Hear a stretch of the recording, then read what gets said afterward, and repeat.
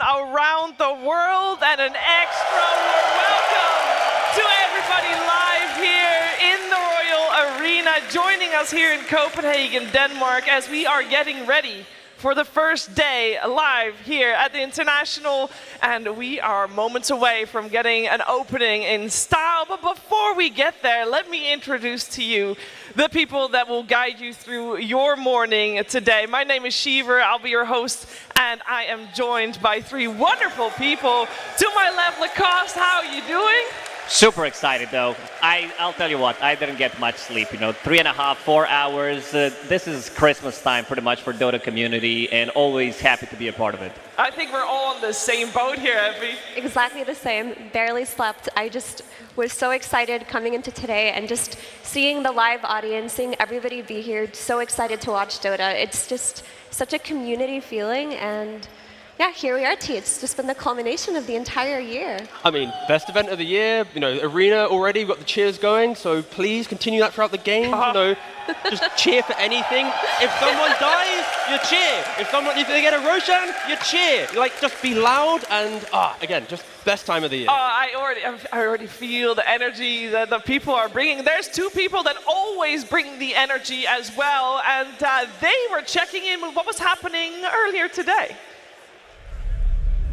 Hello, future Shiver! It is us, Past Slacks and Tsunami. Welcome, my friends, to the International 13. Tsunami, so good to be here with you yet again. I can't believe it. It's become a yearly tradition now, except this time we have migrated all the way across the Atlantic here in Europe to finally celebrate a first real European crowd TI, because it was all like the power nerds at TI1 in Cologne. The power nerds, you say? I mean, who knew about Dota back then? The true ancients. And we have to defend them.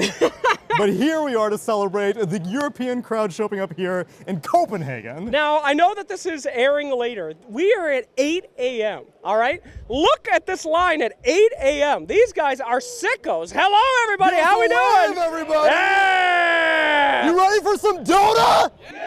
Yeah, baby. All right, let's go ahead and talk to some of these early risers here. Probably earlier than most of these gamers have ever been awake. Hello, sir. May I talk to you? Hello. Howdy. Pangolier shirt. Howdy. Oh, yeah, Where are you from? I'm from the US of A in Florida. Yeah, one of my people. Welcome, my friend. What brings you all the way out here? Oh, I'm here to see the best Dota in town. That's what I'm here for. Hell yeah. Who are you rooting for, bud? Well, I was rooting for Noun, so they were able to beat the champions last year, but they weren't able to beat the runners-up. So. That's right. We still got some NA, though. Snake's still around. You rooting for them now? Oh, hell yeah. I'm all in on Falcons. Okay. Well, good luck at that elimination series this morning. Yeah. Might be the last time you ever see them. Thank you very much. Anybody else we want to talk to? Anybody want to talk? Hello, morning people? Who looks the tiredest? What? Yeah, look, we're wearing the same outfit. Oh, we are. Got a T-Swift fan. Yeah. I couldn't find my Team Liquid T-shirt, so I just put on a Team Swift T-shirt. Yeah, that's close. Can you sing us some T-Swift songs? I can sing my favorite song. Go ahead. 'Cause August slipped away. My name is August. Oh, well, thank you, August, so much. Who are you hoping wins? Team Liquid. Team Liquid. All right, that got you out of bed this morning, huh? Yeah, I tried at least. Okay, Yeah. well, you're looking great. Thank you. Tsunami, where are you? Go find a tired person. Find the most tired person in the crowd. Thank you. I want someone sleep deprived, and I want someone who this is their very first TI. Oh, you're chugging a coffee right now. Damn right. You're feeling refreshed. Have you been to an international before? Never. First time. Where do you hail from, my friend? Manchester, UK. Did you go to any Birmingham events? Oh yeah. Yeah, I was at Birmingham every single year. Really? Okay, so you're a Dota player through and through. What's your expectations for this event? Who are you rooting for?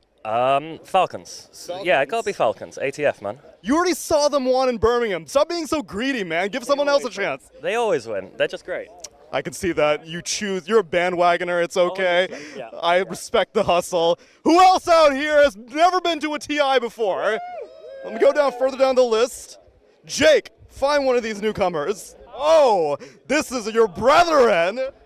He did not like me rubbing my bald head against his. I did it without permission. I'm so sorry. You ready for your first TI?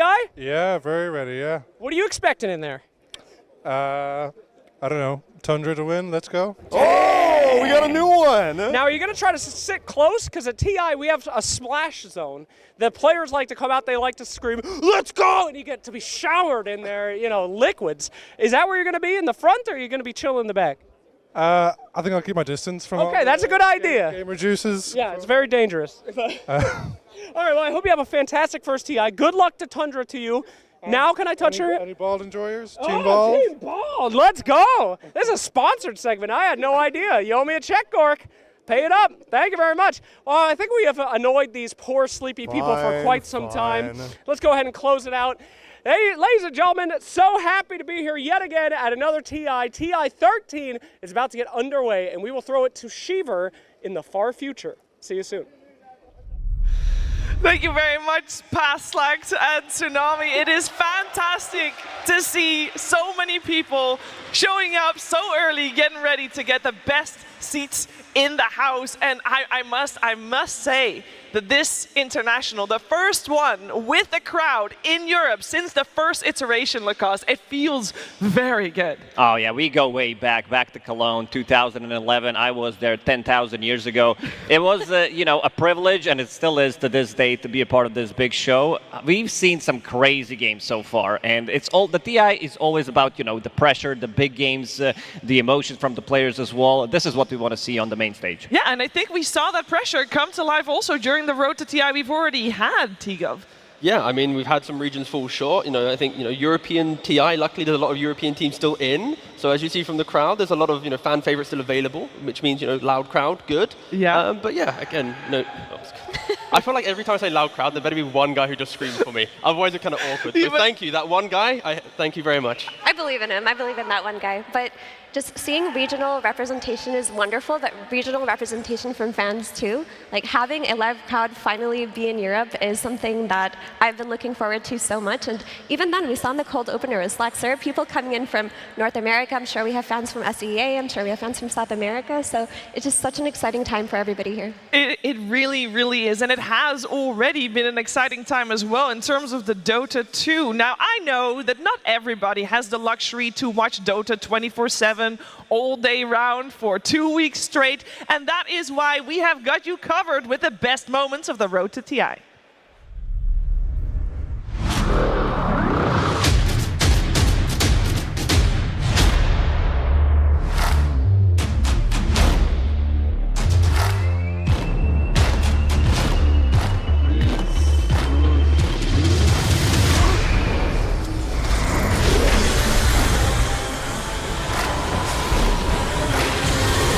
Where's the answer? They do not have it right now. An indomitable force of Xtreme Gaming. They take another one here. Mickey does manage to jump away just before the jump in from GPK. One in, one out, turns around, Sonic Waves, trying to finish up 33. It's not going to be enough. They just got wiped. Back off the rear cage. X about leads back in, the X. No one sweeps him up with a tidal wave.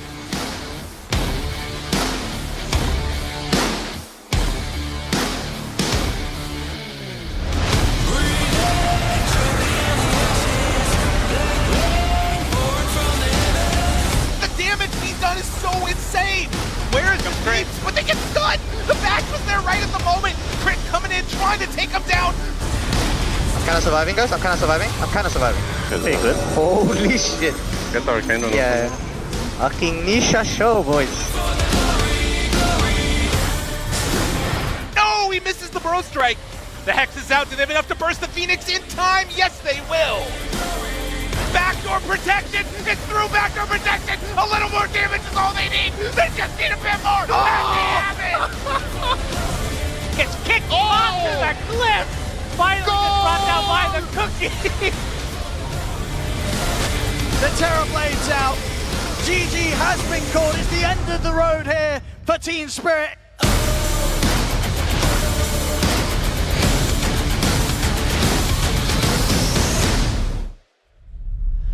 Way over a week ago, we started with 16 teams here in Copenhagen, and today there are only 8 left. Now we're going to do our best to get you up to speed with everything that has happened over the last over a week, last 8 days, I want to say, and get you up to speed with everything you should know before going into today. I know there's a timer ticking down, and it's not making me nervous at all, promise. T-Gov, I'm taking you back to just over a week ago, group stages. I know it's been a little while, but it was when there were so many games going on at the same time, and it all led to knowing who was going to play who for seeding matches. Yeah, and to think that Spirit, they finished their group 6-0, 3 wins, not dropping a single game, and then you fast forward to now, they're eliminated. They're out of TI. They kind of didn't make it to here. So yeah, it's quite a struggle there. But yeah, we had so many games, so many different teams, unfortunately already dropping out at this point. But this is where it begins. This is now where only one team can actually lift the Aegis. Only one team can lift the Aegis. We're lucky that there are 2 teams of every group, Effie, that is still in today.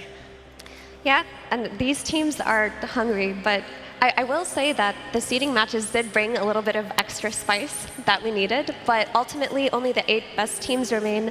There are a lot of repeat potential TI champions, there are newcomers, there are people fighting for regional representation. There's so many storylines going on right now, Shiver. It's hard to keep track, but that's why we're here. It is hard to keep track, but it will be easy. That's why we are here. You're going to watch the Dota, and then you're going to hear everything that you're supposed to know. And even if you miss a beat, we'll get you covered. No worries, no stress. We are going to have a lot of Dota, though. And I'm saying that because so you can prepare for the time that you're going to be spent watching the action Lacoste, because we've got 4 series, not just today, but tomorrow as well. Oh, these are going to be the spicy series. BB team against Falcons, the first one. Can BB team take on Falcons? They haven't been able to beat them throughout the whole year. That's going to be a big one. How they're going to be performing on the big stage. And Team Falcons, the best team of 2024. Then we have Aurora against Xtreme Gaming, the giants, like the Chinese. They managed to be here, the only remaining team. Same goes for Aurora, representing their region, but they didn't look as good as Xtreme Gaming.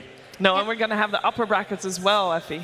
Yep, of course, we've got Team Liquid, the Giants of Europe, probably a huge fan favorite here, going up against C9, who have emerged as potential podium finishers. I mean, this team has worked so hard all year, and they finally peaked right about when they needed to. Then we've got Tundra versus GG. This is going to be incredibly good. These are 2 very fast-paced, very action-oriented teams, and of course, we got to say, Topson, potential 3-time winners, so that's exciting.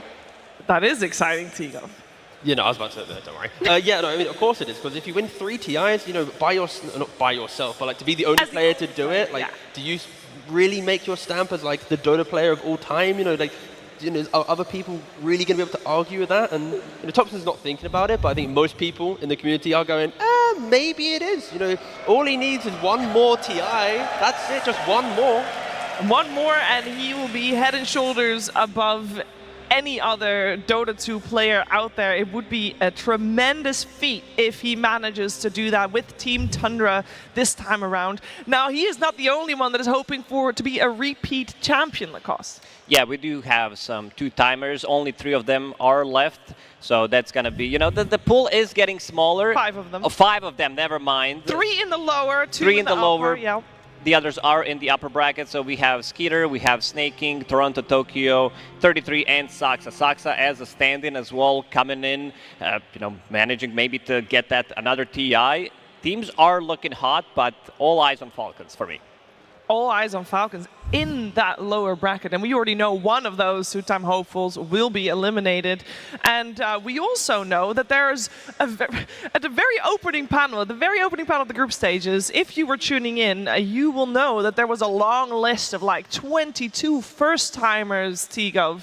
22! That's a lot of people. It's a lot of people, a lot of pressure, and unfortunately the pressure got to some of them because there's not, 22 still here. We only have, I believe, 3 of them. And, XM, shining star on his sniper, just popping off in a series earlier this week, and then Maureen, quite a fan favorite of the year. He won some multiple awards for how, show-stopping he is, and Loranov, Ukrainian talent, and again, bringing the SEA team from quite a middling team to, the highest point. So, yeah, again, incredible stuff, and only 3 left for first-timers. That's so wild, though, just from 22 first-timers to only 3. It's such an interesting contrast from last year when it felt like the first-timers were bringing in all of this new excitement and new ideas into Dota, and they were doing better. But this year, it feels like the veterans have just overcome every single first-timer, and it's such a contrast from last year. And that's just because as the years progress, when you're in these high-pressure situations, when you're playing for potential Aegis, that's when you need people who are composed. People who've been here before, people who've got that experience. And it's really shown, Cheever. I mean, the older you are, the better Dota you get. So if you're in your mid-30s right now, guys, you can still do it. Still do it. I wish that was the thing. No, it's exactly how it works. Don't worry. Experience beats everything else in Dota. That's why you're sitting at the panel? I'm only 27, Shiva. Oh, you still I got some more time in me, don't worry. Oh, I go way back. I'm one of the oldest guys in the scene. I've been playing Dota now for 20 years. Dota 1 plus Dota 2 combined, and I gotta disagree with that one. Not getting any better. No, the hero pool for myself is also getting smaller. So I think actually the thing about the first timers that I think is most interesting is that all 3 of them are mid laners. Right? Because there was a period where the recipe to have a top-tier Dota 2 team was I was right after TI5, because it was when Sumail won TI, and it was like, get yourself a young kid that just, lives with no fear and just goes in on and on again, and then surround him with veterans. It seems that maybe Lacoste, that is still a thing. It definitely is, and Malrine being one of them, something that Skeeter did talk about in one of his interviews during the Dream Leagues. He did say, they needed that extra oomph. It's like his younger cousin. They're having so much fun playing Dota, and at the end of the day, what Dota is all about. That is what Dota is all about, and something to note about these young mid laners is that they've come in these teams as hero specialists. Whereas before, you felt like the mid laners kind of had a really general hero pool. You had your spirit players, your invoker players and whatnot, but mostly everyone was dabbling in everything. But this entire year has been, bring the Malrians who spam like 5 heroes, have them Grandmaster tier. Bring the XMs who plays Viper and Sniper. I mean, what kind of hero pool is Viper and Sniper? But it's been working out for him. And same goes to Lorinov, So moving away from this generalistic approach to laning to the more individualized, hero-specific oriented has really worked in this meta. It also helps because the younger players that we have right now, they just farm pubs like no tomorrow. They're playing 50, 60, 70 games a week, and you compare that to old times, it's maybe you get 20, 30 games, and it's they're not really developing as quickly. I think nowadays it's so scary that if something's good, it takes a day for everyone else to understand it. There is no time to hide strats. You play it, it's going to be public. Everyone's going to be aware, so you have to keep up, and that's why these talent it's so hard to even get close to them. It also inspires, right? Because I remember right after Falcons was formed, we asked at some point Crit, okay, how does Malrine having all these level 30 Dota Plus heroes, impact your gameplay? And he's like, well, I got to catch up. You got something to play for, because also if Amara says you can't play it if your Dota Plus level is not high enough, you gotta put in the time, you gotta put in the work, and there are 2 people that are here that have put in the work that are from Denmark. We have 2 hometown champions still in the running to have a chance to lift the Aegis here. And I just want to say how unique it is, Tigo, to have that opportunity. Yeah, I mean, when you go back throughout internationals, right, you had EG when they won it in North America, but then since then it's always been a team out of the region winning the international held in a different country. So to have actual hometown heroes doesn't happen too often, at least with the chance of winning. And both of those teams, you look at them, it's there's a good chance that they can do it. And Crit, he's spent 7 years in North America. They've been holding him hostage. Now the man is finally free, and we see the success that he is bringing, especially today in his own country. Yeah, this is going to be Crit's 8th TI, I believe, and he's only ever played TI6 representing Europe. So he played 6 TIs representing North America, and now he's coming into his 8th TI, not only representing the European region, but playing in his hometown. And like T mentioned, his team is a runner to take it all. This really could be a TI where we see a hometown hero actually claim the Aegis. Yeah, it has happened. What was it? One time, you said, T. One time in history. We'll see if Crit or Ace is able to take it. We must not forget that CY, coach of Gaimin Gladiators, is also Danish, so he can also take it home. And I don't know if it counts, but obviously Synderen is here too somewhere, Lacoste, and he's a hometown champion in a way. Yeah, most definitely. Synderen, he has great history in Dota, mostly as a talent, as a player, not as much, but we gotta give him the respect. And also, he didn't talk about the Copenhagen being such a nice city. He didn't, because I was wondering why he's always so happy, because everything here is nice. The food, the weather, the people, everything's super organized. I think we got lucky with the weather, no offense. I think Denmark is pretty close to the Netherlands in that it is often gray and rainy, which I love, so that's no shade or anything like that. Or is that something you enjoy as well? Oh, because I came from like 35, 40 degrees Celsius, so it was way too hot. Now I'm really enjoying it here. Yeah, I think everybody's really enjoying it here. We are really enjoying it here, and we are getting ready to enjoy it even more as the clock keeps ticking. I would like to highlight some of the teams that are still in, that are considered favorites, because we kind of glanced over it earlier, but Effie, we did lose our defending champions. Yeah, I'm still a little bit torn up about that. It always hurts to see the defending champion not be able to defend the title, but ultimately it is make or break when you're playing the road to TI. And you're either the best or you're not. So unfortunately, Spirit didn't cut it, but there's so many exciting storylines that are coming into play here. And all of the 8 teams, I can say with full confidence that all of them could take a game off of each other. And a lot of these series are going to be hard to decide who the victor is too. Yeah, I mean, you've got Liquid, who are still yet to claim their Tier 1 tournament victory. If it's an international, that's pretty big. Cloud9, ex-Entity, 2-3 years ago, they were quite dominant. They've kind of fallen into the shadows recently. So it's like there's so many different options. And we've already talked about Tundra, Gaimin local team. Like every single team has like quite a hook to, if they win it, it's really cool. It is going to be very spicy who ends up taking that Aegis at the end of the day. And I do want to focus a little bit more about our 4 upper bracket teams, because there is a team there, Tundra, and we already highlighted them because Topson's playing for Tundra, which is fantastic. But I think it's incredibly unique to see in this upper bracket, first of all, Lacoste, 4 Western European teams, but second of all, a team with a stand-in is very unusual. It is, but Saxa, he has quite a lot of experience. He did play for the same organization, so I would say we're not able to pick up a better stand-in, because he is fitting it like a glove, even though, unfortunately, the player was not here. 9 class, great player, but they're doing really well, and that also shows the strength of Saxa as a player.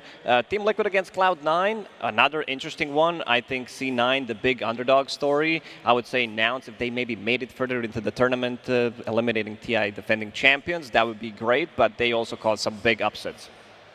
Yeah, they have a chance for some great upsets. We're about 2 minutes out, so I would love to hear some final thoughts from my panel before we head into the day. T-Gov, I know there's a lot of Dota ahead of us, not just today, but for the whole weekend. What is something that you really wish to get out of this weekend, other than a champion, of course? I mean, okay, it might be controversial because we are in Europe, but I want Europe versus non-Europe team final. Ooh, that's going to be really difficult with the bracket we have. I know, it's like 4 teams, it's like pretty hard, 5 teams technically, but I would love to see like the clash of titans from like one side of the world against the other, because like that's when it creates like the hottest moments in history. I think, yes, EU versus EU still be very good, but there's part of me, like Xtreme versus anyone, that sounds pretty spicy for the finals.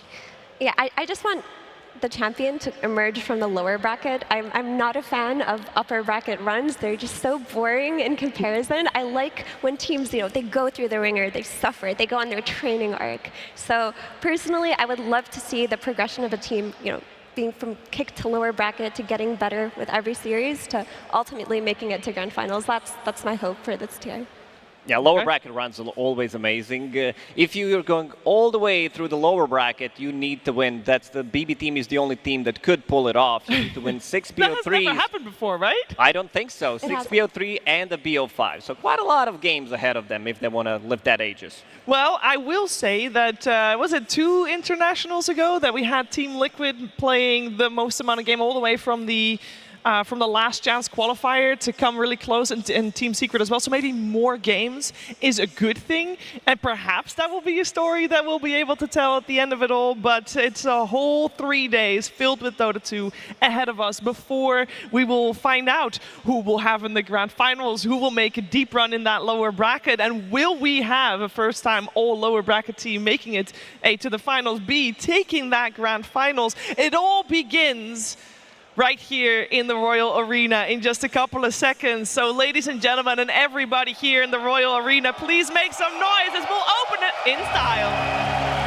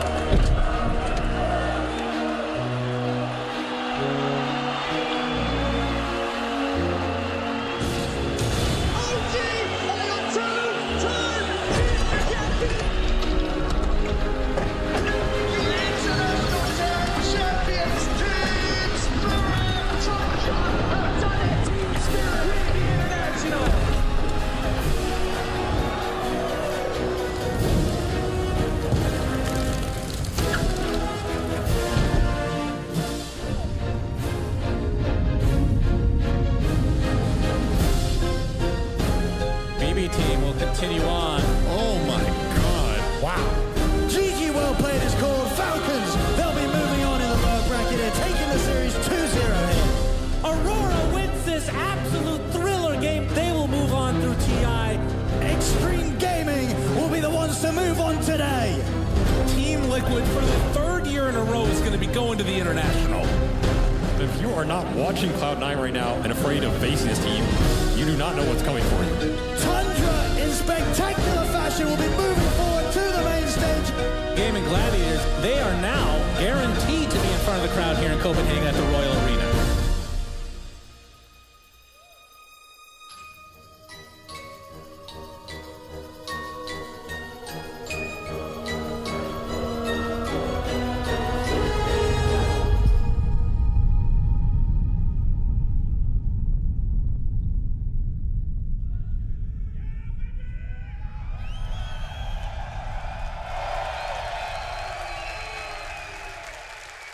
Welcome to the International!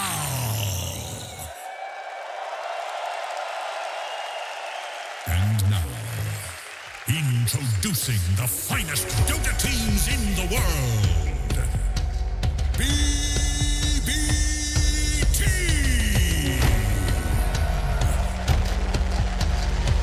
Falcons!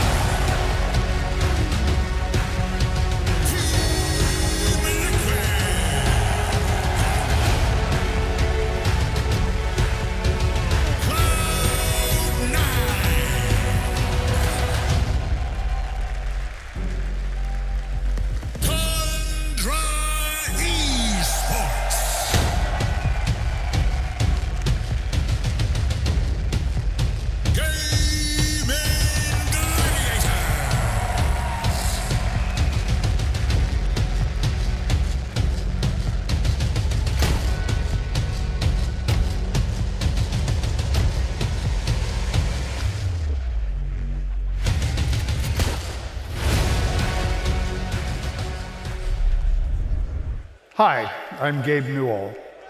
13 years ago, I had a front row seat to watch the very first champions of Dota 2 earn their place on the Aegis in a convention hall not too far from tonight's arena. From that hall to a concert hall in Seattle to arenas around the world, the crowds may have grown bigger, the players and teams may have changed, but one thing hasn't: the joy we all take in watching the best players in the world play Dota 2. So to all of you there in the arena, to the millions around the world who are watching, I say welcome. Welcome to the Royal Arena in Copenhagen. Welcome to Europe, back where it all began. Welcome to the greatest esports event in the world. Welcome to the International.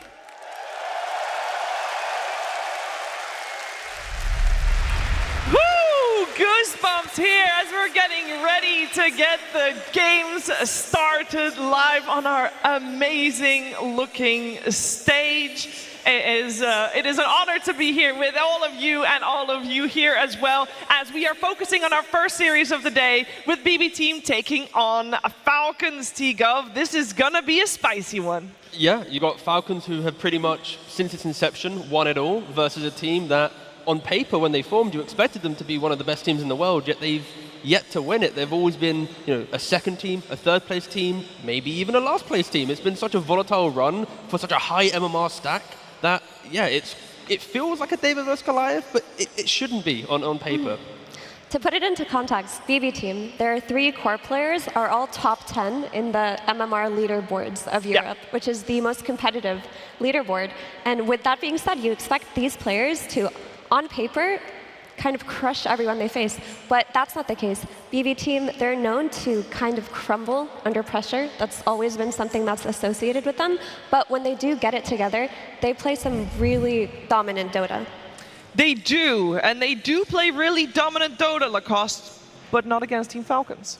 Yeah, this is just a really bad matchup for them. They only have 5 dubs in terms of games, and they were unable to win a series in 2024 against Team Falcons, which says a lot about the team, their play style. They need to change something here. This is the biggest event, and they should be able to at least take a game, but I want to see the preparation. As the FE said, this is the team that sometimes does crumble under pressure, especially because they've been consistently placing top 3, getting multiple, I think they got 2 grand finals as well in this year. Against Falcons, but they were unable to get that, final finish. They were unable to lift any trophies whatsoever. Yeah, is this just a playstyle clash, we think, Effie? I wouldn't necessarily call it a playstyle clash, because when you look at, Team Falcons, they're kind of seen as the perfect team when it comes to taking every box. They're strong in lanes, they're strong in drafts, they're strong in map and play, they're strong at team fighting. They don't really lack for much, whereas BB Team, they're incredibly strong in lanes, so their first 10 minutes against any team does not crumble. What happens to BB Team is that it feels like when they play in higher pressure tournaments, they just don't make the same calls that they would under different stakes. They're not making the same movements that you would expect out of them. And because of that, they tend to get run over by teams that have more confident map and play. That could be different today, though. We'll have to see. It feels like they often get, they assume the win's already there. Like against teams that are weaker than them, 25 minutes into the game, another team, they'd be closing out. But they're like, oh, we've already won this game. There's we're on autopilot, yet they kind of do fall flat a little bit. And the difference between the carries, the farm, the network distribution is a big one for me. Saika, aka Nightfall, takes the most by far of any carry player, and also Skeeter the lowest. But Skeeter tends to be much more active early on, where Nightfall, he tends to farm a little bit more, and then he tends to join the fights. These are also 2 players who are in the top 5 when it comes down to KDA, when it comes down to average kills. Actually, 4 players that are going to be playing here are top 4. We have Malrine, Skeeter, Saika, and GPK, so really expecting a high action-packed game. I mean, the clash of styles is the fact like Skidder, he likes to join the fight, whilst Yes. Amar then kind of fills into the carry role, off-lane carry role, whilst on the other side, like BB, they're a bit more of a traditional team. Like the off-laner, he buys like the Aura, wants to make the plays, Nightfall or Psycho behind that will be farming. So there is a difference in play, and I think if BB isn't ready for Falcons just swarming the map early on, trying to be greedier against the high-paced teams, they struggle. They struggle against Liquid, they struggle against Falcons. Like they need today to respect the fact that the current meta is to be quick on the map, to make the big moves. And if you try to play for a 45+ minute game, you're probably not going to make it much further in the tournament. And I like what you mentioned about the offlaner Miro on BB Team being a bit more traditional in how he itemizes, how he plays. And of course, you've got ATF on the other side who can fit that conventional role in terms of buying auras, but he can also step up to that core role if needed. And you see that with the unique heroes that each of them had. Like you saw the Beastmaster, one of Miro's specialties, whereas you have the Razor on the side of ATF. But the top 3 offlane heroes, both of them have been playing it. The styles have been similar this tournament because the meta dictated it, but it's different when you're in a lower bracket, best of 3. The meta does not apply as much as you would think it would. And the ATF, you know, a guy that loves to clown a lot in the games, he is the one who gave a lot of respect to Miro, talking about him in the Road to the International interview, that he is one of the best offlaners in the world for a good reason. I love to see the mutual respect between these two. And I bumped into him to the lift the other day, and I've already spoke about what's his tactics to get into the head, because obviously he likes to ping facets, he likes to do things all chat, and he leaked some strats he's got it prepared. But just to, like he's already just too aware. Like he might be quiet earlier on, but he's going to level it up for TI. So if you are a fan of Amar and that stuff, then he's got it ready. So hopefully he uses it right now, straight away. First series, don't hold it. You know, you might be getting eliminated. I need you to use everything you have in your tank, Amar. They've got a bit of different personalities on the offlaners too, because every time you see Miro in interviews or the way that he talks about his team, or even how other players talk about him when they play pubs with him, everybody loves to play with Miro. They say he's so polite, makes good calls, he gets along with everybody, whereas Amar, he likes to get under people's nerves. He plays Dota with this idea that he doesn't just want to win, he wants to frustrate the enemies, he wants to upset them. And while they are different in personalities, I think that kind of play also, or that kind of clash kind of leaks into their playstyle too. I mean, you see Amar like being an anti-carry. He wants to make his opponents miserable. It's why the Xtreme Spirit series is actually so refreshing, because we didn't have any of it. We had no like pinging, nothing, no all chat. It was just like a calm, like old school, like a gentleman's game of Dota. But with Falcons, there's no gentleman. It's just anything you can do to try and get the win, they're going to be doing it through all chat or anything. And they're going to be muted each other, surely. Probably, but when I was doing research, BB Team, they were always the best team when it comes down to the amount of pings they have on the map.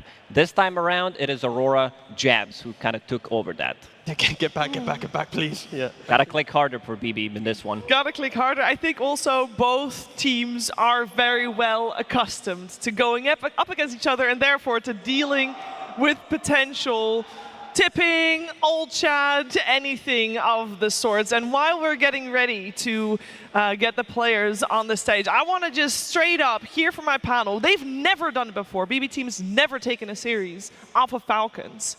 They have, however, the most experience playing against them. So if they're going to put all that experience into practice, T, are they doing it? Do you want me to hype you up? Because if I want to have my analyst hat is on, and no, I don't think they can do it. I think it might get to 3 games, because when they have drawn in best of 2s, BB wins the second game. Okay. So they know how to adapt when it gets difficult.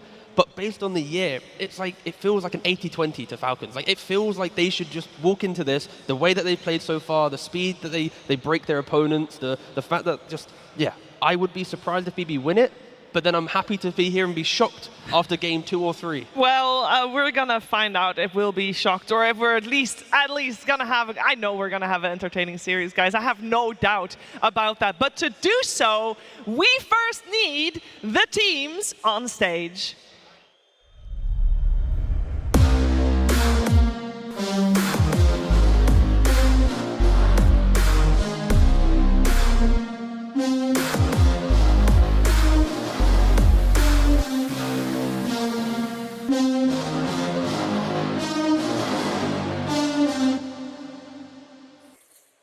Stage.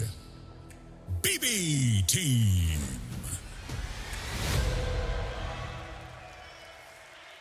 We have Saika, GPK, Miero, Same, Toronto, Tokyo, and Coach Bulk taking the stage. They are in this lower bracket, knocking out Talon, knocking out and eliminating Nouns, and they are looking to do the same against their fierce opponents, Falcons.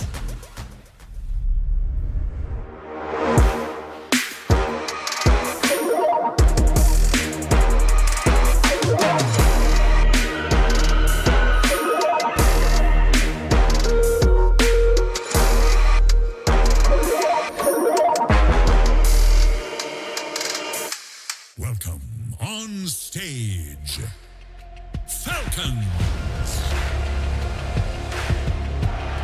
We got Skeeter, Malrine, Amar, Crit, Snaking, and AY 2000. This is considered to be the best team of 2024, but they have to yet prove it that they can do it here too, on stage at the International. Will they continue their lower bracket run? We'll find out. One best of three. BB team, Team Falcons. It will be a spicy one, even if just for potential tippings and potential old chats, Lacoste. But there's one thing that we must not forget, is that on the side of Falcons, we saw it earlier, it is one of these 10 players' first time here at this grand stage. Do you think Malrine will be able to continue his same level of play? He did have a little bit of a performance issue when he was playing his first LAN, but after that, the man is really feeling himself. He feels like a veteran rather than a newcomer into the scene, and he adapted. Because if you look at his player history, he didn't play for many teams when it comes down to Tier 1 Dota. The creep wave, and then the man was suddenly bumped into a Tier 1 team immediately and had a great success with them. Yeah, you also have to realize that he's playing with a team that he draws confidence from as well. Like ATF, who's the same age as him, he's been around for longer, and they have a friendly rivalry going on between each other where they compete for MMR, they compete for better KDA within the game, and having someone like that by your side, you'll never actually feel nervous. And then that's just ATF, right? But you have to look at the veterans on the team in Snaking, Skeeter, and Crit. When you play with them, they're going to be able to reassure you in situations like this. I mean, also, it's like for Malrine to have his first TI, but then when you think back, like he's been part of what? He's won 4 Tier 1 events, Grand Final 5 times. It's like his journey to be at his first TI isn't the true underdog story where he made it through the qualifiers and, we're shocked to see him here, right? Like he's won it all in like his first major year being a pro player. So I think nerves shouldn't be a question. Like Heffy's mentioned, he's surrounded by so much experience, so much of the veterans of the scene that he can just do his job. And if things get difficult, he can lean on the experience of his team to help fix any problems that they might face. Yeah, and of course, Team Falcons playing with 2 TI champions in Skeeter and Snaking, and a double TI champion coach in AUI 2000. So the vast amount of experience in that squad is very intense. Also, Malrine and ATF, as mentioned, both of them 19, one of the youngest players here at the International, although Malrine will turn 20 in just a couple of days. So he'll leave his teens, as you say. On the other side, we got ourselves BB team, and even though all of these players are experienced on this main stage, perhaps, Tigov, the nerves will be a factor for them. Yeah, I think it's just difficult for BB. The fact that they've been together as a roster for so long, since last TI when they made the swap with Miro coming into the offlane. They've been so close, and they've been on the main stage, they've been against the top teams, they've been in grand finals, yet they're yet to make it. So I hope for their sake they've kind of been able to overcome the thought of what will it be this time. Like if they have any doubt, that's when they have the struggles. And unfortunately, they have choked a couple times before. And if they can get all those problems aside, they are a team who is destined to be in multiple grand finals. I mean, the sad thing when you think about BB team is that internally, none of them are happy with the results because they know that they're capable of so much more. And the word around the block is they don't really lose in scrims. Like if you ask around, they play incredibly dominantly and they have better performance in scrims than they do at LAN. So when you hear something like that and you know they're stomping all of the Tier 1 teams in the world when they're practicing, but when they can't quite apply the same kind of dominance at a tournament, that means internally, somewhere at some point of the game, that same calls that are usually being made aren't being made. And the only thing that you can really attribute to that is pressure, players not understanding, not necessarily understanding, but not wanting to take any risks. When I look at BB Team, I mean, we've all heard the meme about Psycho or Nightfall with the BKB TP out. It's funny, but it does apply to their play a lot. A lot of their play, not just the carry, can be summarized as BKB TP. Can we take the smoke and win it? What are the odds? 30% chance we'll lose this fight, or 70% chance we'll win? Maybe we don't want those odds. Maybe we want the 90% odds. And that, you can't have that kind of philosophy if you're going up against Falcons. You definitely need to take risks when you're playing on the big stage. So I want to see, some more taken from BB Team, because they looked pretty good. Like first 15, 20 minutes of the game, it's pretty much always stellar. One thing they always struggled with was pushing the high ground. Like we've seen so many times. Game 2 against Talon in Road to TI, if you go way back during the Elite League, I casted more, I think 5 or 6 games. Every single time what happens is they have 20k gold lead, they can't finish off the game. So this is something they need to work on. And you can see from the heroes picked against Falcons, BB, they try to shift their playstyle to try and match the aggression that Falcons bring. But again, based on the stat set, it hasn't worked. And we heard as well in an interview with Save when they won earlier in the Road to International, when he's having a good game, he feels like his team plays a lot better. When he's having a difficult game, he can feel that the win isn't as easy to secure. So I feel like maybe Save is more of the conductor for the team, and that is something that against aggressive teams, when he gets shut down, it can be difficult. And yeah, Hello Kitty is back. He's got the outfit on. He's ready. Sometimes that's all you need. Good luck charm, and you're ready to go. That is maybe something that BB Team can incorporate in their play. I do want to talk a little bit more about the heroes both teams are using, as we are close to getting the draft underway. What are some of the heroes that FE people at home should look out for? Which are some of the ones that you are going to pay attention to? So the big one that both of these teams share is Doom, as we saw in the graphic that was pulled up earlier. Falcons have had pretty similar openers compared to BB Team, who have drafted a lot of different things. But typically when you look at Falcons, they're going for that Tusk first pick or that Doom first pick. And Doom is a highly contested hero for every team this tournament. BB Team is no exception. Nero tries to get it as much as he can as well. So it's going to be a matter for me, this draft, are BB Team prepared to steal the Tusk? Because they actually haven't opened with Tusk at all. Yeah, Toronto Tokyo so far has played 12 different Position 5 heroes out of 14 games. And if coming into this series, you have to respect Tusk, you have to respect drinking buddies. I'm sure there's a lot of drinking buddies in the arena right now, but anyways. And yeah, I feel like you have to... Yes. I was just making sure I got one little crouch here again for that one. No, I think, yeah, you have to respect the Tusk on that one, because he is the Position 5 of the tournament. It is nice to say when you come into a TI that Position 5 is potentially the biggest hero pool that you're respecting at the moment. Of course, there's Lunas and Miranas and Monkey Kings, but like the Tusk and the Tree, they are so prevalent at the moment. And there are so many spots on the Aegis for more teams. I know that last year's, everybody was wondering what is going to happen when the ring fills up. We don't know what's going to happen. What about... Yeah. You see that Team Spirit last year got put in a new ring. There's like 7 more spots. There's 7 new spots We did created. Count 7 more spots. 7 more TIs. Very cool. And yeah, Team Spirit has said no longer here to defend their titles. Means we're going to get a fresh champion, a fresh team champion potentially, as well as the final touches are being put in the booth to make sure all 10 players are confident and comfortable when heading into that draft. And we talked about the support duo hero, and I'm now curious, Effie, you mentioned earlier that the core of BB Team is the top in the world because they're all top 10 MMR. But we also know that right now, as we mentioned, Tusk is one of the supporters of the tournament, and they play such a pivotal role. What's the difference between the two support duos?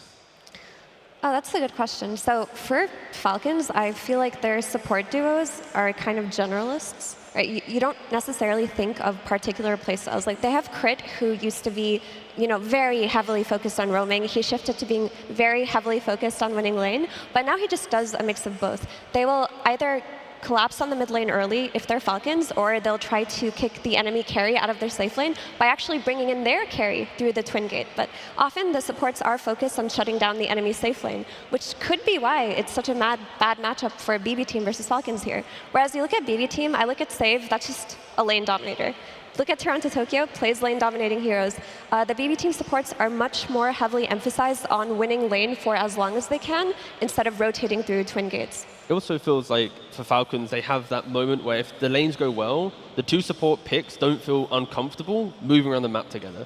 other teams, they often have this disjoint between 4 and 5, where it's like, am I really going to gank the map with like a Winter Wyvern? And again, Oracle's not been picked in tandem, but that type of thing is like 2 defensive heroes aren't going to make moves. So here it's like every single time you see like the Tusk, and then there's a Snapfire, or there's a Oracle, and there's a Rubik. Like, you know there's smoke potential always with Falcons. And sometimes that doesn't really happen with BB. Yeah, one X factor that they do have on side of BB is wide hero pool. You did mention Toronto Tokyo. He has the biggest hero pool from position 5, but GPK and Saika, they're also playing a lot of different heroes compared to Team Falcons, who have been the most studied team throughout the year, winning everything. You are the ones who are, getting your heroes nerfed. You are the reason why the heroes are nerfed in general. And then also at the road to TI, this is the team that did play most games, so there's the most information on the team, so it's going to be studied for sure. Yeah, do you feel like maybe that's the reason why they're in the lower bracket? I think a lot of people before the road to the international even began had Falcons as one of the top 5 teams, top 4 teams at this event, maybe even a team that will definitely be featured in the grand final. To see them here in this lower bracket. Possibly, but also this is the team that at Riyadh Masters they had a terrible start at the group stage. 0-4 group stage at the road to TI wasn't also as cleanest, and team is not as dominant as some people would expect them to be, considering their results in 2024. And also, you got to give it to Tundra as well in the upper bracket series. They showcased the first Night Stalker, or at least in the upper bracket, so the Night Stalker showed up. Ramses just popped off, and then in game 2, it was like a 67-minute game, very close. So yes, Falcons in the lower bracket, but it's because of like the excellence of Tundra showing up in that series. Like in another world, Tundra, Falcons, sorry, if they were ready for that Night Stalker, if something happened in that game too, like it wasn't just a full stomp. So it's like one of those teams where like, they're in the lower bracket, but could have been different. It could have easily been very different. And that's the story of most of the teams at the moment. Like, it's not been a lot of shutouts, other than maybe Liquid Xtreme. That was a bit one-sided. And one strength, well, Falcons have many strengths, but one of their biggest strengths is their ability to correct as the tournament progresses. They do it faster than a lot of other teams. And we heard from Coach AUI 2000 on interview that when he was reflecting on their losing series, he noticed a lot of mistakes. They've talked about the mistakes openly, and they already looked better post-interview when that occurred. So when you look at all of the veterans we talk about, it's not just within the team in terms of the players who are playing, but also Coach AUI, who has won TI himself as a player and also as a coach. And he is the heart of the team in the sense that he can always guide them, let them know where they should make their improvements, and he does it very quickly. There is one elephant in the room that we haven't really talked about yet, is that both of these teams come from the same group, and they have already faced literally just over a week ago.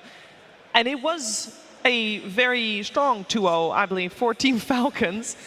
How much, Lacoste, do you feel like both of these teams have changed since we started them? We always say about how tournament meta evolves as the tournament progresses, which is very noticeable for everyone because of the heroes that are picked. But how much do you feel teams evolve and grow during a tournament? There's always something new to learn. We saw at the start of the tournament, we had a lot of Sniper who had terrible terrible win rate, sub 30% at one point, and then people started to realize this Morana as the carry is also not as strong, so you have this Tusk plus Wind Rangers, Tusk plus Lunas coming out, and people are starting to theory craft even more, so I want to see what they have been cooking for this one, because meta definitely shifting, and if someone bangs out something special, we've seen like Tinker support being bad and Tinker support in the hands of Xtreme Gaming being very good, so different teams have different opinions how the game is played, and that's the beauty of Dota.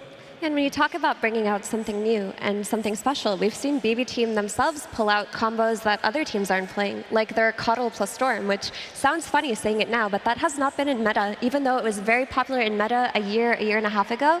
Not played so much anymore, and they're doing new things to enable GPK in ways that they didn't at the start of group stages. So if they can keep cooking, coming up with new things, don't play into Falcons' hands with all of their draft preparation, we could have a very good series on our hands. I mean, we saw it on the graphic before, like contested heroes. Now that we're in the final 3 days of TI, this is where the coaches and the captains need to step up and go, Naga Siren's banned in every game. But do we have a way to potentially beat it? So then it's like a hero that's always been banned suddenly gets into the pool. And that was the same logic with Sniper. Day 1, day 2, everyone was banning it. Everyone was picking it. 30% win rate in the support role. And now no one cares about it. And I think there potentially is a couple more heroes that we are respecting heavily during the Road to the International that maybe they can find solutions. And if they surprise you in a game 1 where it's like your entire logic is built around this hero never appearing, that's when all your prep goes out the window, and like the excellence experience needs to shine through. Yeah, and there is, of course, the fact that there have been 2 days break.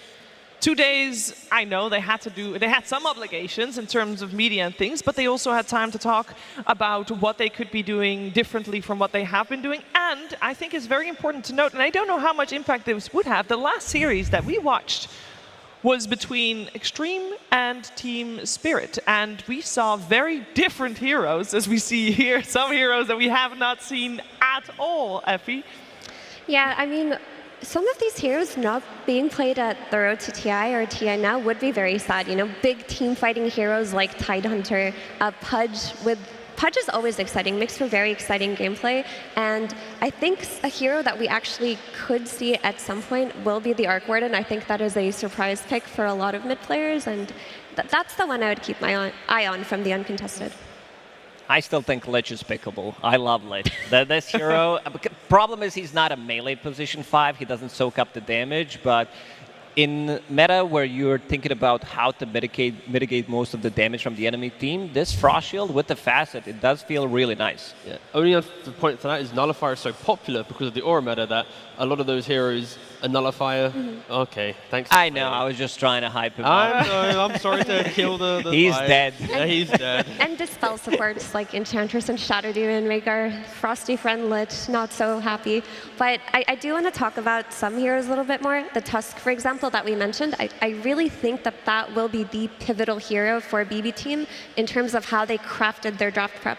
Because we saw the win rate pop up for Tusk. It said 61.8%, but it should be noted that when Tusk is first phased, his win rate is at 88.9%. That's just mad. That's just stupid high at this point. It simplifies the draft so much, but I feel like we saw Faceless Void rise up relatively recently, but against Tusk, like you know you're going to enable a range carry.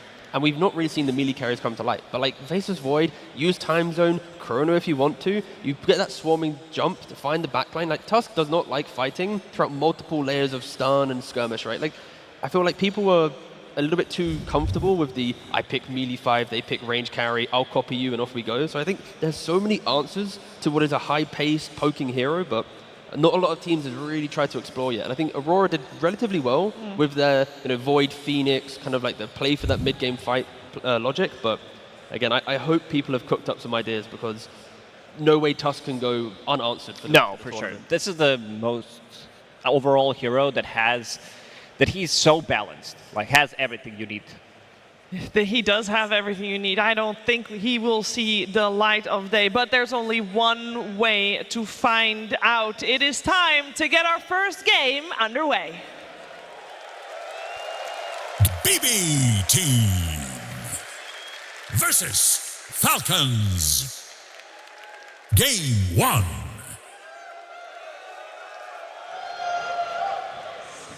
The draft is underway, and I know I was very confident in saying that Tusk wouldn't make it through, but we'll see, because again, 2 days time off means 2 days to theory craft how to potentially counter what has become the strongest hero in the game right now. So we're in it. We got BB Team on the Radiant side, Falcons on the Dire side. First pick goes the way of Team Falcons, and that means BB Team gets the overall last pick, which is a strategic good point to have, and they do remove the Tusk Lacoste. Yeah, I mean, they did the research. This is the team that did have success with the Tusk. They did have 5 out of 5 wins with the Tusk, and also 5 out of 5 games with Kunkka. So no, not really surprised to see those 2 heroes being banned out, but this also opens up some of the other heroes in the pool. Doom is still available, even though they didn't have much success with the hero. We still see the teams heavily invest into the hero because of what he brings. And the change up from Falcons, they first picked Doom twice against Tundra in the upper bracket. It didn't work out for them, hence why BB didn't respect it in their first phase bans, and Falcons then shift towards a Sand King. Yeah, and a lot of teams love to respond with Doom to Sand King because his Doom is a Bloodstone counter with the healing reduction. So Sand King is heavily dependent on that Bloodstone in later skirmishes in the game to just stay in the fight for as long as possible. And BB Team do go for the Doom. With that being said, I say that on paper it's a counter, but we've seen Doom lose a lot this tournament and to Sand King. So it is very player dependent on how the team can play and craft around it. But I would say that BB Team are one of the better teams at playing around slower offlane heroes. Yeah, it's because they don't like to break too quickly. Like we saw the stats as well. Like the way that Skittered utilizes Twin Gate is far more than we see Psyche use it. And that then allows you, if you're not making moves, you're not going to be punished if you can win your lanes and kind of create this fortified areas like safe lanes one, off lanes one, GPK then connects where possible. Like if you don't make the first move, you just react, and then that's your way to enter the mid game. And always this second ban phase is very limited, so a lot of thought goes into A, how to protect the hero you have already picked up, and B, how to preemptively protect the heroes you're planning to pick without giving too much away. Which is maybe why it's unusual to see the Storm Spirit already removed, Lacoste. I feel like that is quite a telling hero. It is. It's also given respect to GPK. He is a really mean Storm player, and they're also breaking the potential combo that Effie mentioned, this Storm Spirit plus Keeper of the Light, so I don't think we're going to be seeing Keeper of the Light. They will go with something more simple, Mirana, which is still a flex, but I would want this Mirana to be a position 4, considering she's slightly slower than some other carries right now. If we talk about the Wind Rangers, Lunas, she needs that extra item. She needs her level 15 talent, ASAP, level 20 as well. She also needs setup, which yes. BB Team are currently lacking. And there's so many options for Falcons here. They can do like Rubik +1 to take a bit more fight to the early game. You can then go for the is Omni? Yeah, Omni's still available if you want to go for the buff up the mid Sand King, because we've seen Malrine play it a couple of times. You put an early repel on a mid Sand King, throwing in the epicenter, it's so much to handle. But yep, they go for the Omni Knight option, which is perfectly fine. And what are they pairing with it? Alina, a formidable lane, and that prevents Doom. Again, the reason why Doom has struggled so far at the road to the International, potentially at the International, is you used to punish melee carries. You would Infernal Blade the carry, you'd have Scorched Earth, you'd chase them down the lane, but because ranged heroes are getting picked, 90% of the time, random stat I made up in my head, like, you can never actually pressure, you only farm. So now Lina, is going to have a free lane, unless the 4 position is able to try and find some more fight there. Ooh, and Enchantress is still in the pool, but a Lion coming out together with a Nature's Prophet. So I think the player who this tournament impresses with Lion the most, because I'm not usually a fan of the hero, is Save. I mean, this is one of Save's best heroes. I don't want to see this being played as a position 5. You want the heavy kill aggression coming out of your 4. Because there are 2 options right now for BB Team. Is they can double down with this Furion. He can TP onto the Lina, and then with the stuns of Lion, with the Scorched Earth of Doom, they can attempt to run her down. Or you just leave the Doom at some point, and then the Lion just roams and tries to win the other 2 lanes. So this NP plus Lion kind of cover for potential map play in either of these cases that I mentioned. The speed in which BB is going to play is, it should on paper be very, very fast. And again, they have historically played relatively slow, but if the Prophet's from the mid lane, that's when I'm most excited to see Nature's Prophet at the moment, because you get your level so much quicker than being in the safe lane. You always are hunting for that next move, and yeah, they have the setup, they have the tools to try and do it. Now Falcons, potentially finding some anti-aggression heroes can be pretty helpful for them. They did play Nature's Prophet twice so far. They didn't play it from the carrier role, so most likely that's going to be a mid one, where they are going to be pressuring more the side lanes. You have that little bit of extra oomph. So with Lion, with Doom, you're never going to lack damage for killing the heroes. I want to see... I mean, there's still potential to run this NP as a position 1. I guess the question here is, does Falcons respect the map play? Like a Centaur, for example, would be really good for the game, but it might be too greedy to get into the game. So that's why they've actually opted to go for the position 4 now, just so they get a little bit more information before they lock in a Mars hero. But yeah, picking up Hoodwink can secure most lanes. It can also play into the map and brings more damage, because Omni Knight provides nearly 0 damage in the early fights. It's only survivability. Therefore, Hoodwink's kind of having to do the damage for 2 supports here. And it's also a very nice hero against Nature's Prophet, where you always can run through the trees, so you don't have to buy that Quelling Blade. And I love the fact that you can also use the trees for the Bushwhack setup. They don't have the best heroes in terms of vision to find this Hoodwink, so could be a really good pick. In terms of setup, they do have Sankin going in and Lina's LSA with Gleipnir. And there's a Centaur ban from BB, so BB was thinking about it as well. Falcons, this is where hindsight kicks in at the end of the draft. It's like, maybe we should have picked our off lane instead of the Hoodwink there. But we'll see what heroes they have available. Also, I want to say for Hoodwink, this hero has failed to impress on the old school style of play, which is you build Gleipnir, you scale as a second core, but she has looked good building these utility items like Solar Crust, like Lotus Orb, and just buffing up the carry. So if Hoodwink crit goes down this route, then you're going to have a Solar Crested Lina, you're going to have a Lotus Orb Lina, a Repelled Lina. I mean, she's going to be a turret in this game, and BB team still don't have a means to address her later on in the game. Currently, the way that they're approaching this Lina is that they want to kill her as much as they can and choke out the map. If they don't have that, though, there's no plan B outside of her getting doomed in late game. One option Falcons have is going for the Timbersaw. Sure, you're playing into a Doom, into a Lion, there's Mana Drain and Doom and whatnot, but if you're such a noisy hero from the offlane, your Lina's never going to get jumped because you have to jump the Timber. The Sand King will never get doomed, so it might feel a little bit weird based on what you look against, but it could just be a big enough wall to keep protecting Skidder as he wants to try and right-click away and be that kind of glass cannon from the back line. And keep in mind, Falcons, for both Malrine and ATF, the Timbersaw is a staple. Yeah. This is not a comfortable pick for Falcons, though, because the flex is still open for BB team. You don't know if this is a Mirana carry, you don't know if it's a Furion carry, you don't know if Furion is going mid, so you can't have the best offlane pick to counter the safe lane yet.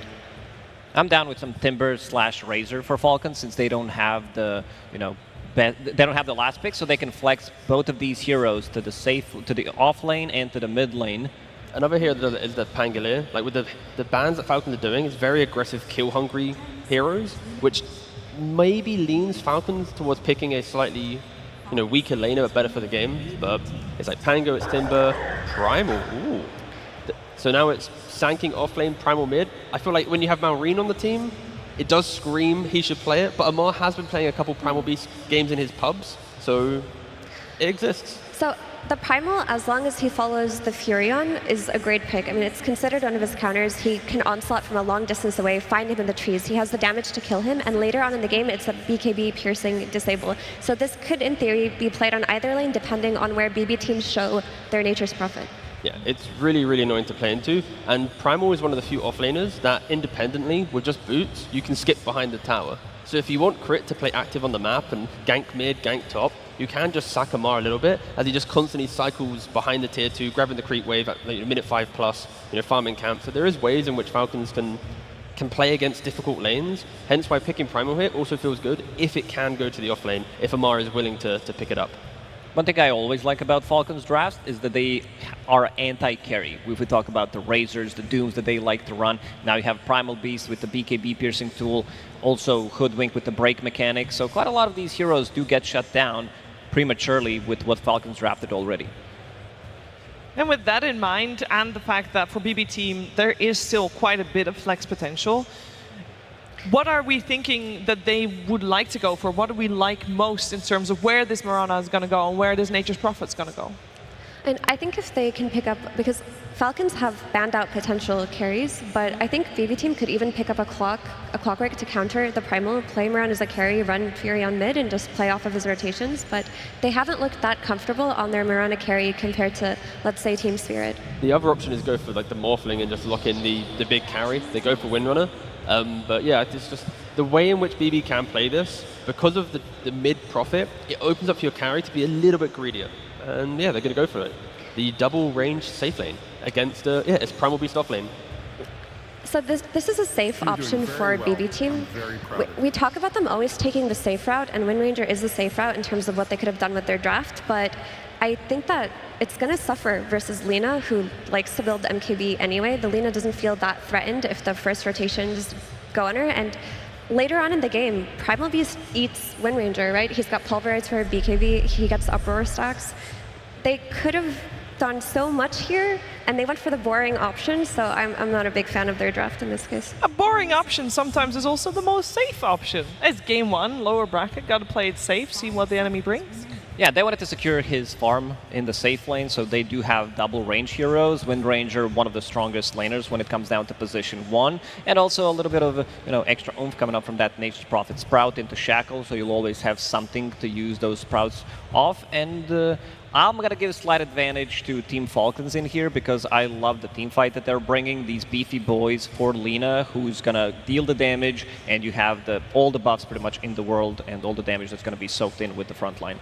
Yeah, I mean, GPK, the entire early game, he is the playmaker for BB. And there's a Sanking on the enemy team, a Hoodwink, and a Primal, all constantly wanting to chase and find him. And you only need like 1 or 2 of them in the lane to get the kill. So GPK's got to be careful that he doesn't just throw his body into some early fights, die a couple times, and kind of delete the ability for BB to make moves. So yeah, if GPK scales, they have a game. If not, yeah, Falcons looks like the stronger draft at least. I don't want to harp too much on Lina, but Lina came out so early in this draft, and your only solution if you're BB team and your early game plans don't work is she gets doomed. That's not a very dependable solution because we've seen Doom lose in these late game scenarios to Lincoln Spheres, to Lotuses, to proper team fighting, proper observer word placement. So BB team have to play the best 20 minutes of their life to take this. We did say that one of the strengths of BB team was their first 10 minutes. We'll see if this game they can show that prowess and deliver and make this a very difficult game for Falcons. But there is someone on the stage who very much thinks that Falcons will take this game one probably by storm. Let's head over to that stage where Slacks is with AUI 2000. Thank you so much, Shiver. Hello, Copenhagen. Time to talk to the man himself, the legendary status here coming up at this event, potentially. AUI 2000, so good to see you yet again. Now, they were prepared for you guys, banned out the Kunkka Tusk combo, which you have an endless win rate on, but you let them have that Mirana, which is a pretty high win rate. Your answer for that was the Primal Beast, I'm assuming? This was, I believe, the first time we're seeing you guys pull this out at the International. Wait, this International. First time playing Primal. I've heard a lot of scrims have included him, but I have not seen him on the main stage. I mean, we didn't know, but yeah, we pulled it out. We hit the strat. It was all planned, of course. We hit all our heroes, and that's why we're in lower bracket. We're just hiding strats. So it's time to cash in on those hidden strats. Apparently. All right, now, I'm not here to stress you out, Ali, but this is lower bracket. Might be the last time you're able to talk to the fans, you know. We're going to do the other coach next interview. Anything these guys in this arena can do to hype you guys up and get you ready for this match and to win this one? I don't know. I mean, I think we pride ourselves on being calm. So obviously we'd love to hear the cheers because I think it'll make them nervous, honestly. Like the more cheers, the more the hands are shaking. All right, fantastic. Well, we can hear that crowd cheering right now. Best of luck to you, and we'll get straight into the game with our casters. Thank you very much, Slacks. Yes, it's myself, ODPixel here with Fold, ready to take you through the action of this first exciting best of 3 of the day. BB team up against Falcons, Fold, here in the lower bracket. We heard from the panel, the record as it's gone over the year, it's not been great for BB team. No. Something about this matchup, they just can't win a series here. It's where it counts the most, Fold. For them to hold on in this international run, they've got to do it today. This is the time to prove it. And it's been really most of the time just toward those later stages of the game. So I think most of the time when we talk about BBT, early game dominators. It's just, can they close the games out? So many times this year, I swear, me and you have even casted them versus Falcons, 10,000 gold lead, going to 20 minutes, etc. And then they just can't close the game up and end up losing. So yeah, this is the time to prove it. And a very strong early game aggressive lineup that they've gone for around this Nature's Prophet to try to put pressure on the map early on. But is it gonna work out? That's the question. As we see Falcons, they bring out the Primal Beast. Amar, not the most comfortable on it in general, but they are comfortable to pick it now that he's played a couple more times in these pubs. Absolutely, yeah. Looking forward to see what he's going to be able to pull out from the offlane on the Primal. I mean, overall, so do you like this approach from BB team? It is, again, one of those drafts, right, where you've got, 4 ranged heroes, 1 melee. A lot of this is going to be on the Doom to kind of tank the brunt of the attacks coming in from Falcons, whereas Falcons, they've got a lot more beef across their lineup. Yeah, and they've got a lot of team fight on Falcons, which can be a bit of a concern. It's just about the early game aggression. And Skinner stepping up with the blood grenade, looking to run him down. The heal comes in, though. Skinner at the right. One more hit. Save, it's enough. It is. First blood for save. These two, I actually wish, I want a stat line at some point that we need to get. How often do these two get first blood? Especially in some of these lanes maybe that can have some difficulty with it.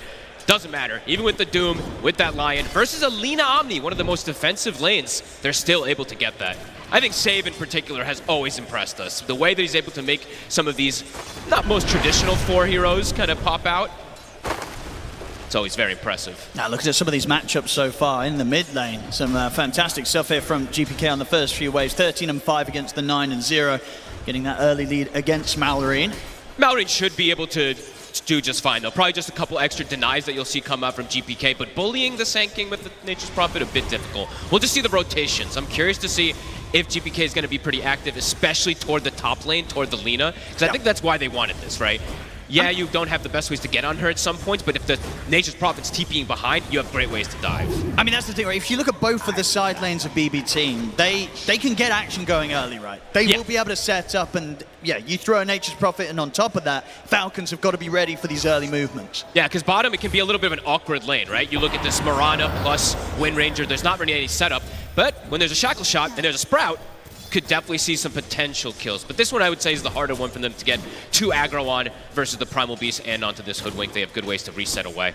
And just very tanky overall. You see Amar just gets to level 2, or I didn't see which level he got it, but he has the Uproar. So far, Psyker still having no struggle finding the CS down hit. Unless they get massively out of position. I feel difficult for Falcons to get the jump onto the Wind Ranger in the lane. Yeah, it's all about if he just steps up a bit too far. They do get a nice side pull here from Toronto, Tokyo. And thing to point out also, they did get both of the Lotuses in these first 3 minutes. So always important to point it out. When you're playing with Mirana, you know, not the most impactful. Sometimes we meme about this innate, but hey, 20% extra, you get 2 Lotuses. These things can add up in these side lanes. Mid lane, as you say, starting to catch back up, but the denies actually building up from GPK. And let's see how much GPK's micro also comes in, because sometimes I see these NPs mid, it's trying to secure runes when you're playing versus these bottle heroes. So, I mean, Malrine's going to get at least one of them finished up, and potentially just going to get a refill also. So, but GPK trying to put that hurt on.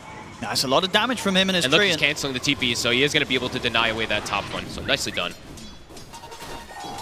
Top tier mid play so far from GPK to start this one off. His levels are going to be quick too, so as soon as that level 6 comes off, we're going to have to keep eyes on this Wrath of Nature, how much it's going to be able to do to these side lanes. Of course, on the top, you know, Snake King should be able to make sure the 2 of them don't ever get left or have to sit very low in HP in this lane. But the bottom one, probably the more vulnerable. Crit's going to have to be careful. He's got to get some stacks going, it looks like. They can't get too aggressive down here, so Crit we'll work on those. We see Malrine also. It's a Sand King versus this Nature's Prophet, so he's going to be playing around stacks to ensure that he can keep that net worth consistent. Yeah, so far, all 3 lanes though. BBT looking strong. And this is, as you said, sort of been the story a lot of the times when we do see BBT. Yes. Right? This is definitely the part of the game where you really sort of see the kind of the MMRs reflected, right? Yeah. What, 3 cores at the moment in the top 10 on the board. The laning, the mechanics early on, they're going to be pretty flawless. Yeah, absolutely. And top overall, I'm just watching them. I'm always watching this top lane from BBT as how much they can go for these dive plays onto Skeeter, because Skeeter is struggling a little bit up here. 400 net worth behind the Doom at the moment. And NP has hit 6, so I'm watching. Wrath of Nature's up, TP's up. Do they want to make an aggressive move off of that immediately? GPK is definitely going to be ready to join if they do want to dive. But at the same time, Falcons, you can always imagine a quick TP response from Crit or something, that they can respond and they can fight back. The cool thing that he's doing right now, though, is he's got this catapult wave in mid, right? So he knows that Malrine has to TP back to the mid lane. So if he makes an aggressive move to his side lane now, there's definitely not going to be a Sand King. And this tower is taking a beating. I mean, yeah, the 6 minutes in. Look how much damage has already been done by GPK to this mid tier 1. It's basically dead. It's pretty much gone. One more gone. push, and this tier 1 tower is going to be taken off the map. That's going to open up the map for him even more so, too, to make that type of move. Doesn't have to worry about... I mean, he doesn't have to worry about where the Sand King is in particular once they take out that tower. They'll have so much information. Yeah, slow start, but a very steady and sure one here for BB Team. 2K net worth lead already, just 6 minutes in. Lane dominators. And Falcons, after when you're going through this laning stage, is it just sort of full focus on making sure you don't give up kills? What's sort of the calls being made from Falcons? I think it's just making sure that Skeeter doesn't get surrounded. Yeah. It's going to come very soon. It feels that they're going to look to pressure these towers with this NP having such a good start. The tower's dead mid. So 7 minutes also, he can look to contest the Wisdom Rune if he'd like to, if they had a secondary person in position, but... Yeah, it doesn't look like it. Crit setting up just in case the TP was going to be coming in, but as you say, GPK not going to look to make that risky move, so Crit will be able to secure his own Wisdom Rune. Don't need to make these type of risky moves. I'm sure they're feeling it as well, too. It's like, we're not feeling pressure on these lanes whatsoever. We've killed the Lina, NP's taken the tower, Wind Ranger's not under pressure. It's a free farm across the board for them right now. Yeah, it really is. Everything definitely going to plan for BB Team up Tokyo. Now, though, Toronto Tokyo is found in the trees by Crit. Look at the setup. Scouts the ward. So he tried to make a sneaky play there, but the ward was already placed from snaking about a minute or so ago. So they will see, or 2 minutes ago, sorry. So they saw this one coming in. They got the stun. Look at this quick move now from the three of them. Oh, they want to try and punish Psyker here on the Wind Ranger. See how far up Psyker does go. 4 heroes on the job here to try and kill this Wind Ranger. Look at the setup here from Amar. Quick turn with the shackle shot. TP starting to come in from BB Team save. Nice stun. He's in with the stun to hold them back, but it doesn't matter. Crit still in with the bushwhack. Gets the catch. Skitter. They'll get the kill. GPK, TP's in and he's ready to fight back, but Maureen, he's turned up as well. He's in with the burst strike and the epicenter in on huge damage. GPK going down slowly, but surely he's out. Toronto taking another stun. Crit. Once more with the bushwhack, catching the two of them. Double kill for Maureen. They've got the level 6 on the bar. They have to grab. They're going to get the team wipe. Falcons. The numbers. What a fight. They bring the numbers. They start off with just the 4 of them. It gets the response from BB Team. But Falcons just able to play that out that little bit better. Crit getting some fantastic bushwhacks. And yeah, GPK TP's in, but after the initial sort of presence and a few right clicks, he's left vulnerable on the front lines. Skater does go down, but they have overwhelming damage that comes in from this Primal and Sanking. Malrine, a clutch move. Level 8 now, we've seen a couple times Sankings do this with their first rotations. The first epicenter is devastating. I mean, at the start, it looks like, hey, you know what, BBT, maybe they're going to get out of this, but Crit coming in from that extra angle from the left sets up. They kind of fully focus in on Skeeter, and that leaves GPK in this position where he's got nothing else to do other than to try and run away. Yeah, in hindsight, it probably is just a bit of an over-aggressive TP where he goes. Maybe he could have placed himself a little closer to the tower on this Nature's Prophet, but he put himself pretty much right in the midst of everybody, and the big team fight damage that can come out from this Falcons lineup, it can accelerate quickly. Yeah, Sanking and Primal is a ton of early game damage. Well, we see already. Might get another chance to take down Psyker there, and with the bow strike, Psyker's trying to escape, but Snaking slams him down with a hammer. Falcons, they have completely wiped away those early opening, 7 minutes where BB Team were dominating the lanes. That's completely gone now. And now they've got control of this bottom side too. I mean, 2 back-to-back kills on the Wind Ranger. Definitely concerning for him. And Maureen is going to hit some fantastic timings these games with his early involvements. 2-0-3. He's 1,800 gold already onto the Blink Dagger. It's going to be super quick this game. Yeah, and the levels are just coming out super fast just from winning a team fight like that. So overall, BB does have to be careful how they make those over-aggressive moves a little bit here. Unless they can pop the targets almost instantly. Maybe once they have the Lion Finger, they can do another aggressive move like that to kill a target fast, but they need to kill them quick before Falcons reacts. Absolutely. I mean, it's again the nature of the draft, right, that we talked about. The Doom, the only melee hero. Outside of that, it's a lot of squishies. It's true.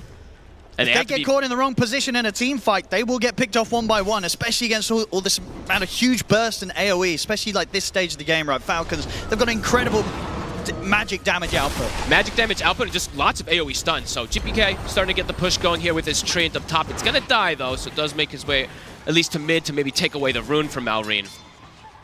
Oh, there it is, 10-minute Blink Dagger. So early. On top of this phase boost already, Malrine. He's already been a huge threat across the map. That's only going to continue now. I think his courier's dead, though, right?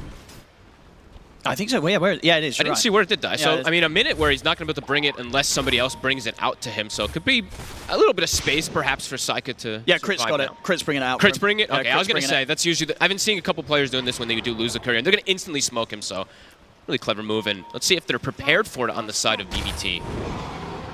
Scan comes out, so they're aware of at least GPK's positioning at the moment. He's going to try and get the opening onto Toronto Tokyo, but a couple of leaps will be enough to save him. Under the tier 2, this might be a bit too much for Falcons to dive. I mean, they may be tempted to dive the tower. We'll see.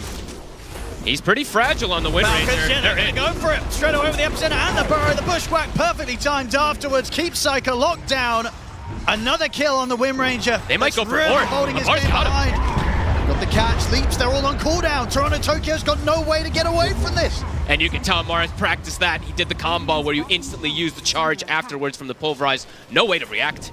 They're accelerating things quickly. GPK's trying to do almost the same, but look at Falcons responding right away. Coming in. Malrine, he's going to be ready with a blink stun. If BB send anyone up to this tier 1 tower, I mean, they're already starting to hold back a little bit, GPK and Mira, because I think they know this is not a safe place for them to try and push on. I think for BBT, they need to just get this Blink Dagger on Miro so he can start getting involved, because map is a little bit scary for them at the moment without him.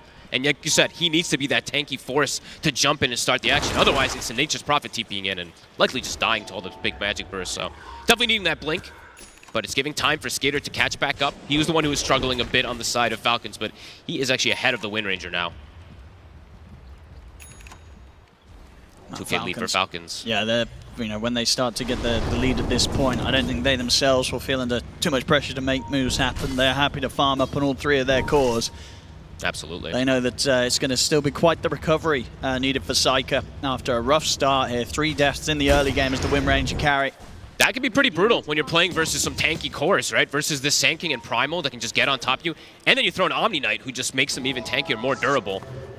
We'll see how they address this. Amar, he's also queued up the pipe, so really understanding the damage limits from BBT early on. There's the smoke, so they've got their blink now on the Doom. Can they find anything? Because right now, everybody on Falcons is just split up farming. They are. They're getting a lot out of the map right now, Falcons. So BBT, when they make these sort of smoke movements, they have to get something good out of it. Otherwise, it just quickly starts to show in the net worth. It's going to, now up to 3K, it's going to quickly accelerate if they don't find a connection. At the moment, nobody's down here. Their best effort may be to take the Twin Gate and try and look for a play up top, but even then, it's only Snaking showing themselves. You see on the map right now, they don't see a lot, BB team. Falcons, whilst they're making as much as they can out of the lanes and the jungles, it's causing it to be incredibly difficult for BB team to find some sort of successful movement. Snaking, they'll just have to maybe settle. He gets the repel off. Yeah, repel and a TP. They're not even going to get the chance to set up onto a support. Falcons just completely evading the moves from BB team. Yeah, play the map beautifully. Snaking goes mid. It's the most dangerous position on the map, perhaps, but he's fine with doing that as this Omni Knight. Tends to be the case for Snaking. He does get picked off sometimes, but that's usually their plan. It's tough to get too over-aggressive on BBT because of how early that Sand King blink came out, because of the Primal Beast. They have great ways just to counter-gank any of the BB aggression. Still got a lot of damage. GPK can kind of get that level 2 in the Wrath of Nature. Yeah. He's closing in on the 12. And the Gleipnir. That's going to be the next sort of spot in which that they can look to get him involved. He's going to have a bit of control that's going to help him stop Falcons from getting the jump onto him. Save. Looking for Snay again. Big Wrath of Nature. I mean, they may be considering if they can go with a Finger Burst in the Doom. They're going to go for it. Now, the tempo of the game slowed down, so they're happy to drop some ults here to kill off the Omni Knight. And they'll get him. Snaking slowly but surely go down. Gets a few CS on the way out. There's going to be an instant smoke from Falcons, though. So you get a kill, but it's on a 5 position. It's one of your big spells, probably your biggest one in this game committed. So have to avoid the ganks now from Falcons on the side of BBT. And they expect that Miro's going to be playing on the top as we see Falcons come through the Twin Gate. Yeah, we see Miro, of course, doing the trick. I'll try to point it out when I can, but selling stuff for Midas, etc. We'll be keeping tabs on him so he can keep that farm going. And they've reestablished at least that net worth a bit. Just from that one kill, things are at least evened out. He's farming very well. He really is. Yeah, top net worth now on the Prophet. We'll see over towards the mid. Jump spin made over towards Toronto, Tokyo, but he's got a leap at the ready. He's out. See if they can continue to play around with Save. Anything to put a stop to this? There isn't, so Save's also away, but Amar does manage to get the grab on Toronto, Tokyo. So Falcons finding a kill nonetheless. Falcons kind of gave him the respect there, though. Even though they didn't have Doom or anything ready, they were a bit cautious how they approached the 2 supports. Oh, they might be going for Miro now, though. Oh, now they see him up top, this Ward 2 spotting him. Oh, okay. A little bit of a pause, Reno. We're going to see, though, after this, what Crit, he's likely to have to set up onto Miro, and Mallory does have Epicenter. He looks pretty dead. If they want to do it safe and sound, they can just set up with the Bushwhack, rev up the Epicenter, get in, and Miro not really having many options to get out of this, and does not have any backup nearby. No. Unless they mess up their chain stun somehow and he's able to TP in between it. That's probably the only way that Miro is able to play his way out of this one. In the meantime, too, Falcons are pressuring mid. They have a pipe already finished up on Amar, so damage for BBT is a bit limited. See Miro. Yep. He's going to try and juke around this. Okay, kind of mean he's still going. They're going to get him. It's a little sloppy, but a kill's a kill. Don't need the burrow trick. Save. Let's find the Hex on Amar, but Amar has 2,000 HP with a pipe. Yeah, Amar's like, I'll go in. Save, he turns with a quick stun. But yeah, Amar very much showing right now, there's not a lot that he's scared of. He looks pretty unkillable unless he gets like Doom and Fingered, it feels like. Especially if he has an Omni Knight behind him. This build is going to be very valuable versus the majority of magic damage that BBT has early on. GPK does have the Gleipnir finish. Level 2 Wrath of Nature is online. So let's see if he can make more active stuff happen. And if they want to make more active stuff happen, that is. Yeah, that's true. I mean, does GPK want to look to fight, or do you think he wants to look to continue to farm and get the BKB before he starts turning up? Because there is a lot of stuns on Falcon. Yeah, I think the BKBs are going to be pretty necessary versus the Sanking and Primal. I mean, even versus the Lina. It's a lot of magic. It's a lot of just mixed hybrid damage on the side of Falcon, so they might actually have to wait for that. But do you really want to give so much time is the question. I think as we said, as the panel said, as everybody kind of knows throughout this year, you don't want to give time to Falcons. You want to be the ones aggressing and putting pressure on them. Lion save is close to a Blink Dagger as well. That's actually pretty impressive with like how passive the kind of game state has been. So perhaps with that as well, they're going to be able to make another aggressive move. Yeah, between the Finger Burst and the Doom, I mean, it's not necessarily a guaranteed kill on a lot of these targets because they have so high HP. Ooh. And also, Malrine does have a shield rune. So even if they throw, let's say, a Doom onto him, if he pops the shield rune post-Doom, could be problematic for him as well. As Miero shows himself for a second, and they're going aggro. He's going to look for the setup, and Malrine's coming in with the follow-up. Miero, once again, not going to have anybody around to save him as Falcons pick up another freebie across the map. They're getting so much. Just tough for BBT to make aggressive moves, and yeah, it does feel like it's probably going to have to get those BKBs online. I think Saika, you have to accelerate your BKB. We've seen a lot of these Wind Rangers. As the tournament progressed, it was straight Gleipnir most of the time, but I think the team started to recognize you need to go BKB a little earlier. But he's still not that close either. Those 3 deaths really slowing him down. Toronto Tokyo. He's pretty deep here. He's very testing the vision of Falcons. They're going to see him. They don't quite get the opening. Nope. Those guys are going to be off the mark. Malrine's still able to blink in and try and body block him off. Toronto Tokyo is out at leaps. And that will mean that he is still very dead, despite the initial spells missing from Falcons. It doesn't matter at this point. They can kill these heroes regardless. Just limited moves. BBT, it's going to have to be waiting for BKB. Save. It does feel like it. Save's going to go for a pick. The opening. There's an Omni here. Backups. Whoa. Okay. Uh-oh. That happens to the best of us. I don't think they had him anyway. And now GPK. Well, no, I mean, that's what Save will tell you. Is that we weren't going to get him anyway. Well, that was... Oh, no. It doesn't look great, folks. Things are crumbling quick, Owen. They are first game out here on the main stage, and it may be getting to BBT.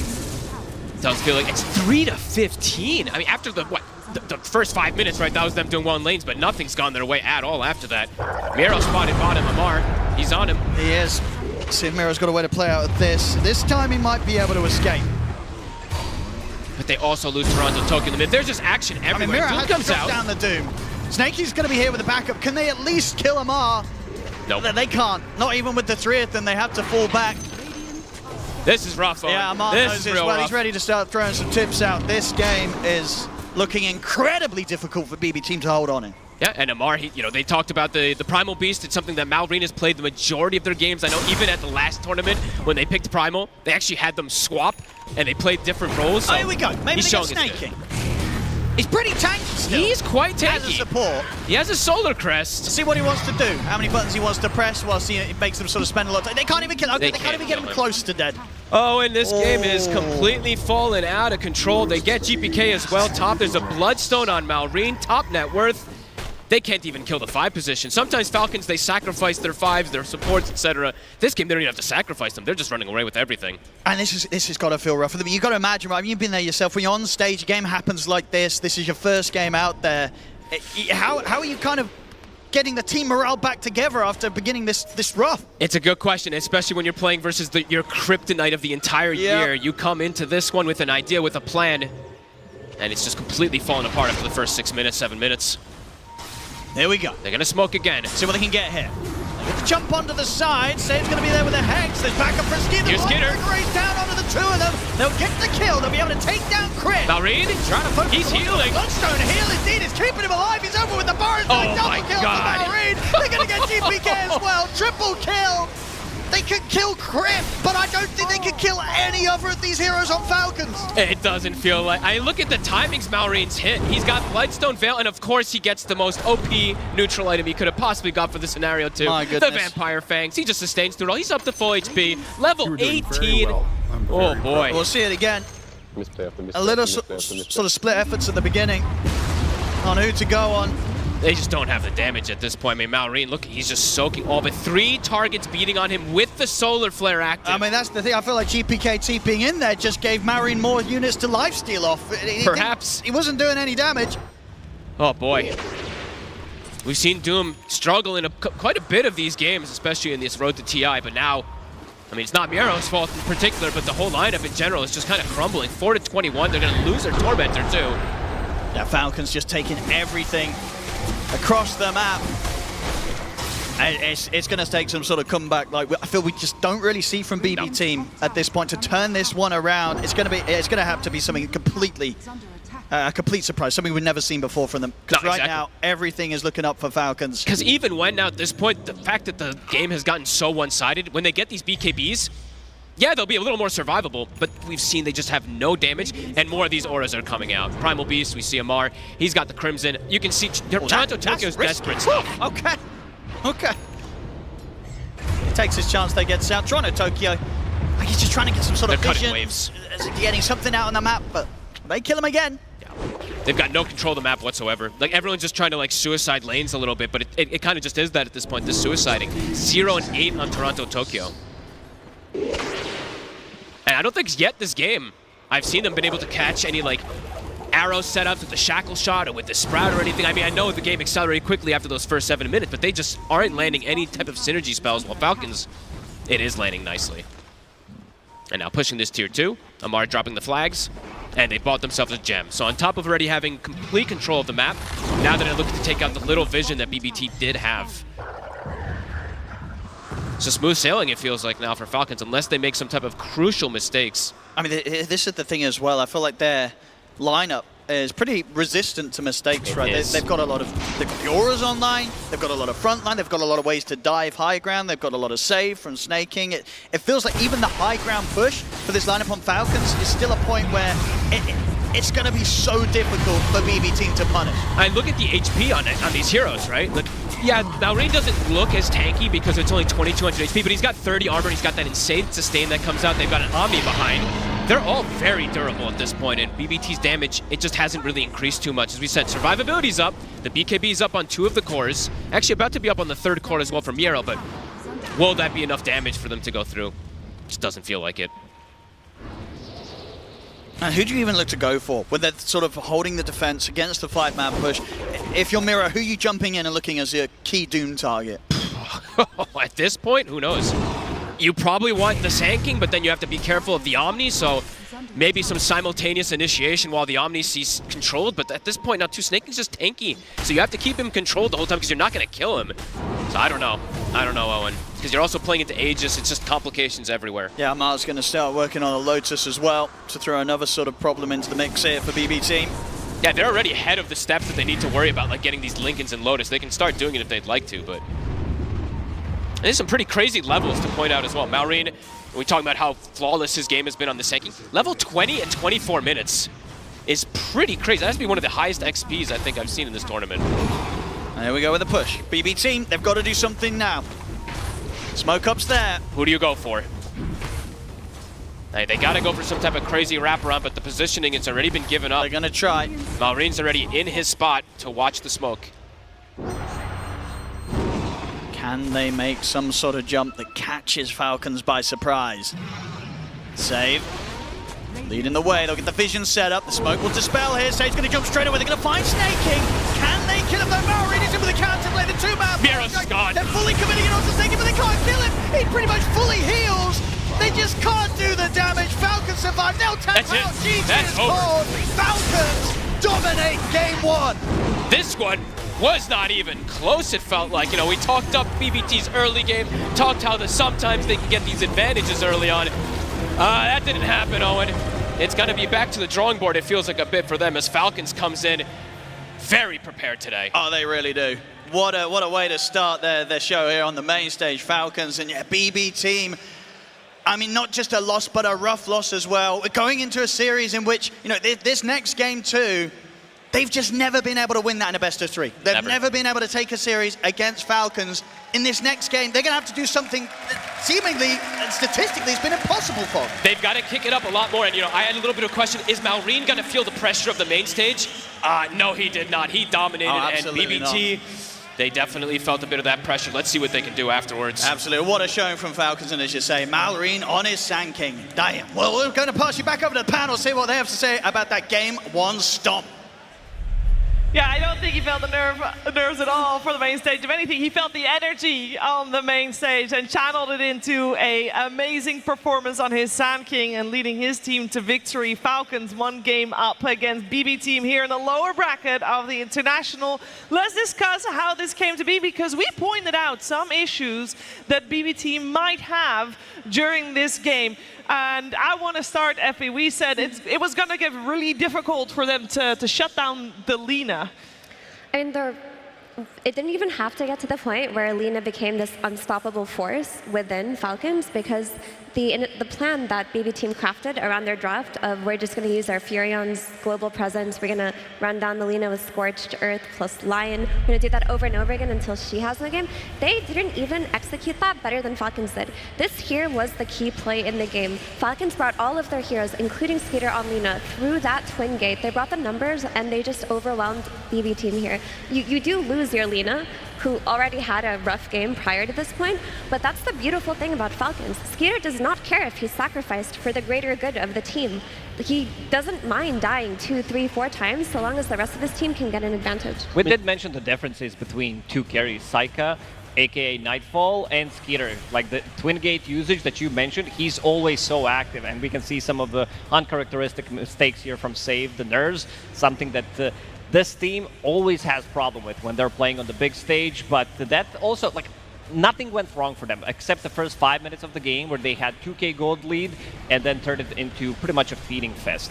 13-minute smoke from BB Team, Blink on Doom, Finger ready. They smoke in a different part of the map. Bottom part, they're behind Saika, who already died 3 times. They're like, we gotta help him out, we gotta find something. They don't find a single kill, so they go back to the top lane, they get the kill there, but I believe that was their last kill in the game. I mean, I think BB, their last pick was just, atrocious for what they needed. They picked Windrunner, they're picking a carry that's going to be doing the same itemization as the Nature's Prophet. The Nature's Prophet already wasn't really able to play onto the map because you're not going to go TP to a Primal Beast lane, you're going to die there. You're not playing into the Sand King because you've got Sandstorm, you can't really push the tower. And then top lane, there wasn't really many opportunities after the start of the game to go there again. So it's like, you need your carry to either crush the offlane, crush Amar, don't allow him to be confident, or just farm and scale and not do it. But yeah, Falcons, they read this and they punished it constantly. 0-5-1 on the Windrunner, Maureen popping off 13-0-8 on the Sand King. Like, they identified that BB had no map to play, had no moves to make, and like, sure, Nature's Prophet can be aggressive, but not into these heroes from Falcons. Yeah, we even saw Falcons make 2-man smokes. The second Malbian on that Sand King gets his Blink Dagger, boom, 2-man smoke, him and crit. Who's the hero they find? The carry, Wind Ranger, behind the tier 2. They go for that play. Who on the side of BB Team can mirror a play like that? Are we going to see 2-man smokes coming out of Lion plus Nature's Prophet? That isn't happening because your Nature's Prophet is farming, playing Recovery. Your Doom is playing on a very long cooldown, and the other support in Mirana fallen out of favor from position 5 for a reason. It just does not provide that much map play without maybe 2 other heroes. So BB Team, I think they are their own worst enemies because they BKB TP'd their draft basically with that Wind Ranger pick. They had so many options they could have gone for. They could have countered the Primal Beast with the clock, run the Mirana as a carry. They could have blast picked a mid laner, run the Furion as a safe laner, and tried to counter Primal from the mid lane. But instead, they go for Wind Ranger.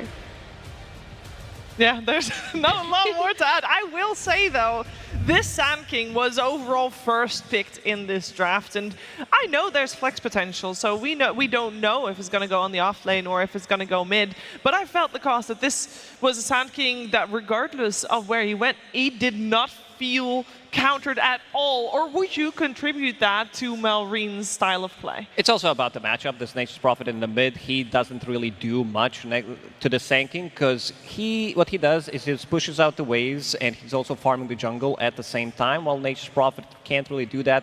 Also, if you leave the lane, he's going to push your tower as well with the catapult timing. Sand King, this has to be one of the most farmed Sand Kings I've seen. Yeah, by far.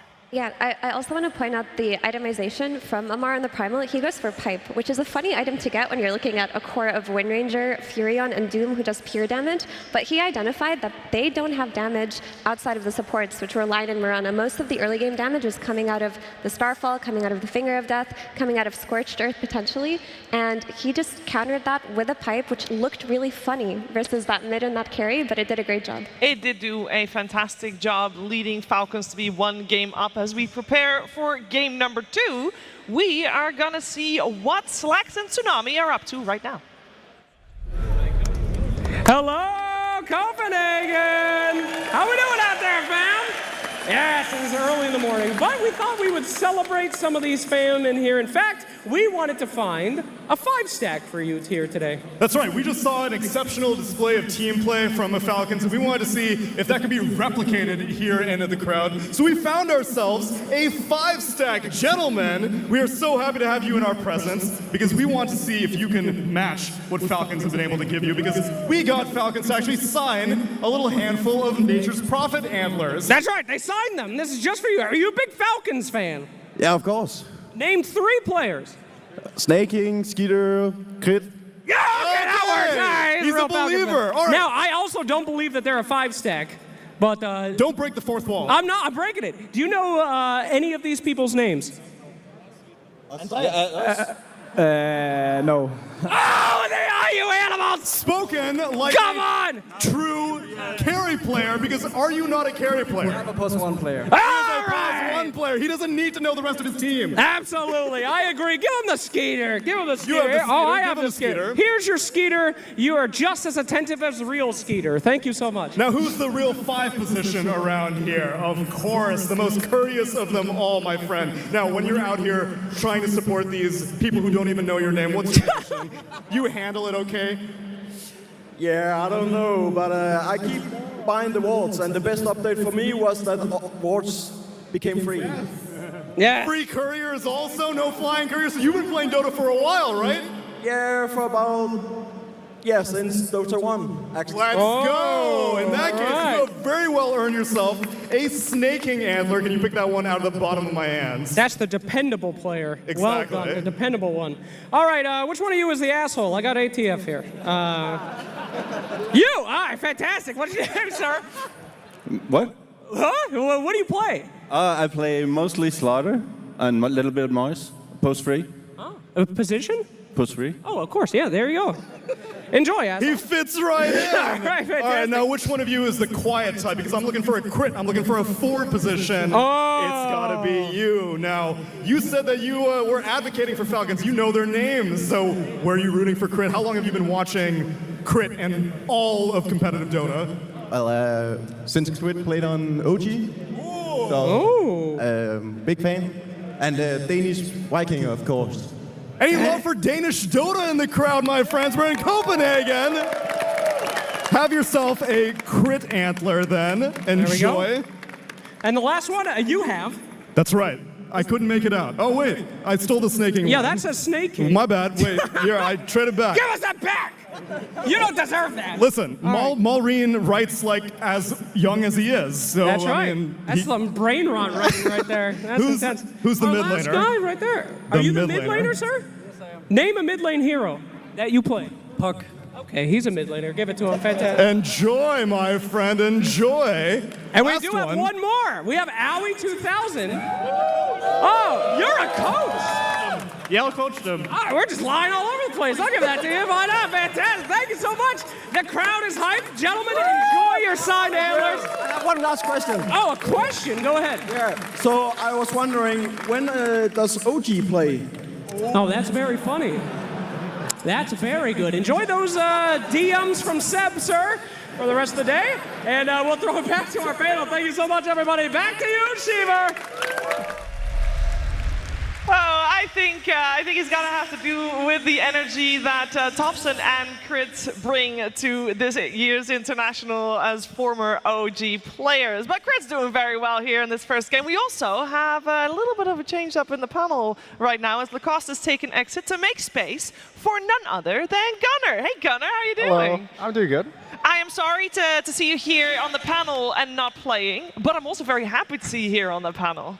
Yeah, it was really fun to watch that first game. I thought Beppoom is one of the really fast teams, and then watching Falcons kind of just crush them. And this 8-minute team fight was really nice to watch. No bias. No bias at all from the panel. Why do you think it is that BB team consistently have never been able to take a series of Falcons? What is the big thing that makes it incapable for them? I think Beppoom is a little static of a team, BB team. And Falcons usually brings their heroes a lot more than they do using the gates. Like Skeeter loves using gates. And BB team doesn't really use them that much. So I think when they got outnumbered in that one really big fight, it kind of turns the whole game around. And once you're behind versus Falcons, they keep running at you and pressuring you, and they don't really give you any space.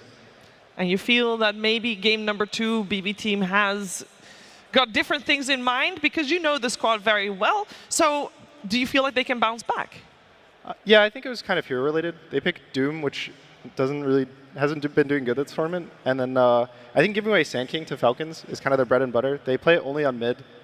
They don't really do this offlane, and I think they also picked, assuming it was an offlane Sand King with the Windrunner. So I wasn't really too big of a fan of how the draft played out for them. Yeah, it did not play out very well. So let's focus our attention on this upcoming game number 2 because TGov, changes are needed. And you mentioned earlier that we know that the BB team has never taken a series off of Falcons, but we do know that they have tied in series, and that normally it is game 2 where BB team takes that tie. Yeah, for sure. And I think this is one of those moments where they are going to have to look at, you said the Doom, like, this is not a hero that Falcons would rush towards. They failed against Tundra picking Doom, so this could have easily been a series where the hero could have got ignored. But they rushed for it, and I kind of feel like when you have players like Amar, Ramses, ATF, like these type of offlaners with the greed, put them on the greed that plays into the map in the first 20. Doom's a little bit more static, where it's like, I want to farm my Midas or my Aura, and then sure you get a blink in like the difficult games, but there were so many different options in this draft, and I think they got a little bit too excited to rush towards what was available rather than the bigger picture. And if they don't do that in the second draft, then I think they'll have a much better chance at least taking the fight to them. Yeah, a lot of teams gravitate towards Doom versus Sand King because his Doom is a Bloodstone counter, which is one of Sand King's big power spikes, but that just hasn't played out this TI. And the reason why is when you're looking at Doom, this is a very high cooldown ultimate. He doesn't provide like a blink stun the way that Sand King does, or Centaur potentially. So when you end up playing into Sand King, you think that you counter him, but map play, Sand King completely counters Doom because he's not playing on the same cooldowns. He's not dependent on Epicenter to get kills or run around the map with his supports. We saw Malrine constantly running around with his 2 supports, whereas Miro could only make a play like, what, every 2 minutes? And that really was why, after the early game went so abysmally for BB team, they just had no means of coming back into the game. Yeah, I always think calling GG before any racks are down is definitely a pretty bad sign. But we'll see if they have a chance here to force out a third game to this series. It is up to game number 2 for BB team to attempt that as the players will take the stage once more. We're heading closer and closer to that draft, and I wonder, we're probably also going to see a difference in pick order in terms of BB team being maybe first pick this time around versus second pick. And Gunnar, how big of a difference do you feel first pick and second pick are at the moment? I think it definitely depends on team. Not a lot of the mids at this tournament really are doing the cheese picks. Like, there's not much Huskar, there's not really the Dazzle. So I feel like second pick has lost some value in terms of this 24 pick. And the 18, and even having the first pick means a lot. The bans are kind of limited, even in the first phase. There feels like there's so many when there's 7 bans between the 2 teams, but you're always getting something. You're getting some crazy support. The teams that value Doom get Doom. And it kind of ends up that you just pick a really good hero, you pick stable lanes, you get 18 pick, which is always going to be really good. And there's so many worrying heroes. I think Puck is this really scary hero on 18 that people have to ban. They can't ban anything else, so I would prefer first pick for either of the teams. The thing with first pick as well is you have 2 bans as well when you enter the next phase, and then your opponent, they have to instantly counter your first pick, and they have then 1 ban to try and fix everything. So it's like if you pick one hero incorrectly, if you waste that second ban, now suddenly your first pick team has 4 heroes with the last pick that Gunnar's mentioning, and that's the foundation of your entire draft. Like, first pick can dictate so much. If they, throw in a curveball, they just pressure their opponent with, the better first pick overall. And when the meta becomes more limited in terms of hero pool, like Gunnar was mentioning, cheese picks on 24, it feels a little bit different when second pick is around, but we're not seeing those, and the hero pool feels more limited in this meta, where the 24 picks can't be as strong as they used to. Like, we've seen some 24 pick trolls, we've seen some 24 pick, in this case, Wind Ranger, but none of these heroes have enough oomph to carry them through the draft. I do think, though, and I want to repeat this, that BB team were in a position to counterpick that Primal on 24, and they just went for the most stable, boring option, which was their biggest problem. Yeah, I think they entered game one thinking, okay, let's not try and go too far outside of the box, and that unfortunately isn't what's going to help you, progress further. And it goes back to the Tundra series, right? They're in a position, they need a last pick off lane, they're looking towards Ramses, what do you want? He goes for a Night Stalker. Like, we don't see this hero at all, it has many weaknesses, but that's like the statement you need to make. And yeah, BB had a very good opportunity to make that statement in their debut to the main stage here, but yeah, a little bit too much comfort. A little bit too much comfort as we see the man of the match, Malrine, showing off his lucky charm with Hello Kitty there. And to be honest, for Falcons, it feels very smooth. We talk a lot about what BB team should change in game number 2. But Gunnar, in the winning position that Falcons are, do you feel like they are looking at something different for game number 2? Because it just felt almost too easy. Not so much. I think they stick to their formula, which the way I see for Falcons is Malrine is going to be playing an aggressive hero that can go in. Mm-hmm. Every time they get Sanking, they pick it. Skeeter's going to be a hero that has a really strong nuke or a stun, so they can take the gate. He always buys Arcane Boots if you watch his games, and he wants to keep fighting with his team. He'll play like Troll, Lina, Win, stuff like that he can go. Amar is just anything that's strong for the game, and then the supports just kind of fill in the little holes, like usually Crit's an aggressive hero, and they got everything they wanted in that draft, and I think they're going to keep doing the same thing every single game until someone proves that it doesn't work.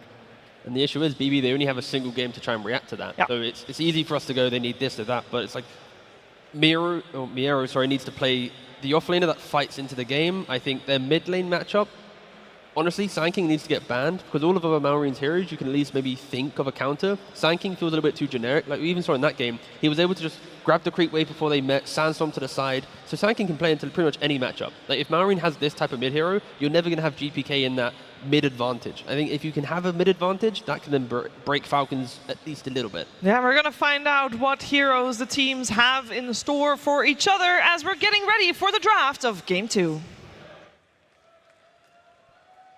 BB Team versus Falcons. Game 2.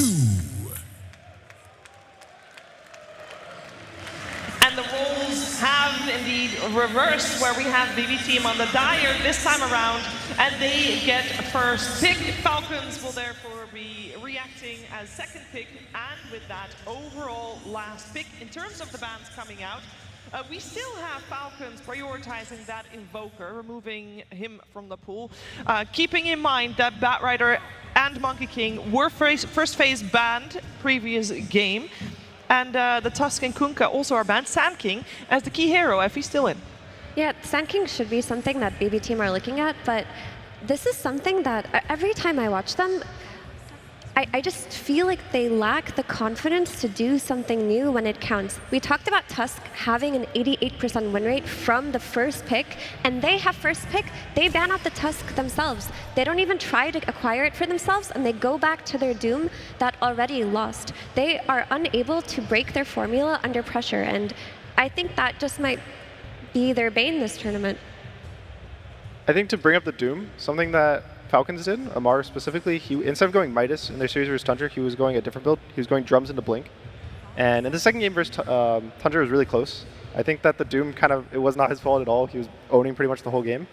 And so if they're going to pick the Doom, I would honestly prefer he goes his faster build, no Midas. You can use the Drums off cooldown, you can sell it because of the new facet on Doom, and you just kind of play this aggressive hero that is really tanky and walks in. And we're saying it during game 1, but Doom thrives when the team wants to play quicker for Doom to follow, like you were mentioning. And I think if the game stabilizes, where Nightfall or Psycho, is hitting his creeps in safe lane, GPK's recovering, that's when Dooms just lose games. It's like 41% win rate so far at tier. Like, you need to be aggressive. You need to play a quick, utilize the advantages. And that's why the Lion pick did a lot of work, right? Like, they got the first blood in the laning phase. Like, Lion sets up the Doom for success, but it's the carry, the 5, the mid that really has to fix the problems that Doom faces right now.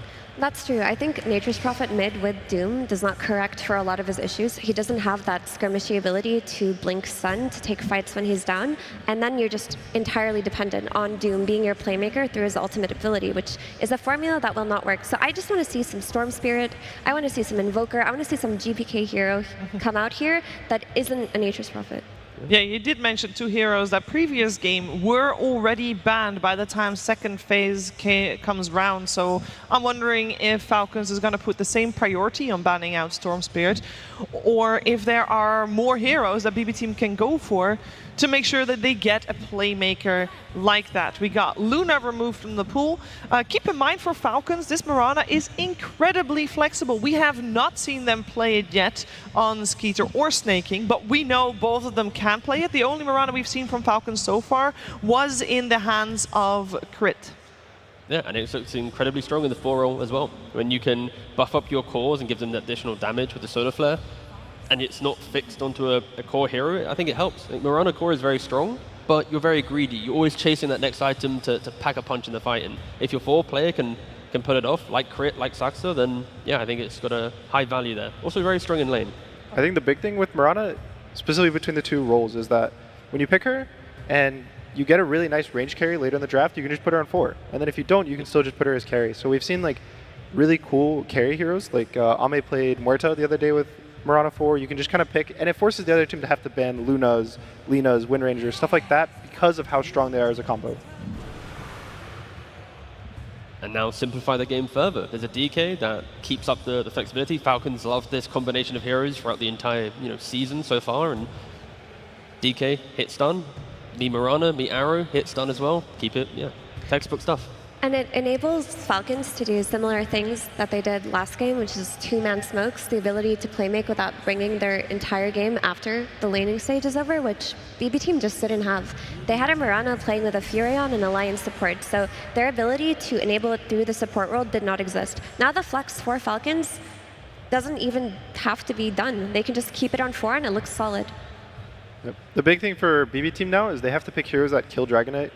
He's very strong when he sits either in the mid or the safe lane, gets to do everything, even hit the mid tower, as a lot of the Dragonites do. So they take the Snapfire. The ultimate is a really good tool of magic damage to kill the Dragonite. I think even something like a Timbersaw later in the draft has been good. I know some of the teams even run Timbersaw 4 specifically. I don't know if that's a BB Team special, but just these heroes that actually have enough damage to chew through Dragonite in the early game, and even scaling damage is always good for Sim.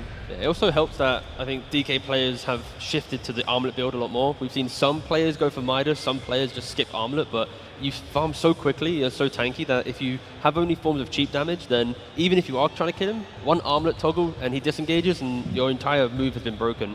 But going down the line of killing tanky heroes, you pick up the Elder Titan with the Aura, try and put as much damage potential onto the DK as possible.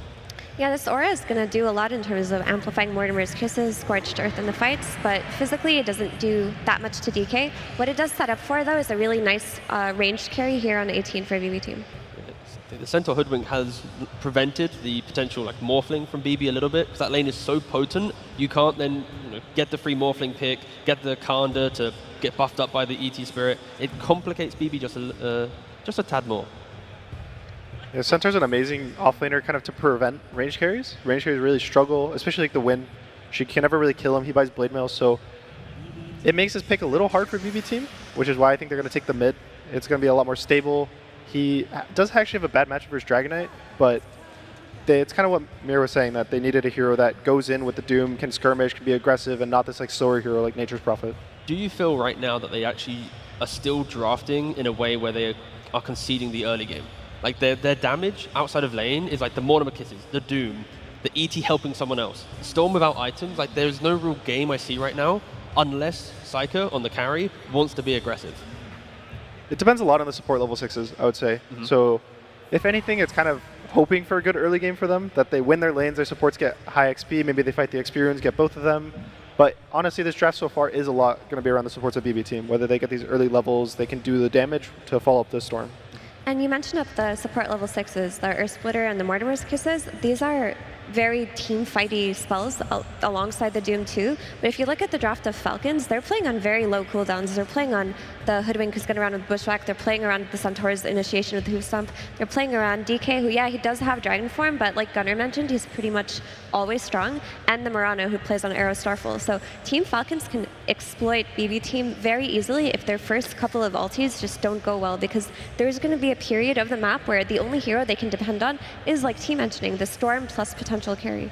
All right, what's the, you play off lane, Gunnar. Let's say you're playing Centaur right now. What's the carry you're most afraid of? There's not too many, honestly, right now. He's really stable and strong. In the past, it was Templar Assassin, but I think she's kind of been nerfed a little too much to be really strong. There's Drow that people kind of like sometimes because she has pretty good armor, so she actually doesn't take too much from a turn. But there's nothing, honestly, that really is jumping out. I could see them doing just a stable kind of like troll. Mm-hmm. Oh, that's good lane. Yeah. Band, yeah. I see. Because that's the difficult position, I think, for BB. It's like, as much as you'd love to pick a hero that can maybe pressure the Centaur, because of the Hoodwink, it fixes the potential vulnerabilities that a Centaur may have pre-double, triple bracer, which BB's going to have to find it. Because if this safe lane doesn't delay Centaur's timing in any way, or at least gets to use Twin Gate to open up other parts of the map when he takes over, then yeah, that's when I'm afraid for BB potentially having a repeat. They kind of Weaver or Razor, just these skirmishy type. Oh god. Medusa. You don't like that one? No. Why not? So like I mentioned, BB team are very dependent on their big ultis to take these team fights, and Falcons are not at all. So this Medusa's protection on the map, or her ability to farm, is going to be entirely dependent on the rest of her team taking these successful engagements. And if they don't, we're going to see Falcons play the same game as game one, where they're just constantly running at your face. Yeah, and the flip side is, like, if BB gets to that state, like the late stage, the butterfly, the Skadi, holding the high ground, like, it is going to be such a scary base to break. But yeah, the journey there can be really difficult. Like, we don't see, you know, Ursa too often, but a hero like that to break down the Doom, the early, you know, the support's not really killing him off. Like, this type of hero could break the map entirely before Medusa even gets online. The one here I'm worried Falcons might pick is Wraith King. I don't want them to pick it, but they picked it in the past versus Doom. Sure. And it does have a stun with Mirana 5. How much do you think Falcons care about the scaling of Medusa versus let's just win lane and we know we'll win the game in the first 30 minutes because we have, you know, the Centaur, the DK to take over the map? I don't think you're worried too much about Medusa. She doesn't seem like this crazy late game scaler anymore. It's this 25-30 minutes where if you let her free farm, she'll walk high ground with 2 items. Butterfly Skadi ends the game. So it's more so, do you have good lanes? Do you have this good mid-game tempo? And most like melee carriers or strong carriers can just kind of like right-click her in a fight. And they tried to answer it instead by not respecting the potential late game of BB by, you know, locking in the aggression that they bring. And yes, carry DK, the mid Razor.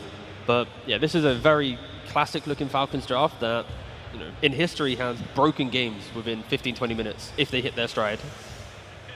Does BB team have a better shot at forcing that later stage of the game compared to previous? And it'll depend on how their first few engagements go. Like we saw in that game one, the game broke when that skirmish bottom happened and they lost 4 heroes for Alina. If they can take these good engagements, they have very, very strong team fights. Their team fighting is much better than Falcons, and they can play off of that to get to the point that Gunnar talked about, where Medusa has 2 items. I worry about their ability to win those skirmishes, though, because Falcons have drafted solid lanes, and they got the Malrine Gotcha Razor, which is going to pressure the Storm early on, making it so that GPK can't join these early fights, potentially. I think the biggest thing is the safe lane for BB team. If Deuce is able to sit there, be really tanky, and never get dove, give space for both supports, and if there's some really crazy dive where she gets ult off, the supports are level 6, and they defend this tier 1 tower for 12 to 15 minutes, I think it's going to be really good for BB team. BB have to bring the numbers. And it's like, you need to respect the fact that, sure, your heroes maybe don't want to always rotate every time, but they need to. Like, if you see Falcons go for your safe lane tower, I want Doom there, Snap, ET, I want the kitchen sink thrown at the safe lane. Keep your towers alive, because if not, your map will just disappear. So when a skirmish happens, everyone goes. You just want everybody to go in. And it sounds exciting, regardless of the outcome of that. It sounds like we got an exciting game number 2 on our hands. Before we get to the actual game, though, we're going to head over to the stage. Where is Slaxis with Coach Bulk?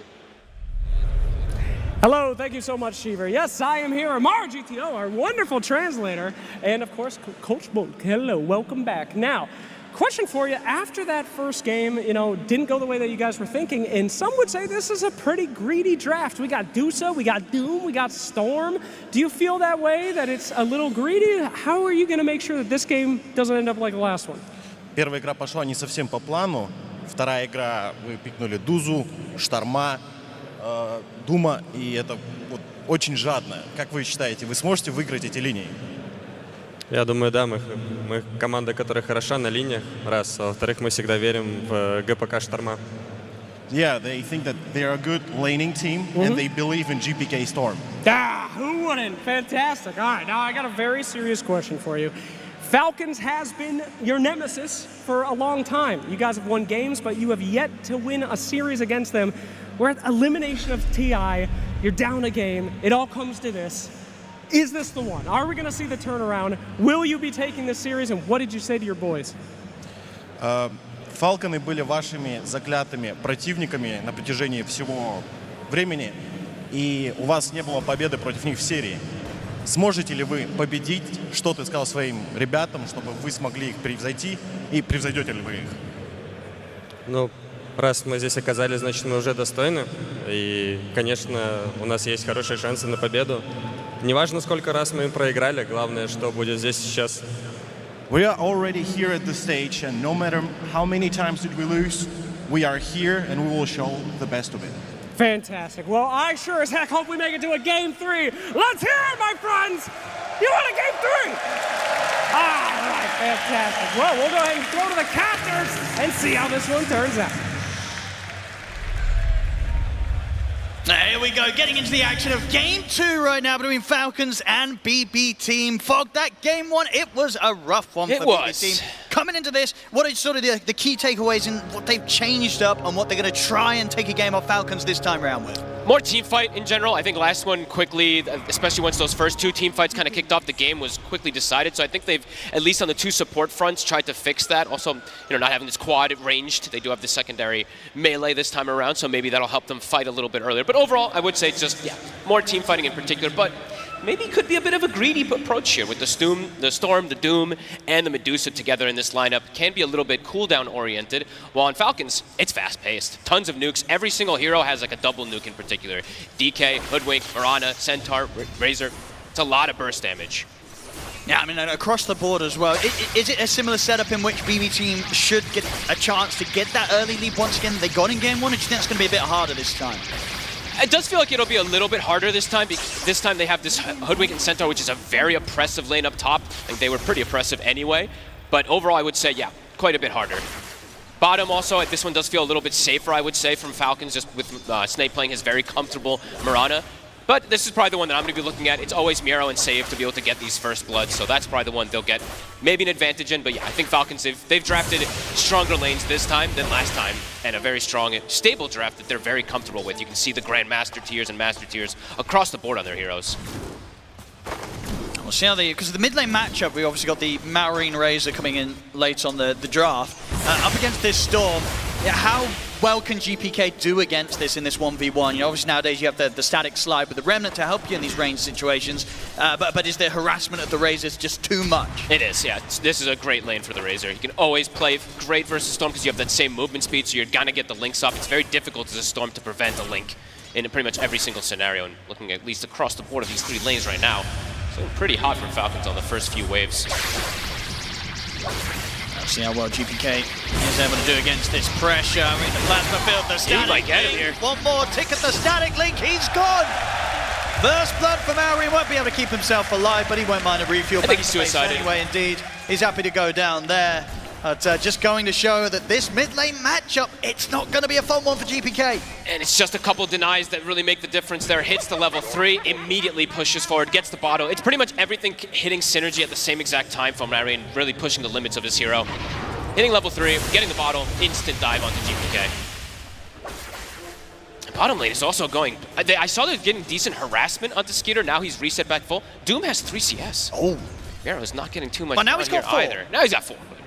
But indeed, not great on these first few waves. You say something on paper, you don't expect to be that rough for the Doom on the first few waves. No, not in particular on the CS. Usually you do see Miero get majority of them there, but I guess they were more focused in trying to just push out the harassment. I think they almost used all the regen until Snaken got his second set of tangos, but either way, it's a DK. He's able to self-sustain anyway. So see how they're going to be able to do on those last hits. And top, this is the one that the Medusa is doing a lot better in, but this is a lane where kills can constantly happen. And overall, how strong is the Deuce this game? It's okay. The issue is just the Razor kind of... that's going to be his target to link in every single one of these team fights, right? So GPK... He's going to need some TPs, a couple of TPs were threatened there. to make sure the Marine doesn't dive in for that. I'm not too sure about the DOTA, because, yeah, the one... the chill guys, you know, he saw those TPs come in and he's like, you know, it's going to be a 1v1. You know, why are you adding the extra backup in? I mean, they might still get GPK. GPK? They will. Oh, boy, Owen. They're putting the pressure on him right from the start. Malrine popped off in that last game. Yep. And this one already having this beautiful start. And to talk about the Razor, so you were mentioning about the Medusa. The Medusa can look good if she's not getting linked constantly. But this is a lineup that can be kind of difficult to prevent that link. Yes, you'll have Cookie to at least distance a little bit, and you have some stuns and everything, but Medusa is very slow. Yeah, and I feel like the Centaur really adds another issue into the mix for the Medusa, right? You've got that Stampede, so you can very easily choose when you want to get in, keep everyone on top of the Medusa, and when you want to back off and get away during a Stone Gaze. And this is a game where Amar is going to absolutely free farm. It's a Centaur versus an ET Medusa lane. There is almost no way for them to put pressure on him unless a third, potentially even fourth hero or something comes up. Pre-level 6, this is not going to be an easy time for GPK. Hey, Crit. He's looking to start something here. See if, is there any way GPK can keep himself alive under the tower? I don't think so. There's going to be another plasma field coming in the second as Maori is ready with the next nuke to take him out once more. I don't think he can come back to the mid lane, folks. To the jungle you go. It does feel like he has to. And this is a really smart play from Crit. He's like, my Centaur is not touch top. He's gotten the Retaliate build, triple bracer even. He can make the moves around to do this. GPK needs help. Stack away. I think Toronto Tokyo has to start getting some of these at the least ready for this Storm Spirit to catch up. Snaking, he might be able to kill Save here. He's got another leap and a Starstorm in a second. He should just have him here. He's playing careful. Doesn't want to dive in, so Save will survive. Actually, maybe turn their efforts towards Mira instead, but he's a little too beefy for the two to take down. So they're bullying these lanes. These two in particular. The farm, I mean, we talk about GPK dying in the mid, but continuing from what we saw earlier, this bottom lane, that's where the suffering's the highest. Only 11 CS still on Miro. He has to buy salves also just to stay down here. He has to buy the raindrop as well. These lanes, they're absolutely getting dominated here from Falcons. Only the Medusa doing well, and we'll see what Saika's going to be able to do to get involved with that, because it's not really usually him with BBT that looks to get involved early on to fix things. It's usually GPK or Miro or one of the supports to kind of bring things back after a potentially bad laning phase. It's usually not Nightfall, usually not Saika for this lineup. So yeah, just defend the stacks. So you see GPK is trying to get that level 6 as fast as possible. Toronto Tokyo is going to soak the mid lane, but you can see Crit and Malrine, they're looking to pressure this tower with this catapult wave and the 6-minute power rune. Bottom lane. Trying to go aggressive onto Skeeter here. And the two of them have enough burst to take him down. They don't. Skeeter's able to walk it off.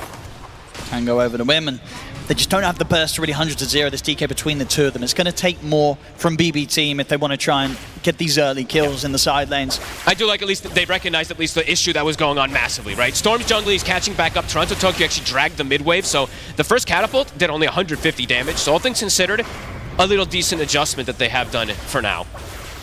Crit, though, is going to be stalking GPK, of course. GPK still not quite 6. Needs a couple more creep camps to get that 6 online. So just going to open up opportunities for what Malrine wants to do with this Razor. Save. Is there any way for him to break away from this? The cookie, it's not going to get him far enough away.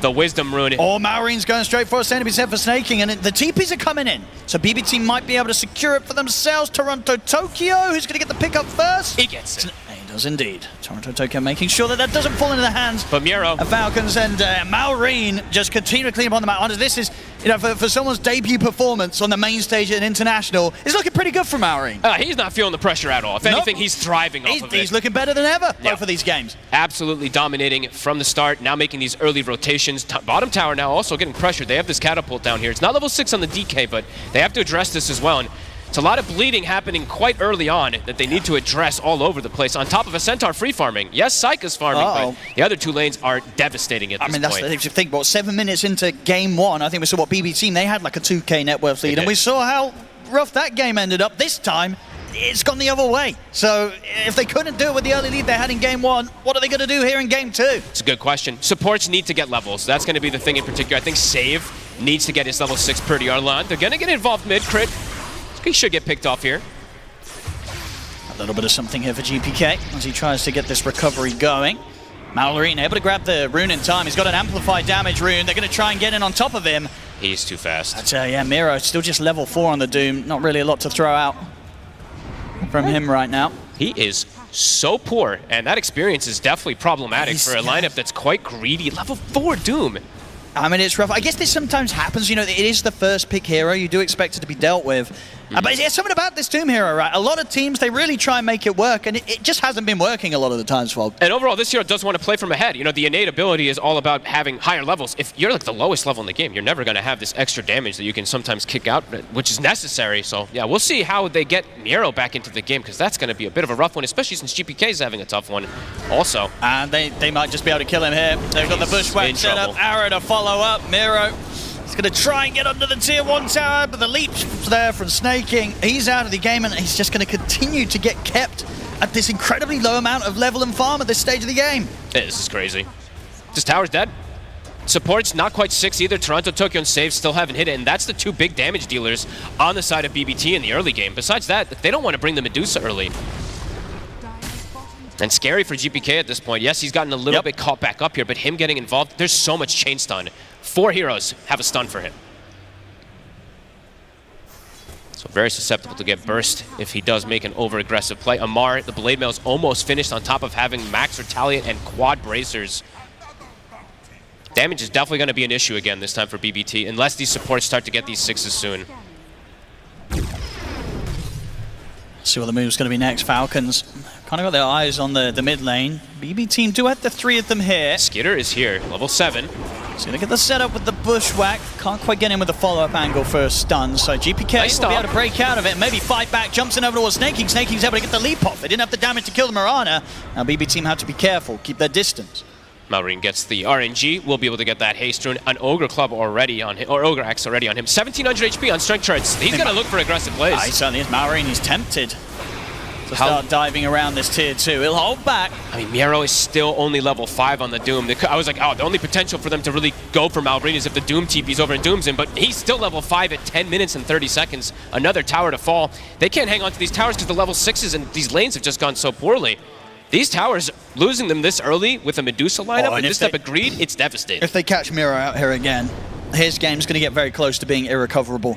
It's almost already at that point, it feels like. Malrine, he's ready to dance around him here with the static. He won't dive the tier 2 again, though. He's given the respect for the potential backup to be there for BB team, so Miro will live. This might be the roughest start I've seen from Miro this tournament, actually. Bottom 4 net worth, 2 supports on the side of Falcons already soon to surpass him. And I've just seen Amar do this entire time. He's just dragging waves, maximizing his farm. Yes, Saika's getting farm, but it's not actually at the same pace that the Centaur or the Razor that have been able to do so. Can this Medusa solo carry a game in this day and age and in this patch? I don't think 4 Protect 1s have really been looking too much like the dominant strategy lately, but we'll have to see if Saika can do it. They're going to smoke GPK. They have level 6 on save. Now they actually have damage to follow up with the pull. And they do have the 6 on Miro now. Okay. Can they find one of these big kills? Malrine in particular would be the best one that they can find, because he is approaching a BKB, which would kind of stop their aggression if they do try to save. Should find a quick and easy one here. Snaking will take that. I mean, they actually have to find Malrine before BKB. If they make the move and Malrine has BKB, he might just pop in and be able to turn pretty much everything onto them. So losing save there definitely hurts a little bit of that potential momentum that they could have started going for there. 6K lead up onto Falcons. That's a crazy advantage. They've played everything perfectly. And Skitter just goes blink. You know, he knows he can be really aggressive to get the catch onto GPK. He's got the follow-up. If he gets the stun, it's very likely to kill. Dragon's out. They've got the angle with the arrow. Do they have the burst? The bushwhack, the sharp shot? They certainly do. GPK dead again. Oh boy. It's too fast-paced. The items are coming out too quick. It's 12 minutes in, Owen. They've got great vision control as well around this area, and with some sneaky wards. Look at this one that they placed right there. I don't think I've seen that one too often, right above crit. So they'll be able to see at least movements that come down, and that one's not going to get de-warded. Absolutely, that one's going to be there the full duration, 100%. So whenever you've already gotten the mid tower and the bottom tower, so that's like the avenue to be able to get into these Ancients and stuff like that. So they're going to keep tabs of pretty much everything. Slight pause here. I mean, what is the game plan for BB team? It's got to be looking towards Psyker on the carry, just saying, you know what, guys, Deuce is farming. I think at this point you might have to start, like, I think Gunnar was saying it too, is like this drum build on the Doom is something that people have looked for, but maybe Miro wants to go for just his recovery, this Midas and stuff, but I feel like you're starting to get to the point where you may want to put all your eggs into the Deuce basket. Like the Solar Crest, the drums, throw everything possible to amp her up. But I just don't know if she can do it on her own. Versus the Stampede to close the gap with the that's Razor the thing, Link. right? It's just difficult to say. You can really buff the Medusa up and have them ready to defend on the high ground when these pushes come in from Falcons. But yeah, Falcons, they're just going to dive in. Yeah. Get on top of the Medusa. They're able to stay on top of Psycho with the static link from Maureen. Sure, the Medusa might take a bit of time to take down, but there's not going to be any damage coming out from BB Team. That's the biggest thing, is like, where's the damage really going to come from? Especially once Amar is able to get this pipe, and he's getting closer and closer. He is farming up a storm. It's been an absolutely free game for the Centaur, nearly level 11. 2,300, they would have to throw literally everything onto him to kill him. And it might not even work out. He's going to go Blink instead to get more aggressive. Psycho's got to be careful as well, because Falcons know that Psycho's been farming around this area. So if they show themselves at all, Falcons will go straight for them. Quick TP is indeed down to the bottom lane. We'll try and make a move here instead. BB Team, they've got the smokes up, but they're moving towards top. We'll see the Stampede coming in as they look to catch out Miro, and with that jump stun, they'll find the opening, but they won't get the follow-up. The timing not quite there, so Miro able to break away from the combo. All right, let's see if they can get the Centaur with percent-based damage. If he was maybe further up, perhaps, but not the easiest kill whatsoever. How many TPs are available on the side of Falcons too? They've got 2. So if they do see this play happen, do this? It feels risky. They're going to lose a lot of HP potentially going for this. Let's see. Amar. He's already out. They're going to continue to try and jump in. They've got the kisses coming in. The splitter's not hitting. He's alive. He's able to indeed dodge the splitter and now ready for the turnaround. The stomp's not going to connect either. BB Team, they try and make something happen, but it's not going smoothly. They've got Psycho moving over as well, as they're desperately trying to find some sort of kill, but they're in with the jump. The stun onto the 3 of them there. The cookie comes out. Can they actually get a kill? They'll bring Skeeter down. That's one. Amar is getting low, but they're dying in return. They've lost 2 of the BB Team. Psycho's going for the TP out. They've got nothing to stop it. So Psycho will get away. GPK. He's been found in the trees. Amar hunts him down.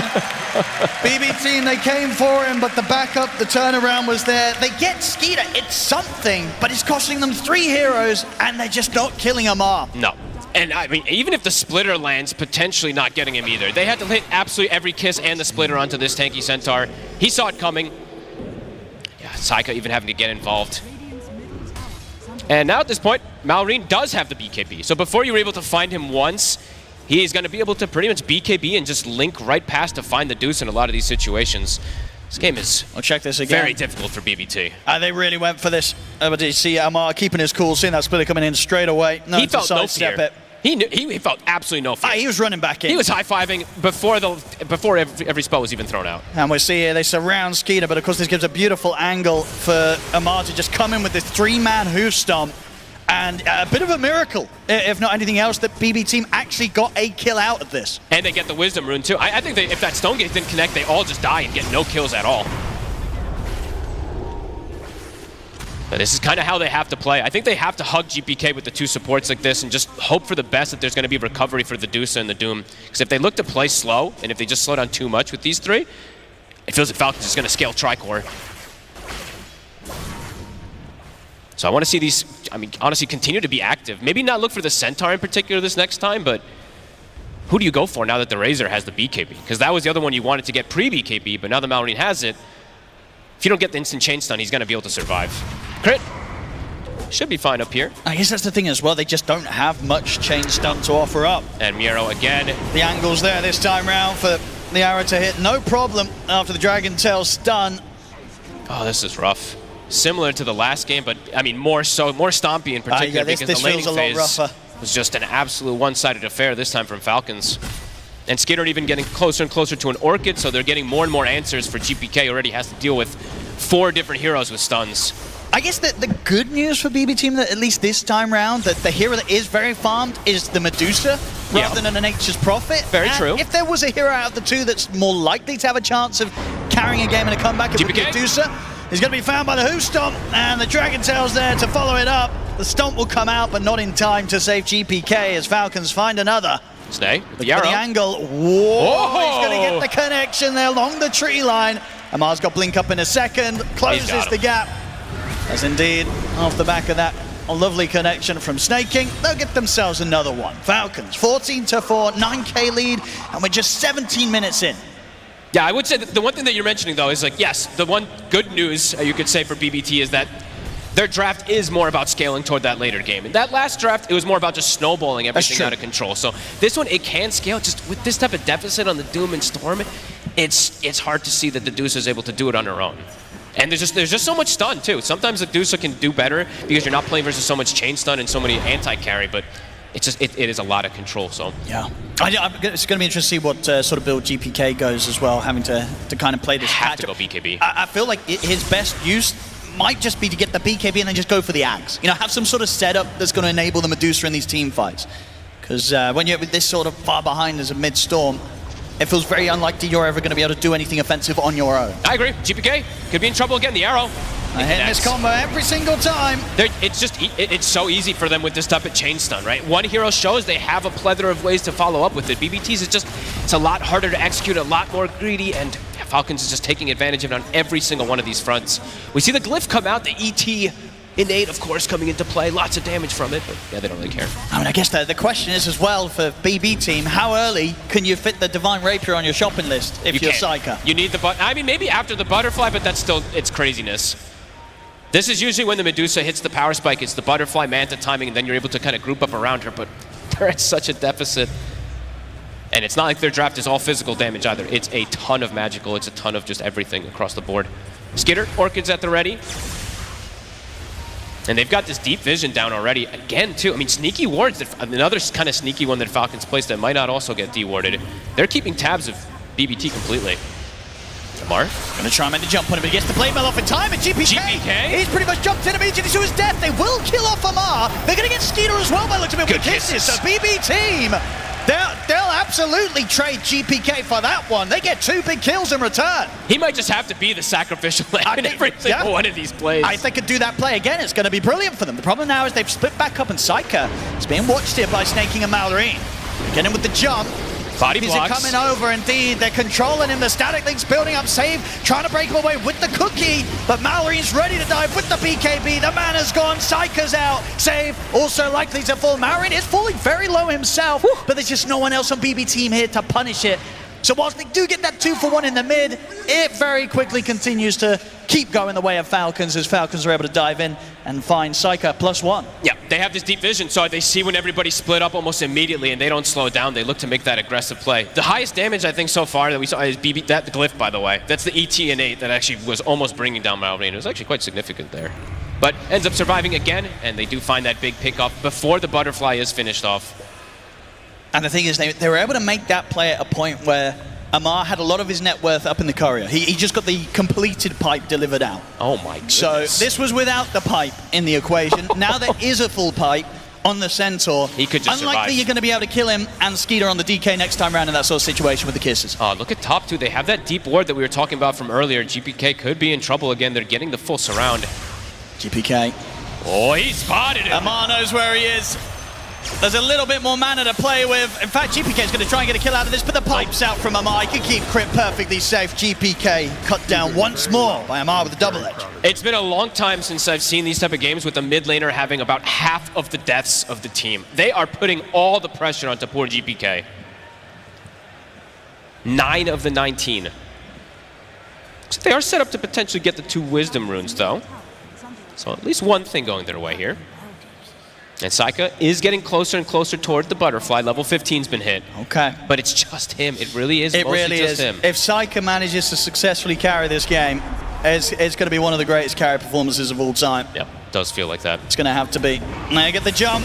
They're ready to catch them here as BB team try and retreat back to the base, but Save is caught outside of it. Falcons, they'll take the Tormentor. Like if this Medusa, if Psyker was playing like versus this lineup that didn't have this anti-carry Razor or something like that, perhaps I could see more of it. Just there's so much. It's not even just the Razor. I do have to factor in the other thing as well too. Is Breathe Fire. You can never really factor down these anti-kind of carry mechanics that just reduce damage. These things add up in these type of lineups when you are limited on damage already. For sure. I mean, it feels like the cookie is not going to be enough. We need to see some like 4 staffs. 4 staffs for sure. They've got to get some 4 staffs.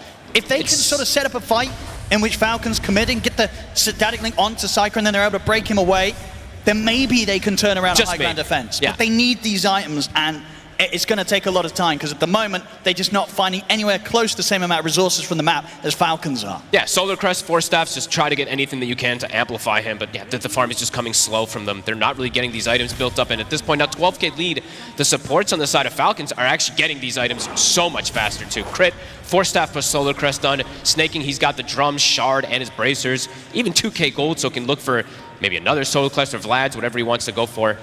Just across the board, getting too much. The supports are soon to surpass 2 of the cores. We could see 5 of the top 6 net worths be out for Falcons soon if another fight goes their way.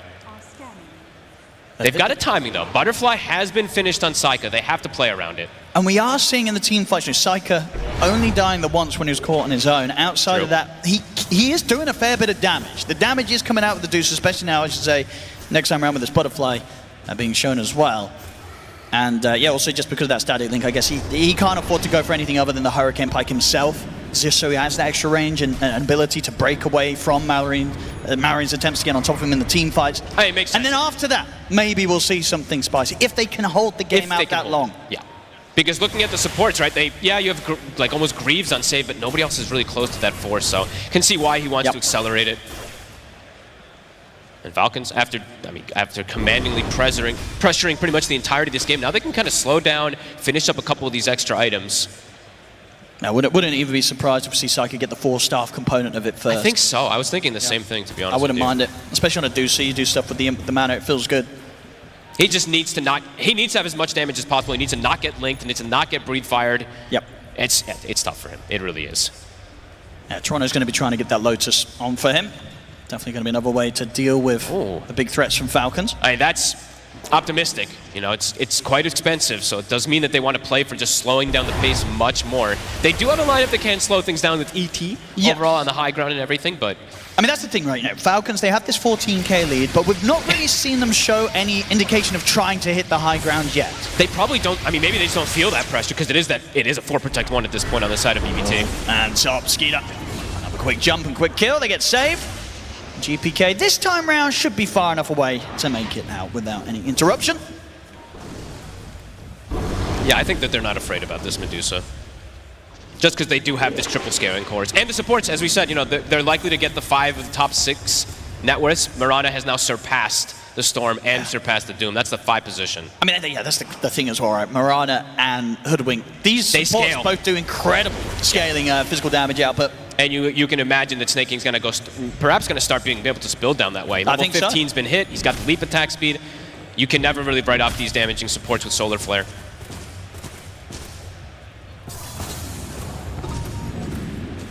See Falcons. I mean, the question is this a lineup from Falcons that you expect to see look towards the Roshan pit anytime soon, or? I think the world's their oyster. I think they can kind of do whatever they want right now, just in terms of map control, because they have vision as well that's been very sneaky. I have to commend Snaking, because I've seen, I think, 3 or 4 wards now in the last 2 games that we haven't seen too many throughout this tournament, so they're just keeping tabs of BBT nicely, so I think they can pick and choose what they want to do. Now that it's shifted top, they're probably going to go for this Roche. But yeah, they just have options open. And incredibly unlikely that BB Team's going to even attempt to make any moves over there. They'll just try and take the most out of the fact of the map being left vacant by Falcons spending time in the pit. Yeah, they're just trying to finish up one of these next few items, these next things to amplify and buff up the Deuce, but Falcons going to accelerate things massively here in these next few moments. They will. This is definitely going to be the key for them to, if they want to, break the high ground. They got the Aegis, they've got the full Crimson now on top of the pipe on Amar. They're ready to go. Yeah, I have to keep checking all these couriers because everybody just is so rich. They're getting so many of these. Yeah, Gem now on Snake too to control vision. And yeah, GPK's got his BKB, and yeah, I like this. Ags queued straight up to next. Ags. He needs it. I mean, he needs to just play. They're playing for Protect 1. He is not a carry at this point. It is all about the Medusa's game. And the Ags is going to be big because there is that huge combo. It's very far, I mean, it is very far. They need a good sort of, 5 or 6 more minutes of this game. And obviously with this 4 minutes on the Aegis from Falcons, highly likely that Falcons might get a lot done in this upcoming 4 minutes. Yeah, they've got the lanes pushed into, they've got mid and top pushed out, and they have this ward bottom that's been watching Saika the entire time farming. See where they look to hit. Still a tier 2 to take down on the bottom lane for Falcons. Imagine that's probably where they're going to end to go now next. As Amar, a Crimson Garden also, so talking about all these damage mitigations and stuff like that for Medusa, her damage is not that explosive, especially not to Crimson right now. It's all about that next item. They're going to look for a smoke. They're going to try to be sneaky here. This is risky. Especially if it's going to be Skeeter that kind of catches the brunt of the attack with the Aegis on him. What do BB team want to do about this? They've got eyes on Skeeter. They lose their ward, so not going to be able to see the back lines. They're going to look for it's a deep wrap very around deep here. wrap. Can Toronto, Tokyo, or GPK find some sort of setup? They go, again, Skeeter's not the one they want first. The timer's ticking, the smoke running out. It's kind of awkward now for BB team. They see the mid lane pushing in. The fact that nobody's showing there, they know that there's this move happening. Amar he's ready to jumps scout in. this out. They're going to try and go on him. They're going to drop the Doom down, see if they can kill off the Centaur. It's a lot of damage. It should be enough. They've got him. Can they get anything more though? Mira's been jumped in response. Syka's in trouble. Take him out. Yeah, Syka taking huge amounts of damage, but they get the chase down onto Snaking. They found a second. Marin's got to break away, keep his distance. They got a gem. This is pretty big so far. But Toronto Tokyo's going to get caught on the way out. So the gem will return into the hands of Falcons. It's not a bad effort there from BB team. They choose to fight into the Aegis, and they do get a 2-for-2 trade. Which when you're down as far as they are right now in the net worth, you probably take that. Yeah, I mean, all things considered, they were able to get this. The Stone Gaze in particular kind of stopped Maureen from being able to full commit onto this Medusa, so not bad. One step of many. I mean, you're still at a huge deficit, of course, but you're going to get a big kill, big surge of experience from taking out this level 18 Centaur. And it did look risky at the start. I mean, we saw sort of how quickly Syka's mana pool just got shredded by the damage output. I think coming in. Did he get like I think he had either a big snake or somebody passed him like a Lotus or something, because he got a pretty decent restore afterwards. Maybe it was the Greaves. Didn't quite get to see. All right, best fight we've seen from them so far in this series, let's be honest with you. Get a 2 trade here and level 20 now up on the Medusa. Good experience. So the Stone Gaze duration is actually pretty relevant now. And we are seeing, this time round, if they get the jump onto Amar, they can kill this Centaur. You have to use everything. Sure, it takes a lot, but it's proving to not be the worst way to start a fight. But now cooldowns, 40 seconds on Doom. BBT is quite cooldown reliant to be able to pop those heroes, so Falcons looking to take advantage of those now for the moment. But BBT, as soon as those cooldowns are up again, they could look to go for this fight if they can find a nice type of wraparound like that again. Of course, they lost their vision, and they were not able to recover that gem. But if they can get vision down, if they can look for these type of flank rounds, if they can throw the kitchen sink onto one target, they can kill them. Well, next fight round, Skeeter, especially taking this tower down, should have the money to get the AC out to him. But only a minute or so left on the Aegis. They actually still have this ward on the high ground around the triangle, so sneaky little placement. Could be important for them to get a wrap. Skeeter, though, accelerating things more. As you said, 60 seconds on this Aegis, wants to force as much as possible. Yeah, AC on the courier. They're going to try for the jump Miro, look at the back line. He gives his Stampede. Does get the Doom out, but it's the Stampede was already there. They just turn and tear through Miro. Oh, no. He's out for 50. That is not the initiation they wanted at all. And the push now, it will continue for Falcons. Skeeter, he's going to look for the jump in. He's able to get the Dragon Tail, so they're trying to use the cookie to keep Toronto Tokyo safe. They'll be able to keep him alive. Now GPK able to turn, get the Vortex back onto Skeeter. Syke, has he got enough damage to take him down once they have? That's the Aegis. It's the Aegis gone. Having to do this 4 versus 5 though, BB team. Still 30 seconds without Miro, and even when he's up, they don't have the Doom. They still have the other ults though. Stone Gaze plus Kisses plus ET Splitter is at the ready. Falcons, they will respect it. Back up, finish off the Satanic for the Razor, and take out that ward that was placed there from earlier. They knew because of the way the Miro jumped that some type of vision was there, even though it wasn't the greatest type of initiation ever. And now no Doom, 80 seconds when they do respawn. Syka has found that 1 damage item, though. On his way toward the next. Is the top net worth? I mean, without a doubt, considering how far they are behind in net worth, they're still definitely giving quite the fight here, BB team. Yeah, especially when it comes to these high ground pushes. That's pretty much where they thrive, if they can get some type of dream connection with these Stone Gaze and stuff like that. But again, gonna keep reiterating, looking at the net worth, it really is just the Dusa versus the world, and those 2 supports about to surpass the mid and the offlane, even Crit. He's starting to get scaling items too. The Atos, the Gleipnir, it's starting to get queued up onto this Hoodwink as well. Snaking also has a BKB on this Mirana soon. Tormentor once again. There's gonna be Falcons. Skitter gets a freebie. GPK halfway towards the Aghanims. Getting closer and closer. It's all about that big wombo combo. If they can just have them all inside. I mean, it's going to have to just be some type of Stone Gaze that catches onto 3-4 heroes for him to do the damage still. Gold lead continues to grow. Saika should have the full Daedalus ready for the next defense. 100 gold away, and pretty much going to have it with this next wave as he pushes out. And how close is Tokyo to his Lotus? Okay, still a bit away, but if they can even get some type of Lotus play onto a Link, it could be huge. Still needs some time, of course, but... Amplified damage rune in the bottle, full Marine on the next push forward, and as you say, with the Satanic on top of the BKB, they've got multiple ways that they can absolutely charge in onto the high ground, and BB team, they're going to have so many kind of threats to deal with. Their team fight execution has to be completely flawless from BB team at this point on the defense. They have to pop a target almost instantly with the Doom. And then they have to play this kind of 4v5 scenario and hope that this Medusa can get these good positioning for the Stone Gaze and everything. They're playing around this high ground again, so looking to perhaps catch Falcons off guard. I mean, do you think, is it a bit of a surprise or a concern for Falcons that because of the support build, they don't have anything like a Lotus to try and deal with the threat of the Doom? Or does that not matter? Or is that a part of the game where the greed could hit them a little bit hard? I think that they're probably just feeling comfortable because they know how much gold that they're getting on the map. You know that BBT's just been trapped inside the base for the majority of the time, so they probably just think they can outscale, but maybe we will see at least one of those picked up. GPK is going to be able to poke at the BKB from snaking. Okay. Yeah, that's the full Lotus done on BB team side of things. Toronto Tokyo is going to have that ready to play in the next team fight. He can get that down onto Saika. Should be able to really enable this Medusa to get a lot done in the team fight. This is sneaky. Someone has to be careful. They're going to show. Rax dies super fast at this AC, but no more creeps. So it's just a range Rax that gets taken out. And they can hold back. Wait for the next Roche if they want to. I just keep checking Saika's items, just waiting to see when he's going to queue up the potential Rapier. Doesn't need it just yet. Scotty's going to be very effective versus the enemy lineup too, if he's able to get it, if they can keep slowing things down. Let's have a look here. Roshan. It's going to be a shorter respawn. 45 seconds until it's back up. Miro farming pretty deep down here. Unlikely to get found by Falcons. The safest place is the scariest place at this point for them. They have to take these type of risks to find any farm on the map.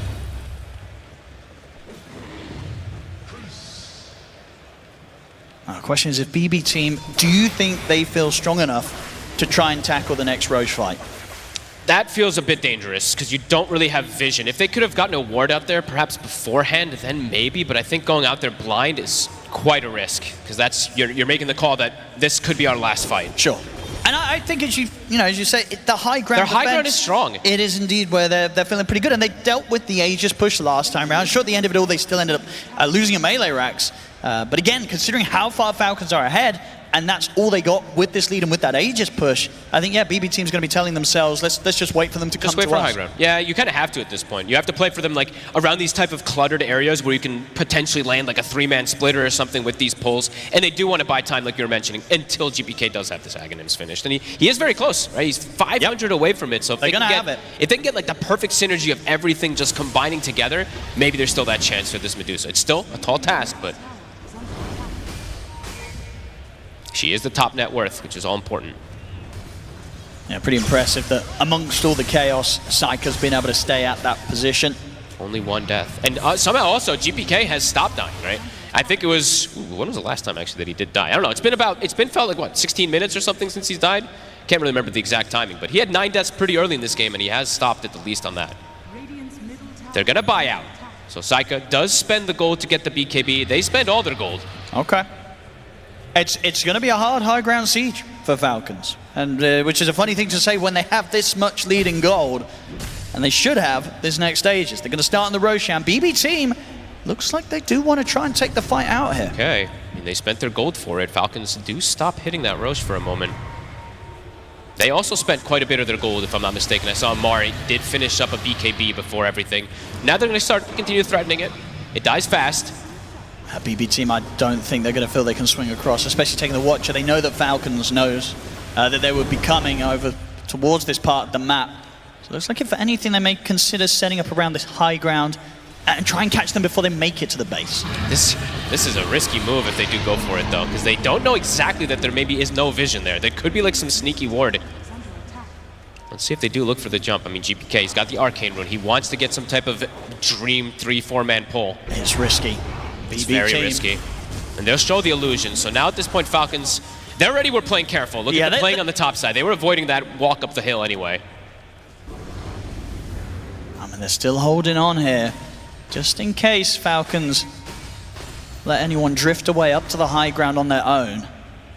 They're waiting for someone to show on the map and then potentially maybe look to catch if they see them split up. I mean, maybe it's also just the threat of them being there, right? They know that it's unlikely Falcons are going to walk into a bad fight, but they also know that if BB Team are sat on this high ground, they reveal it with the illusions, Falcons, they're not going to immediately come in with a push on this top lane. Yeah, I mean, they can just go back and finish up these next few items because they are getting closer to some big ones. I mean, I've been waiting for Crit to reveal which one he goes for, by the way, because he's had the Gleipnir queued up for quite some time, but hasn't quite committed for it if we do want to see like a defensive one for him. And the Rapier does get queued up from Saika, so he is still feeling like he does need that explosive carry potential. Medusa with a Rapier this game does sound kind of terrifying. Pretty spicy, especially if he's able to hit 25. If we're able to see that split shot use modifiers with the Daedalus and Rapier, definitely still that chance. I mean, still though, Falcons, they seem very relaxed. They do. They seem very comfortable with just waiting to go for the later stages. BBT playing around this vision. Do they want to jump Skeeter? GPK's thinking about it. Oh, GPK got a timeless relic also, by the way. So he pretty much got the best things he could have gotten for the situation that they're put in. Yeah, it's pretty huge. I mean, with the timeless relic, right, you're pretty much guaranteed to have enough time with the vortexes to set up for the Elder Titan to get in position, the Stone Gaze as well, these stomps, Earth Splitters.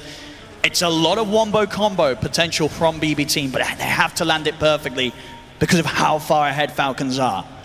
Malrine, Refresher has been purchased, so insane amount of damage now on this Razor.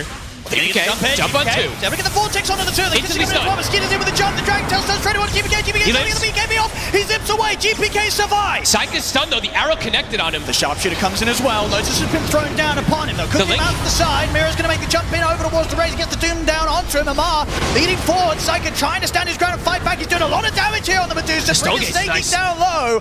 Can't stick around any longer though. The BKB's about to wear off. He's running low on mana. Ogre Seal totems away. Saika. Falcons, they're going to look to certainly chase it. The Plasma Field won't catch on.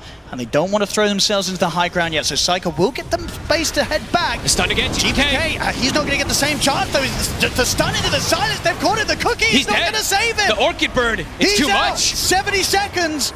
No buyback on GPK. They used absolutely everything there to kill a target. They didn't kill anybody on the side of Falcons. Able to reset, sustain. Refresher still at the ready for Malrine, so he can use it if he wants to, and he still has his Eye of the Storm ready in 5 seconds or so. Yeah, still 2 minutes left on the Aegis for Skeeter. The push coming in once more. Tier 3 down in the mid lane. Skeeter. To lean onto Saika though. She used the cookie. They used the cookie on the illusion. They've got the force back onto Saika. We'll keep him at a safe distance from Falcons. That was a risky cookie. Gotta save those to be able to reposition the Medusa as much as possible. But it will push Falcons at least back for the moment. But DK Dragon Form's about to be ready again. They've almost got BKBs at the ready on the Razor as well. And Doom is going to be on cooldown for 50 seconds. Falcons will back up, look to farm up a little bit more. They're content with keeping this one going. It feels like they know that they've got this scaling going. Even though in that last fight too, the link was actually reflected from the Lotus Orb. You could see that it still wasn't enough for BBT to look to turn to fight with this Medusa. Falcons there, ready and set up in case BB Team do start to try and look for these sneaky smoke plays coming out of the base. And they've got everything at the ready. Gleipnir now finished up onto the Hoodwink, so we see GPK fall into the bottom 3. Snake King's ready to start work on his Satanic. Oh, well, look. That'll be a pretty interesting one for him, but sure, why not? And the push commences. Doom, 5 seconds until it does come back up. BKB's at the ready on the side of Falcons. With the jump.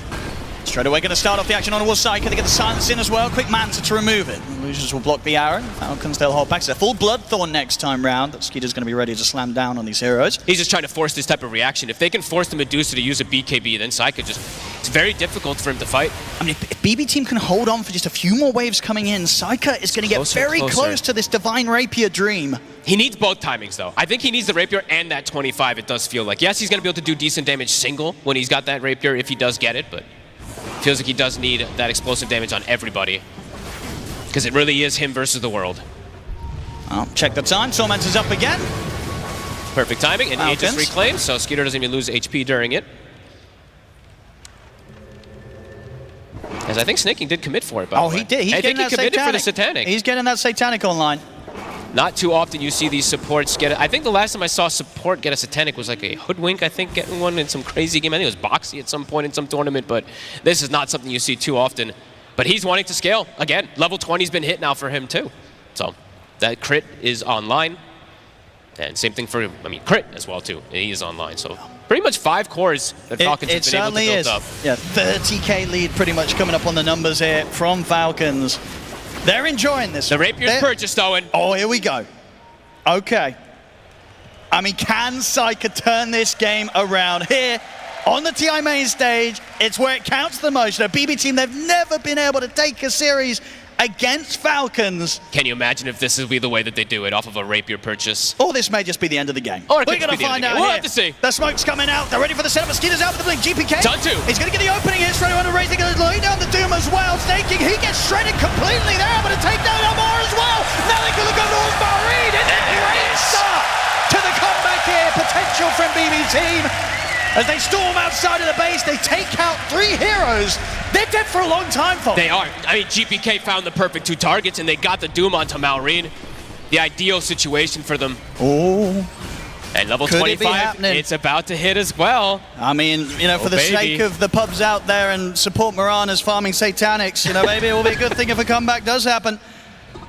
Can they do it with this Rapier Medusa? And the 25, as you say, he's basically got it. He's basically there. The important thing is, too, now at this point, when you're able to get these type of kills, these sequences, check this out again. Their respawns are long, so Doom and everything comes back up as they respawn.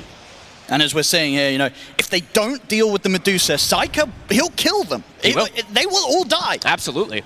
It's the perfect jump. You couldn't ask for a better one there from GPK or from Yero. Even though there's that 22,000 lead.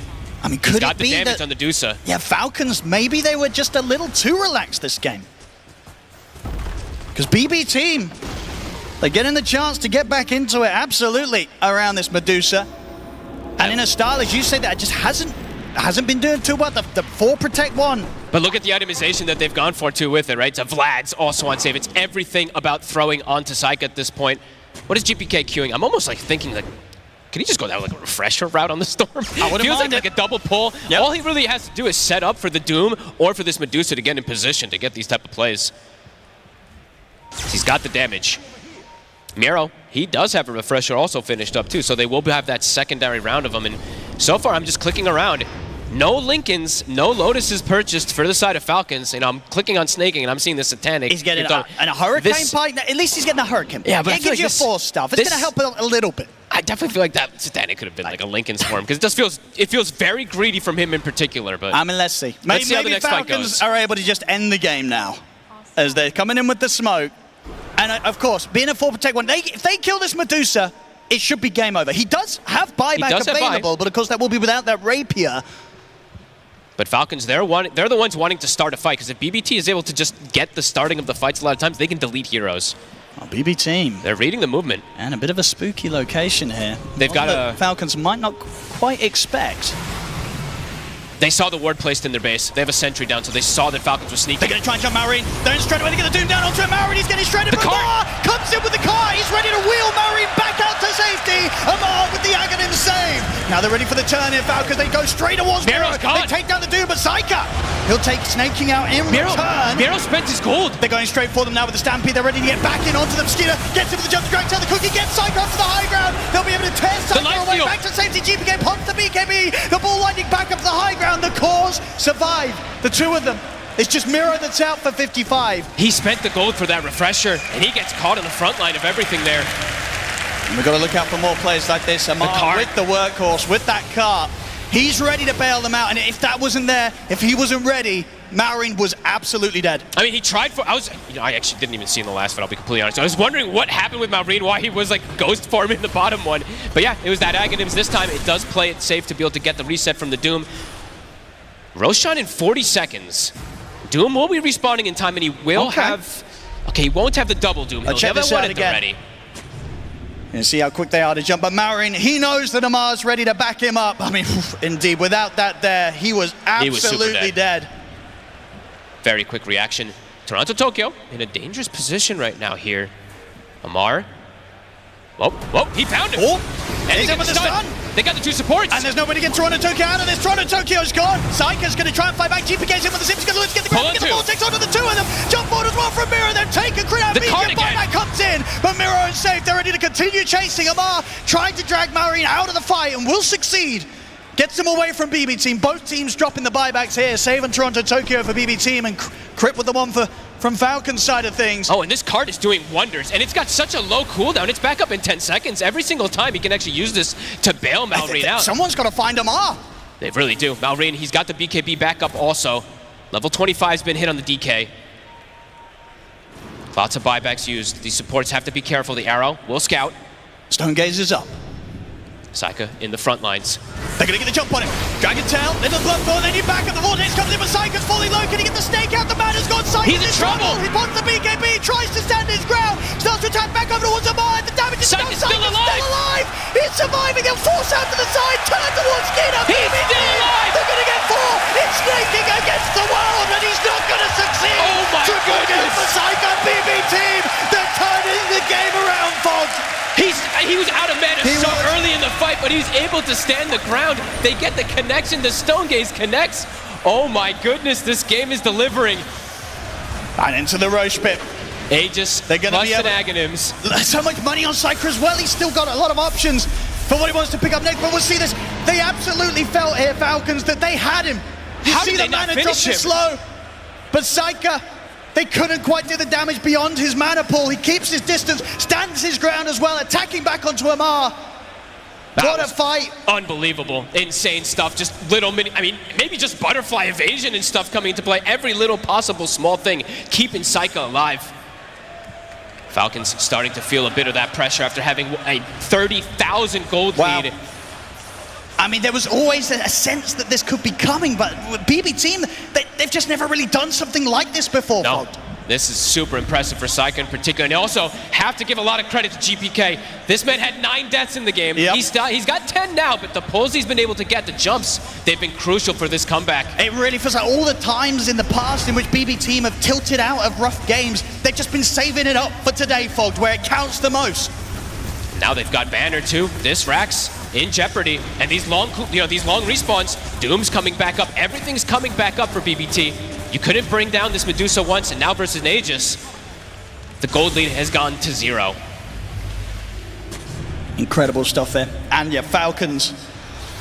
What would you imagine is the vibe from their side of things right now? Like, what are they saying? What are they doing? This is a completely new position for them to really be forced into. They probably just felt like they were comfortable with the multi-scale because of how much Crit was farming, because of how much Snay was farming, because of everybody. But now I'm looking at the itemization. They're like, we need to get ways to prevent this Medusa from attacking or prevent something. See, Snay's queued up like a halberd, but these items maybe are coming after the fact that they needed them.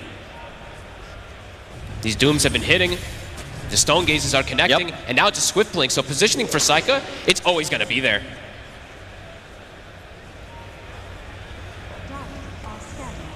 Feeling like this Medusa now has the advantage in the game, and the positioning overall, BBT, they've been able to get these beautiful jumps over and over again. Saika's in. Somehow hit level 25 throughout all this. They try with a jump. And with this Aegis, I mean, we saw how much they struggled to take him down once in a team fight. He's high-fiving him. Gonna get the jump again. It's a good link. The static link. That It's should a be big the Aegis gone. Uh-oh. But you've got to imagine this was part of the plan, because they just presented the Medusa up. Let's see what the backup is here from BB2. They get the jump. The stun is there immediately. Hold the 2 of them. They'll try and cook Saika out to the side. But Saika's going down. The Rapier hits the deck. Falcons still defend, and they're ready to kill off more as they look towards save. Tried to hide with the glimmer, but they found him as well. Uh-oh. And that's a Rapier. Wait, they give it a snaking. Oh, I mean, he's the one with the Satanic. He's like, guys, I didn't farm the Satanic for nothing. Give me the Rapier. Oh, man. It looks like they were putting him out there on a silver platter, but it seemed like they had an idea to play around it, but now Doom dead 70, Snap gone. I would say these incredible 20,000 gold swings in these fights. After making such an unbelievable comeback throughout the majority of this game, it takes one mistake. Oh, no. Maybe the BB Team of old is still within them. Falcons. They were so close to turning this around, but it's just been completely redeemed there by that successful defense from Falcons. And you can look at like kind of how it plays out is Saika has to swap the BKB in, right? Because the Aegis is getting reclaimed. He has to swap in it. It wasn't up, so he actually just gets hit by the first stun. Yeah, instant followed up from the chain stun, and they're able to connect absolutely everything, and he can't get anything off before they get all those spells onto him. Well, here we go. Let's see if they can hold now without the rapier on the Medusa. Now things are going to get back to being very, very hard for BB Team. Especially because now even snaking with a rapier, his damage is also pretty absurd. And now these Rexes, the final set.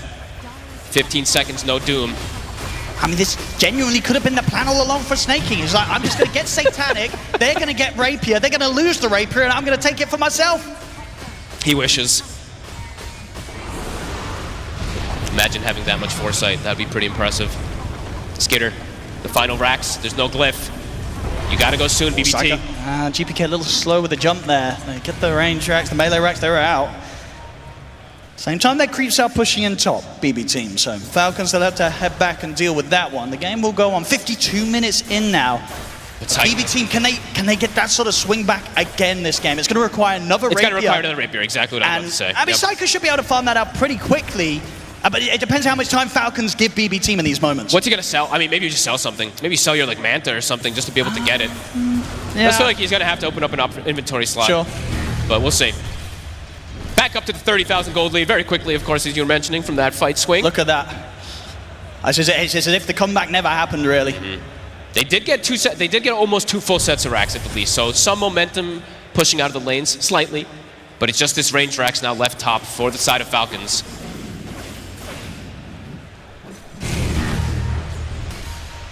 And Psycho, yeah, he needs the rapier. So yeah, sells the Manta. Okay. That's pretty much has it gone. 400 gold. 400 gold. So there should be, well, there will be a second rapier thrown into the mix this game. There it is. He has to get the BKBs off, though. They have to still get he still needs all this defensive capability. If he gets caught from an initial stun, I still have massive concerns for this Medusa. Yeah, they've proven that they've been able to burst through him. Yeah. And also the team just needs to be closer. Let's be real here. That last fight, they put him out so far. They were, what, 2,000 range away? It looked a bit rough. It looked like losing the Aegis was kind of like part of the plan, but then it seemed to play out like there was no plan at all. Smoke up, Miro. Oh, Ninja Gear. With the jump, they're going to throw the dude down. I mean, it's not a bad target. They get rid of Amar. They get rid of his workhorse car. There's no save. I mean, if Snay has to be cautious with his positioning, too, on this Mirana, he is very important in this game. If he gives up a rapier, too, the game could just swing back and forth constantly. That's going to be their cruise. That's going to be the key target, though, they have to go for. I think the Doom just has to be thrown onto Amar in every single one of these situations. At least one of them. Otherwise, he's just going to speed Workhorse out, one of the boys. So if they can keep playing around those visions, getting that type of Doom, then they still got a fighting chance with this Medusa. Sure. And Toronto Tokyo's going to be able to enable a lot, like with this Ags, and now going for the AC. True. He's actually starting to get some scaling. He's got the 20 talent.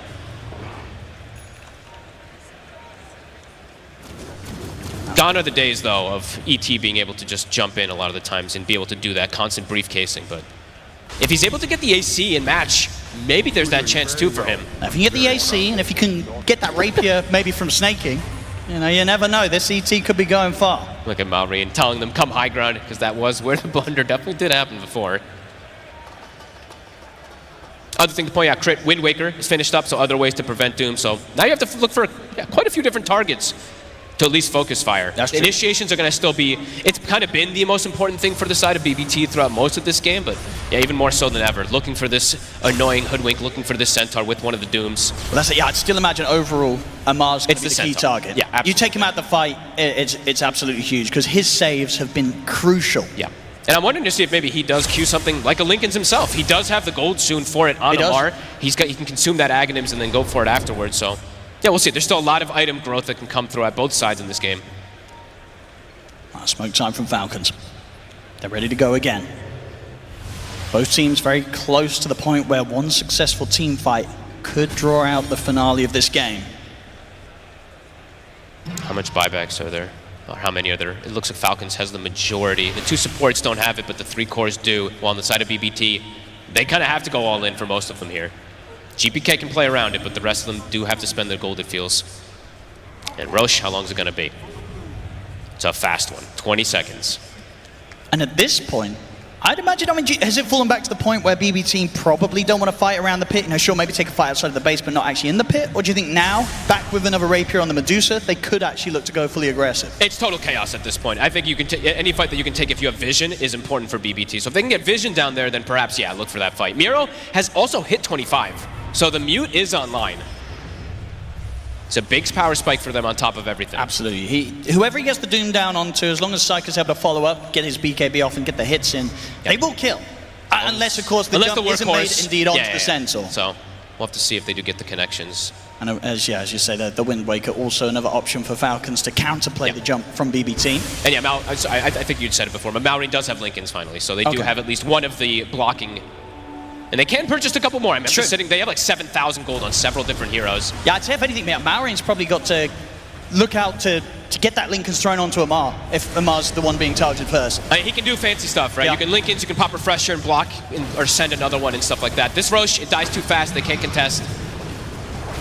And difficult for them to come out there now at this point when Falcons has the vision too. 57 minutes, we could be approaching toward this 60-minute mark also. And Legion, yeah, you can only imagine the potential there. Something like what, Mirror Shield coming out for Psycho. Or... I mean, explosive damage can come into these Apexes and Stygians. They're nothing to laugh at this point in the game. Falcons, though, with this Aegis. See where they look to go.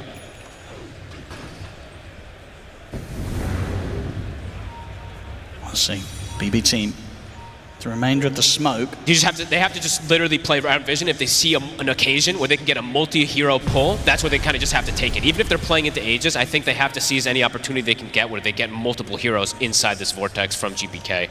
Even if it's risky, you don't want Falcons to just get free setup onto high ground pushes. And Falcons. Tense moments. They're on their way. Sending in the illusions first, seeing if they can get any information out. BB Team remaining completely hidden. Looking to fight underneath their ward setup here, BB Team. Falcons, they're careful about how they approach this. They know that BB Team is likely to be looking for this sort of play. It's deep breaths from both sides here. It's patience. They're going to get the Vortex opening and straight away over towards Skeeter. They're going to look to burst through the Dragon Knight. They've done so. He's out the once. Now they turn attention over towards Amar, but Miro found the Doom target. Amar has to back off. He's trying to push on forward, but the Earth Spirit catches him. Maori trying to heal up here with the Satanic. Is it going to be enough to keep it alive against the 5 of them? It looks pretty good. They can't quite bring Maureen down. They've got to start backing off. He's been caught by the block. Is there anyone to break him out of this? They're going to try and get it back up the high ground, but they can't. He's down for 2. The pushback catches him. He's out for 2 minutes. No buyback available on Psycha. This could be it for Falcons. They're pushing on. That was the fight that they were looking for. Another catch. 20 seconds until Psycha can buy back. It's on cooldown. He has the money. Can they last 20 more seconds? GPK trying to buy them time in with the Vortex onto the 2 of them, but Maureen and Skeeter, they're ending. They're looking to close it up. The fortification's there. 7 seconds until Psycha is back. Can they push them off? I mean, with these 2 Rapiers now on Falcon's side, I think they push fast. Mirror's in with the Doom. GPK trying with it, but Amar's in with the save. He's going to get Skeeter into the car. The throne's dying. He allows Skeeter to keep hitting the edge and close the game up without any interruption. GG is called. Falcons, they'll do it 2-0, knocking BB Team out once again. This was one of the better recoveries I've seen from BBT playing versus Falcons throughout this year, but it didn't matter. One mistake on that high ground push, Falcons capitalize. Oh man, a devastating game for BBT, but what a performance from Falcons with a very comfortable, stable draft. And Maureen at the end, he just ran through 5 heroes on this Razor with no fear. He really did. You know, in this sort of game where things got as crazy as they did as the minutes passed and we got to that sort of 60-minute mark, yeah, Maureen showing no fear at any stage of the match, especially at that end point, knowing that he could go in and he could just survive against the 4 of them. He was super aware of what BB Team had already thrown down on the rest of his lineup. He knew he could get away with that sort of play. Yeah, have to give some commends, of course, to BBT making this type of potential comeback. It was a 30,000 gold lead at some point. They swung it back to 0, but Falcons do find that one opportunity when it's just a split up Medusa that they're able to take that most important team fight. Absolutely, yeah, one of the closest the BB Team's come, I feel, in the game against Falcons, where they were so close. So close. So close to turning it, but then they got a little bit ahead of themselves with that push down mid, losing, Psycho with the Aegis and quickly a second time, as you say, largely down to the key timing of Falcons getting that stun jump immediately on the respawn of the Aegis, leaving him no chance to BKB. Well, what a game. I hope we get many more of those today. This series, as we saw, Falcons, they take it 2-0, moving on in the competition and knocking BB Team out. I am here with Crit. I mean, your first win in front of the home crowd. How does that feel? It's very special. I didn't really know how I was going to react playing here the days leading up, like just being at my apartment and then going straight to TI. It's crazy. I'm hearing a lot of support from the crowd, which must be nice, but how do you keep your head in the game during this match? Because it got pretty crazy.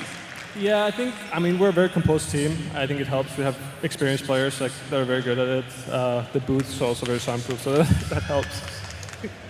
Yep, soundproof booths will certainly do the job for you. And of course, you talk about experience, but of course, you also have Malrine here as well. This is his first TI main stage. What was it like for him? You know, he seemed so cool, calm, and composed coming into these lanes and just demolishing. You know, was that because you guys were helping him out, supporting him, or is he just a cool character?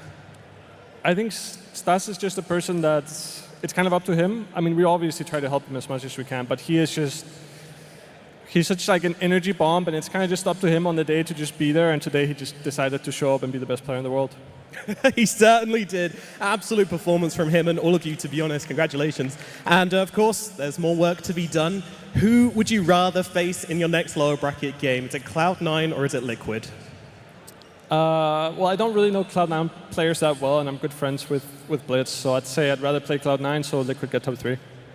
All right, Crit, thank you very much. Ladies and gentlemen, Copenhagen, give it up for your local legend, Crit. And we'll pass it back to the panel. Thank you very much, Nomad, and congratulations to Crit and Team Falcons for moving forward and, of course, securing top 6 here at the International. We'll see how far they can go through this lower bracket. This game, too, though, it looked spicy. This was exactly what everybody woke up here to come see because it could have gone either way. Tigov, this was magic. It was, and you know, for BB, they're not, you know, they've been here before. In regards to like last TI, 68,000 comeback, they made it. You know, they also lost a 30,000 comeback. They were what 30k down this time with the Rapiers. Like they were so close to doing it again. Like for all-time TI history, BB holds the record for like #1 and #2 for winning and losing with comebacks. Like this is their home ground. They're used to it. But yeah, unfortunately, they weren't able to overcome the Falcons kind of class. But they put up a really good fight, though, towards the end, which was just great to see. It looked like at the start that they were going to go out with a whimper, but they went out with a bang, Shiver, and that's what TI is here for. But ultimately, this game, I think Falcons played an incredible game, but I want to talk about their identification of who the key target was in this game. We talked about the Medusa a lot on the draft, but Falcons identified that Storm Spirit was their central key in this game to get it moving, to give them an entry into that mid game, to allow them to skirmish. And what did they do? They shut him down entirely. Malrine on that Razor, with that last pick, not only did he counter him, first let him solo, but then they brought Crit to that lane. They camped the Storm Spirit. Malrine then goes bottom and wins that lane. And GPK, this is one of the most difficult early games I've ever seen him play. Yeah, he's a player always known for kind of crushing his lanes, having this really early game advantage. So him going into the 6 minutes, 0-3-0 is just not really what you're expecting to see from your mid lane. No, painful. Double-digit deaths, Gunnar. I want to talk about offlaners, Gunnar, because you already, very early on, pointed out that you loved the way Amar was building his Centaur. Yeah, I thought his Axe purchase was really good. I think it's kind of underrated nowadays. It's been buffed so much, they're invulnerable, so they don't take any Doom damage. And it also gives them haste, so he can run away from like a Doom. And you saw, I think, 2, 3, 4 fights. He basically just saves whoever gets gone on. There was the one fight top, but it was actually on cooldown, and that was the fight that pretty much swung the game and almost gave BB Team the win. But besides that, it honestly did so much work. And even here, you see the DK can't get stunned. They can't stop him. He's in the cart and can just hit the Ancient, and at some point, they just win. It felt like it was like the best usage of Centaur Aghanim's I've ever seen. Like every time I see a Centaur player pick up Ags, it's like they have to use it one time to understand what the spell even does because they don't know. Then they use it, but like Amar, he knew exactly what he had to do the entire time, and yeah, a banging game and great itemization. Yeah, and that Centaur cart, it's an 8-second duration, correct? 8-second duration, taking that off of Doom, if you can save some key targets, all of a sudden, you become the priority Doom target, which is what we saw in the last fight.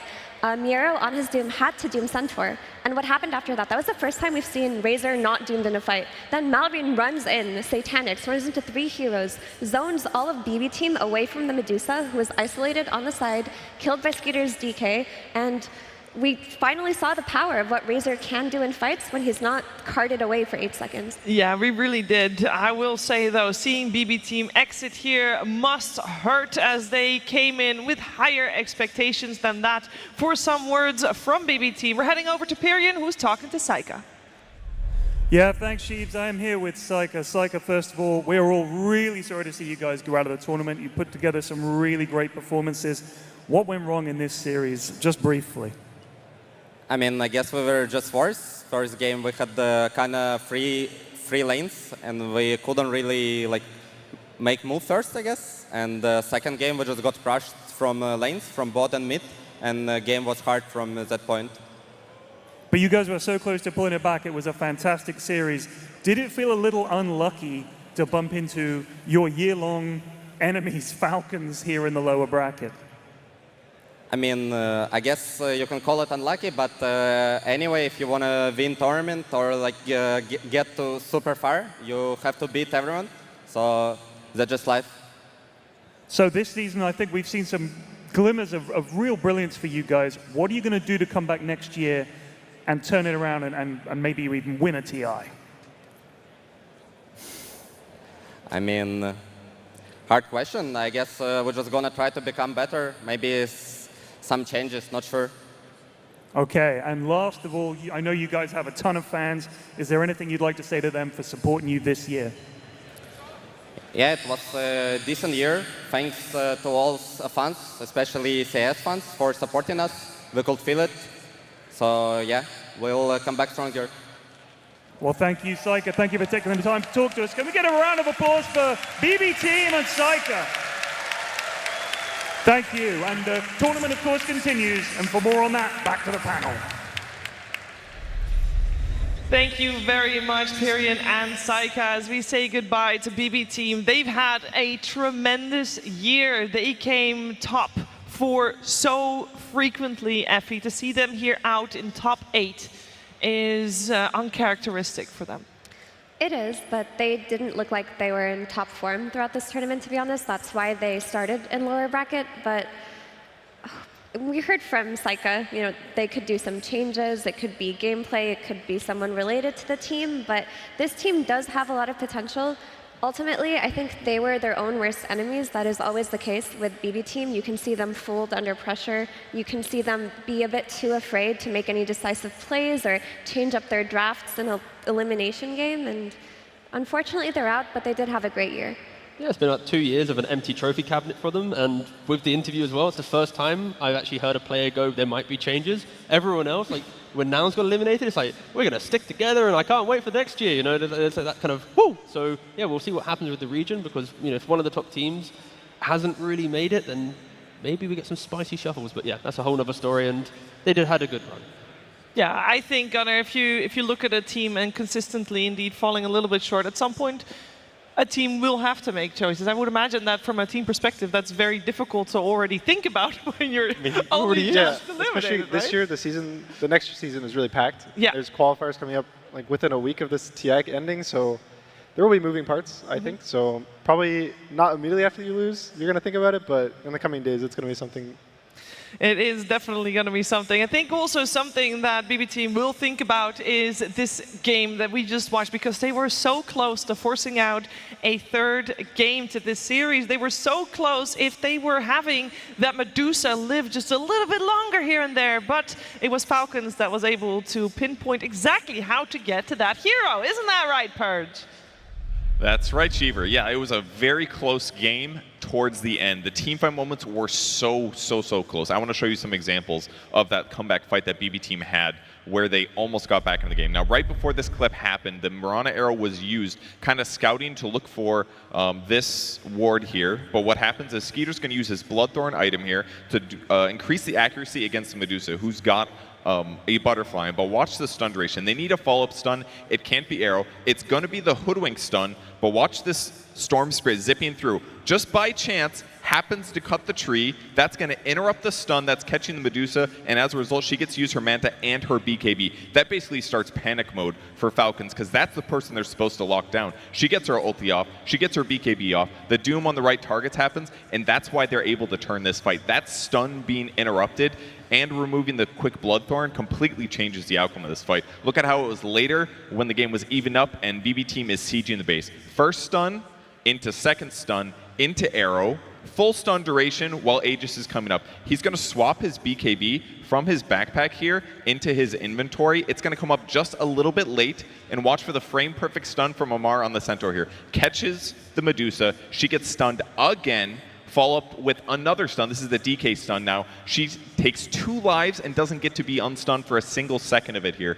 That is how you beat the Medusa. That was the plan for Falcons, but the fact that they messed up that previous fight almost gave BB team a chance to win this game. It was really, really close. Thanks, Purge. 1 second, Gunner. 1 second, and we could have had a whole different story here. Yeah, I think even the BKB, it was kind of a sketchy high ground, I would say. They had to do something. I think they were feeling the pressure of the game, that it was getting to the point where they're stronger, but they need to keep pushing forward and getting more and more, because I think their draft definitely had a point where if the game goes like 60, 70 minutes, even with the Rapier on the Medusa and how strong she is, they're not going to just win for free. So they wanted to close it out, and it just wasn't enough that time. Yeah, also, actually, the Doom on Mir, he ended up blinking in the second Centaur stun. So on Medusa's second life, the Doom couldn't cover for her because it was a very well-timed stomp or an unlucky timed blink by Doom. So it was just a matter of little things. A matter of little things. That's sometimes all you need to get victorious here in the International. It is Team Falcons that move forward. We'll see them again tomorrow. For now, they'll get a little bit of a break, and that means we are also moving forward with our next lower bracket match. We are going to watch Aurora taking on Xtreme Gaming, and before we get there, we are going to learn a little bit more about Xtreme. 当时比赛的气氛就是很高昂的，大家都很开心啊。打完雪碧就是大家都比较开心吧，因为大家都感觉这次可能状态不是特别好，然后能进场馆就还有继续往上冲的那种可能性吧。我觉得我们会就是一直进化，然后看能不能就尽量往上冲吧。对战雪碧之前我们就做了很多准备吧，然后第一场的时候。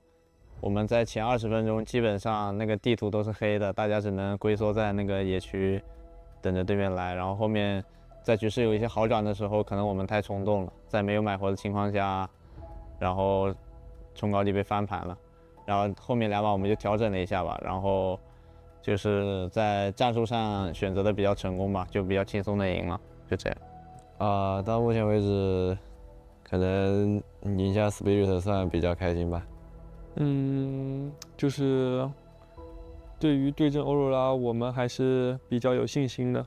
他们欧若拉战队是一支比较偏防守反击，然后比较偏打中后期的队伍吧。然后我觉得我们打他们，就要么就是前面就是可能会打到比较后面吧，我感觉。我觉得欧若拉也是一支就是不能小看的对手吧，就我们会尽全力跟他们对阵。我感觉剩下的队伍最强的应该是 Liquid， 因为在跟他们打的时候，感觉他们的每个人的决策，然后包括团队的决策都做得比较的完美吧，就感觉他们挺厉害。最不开心的一刻，那肯定是被液体第2把就是速通了，玩了个伐木机，然后就感觉。那把挺无奈的吧，就是开局我们拿了一个1血，然后我们就被19比1给速通了。就输给他们之后，我们对阵容和那个打法上做出一些调整嘛。我们调整了一下心态吧，因为我们觉得我们打液体第1把打完，然后可能心态不是很放松吧，第2把有点太紧绷了大家，然后在一些英雄的选择上也做了一些调整。我还是很期待，就是能在观众面前打比赛吧。对我来说意义也算挺大吧，因为这也算是我第1次 TI。我觉得有希望，但是需要大家就是比每一天都比之前做得更好，我觉得有机会。我觉得我们1/8概率吧。1 in 8 probability, he says. Well, I think we'll see about that. 1 in 8 is no longer correct. I think it's now 1 in 7, as there's 7 teams left. We'll see how they do against Aurora. Xtreme Gaming versus Aurora is our next match in the lower bracket, and I'm once again joined by Lacoste and still with Effie and Tigov, as we're gonna break this matchup down. We have heard just now from XM is his first time playing in front of a crowd. There are actually 2 first-timers here, Lacoste. Of the 3 remaining, 2 against each other. Yeah, XM, he's been playing Dota for a really long time. He goes back to 2017. He played for CDEC, he played for Azure, Vici, eHome, all these Chinese giants pretty much, but never played on stage, which is a bit of a surprising one, considering how skilled he was. But now he has the chance. And if we look at his hero pool, some heroes that he does play, Sniper, Viper, these Pangos, he's a hero specialist, and it's very difficult to lane against this guy. And he's the most annoying kind of hero specialist, because he specializes in shutting down the enemy on lane, not in rotations, not in tempo, but just out-filthing the enemy. He plays Viper and Sniper, like Lacoste mentioned, but even before, when he was getting famous, he was also playing Death Prophet and Necrophos and all of these green heroes that are so slow around the map, but so disgusting. But he's been doing it for so long that even these slow heroes that he specializes in, when he plays them, they look tempo. When he plays Sniper, you see him rotating to side lanes and ganking, TPing in. Yeah, you do see them, and one thing you will also see is their opponents, because it is time to bring the teams out on stage. Let's welcome in Aurora.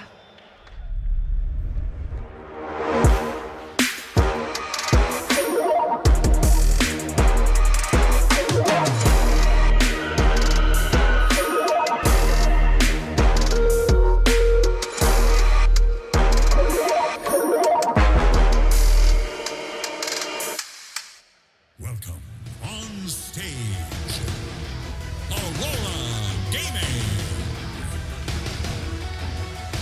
23 Savage, Laurenov, Jabs, Q, Ollie, and Coach Sunby taking the stage. They started out in the upper bracket, but had to continue a lower bracket run, knocking out Heroic already. So 1 region eliminated. Can they eliminate another region here today? That is up to Xtreme Gaming.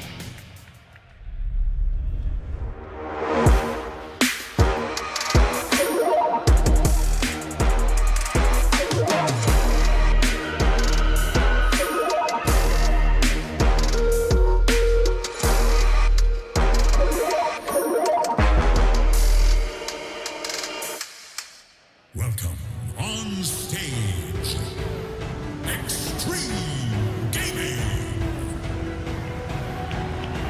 We got Ame, XM, XXS, ZinQ, DY, and Coach Maps, and they have a lot of loud fans here in the Royal Arena, as you might be able to hear. They are in the lower bracket because Team Liquid knocked them down, but they therefore were able to eliminate the defending champions. Can they continue their run in this lower bracket? We'll find out. 1 best of 3 between them and the continuous road here. For both of these teams, it would mean so much to win this best of 3 for a multitude of reasons, Tigov. For Aurora, this year, they have not been able to breach top 8. Yeah, and also, the region at TI hasn't really got further than top 8. So for SEA to win this, to come further on, it would help a lot. It, just fix that. And then also for Xtreme, China, this is probably one of the worst TIs for the region, right? Normally, they're grand finalists, top 3, top 4. And Xtreme, again, the only team here. So it is scary to think that the winner of this series will be the only non-European team left at the international. And you have put a lot of stock in that at the start of the day. You're like, one of these teams gotta do it. They have to. As much as I love Europe, I kind of want to see Europe versus not Europe for the grand finals. So whoever wins this, I am going to be 5% biased for the rest of the... 5? Yeah, just 5. Because I'm normally I don't mind who wins, but for this one, they've gained 5% of my opinion for them winning. To which regional team, then, does your 5% bias apply now? Oh, Xtreme. Well, we can back that up with numbers. I mean, Yes. he seems very convinced, and I think Lacoste, it's a little bit of a David Goliath once again here.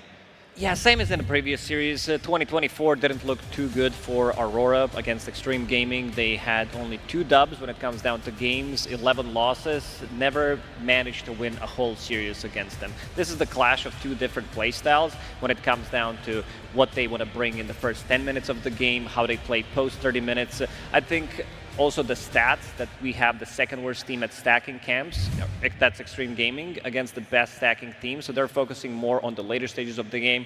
Aurora, they will need to speed things up if they want to match the pace of Xtreme Gaming. Yeah, and that's where my concern comes in for Aurora. Like strategically, Xtreme has looked their weakest against Liquid, who crushed them in a 19-minute game. Xtreme was trying to pick up a PA, there was no room to farm, and Aurora so far hasn't shown that speed of play. Yeah, and if you look at the average win time for both of these teams, this is a huge difference. Xtreme Gaming, when they've won at an average of 35 minutes, whereas Aurora at 45 minutes. And playing this very late game-oriented playstyle can work against a lot of other teams, but not Xtreme. Like T mentioned, they looked the weakest versus teams like Liquid that can beat them quickly, but outside of the laning stage, Xtreme have little to no flaws, and they are an excellent late game team too. If Aurora wants to take them to that minute 40 plus chaos, Xtreme have been there before, time and time again throughout the year. And I think that's where Xtreme have learned a lot from the Liquid series. Like against Spirit, they were picking up the Tusk with a Luna and a Visage, and in another game they had an Undying with a Centaur in the offlane. Like they made sure their lanes were so strong that they could break their opponent. They're not as quick as Liquid, but they've at least kind of shifted in that kind of trajectory of playstyle. And you did mention Tusk as a hero. I think this hero, whoever has the first pick, is not going to be able to play it. We can see some of the unique hero picks for Xtreme Gaming. As tournament progressed, we saw Ame bang out the first Medusa of the tournament that did play Slark as a position 4, Timbersaw as a position 4, Muerta. Win rate 0, unfortunately, but the hero looked good in some of the games. Not when you looked at like the whole thing, but in the laning stage it did look good. These are the hero specialists, and Ame also has massive hero pool that he's not afraid to bring out some of the older heroes that are not considered to be meta right now. And that's the cool thing about Xtreme Gaming, that I'll bring up the last series for a little bit, but something that BB Team lacked is the ability to get creative when elimination is on the line. That's not the case for XG, because a lot of these unique heroes we saw were pulled out in their elimination series versus Spirit. That's when they busted out their Undying plus Medusa. That's when they busted out their Muerta. They are not afraid to try new things, and if they're in a position where they're playing against an opponent that doesn't crush them on lanes, that opens up for so much creativity in their draft because they can survive the early game onslaught. I mean, they're also just not afraid to pick, the same heroes. Like XM, we said about his hero pool, but he doesn't really vary. Like, if he wants to pick Sniper, he picks Sniper. It doesn't matter if there's a counter, because down the line, then the next pick from Xtreme will then be able to fix a problem that might get created. I think it is very good to have a core player that isn't your offlaner confident in just pick me my hero at any point in the draft, and I'll play you the best game I can try. And he's not the only person on XG that had that approach. Pick me my hero no matter what. We heard from Coach Maps of XG after they picked Muerta in that game 1 versus Spirit. He was asked, why Muerta? And then he said, at the start of the draft, Ame said, pick me Muerta, IDC, other heroes. He did not care. Until after his ancient exploded. Yeah. But then they also adapted, and it's a good thing to know that the confidence of the team is with a person that can make a call like that, even if it doesn't sometimes work out. You got to trust your players always. When you guys are talking about XM and his hero pool, I kind of feel like we should look at the matchup in the mid lane with Lorinov there as well, because if we're saying that maybe Aurora is not such a fast-paced team, is Lorinov the player Lacoste where the speed from Aurora would have to come from? Depending on the hero that he's playing, he's also the type of a player that will play Viper, that will play Sniper, so they do have quite an overlapping hero pool, but he also does play some other heroes, like a Timbersaw from the mid lane, which I think is going to be heavily contested. This is also a flex pick for them. This is when they look the best. When he was playing the Timbersaw, he also has Shadowfin in his pool if it's a really good matchup for him. XM, his hero pool is really not that big. No, I think for this series at least, we've mentioned so many times in the road to the International how important Lorinov is for the team.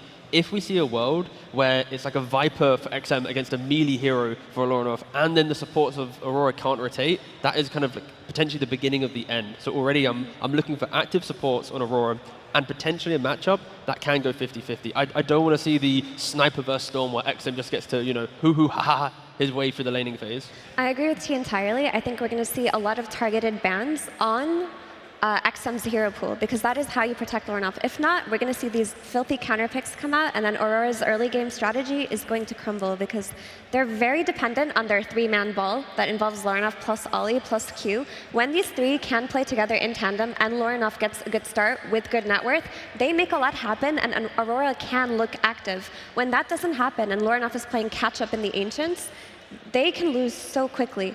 So you're putting a lot of stock there also in the support duo being able to help Lornoff. Yeah, for sure. And maybe even we could look towards 23 Savage a little bit. Like, he played Spectre recently, and he played very, active. He went for like Blade Mail and Radiance, but he was always like looking for that next chance to join a fight. He played Faceless Void as well, a hero we haven't seen too much. Uses Twin Gate, wants to throw out some Chronos. Like, he's throwing enough contribution early on, maybe not as much as other carries, but I think 23 Savage, if he can be a little bit more active as well, that can help a lot. But right now, all the pressure feels like Lornoff is on his shoulders at the moment.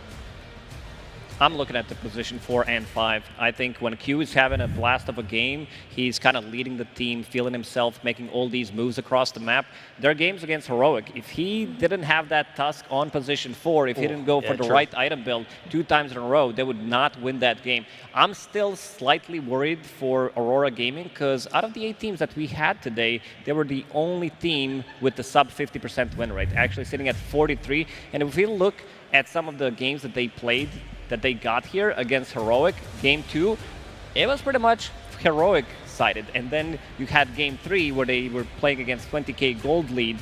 So this team, they are very good, very clutch when it comes down to post like 30-40 minute fights, but they need to get there somehow. Do you think Jin Q, he cooked up the Slark support, the Timber support, again, Alk support a little bit. Do you think he's got anything like that prepared for us for the main stage? Or has he been told, hey, you're playing just Rubik and Mirana for the rest of the tournament? Like, I think they want to speed things up. So the itemization that he did when they were playing against Team Spirit, Tusk 2 times, double bracer magic wand straight into Solar Crest, no blink, no shenanigans, built to Vlad so that they can push and end the game. So I think he has a pretty good understanding what's really good right now. Yeah, I do want to get back a little bit to the win rate of Aurora. I think it's heavily skewed, Lacoste, by the first day. Some teams need a little bit of a warm-up on the first day, and Aurora, in the first day of groups, they went 0-4. Their opponents were Team Liquid and Team Spirit, and I think we can give them a little bit of a pass, because since then they have looked very good. That's true, but also if we look at some of the games that they did push really to the limits, Game 3 against Team Zero, one of the craziest games we had at the Road to TI, this is the team that kind of thrives in that environment when things get pretty chaotic with the tier 5 items and everything, and this is how they break you. But I don't think Xtreme Gaming will let them get to that point. All right, so we're going to see them, Effie, trying to push the game long. That's Aurora's plan? Ideally, that's not their plan, because this meta does not favor you to farm up to that point to play the late game draft. If you're doing that, you're already conceding so much. So while if it does get to that point, Aurora are comfortable with that, they should still look towards enabling Lornoff, like we mentioned in the early to mid game.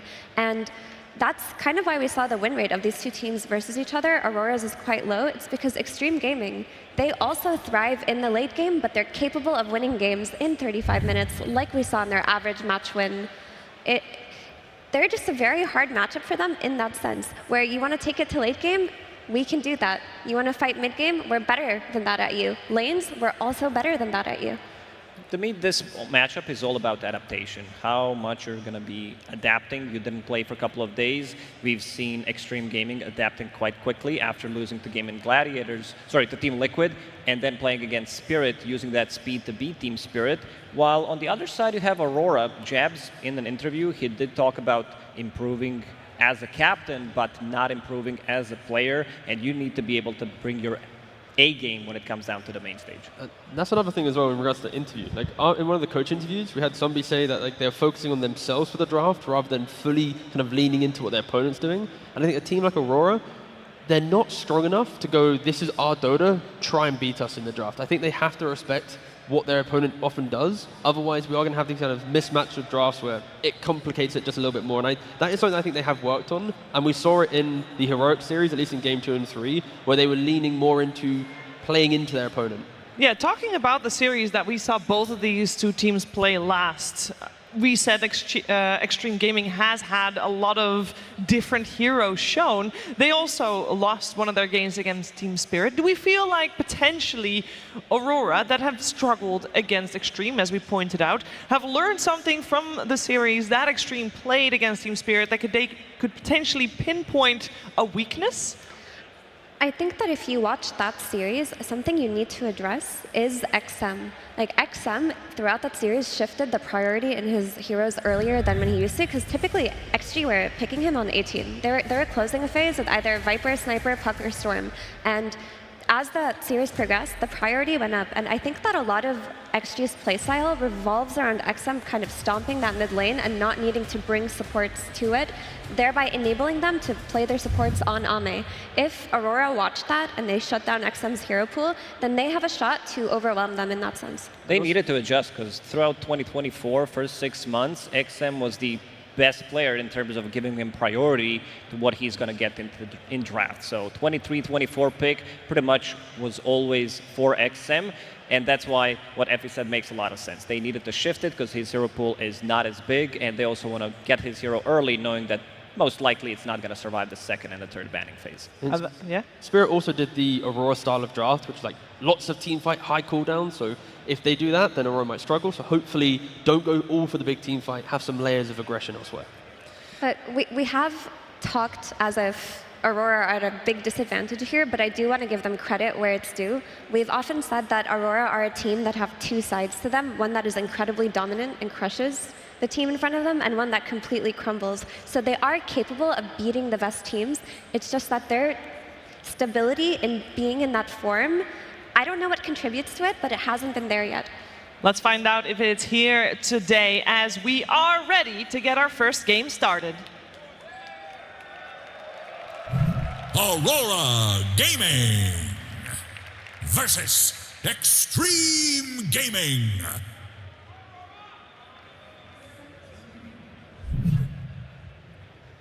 We're here with the draft of Xtreme versus Aurora, with Xtreme starting on the Radiant side, Aurora on the Dire side, with first pick, meaning overall last pick goes the way of Xtreme. And let's see what they have in store for each other. We're going to see a lot of the usual suspects already removed from the pool. And when we're talking about seeing XM's hero pool targeted, it is mostly showing right now, Lacoste, in that Sniper being overall first ban for Aurora. Yeah, I think if they still stay in the tournament until the end, we're never going to see XM Sniper again, because people understand how strong it is. It gives them ability to rotate early on, as he's already... Like, Sniper is not a hero that can rotate easily, but he makes the hero look very playable and can make moves to different... Like we saw a triple kill when the last time they played with Sniper, and Aurora Gaming will pick up the Wind Ranger. Something they haven't really done. After day one, when they lost 2-0 to Liquid with first phase Windrunner, they completely shelved it and pushed it to a later pick. So going back to kind of a day one playstyle. Ooh, we haven't seen this hero. The whole previous series was ignored. For a little while, this hero was a very popular pick in the support role. Xtreme utilized Tinker really well because they're not afraid to look for that next fight for Tinker to play behind. A lot of teams, when they pick Tinker before, it's like Tinker plus Kunkka, only defensive tools, no map play. But the way that Xtreme utilized Tinker against Spirit, it was really refreshing to see. Like pushing the hero, utilize the cooldown reduction, get the auras and the items into the fight, and just don't be afraid to just showcase why this hero was one of the strongest of these. And also, when you think about Tinker as a hero and how to make him work in a draft, it just naturally fits into XG's core players. Like XM, we've talked about him being kind of a turret player, not much of a rotator or a tempo setter. And XXS has been playing a lot of Visage, a lot of Enigma, these heroes that run down lanes and push. Tinker loves playing with cores like that because he just goes behind his Viper, he goes behind his Visage, he stacks marches, and they take towers. Tinker takes a lot of farm priority in the team, and we can go back to Jinkyu's itemization that he did in the last series that they played against Team Spirit, because they had Tinker in 2 of those games, which means that Tinker wants to take over the triangle. He wants to get to his, Glimmer Cape. He wants to get some Holy Locket, Guardian Greaves, whatever is necessary for the game, which means that your other position 4 is not going to be able to get as much farm. That's why Jinkyu is changing his item build as well. Yeah, we got ourselves a second ban phase on the screen. Aurora removed, Omni Knight and Luna. I don't think that needs further explanation. And we have Xtreme Gaming going into their bonus time to think about what to ban next. It makes me wonder if there's any heroes left in the pool, T-Gov, that we have overlooked that are some of the usual suspects. Because, for example, Doom is still in the pool, but I don't know if either of these teams really want Doom. I mean, the usual at the moment would be the Tree and Protector, the supports that are slightly more defensive in nature, but maybe that's what Xtreme want Aurora to pick up, because if you have a scaling carry plus defensive supports that can't map play, that enables Tinker to feel better. So that's why I don't think they are, leaning towards what have been some of the tournament favorites for the bans. Ooh. Muerta coming out again. I thought a 0% win rate, right? It's 4 for 4 on losses, I believe. Oof. Rough. I want to see some Clockwork for Aurora Gaming, because it can be paired up, Clockwork +1, because you have Windranger with the setup. It's always going to be good against Muerta. A little bit of extra stun. Either that or some real kiting. What Muerta doesn't like is when she uses her ulti and she can't deal damage. Same can be said about the Windranger, but I would say Batrider maybe for Q, or if they want to pick up Clockwork, I feel like these two picks would fit in real nicely for Aurora. There's also Tree and Protector as a lane partner for Windranger, we haven't mentioned, but I love the confidence to pick Muerta here, because like it was mentioned, the win rate is low, but they looked good when they played it versus Spirit. I mean, that game could have been theirs if one or two things had gone differently. And Muerta, as a hero, it addresses the safe lane Windranger flex in a really good way, because I do think if you're just talking about hero-to-hero matchup here, Muerta wins that. Yeah. ET from Aurora, now you can, I mean, technically, like you said, Muerta flex could exist, but with the ET, she presses ultimate, all right, go to sleep. You now don't get to right-click, you get to disengage, take your fight, and Aurora utilizes ET quite nicely, where they always layer it with that additional damage source to utilize the passive really nicely. The magic resistance and physical. You said there's a flex potential from Muerta. Is there flex potential for the Windranger, as we do see the Clockwork still picked up for Aurora? Windranger has been played by Jabs on that offlane. I don't know how good the carry-to-carry matchup is for Windranger versus Muerta. I normally assumed that Muerta I wanted counters. to see that hero so many times, because Muerta feels really nice against Windranger. During your ulti, you're not taking physical damage. You're also building into items that can kite Windranger. With your Hurricane Pike, you have Maelstrom, so with the procs, you can go through the Windranger's wind run. And there's the Mars. So you need something to tie up this lineup, something that can keep them in place so that you can deal damage with Muerta. I would love to see maybe some Darkseer for Aurora to give them more team fight, because right now they don't have any. Yeah, and Xtreme is just making such a bold statement here with the picks, where Marcy plus Muerta lane, that is, got a lot of kill potential. Tinker plus Mars, it's actually really hard to kill. You got Spear to disengage, you got the Matrix, the heal from the March of Machines. Their side lanes are, you don't really need to help them. They're very independent, which means the last pick for XM, you see 5 heroes, what do you want to play, boss? Now you kind of push forward in the game. And Aurora, they have some map play where Clock can find their backlines, but because of how greedy Winona is, mid, offlane, or carry, the build is going to be the same. Maelstrom into BKB, Gleipnir, no BKB. They had to find a hero that could just be in front, because that is not Winona. And Timbersaw, a hero that we've praised so many times for Aurora, often first phase banned, was able to sneak its way through the draft and does fix some of the things that we needed. Timber is really good against Tinker, Mars, and Marcy. You just run through the map, and Muerta, such a greedy carry. So love the Timber pick. The Timber pick is great. We talked about how Aurora have looked best with Timber. Lorinov just plays it incredibly, but it's going to provide them with so much damage. But not just that, the Eternal Shroud. Once Timber gets this Eternal Shroud, he can just completely face tank the Mars Arena for his team and turn after that. They don't have the damage at the moment on XG to kill this Timbersaw. The trade-off for Aurora, though, is they don't have the damage. Timber's unkillable, technically, but where's the team fight after the first 25-30 minutes of the game? Once you enter, the average win time for Aurora, they are lacking just a little bit compared to Xtreme. But the journey there, they are going to be very scary if they play behind the Timbersaw. And of course, banning out Viper from XM, you need to make sure Lorinov can get through the lane. Yeah, And removing this Darkseer that we did mention makes a lot of sense. They need some team fight, and also because they have ET and Clockwork, means that Clockwork is going to be played as position 4, because ET, is not a hero that can be played as position 4 as effectively. So what else are we looking for from the off lane? I'd say maybe some Visage, maybe some Beastmaster, but then you're going to have like double melee. The reason why I liked it, I thought they might pick up that Darkseer instead of Timbersaw, which I would prefer, but I want to see what they're cooking on Aurora. Now that the Timbersaw is in play as beefy frontliner, would you be okay with switching that Wind Ranger to the offlane position so that you pick a new carry for 23 Savage instead? I've been thinking about that, but nobody did yet, Apart because you from want to have... Aurora. Oh, they played it? They played Wind Ranger offlane, yeah. That's doable. You can still buy into like some Aura items, I've seen like double, triple Bracer into Mech Greaves, and then you start to scale with your Gleipnirs and stuff, but you can also go for more greedy items if it's a good game for it. I think it only works if they put like a Faceless Void carry, where they accept that the early game is all Timbersaw, and then eventually Winner will become a core and become relevant, and Void will have all the farm, right? But if they don't do that type of carry pick, then a high playmaking kind of map progression offlaner could also be really good. Okay. The issue with Wind Ranger as a carry here, they ban out Xtreme Storm, that just leaves his puck in the pool of heroes you've seen played. The issue with Wind Ranger carry is she's solved quite well by XG's picks. Like, you're going to have the Arena from Mars either protecting his team or as a tool to kill her before she has BKB. Muerta has the better hero matchup, and she's going to be pressured on lanes. Also, once they start to play into Tinker's March, Wind Ranger cannot comfortably join fights versus March if she hasn't already farmed up a couple of items. So maybe just flex it to offlane and pick the Void that you talked about, T, because it looks like that would be much better than for them than the heroes they have now. It's like Void carry or Visage offlane is kind of where I'm leaning. Like, just, Timber's going to break the early game for you, so take the buildings. That's Visage. Yeah. Or secure your late game. Enigma, though. Same thing, right? Sure, break the map. You've got Eidolons, you buy Drum, Vlads. It's also kind of, I guess, in between the 2 points I'm making. Enigma secures your late game with Black Hole, but also takes the early game pressure with the Eidolon. So yeah, kind of meeting in the middle there, and rounds out the draft nicely.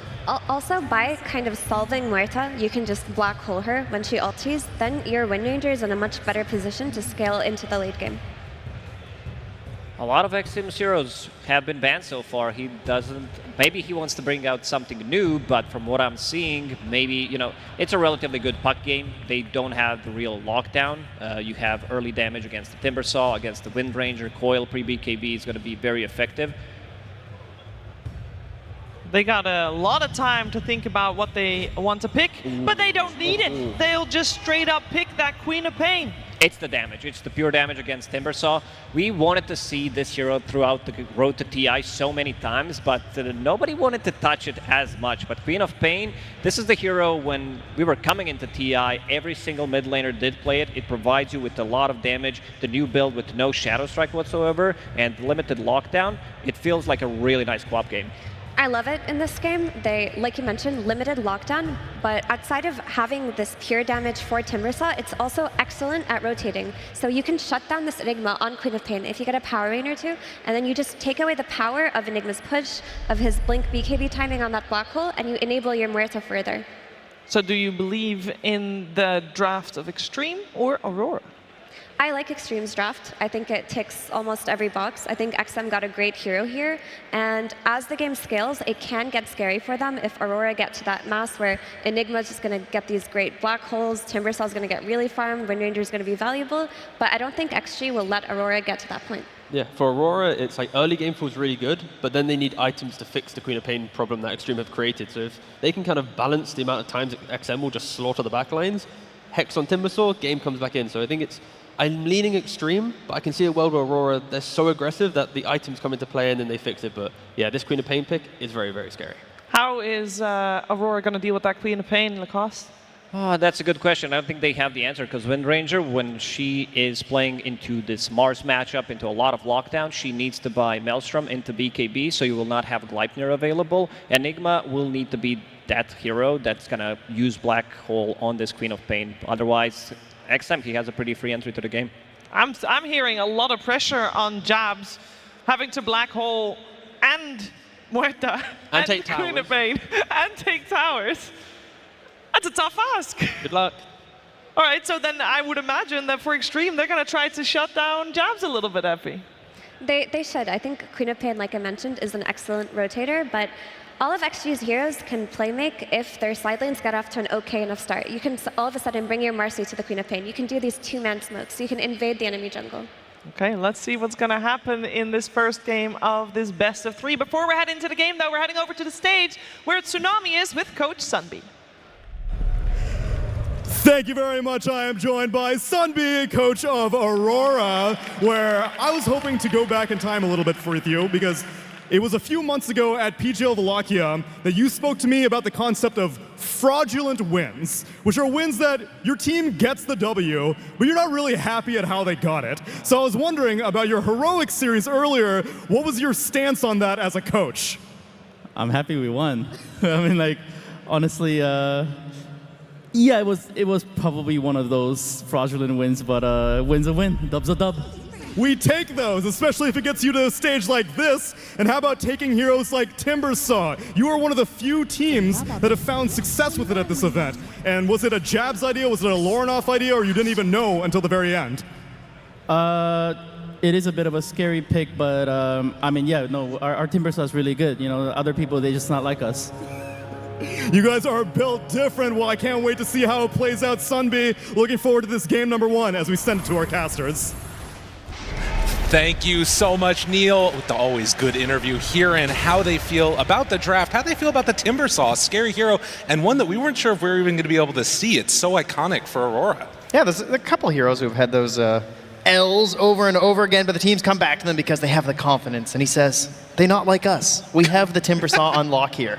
Unbelievable. Yeah, well, I'm really excited to see how the rest of this game goes, too. Already through the draft, we saw some crazy switch-ups at the end there. The Enigma, we saw this as an answer a couple of different times against these, like, iconic position ones. You think back to the way that, you know, Beast Coast were able to take down Hector, Vitaly playing on it, and this time all of that pressure is on Jabs. Can he hit the big black holes? Are they going to be able to shut down Ame? It's the Aurora Classic, right? Leaving that last pick as late as they can in the draft for Jabs and putting a lot of pressure on him, right? Whether it's trying to go for a faster game with the Visage or trying to be the person who has to do so much in this one on this Enigma, it's just something that they've gone to before, and it's been successful. So all the pressure on Jabs, he knows how to handle it. We'll see how it goes. As already out across the lanes, XM playing on a Queen of Pain, another super iconic hero, and one that is probably going to create a good amount of issues early on here. We've seen these Dagon build rushes, this item that's been like completely out of competitive, but now with this masochist facet, you see it get rushed so often, and then you start getting this crazy intense burst damage out of her. Yeah, I think the Queen of Pain, alongside pretty much every hero in this game, I look at the players and I think, yeah, they're happy. You know, like we're watching this draft and just thinking that they've all played a lot of these heroes. They all feel very comfortable on them. It just seems like comfort was the name for both teams here. I feel like they should all be super confident with their hero picks and player combinations. And that always makes for a very exciting mid-game. Well, we'll see how the early laning stage goes out. Already looking pretty solid for Aurora. And of course, the Enigma, if you're not able to kill those Eidolons in the lane, it starts to become a pretty big issue. Ame will have some trouble CSing against that, most likely. And actually has the support of DY here in the position 5 Tinker, which if you're coming back from Dota after a long ways away, you'll not be super used to this, but he actually doesn't even have any cosmetics. That's how you know he's a 5 player. That's right, yeah. No, not quite ready for it. Does get a courier, but might pay for it. And the battery assault, DY getting ran down. Will it be enough damage? The answer is yes. Jabs drawing that first blood. Yes, the Martian Machine now heals, but it doesn't heal that much at this point in the game. So not going to keep DY alive here. The Clockwork at the earlier levels, pretty terrifying. Very hard to deal with the battery assault if he gets up close on top of you for most supports. Well, and, you know, of course, that big switch-up of having Xingqiu on Marcy, it does kind of raise some questions, like, are they going to be able to get enough farm onto Xingqiu, who so often for this team has been the playmaker, the one that gets a ton of farm, turns into that sort of 4th core? Will he be able to have a good game if Tinker's just farming up all around the map? Or maybe DY's going to play it differently. Yeah, I imagine that Xingqiu's still going to get the lion's share of it, because you're right. I mean, they rely on him to make those rotations here, and alongside a Queen of Pain, yeah, we have ourselves a little bit more mobile XM than we sometimes do with his more static playstyle. So he's going to need Xingqiu's help. Yeah, this ain't Viper. It's a little bit of a different from him or the little dwarf sniper that he sometimes runs. as comes on over, tries to interrupt the pull, but not quite going to be able to do that. Ollie makes sure that that one gets off, and 23 Savage playing on the Wind Ranger. For me, like, this and Luna, and maybe Mirana, are like the heroes of the tournament. We've seen them so often. We know how you itemize. We know what the counters are.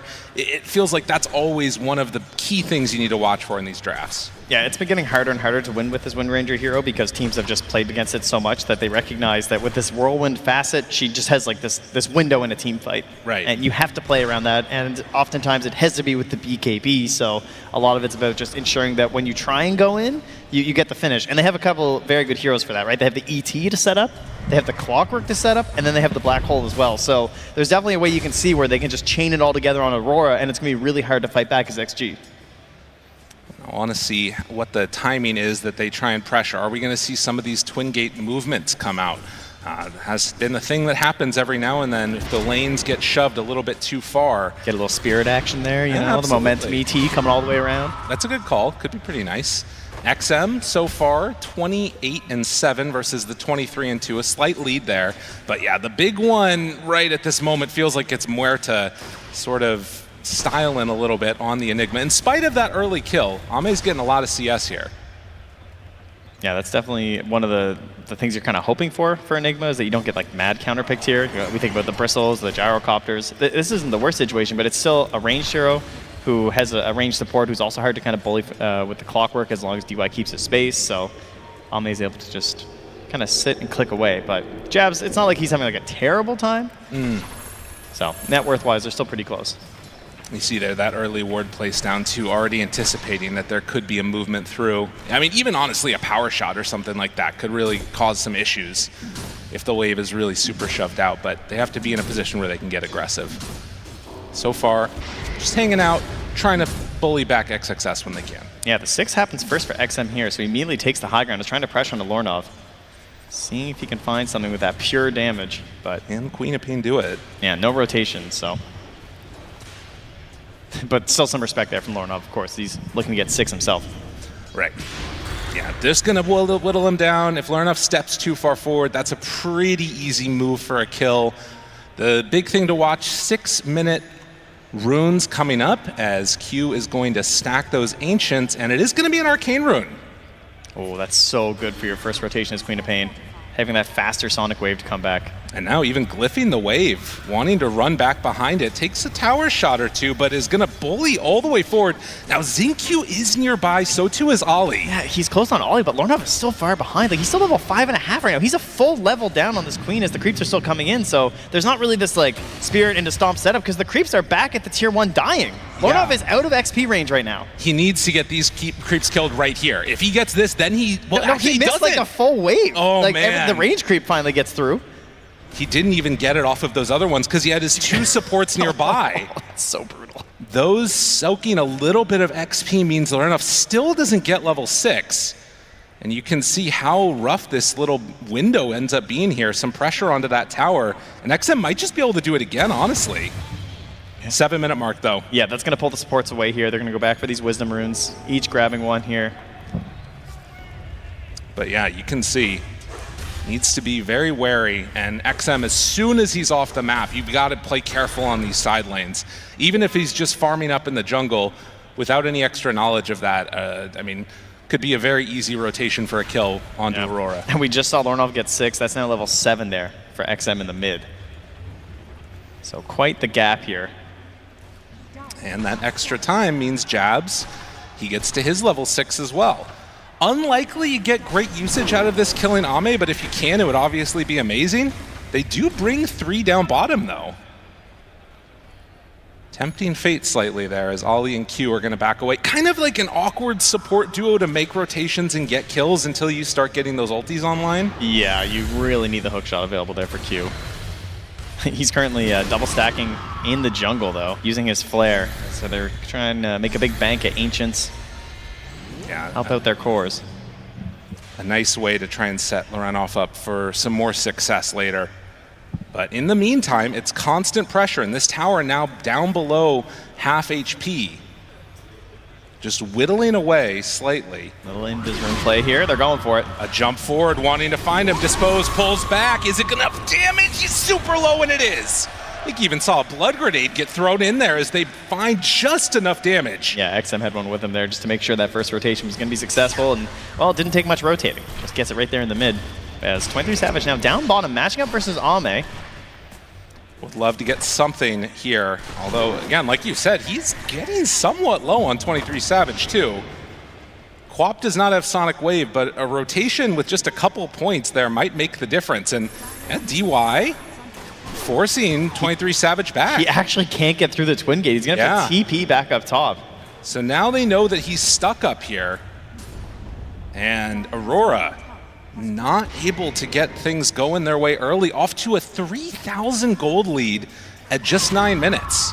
Yeah, and that's that mid tower down. Also level 8 on XM, has the 4 points in the Scream of Pain, because he took the second point in the Shadow Strike to help out with the laning stage, and it didn't even really punish him because he didn't have to rotate. You know, he got some help coming to mid lane. He had this big level advantage over the Timbersaw as well. So this has been going very, very well for all 3 cores of XG, as you can see, as they're the ones at the top of the chart, but they're not that far behind. No. Sure, Lornov's not having the best time.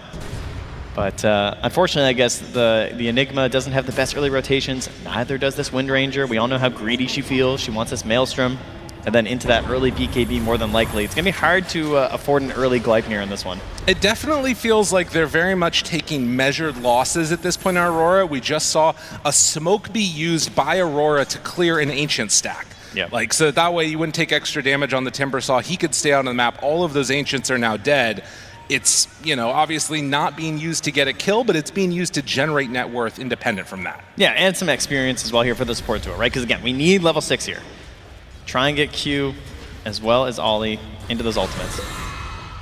And I think this was the other thing to consider. If we think back to that draft, there was a question on that 4th pick. Do we take Timber? Do we take Darkseer? He's so close to hookshot. They're really, really right there, but it's not going to quite be enough. 19 XP away. They're coming to invade to try and steal it away. The stacks have already been taken, though. So at the very least, making the move to clear those first, and now they're going to try and block out those camps. All right, they're under a ward here as well, as they will get 6 on the clockwork. So XM knows that they're nearby. How many of these losses can you take before you start to need to make some counter move of your own? It's only 1 kill to 1 kill, but the pressure around the map definitely being applied by XG. Yeah, and I mean, you can see XXS up there. I mean, he's 0-0-0 on a Mars at 11 minutes. Like, right. He has just been chilling. Last hit's 85 for himself. He's super wealthy. Hasn't really felt pressured. Xinq's even been rotating around, heading towards that mid lane, but no pressure coming XXS's way. And now they're just going to go right into this tower. 23 Savage very low on mana. Can't come in for a commitment. Doesn't even have a whirlwind because he's been farming. They're not sending up with the support duo. This tower is going to fall. So another tower going to be claimed by XG. Not fully extending out a lead. It's still sitting around that 3K mark, which obviously we've seen people come back from multiple times. And would not even be surprised if this was an anticipated loss given how they've been playing around it. But nonetheless, you got to imagine at some point they're going to make some type of move. Is DY? Oh, this is a lot of farm for Ame. Oh, man. This is something you would love to interrupt as Aurora. This is kind of what they would be excellent at, right? Like this Spirits playing in here with ET. This is the dream, finding a giant fight like this. Hook shots in, but they're not ready. They don't have the vision for it. So this is just all going to go the way of XG. I mean, they are going back their own way to their own Ancients on the side of Aurora. So no contesting this. This is a ton of farm. Right. This is a lot of gold. And Ame going straight for a Mjolnir. A build that I haven't seen in a while, but maybe a testament to how they feel this game is going to go. They're like, all right, if Aurora's not going to fight us, we don't need to get fighting items either. We can just make the moves. And instead, XG, they're going to take the fight to them a little bit, go to engage, but again, it's just a little bit late on this move. The stacks have already been taken. Jabs is an option, though. XXS.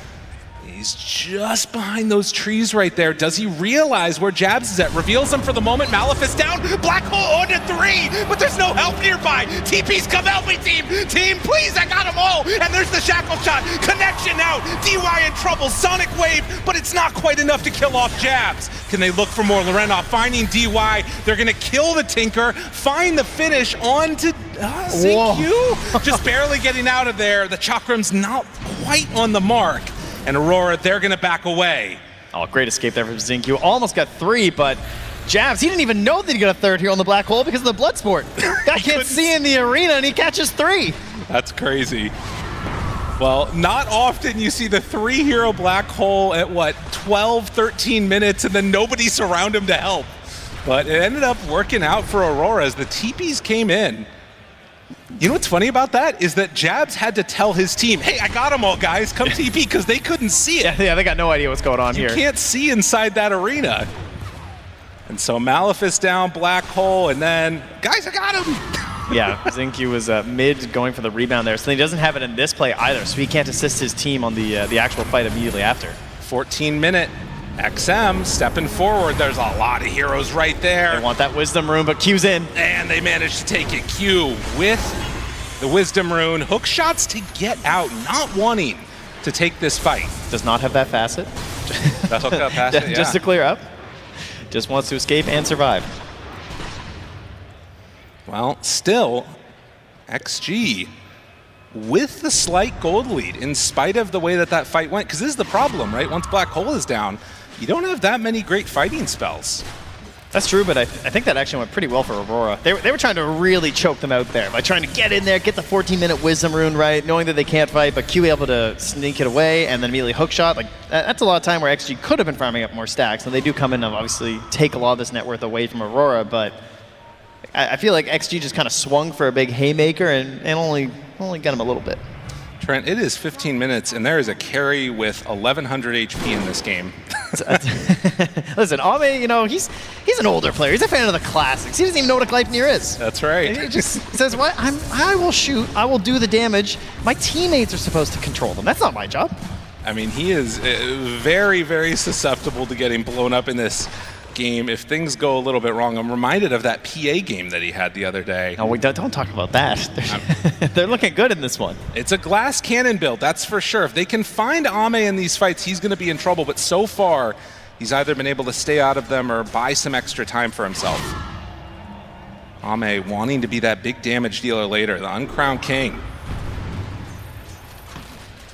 In the meantime, for the rest of the squad, it is slowly extending that lead for XG while Aurora try and build into these items that allow them to fight. Yeah, you can see right there working on that pipe there from Jabs, and then the BKB probably going to be the most important one there for 23 Savage, and we'll see how these timings match up with a potential first Roche as well. All right, will they be able to secure that and then really put the screws to them? In the meantime, XM going in, I think it was for Shivas I saw, after finishing off the Dagon 1. Yep. So, does have the Veil coming out. It's a 5K gold lead. They have some pretty good vision here for Aurora. Have an idea of where they're moving. XM going over their ward, so they're trying to set up a ping. Q has the hook shot. All these nearby. This looks pretty good. Get him. Misses it. Not quite on the mark, and as soon as that's down, like the whole fight falls apart. Jabs TP'd in for that. He's got pipe drums right now, would love to be able to set up for a fight, but no chance to connect. Oh, that's a painful one there for Q. Someone who's been so consistent on these support roles and has clutched out many a gank for this team over the year, not able to get that one. Right.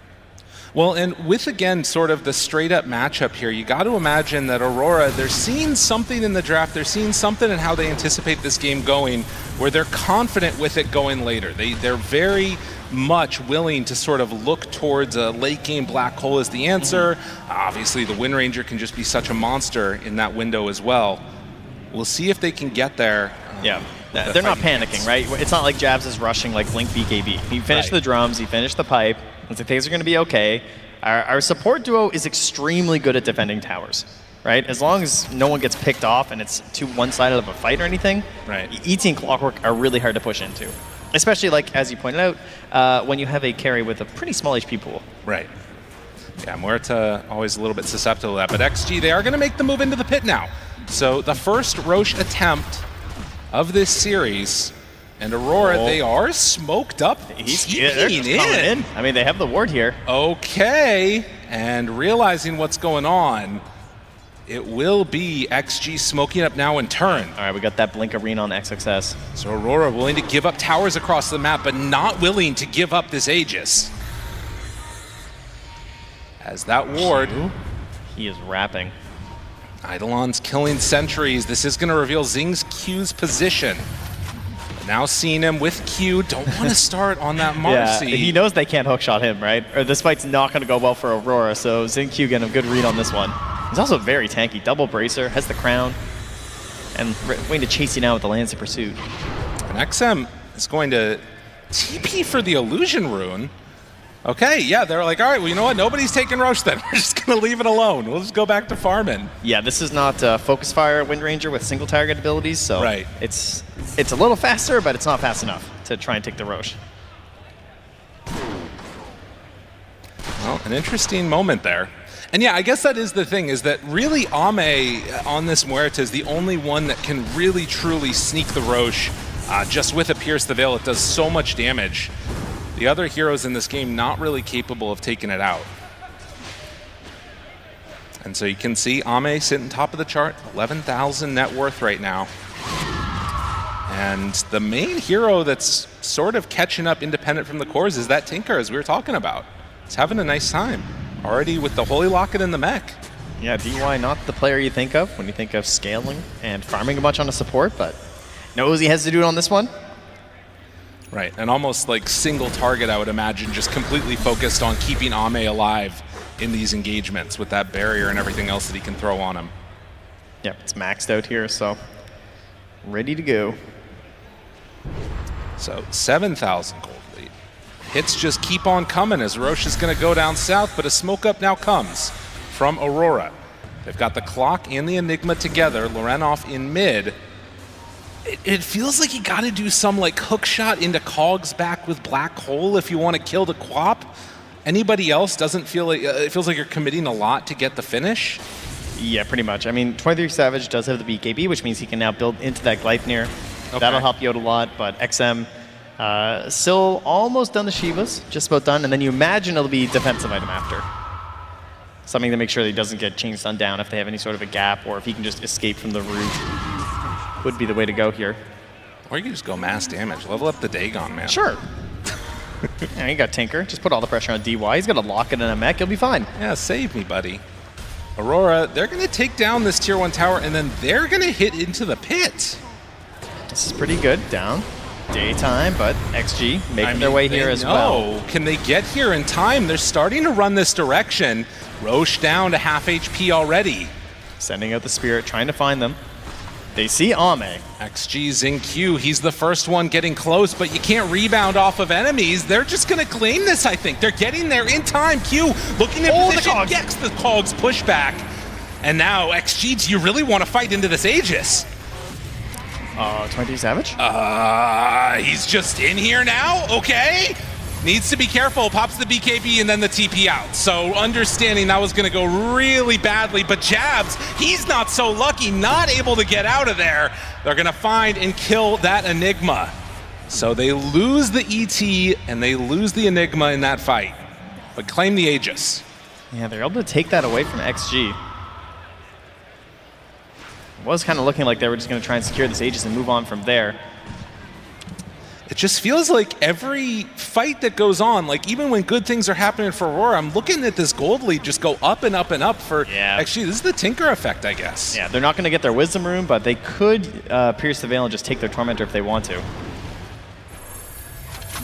Be an opportunity. Don't even need to if they just all run on up here. No pierce the veil required with a Mjolnir. Lorenov sees it's being taken. Can he steal it away? Not quite.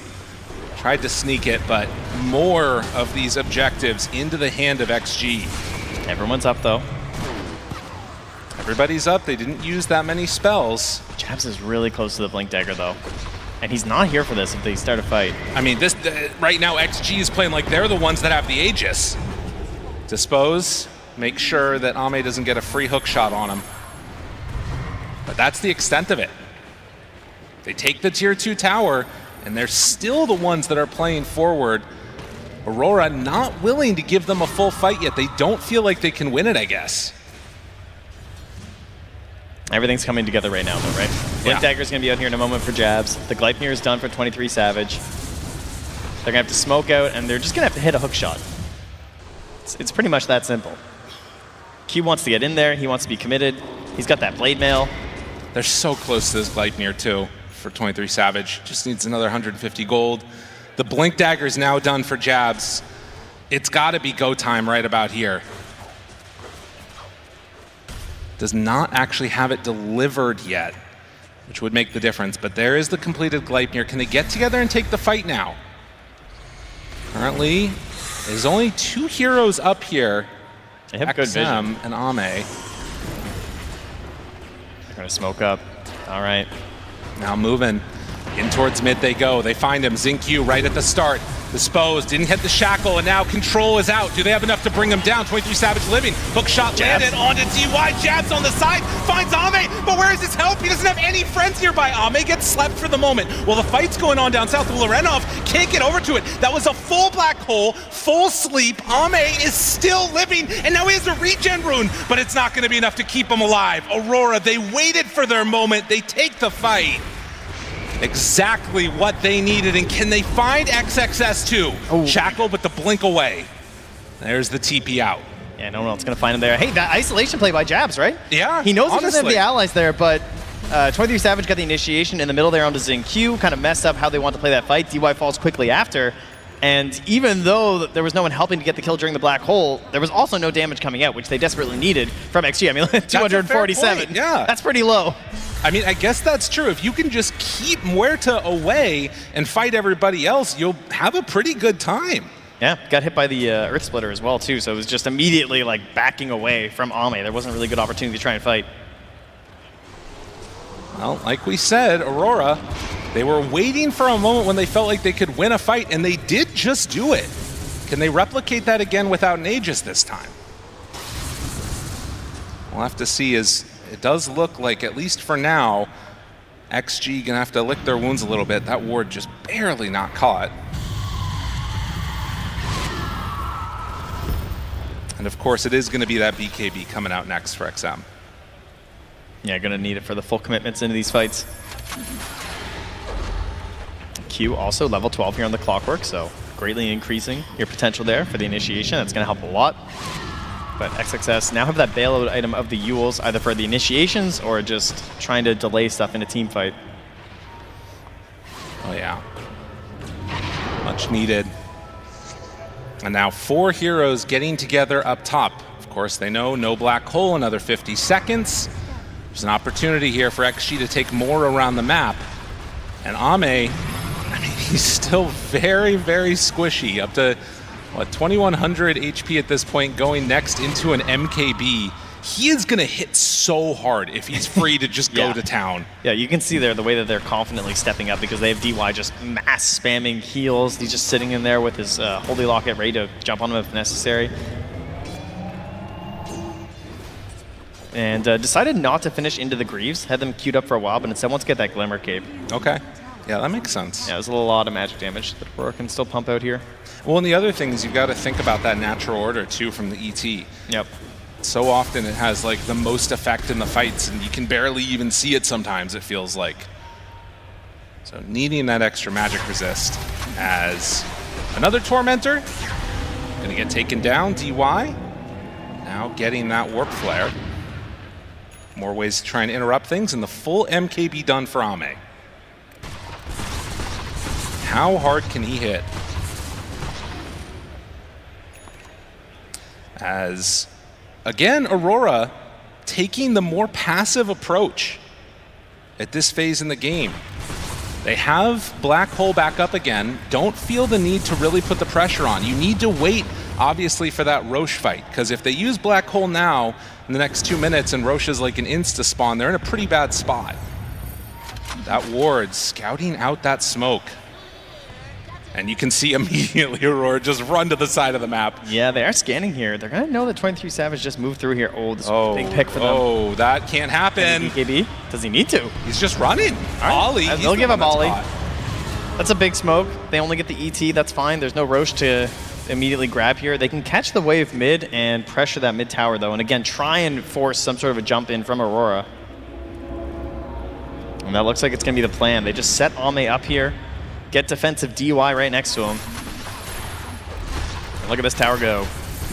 Another tier 2 tower taken. They're just farming camps all over the map as Aurora. Just no, we will not be baited into this. We'll fight you high ground. We'll fight you high ground. We'll fight you at the Roche pit. Those are the two places for us right now. It feels like this is what the Aurora games come down to often. I feel like they very much are just like, you know, willing to take these measured losses and not really put themselves in a bad position. But it does mean that they sometimes feel like they're playing from behind a little bit. Well, if there's anything they've learned over the past couple of years is that anything can happen in the late game. Oh, yeah. So certainly the C mentality of let's go late game and see what happens. Is that no neutral? Oh, no, it's ceremonial rope that he gets. Okay. So opting for that one on the tier 3 Newts. 6-6. And waiting to see how long this Roche respawn is going to be. Oh, a huge pickup, though. The farming after the Blade Mail. Q has the Aghanims. This is super important for map control. Whoa, just really? spamming out these flares constantly. Wow. He was able to get a lot of farm on that clockwork. Yeah, he's been busy. And around a mid lane Roche respawn time, 1.5 minutes, as the BKB should be completed at that point by Ame, barring some type of crazy fight that happens, but Dual Scepter lift up now, pops the BKB, might just need to TP out of here. Yeah. 23 Savage, okay, does get away. Always gonna be an option here, until Xingqiu maybe gets a basher. Right. Well, and even then, you gotta deal with the win run. That's true. Need to get Abyssal Blade. I'm sure he's eyeing it up.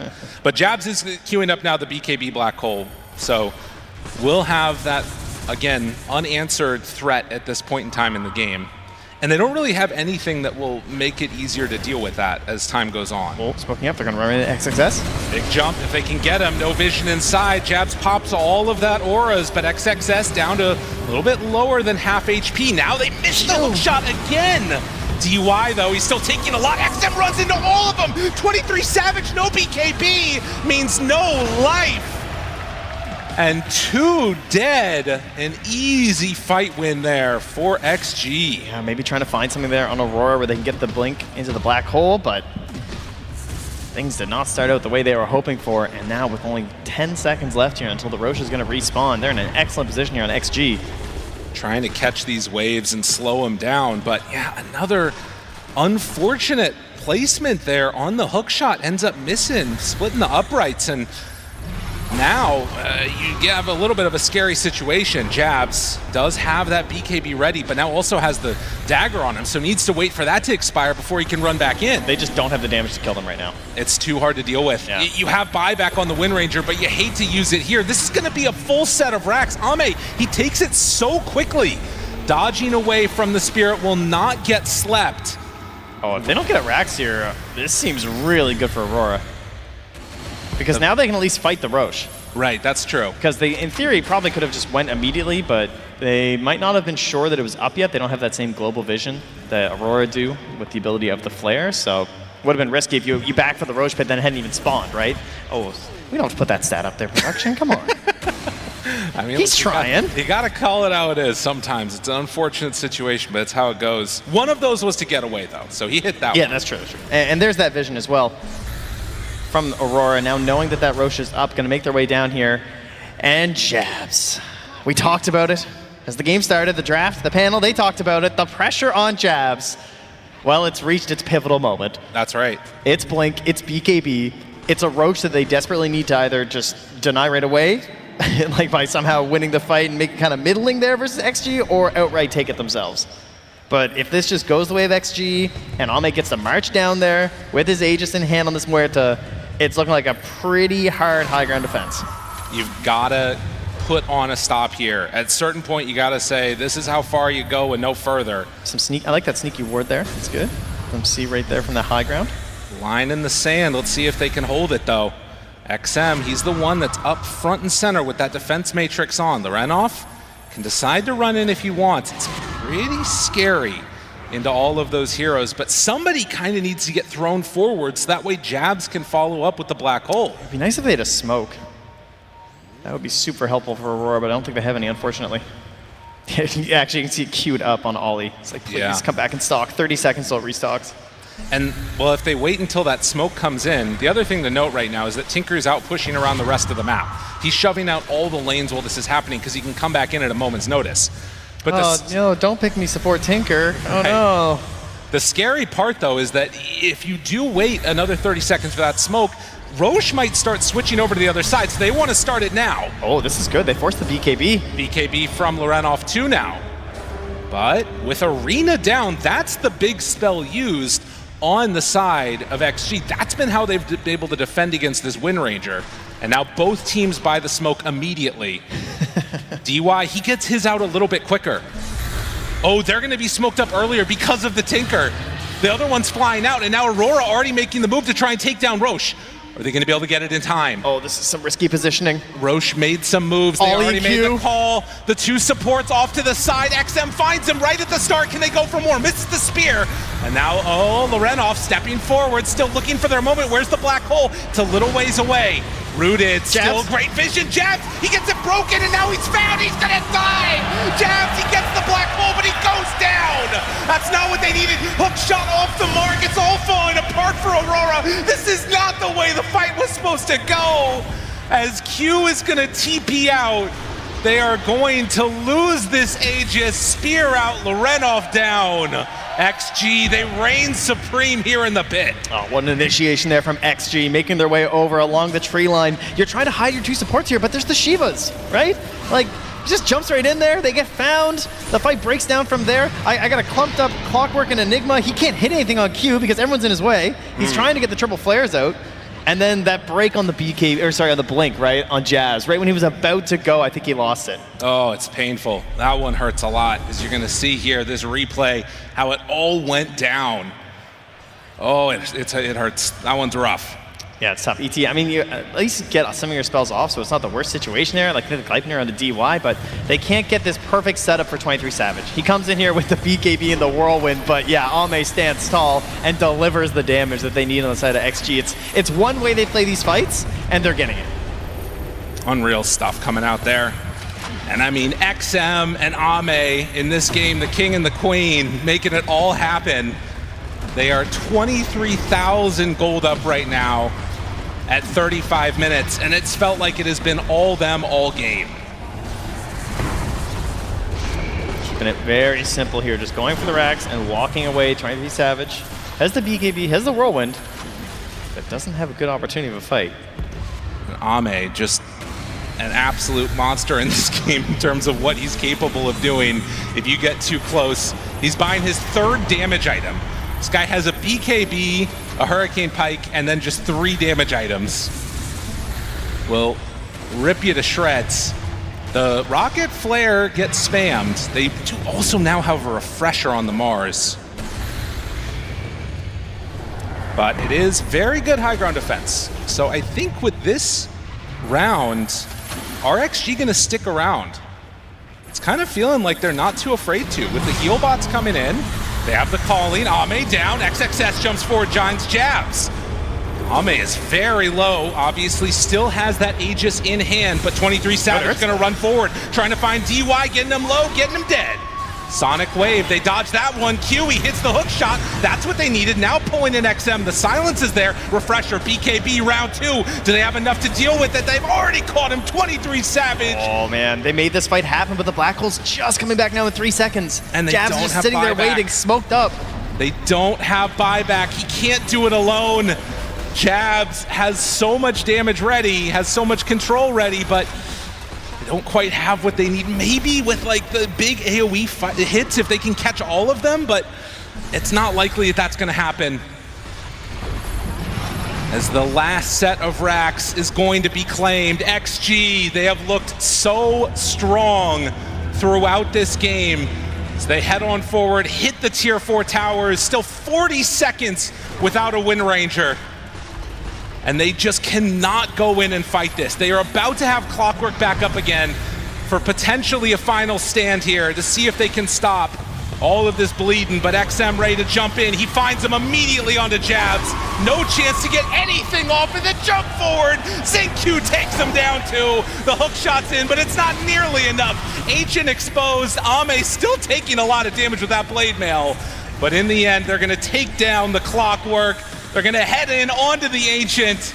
They're going to pop Glyph just to try and stay alive as long as they can on Aurora here. A buyback comes out. 23 Savage is actually back up again. Oh, Ame's not done though. He's going back in with the sidekick. Not willing to back out at all. The run forward here, they can taste the victory if they can go in for the finish. Only a few thousand extra HP. The jump in, 23 Savage is dead. GG is called. XG, they win game 1. Now, we often talk about it as XM being the tower who gets to stand there and hit on his Vipers and Snipers, but it's the Sniper of the Muerta here. It might lose 4 times in a row, but not a 5th. Ame wanted it, he got it, and it gives them the W here for XG. Very impressive performance from XG as we head on back to the panel. Let them break down that action. Thank you very much, Trent and Lyrical, here to break down game number 1 of this best-of-3 elimination series. It is Xtreme Gaming that take game 1 and left Aurora struggling. Lacoste, we talked a lot about Muerta, I feel like, for these past 2 weeks. And finally it came out. Really happy about seeing this hero as a carry, as a counter to Wind Ranger as well, with the itemization and everything. The hero feels nice to play. The thing you need with Muerta is not to play against any counters, and you also want to have some kind of a setup. I think this whole draft kind of took the wrong turn for Aurora when they picked this ET, and also with the Timber Saw. I feel like they needed some extra lockdown, something that this Muerta is going to be afraid of, some Brewmaster, some Batrider that can keep her in place. And with the itemization, you could see that both Queen of Pain and Muerta, they were not afraid at all. They were building in these late BKBs, and we're going to see the Roche fight that kind of ended up pretty poorly for Aurora still. Sorry, but this fight is so interesting because 23 runs back into the pit because he wanted to take the fight, but the rest of his team disengaged. So there was a big miscommunication here, which led into a BKB TP misplay. So when I was watching that back, that felt a little bit scary for Aurora, that at this stage of the tournament, they still haven't reached a consensus in shot calling. Yeah, and before that, the entire early game was destroyed by Xtreme because they utilized the Queen of Pain really nicely. They shut down the Timbersaw, going for 2 points in Dagger to pressure the 3-1-1 build from Lorinov, and on top of that, they bring the supports. By minute 8, minute 9, they're taking the mid-tier 1 tower against Timber. And then when Enigma, like the whole concept of Aurora's draft was Enigma plays behind Timber, take every single tier 1 tower, get a quick BKB on winner, Roshan, play the game. But the fact that they shut down the Timber, they prevented from Black Hole even feeling good, and then the point that Effie made as well with that Roshan. Like, I like the fact that Aurora tried to utilize Roshan as a comeback mechanism, but once they get the tier 1, once they take the Roshan, they just didn't fight that well to capitalize on it. And then the rest of the game was Xtreme, very slowly, waiting for the items, waiting for their opportunity, until they fully broke down Aurora. Yeah, that Quap pick worked out really beautifully. Like you guys mentioned, the supports coming mid-early, shutting down Timbersaw even more. But another thing that XG did based off of that mid lane dominance was they took over the Ancients and the triangle of Aurora very early on. And that's why after the laning stage, the network lead just kept building and building. It's because neither Timbersaw nor Enigma had access to their Ancients or their big camp. That was taken away from them for like the first 18 minutes of the game. And when Xtreme have this advantage, you can really see the impact of Tinker, right? Tinker in this game did 35,300 healing by himself. The entirety of Aurora did 125. So you can see just kind of the mismatch in the fights, just how sustainable Xtreme are. And with the layering of the Mars Arena, with the Psychic of the Marcy, the heals of the Tinker, you can keep heroes like Muerta or Quap alive in these fights. The reason why I also like the whole setup from Xtreme Gaming is this is not a 4 protect 1 strategy that we sometimes see with some of these carries where like you have solo Wind Ranger, some mid laner that doesn't deal as much damage, but now you had Queen of Pain, and this Queen of Pain had a pretty free game. Also, when you play with Muerta, you need somebody to set things up for you. So there's XXS Mars going in. He died only once. All 3 cores combined died only 2 times on side of Xtreme Gaming, which tells a big story how this game was played. And I also want to point out that Ame, his positioning was top tier. Did die once, but there was this like 1 gank after that. Sure, you have Tinker with his shield, with the Glimmer Cape, with all his items behind, with the marches, so it makes it easier, but he was never pretty much Black Hole beside that 1 solo Black Hole, where the rest of the Aurora, they were unable to connect on Ame. Yeah. And Xtreme Gaming have such a good read of the game on when to farm and when to fight, because after they lost that fight mid where Muerta got black hold, there was an Aegis, it didn't go that great for them.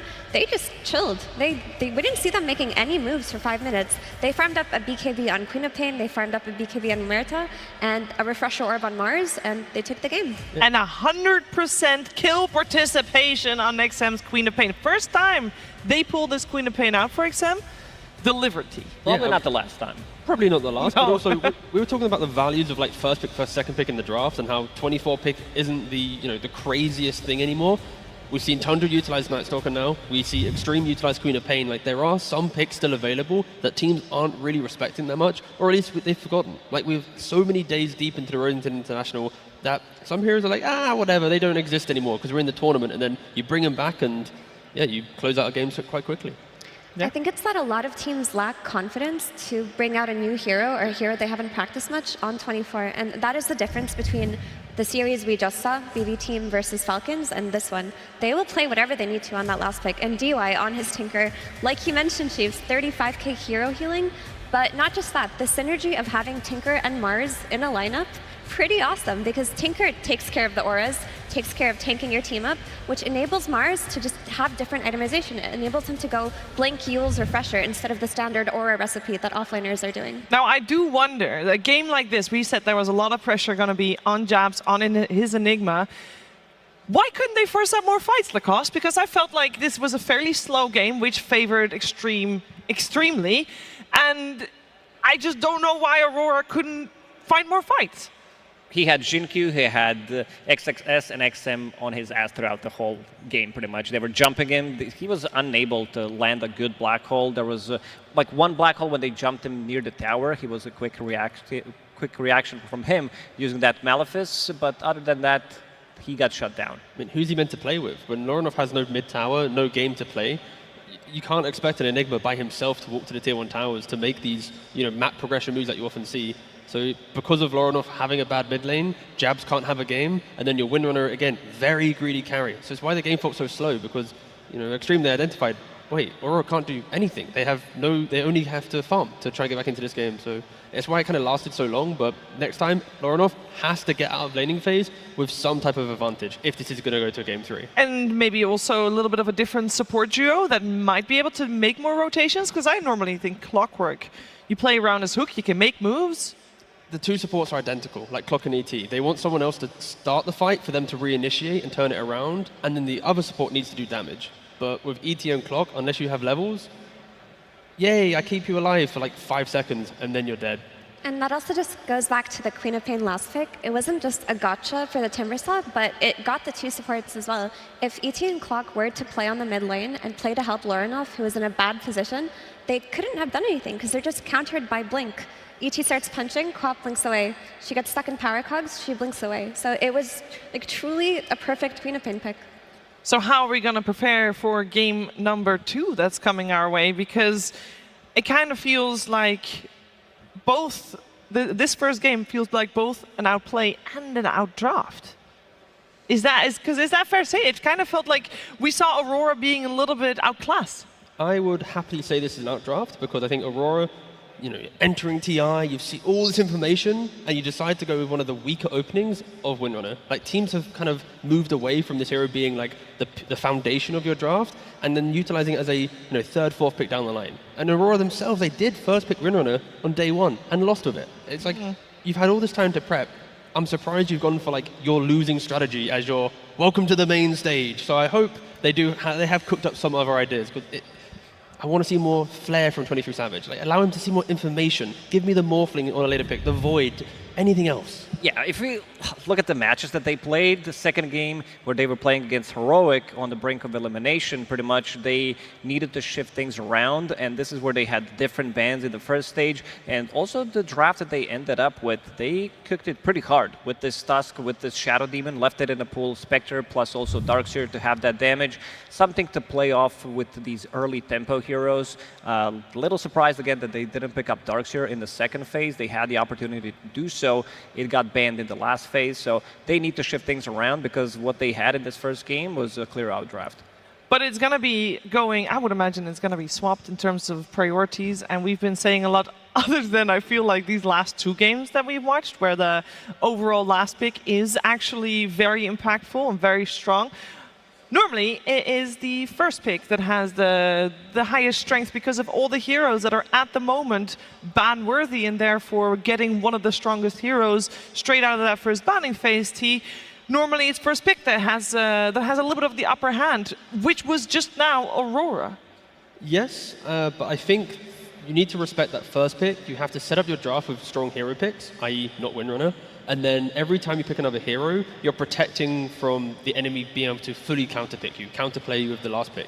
And that's where like having Clock and ET as your support duo and all the pressure on Timber to have a good lane for your draft to even to enter the game, it's too scripted, it's too obvious. I think teams that utilize first pick well are the ones that keep their draft like robust to kind of any opposition. Like they can play any matchup, they can play 20 minutes in kind of any world. So right now they're being a little bit too volatile from first pick, hence why they get punished by Queen of Pain. Too scripted. Yes. So you want something very unscripted. You know what is always unscripted? Slacks and Tsunami. That's right, Sheever. We are not scripted. Absolutely. Fantastic. Thank you so much, Sheeves, for that fantastic intro. We are here in the crowd tsunami. How are we doing? I'm loving it because, as you can see, we've had a theme going on for this TI. That's right. We've got a carnival of people joining us. Most of them are on the stage, but I think we need a few more additions to the Dota freak show that we are privy to right now. You just call all the pro players in the arena freaks? That's not cool.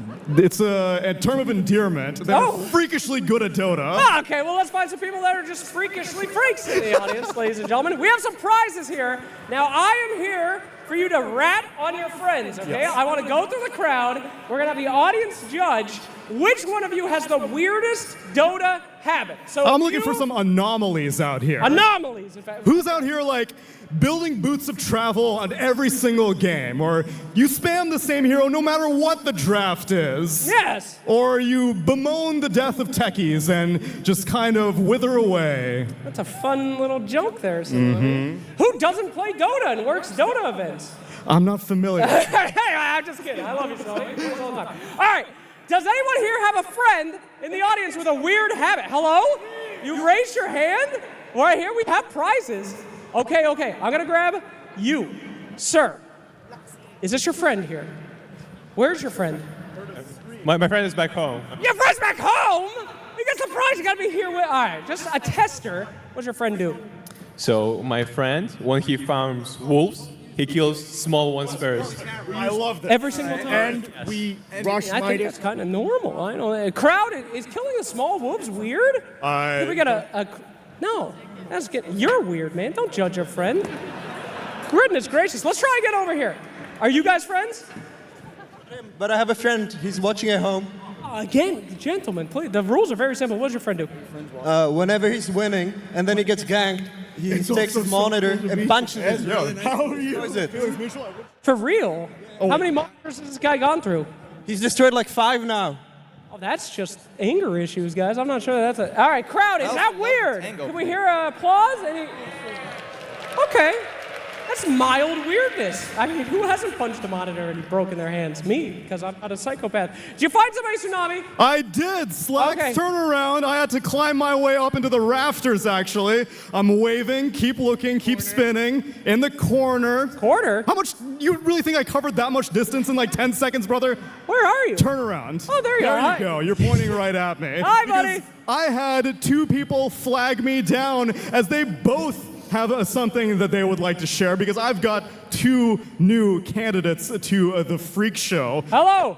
So, we have already joined me, Slacks. Hi. Hello. I'm here too now. Okay, Go ahead. great, because you've got to give some prizes. Gentlemen, introduce yourself. What's your name? My name is Mike. And what is your Dota quirk that you are famous for? So, me and my brother here, John, we both play using WASD to move the map. Ooh. Now, there's a lot of, Get that weeb out of my shot! There's a lot of tension in the audience. But let the record show that I believe that at one point Matumba Man used to use WASD. Yeah. So there is a precedent for really good players doing it. Now, you're saying, oh my God, you really think that validates you? I was just gonna say, you just validated me in front of all of my friends. What do you think, audience? I heard a little bit of ooze. How freaky are these guys? All right. I'm going to give you some punch hats. Punch hats, because I don't know how you're hitting hooks with WASD, but, you know. Guy with the anime characters in the back, you're definitely weird. You can have these. Thank you very much. And we'll just throw these double meepos at it. Does this guy do anything weird in his Dota games? I don't know. You don't know. Do you do anything weird? Each boot goes on a different inventory slot. Is that weird? That's pretty weird. That works for me. Take it. All right, you better wear those meepo hats. We have unfortunately run out of time in this epic piece. Thank you all so much for watching, and we'll get to our next game shortly. Goodbye. Thank you very much, Slax and Tsunami. Tiga, what's your worst Dota habit, you'd reckon?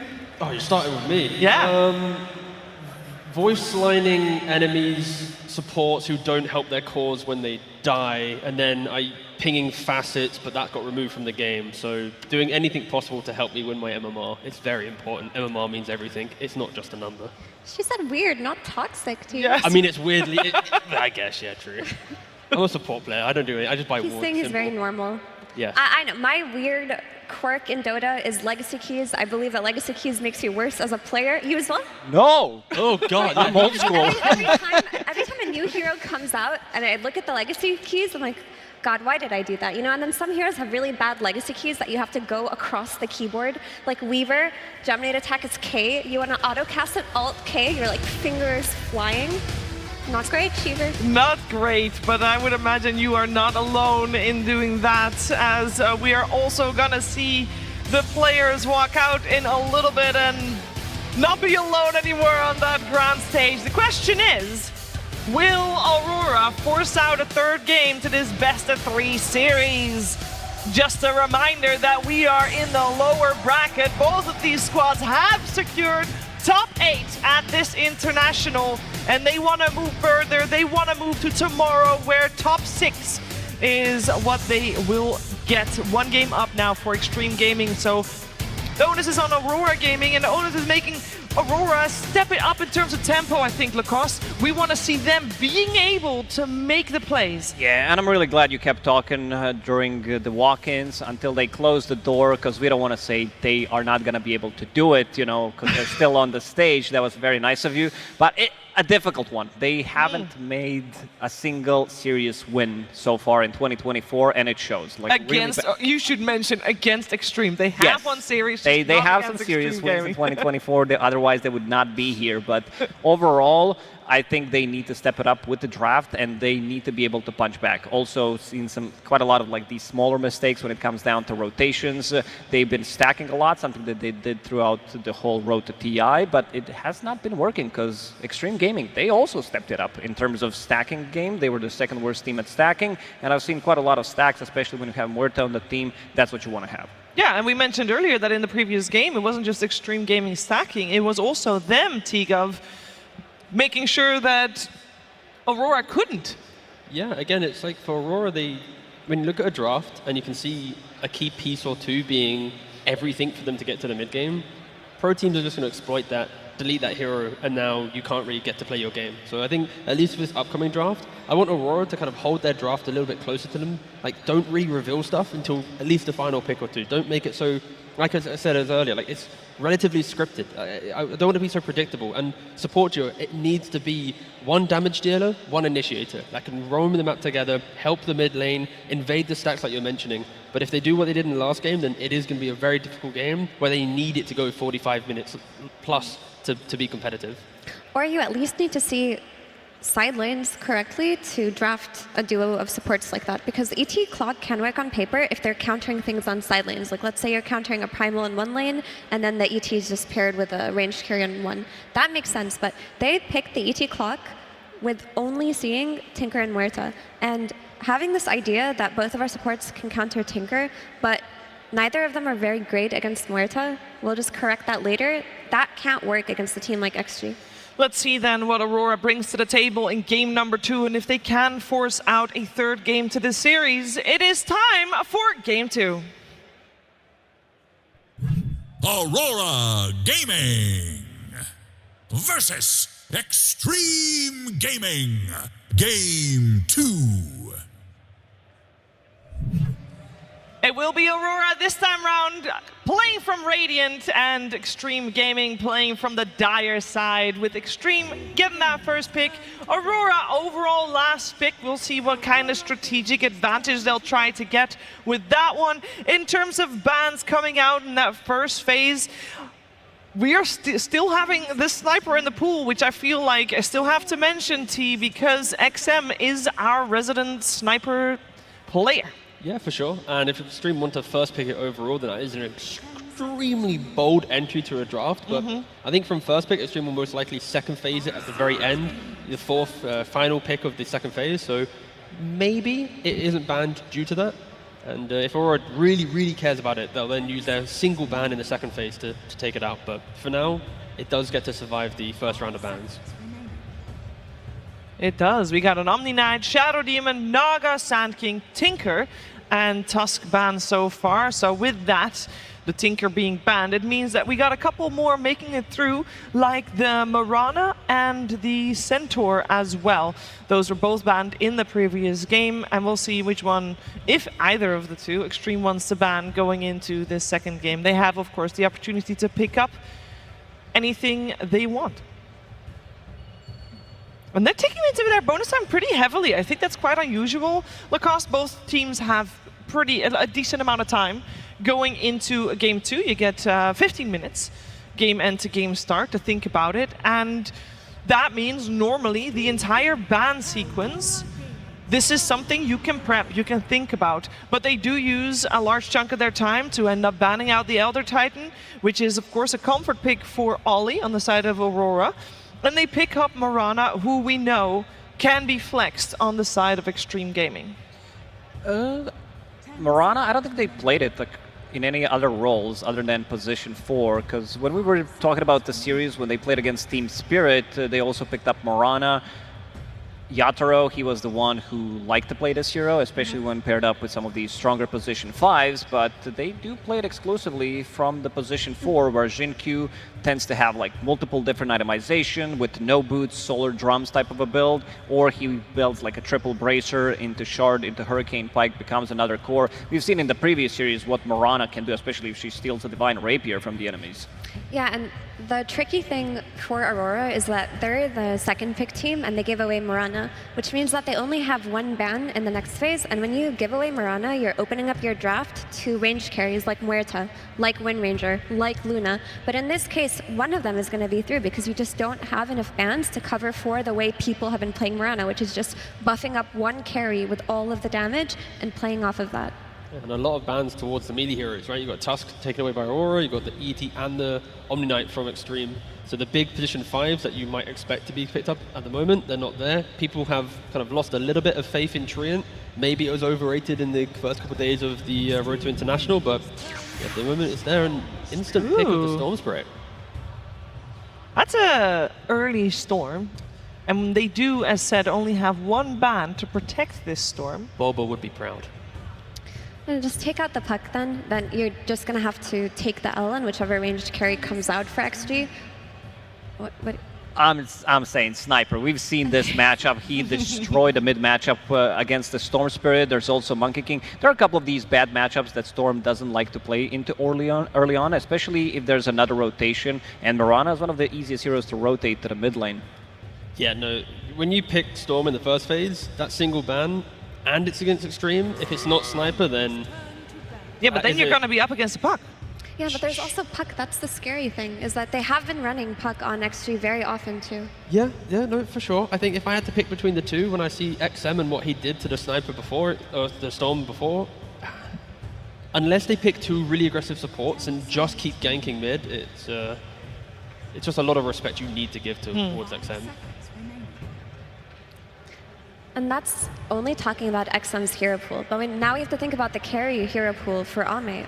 Like we mentioned, all heavily enabled by Solar Flare on Marana. Luna, who was the trending carry of the playoffs of Road to TI, she could make a re-emergence here too. Yeah, it ends up being Kunkka and Wind Ranger being removed from the pool by Xtreme, so Luna is still in the pool. And we'll see which one Aurora wants to remove, whether that is the puck or the sniper. I think actually maybe you're just going to accept that your lane's going to be hard and ban out Luna instead. But maybe they want to pick it up. It is up to them to pick straight out of this banning phase. And they ban out XM's signature Viper, leaving the other two signatures in the pool. That might tell us a little bit more about what they're planning on picking here, Lacoste. Oh, this is a rough one. I mean, they open up with the Storm Spirit. There's a lot of heroes still available in the pool that can easily counter the hero, so they need to find a way how to use this Storm Spirit. We've seen BB team use Keeper of the Light with the Storm Spirit 2 times, and it was very successful. So he needs something. This hero is going to need any kind of a help, maybe some kind of a save that could come out so that he doesn't die straight away. Ooh! That's a little bit of a save. Yeah, it's a little bit of an unusual one as well. Yeah, they haven't played Bane so far at the Road International or the International, and I'm skeptical a little bit. Bane is another one of those heroes where you used to win lanes a lot. Nowadays, you don't really win lanes as much because the offlane +4 can just bully you out if they play in tandem. And if the map gets difficult where they run at you a lot, then all you really have is a nightmare to your name.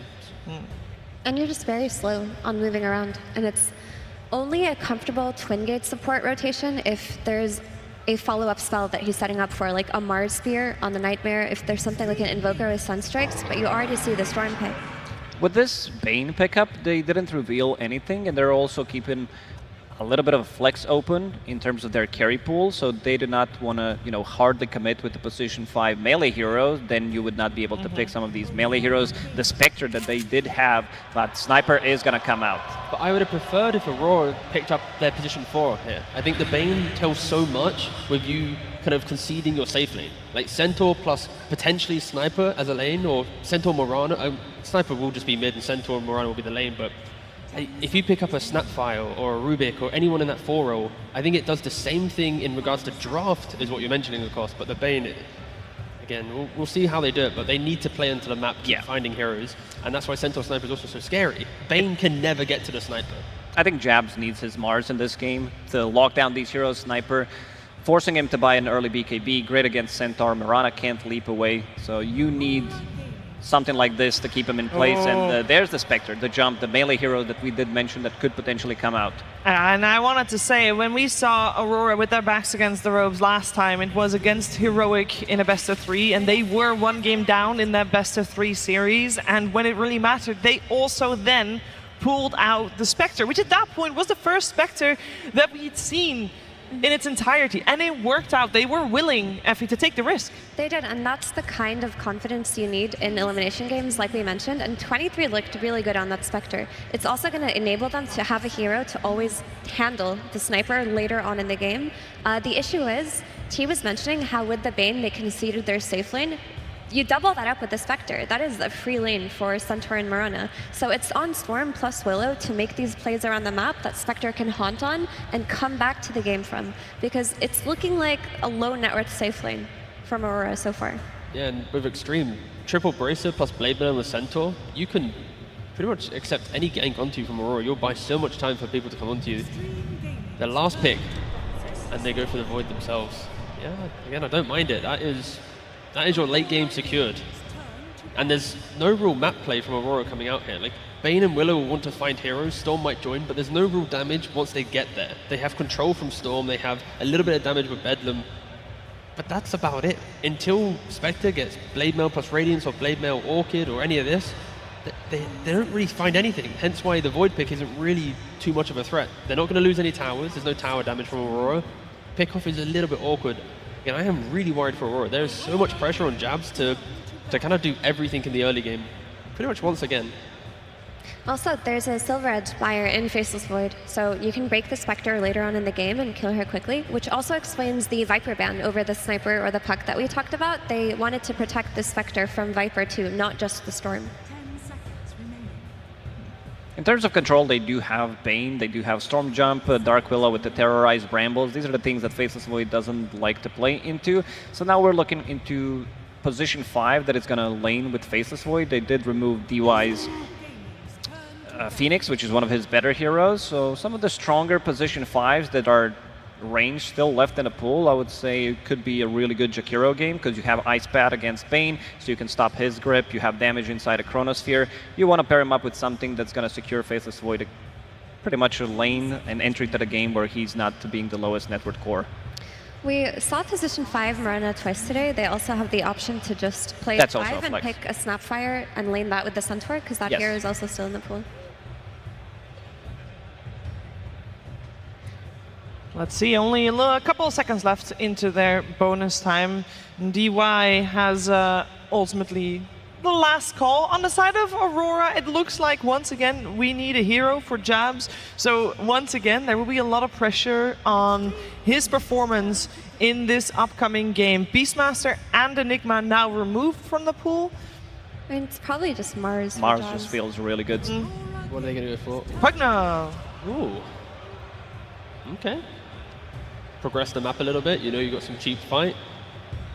Yeah, we already said there's an issue of damage early on for Aurora. Now you're going to have to kill a hero who's getting life drained as well. If you want to right-click them with Spectre or Storm, there's a decrep.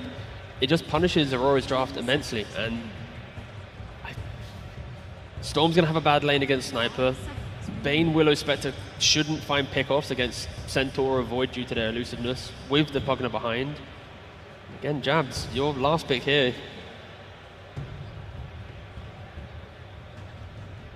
His last pick. Are there any arguments against picking Mars at this point? Lack of damage once again. Like, you're just subscribing to more control, but you're gonna, every time Aurora take a fight with a Mars, it'll be, I've arenaed, but who's killing? I've terrorized, who's killing? I've haunted, but no one's killing. Like, everything. I think the Doom is also a good option where you're shutting down Faceless Void. The Doom is still available, even though I would prefer Mars. Okay, they're cooking. Sure. They needed something which was statement, which was bold. Like, they lacked so much purpose with this lineup at the moment where 45 minutes, sure, they're having fun, but before that, there's nothing. So, sure, the Lycan, it gives a bit of map play, but Lycan into Centaur, into the Void, even a Sniper, like, they're going to stampede away from you. You got Concussive Grenade as well for, like, the Sniper to disengage. If you ever get chronoed, you should die to the... I'm fair play to picking Lycan, but I really don't like their draft. Well, it is the first Lycan of the tournament. Last time they picked the first hero of the tournament was, as I mentioned, with the Spectre in their Heroic series, and it worked out for them then. So they have been cooking. Effie, do you like what they're serving? No. Oh. So I was just thinking, so I think Lycan's best entry into the game is the lane versus Void will go well. Like, he will farm on that lane, and you bring Lauren off. Like, with this idea that Lauren doesn't get crushed on the mid lane, like, let's give him some leeway. Maybe he doesn't get completely demolished by XM on Sniper. If he can rotate to the Lycan lane, they can kick Void out really early, take control of the map, and all of a sudden their Spectre has a game to play, heroes to jump on. But if they can't do that, if they can't get that Stifling Tower with this Lycan pre-minute 10, I'm not sure what their entry into the game is. I don't see it outside of that. Yeah, I'm not liking this last pick. Them having Pugna and Marana, this was the last pick overall. Usually what you want to do with Lycan as a hero is to kill the supports. When you have these supports who don't have any means to deal with your right clicks. So now you have the Cripify, you have leaps, you're buying your early shard on Marana, so you have 3 leap charges, you have Time Walk as well. I don't think the supports are going to suffer at all. Well, we're going to find out if Aurora can push this to a third and deciding game, or if Xtreme is going to take this one 2-0. Before we head to the game, though, we're going to look on stage to Tsunami, who's there with maps. Thank you very much. I am joined by Xtreme's coach, Maps, where a lot of people talk about first-time TI players, but you're a first-time TI coach. And I was wondering how the experience has been for you. Has it been exciting or has it been scary? 很多人的关注点其实都在于选手第一次打比赛，但是你作为教练，首次参加 TI， 你的过程感觉是什么样？是不是会更兴奋呢，或者会感到害怕？就还行吧，然后也没有很多的情绪吧，就做好自己的事情。It's alright, not too much emotions. I'll just do what I do best.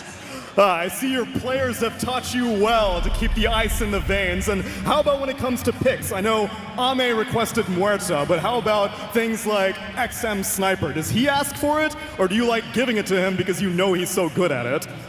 其实我们想问的是，选手有时候会要求一些英雄，比如说阿妹他会要求奶绿，那 XM 的火枪，你是觉得他很厉害，就直接帮他选呢，还是他要求的呢？奶绿跟火枪差不多，都是他们的绝活吧。然后，那对面放的话，那就选吧，就跟他的幽鬼一样。Muerta and snipers are both of their specialties, so if the enemy team doesn't ban it, we'll pick it. You guys are comfortable in the game, and clearly you're comfortable on the stage. Maps, best of luck in this game number 2 as we pass it to our casters. Thank you so much, Tsunami. Always great to hear in Royal Arena. How y'all feeling today for game 2? That is right. Hoping to see a game 3. Hoping to see if we can get all the way to the end. Trent, why is there a Lycan in this game? What's going on? I don't know, the panel, you heard it, Lacoste, he wasn't liking it. That last pick, it gave them pause. There's good reasoning behind it. You saw the ban on the Beastmaster. I think that what they really needed here, like Mira was saying, FE on the panel, we have to take this tower, we have to take over the map, right? So there's heroes that were left, like there was a Visage, maybe you could try and do it that way, but it's going to be the Lycan, someone who has not been tested yet in this tournament, right? Try and take over this lane, and if they can't do that, if they can't create the space for the Spectre, it does indeed look like it'll be a bad time. But Aurora, I like it. I like the fact they're going for this big pick, the boldness there. See if it works out. Well, and you know what's funny is we were talking all of this stuff about the off lane, maybe getting to see the little purple man, the Darkseer. We kind of have like the super surge Ion Shell later if you can get to the Aghanim Scepter potentially. You know, maybe you can turn any hero into Darkseer. That's quite the talent. It's pretty cool. It'd be fun. You know, just get the Wolf Bite onto Spectre. That's a very, very scary Ghost Lady. If they can get to that territory. Now the problem is, and what I'm a little bit worried about, is that XM might have a pretty good time in this game. The map said specialty, if it's a good game for it, we're gonna pick it, and they definitely did that. Yes, he has already shown some obliteration tactics on the sniper in this mid lane. They banned the Viper instead to open up the game for the Spectres. Don't want to have to deal with that break, so the 23 Savage would actually have a chance in this one. But yeah, that means you're picking your poison. And he's a very scary sniper, so. Well, and the other thing that, we've sort of been seeing there, don't worry, nobody saw, it's okay, it's fine, don't do it, Royal Arena. One thing that we have seen as an answer recently has been this like lack of vision and then not being able to find it. XM on the ghillie suit means that if he's in that stance, he's not going to get revealed as he's right-clicking heroes, which means that Laurev might not be able to find an opening onto him, might not be able to jump him. Yeah, that's your big hope as a Storm Spirit versus that sniper, but these core snipers, they don't need that tricky shrapnel. No scatter shot for them. So we'll keep our eyes on that matchup, how that one works out. So far, 9-5 versus 9-2. It's looking okay. The question is, as those levels get up, will you still be able to maintain that? And of course, what happens at level 6 and what happens with these support rotations? Very different support lineup for Aurora in this game. Definitely want to get more active. Oh God. 23 Savage got to run away there. Yeah, melee hero in a lane versus Centaur, not a great time. Panel discussing how this looked like a pretty free lane if you're XG, and you certainly can't disagree too much with that one, right? Like even potential rotations then for XinQ, if he wants to, can make his way even like through the Twin Gate, because like there's a lot of room to maneuver here, and you kind of know you can leave the Centaur alone, as he's going to jump in and steal that Lotus with the innate there on the Miranas. You always love getting that for your team. That's very annoying to deal with. Did have the Nightmare ready, but Ollie not opting to use it at that point. And you can see after the initial 2 waves, what's happened mid, as indicated in those last hit denies chart. Now 17-10 versus 11-4, and Loranov, he can't even step up to the wave. This is the pain that you feel in this matchup and what can go so wrong. See if he can deal with it. We'll have that wave pushing into him at least pretty soon here, as DY is getting bullied around. Q back behind the tower here. Chavs are just running through his wall here as they just chase him with these wolves. Yeah, what was he doing? He was way under there. And instead, it's going to end up losing his career. This hero's too fast. He's too much. Why is DY able to get out? And look at him! Oh, the fancy footwork. He's so fast. You can't stop him. The Wolves trying to get around, and that's finally going to be there for the body block. But no, he gets around the other side. Oh my God, DY is just, he's trying to get his steps in right now. He's on the little treadmill and he makes it away in time. It's just too much. I mean, we're talking about this Lycan, but another hero that we don't see too much anymore, this Pugna here, can be helping out with the early damage there on the Nether Blast, and of course, later on in the game, the life drain saves. Always something you have to keep an eye on. Oh yeah, absolutely.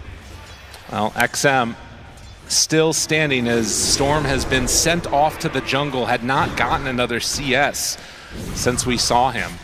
Still sitting right there at about 17 now. And it is interesting because when you see that, oh wait a minute, 23 Savage, more hits, Nightmare to get a little bit of separation, that keeps him alive.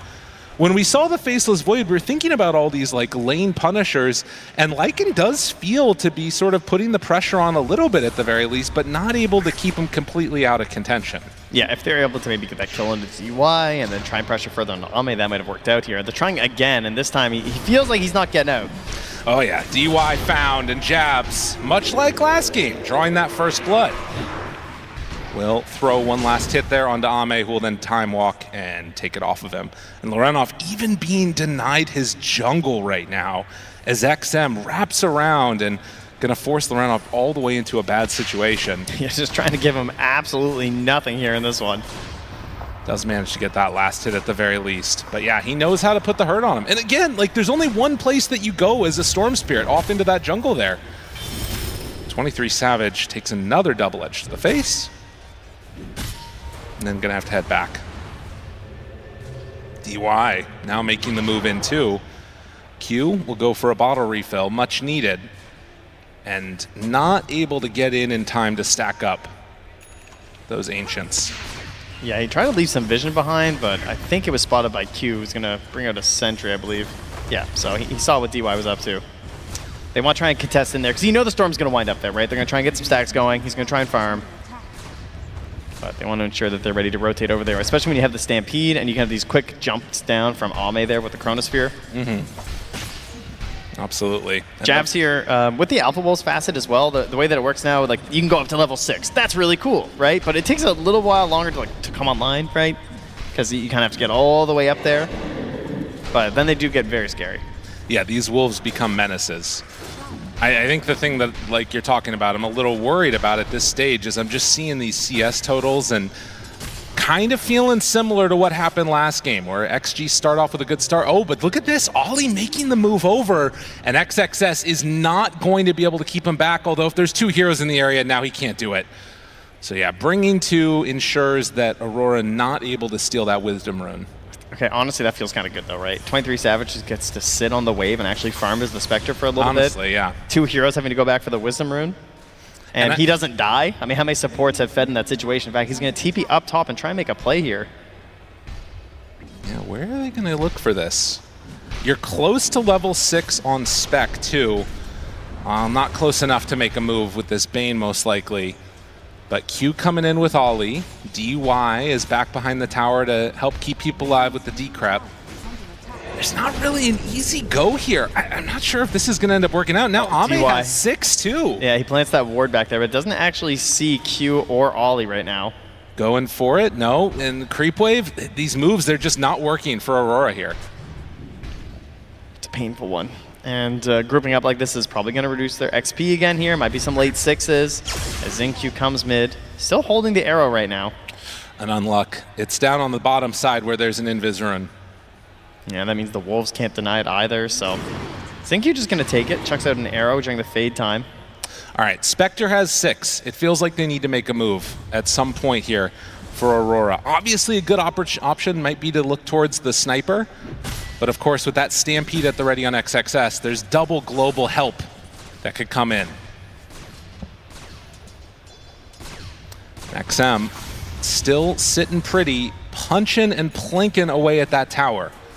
Movement in from the two supports. Yeah, Xinq's close. Thinking about it, wanting to jump, tries to find him. The pole is going to be there, but the arrow is already out, and there's the Spectre moving in. Finding a kill here would be huge, and but he gets rooted for the moment. That keeps him away. Ame's still off to the side as Ollie will get brought down by the ulti from XM. The Wolves on XM can't finish him off. No, he jumped back as well on 23 Savage. Just didn't like the look of it there with the root coming out, and that means they're going to lose that mid tower here. Already a hard game for Lornov, the lowest farmed core in the game, and now has lost his tier 1 tower. I mean, and you can imagine how that fight would look a lot better if there wasn't that Centaur that had the Stampede up and online. 23 Savage moves in, he has this urn done, would love to get a first charge on that, but it just doesn't look like it's going to end up happening that easily. That being said, Shadow Step will be up before Stampede will.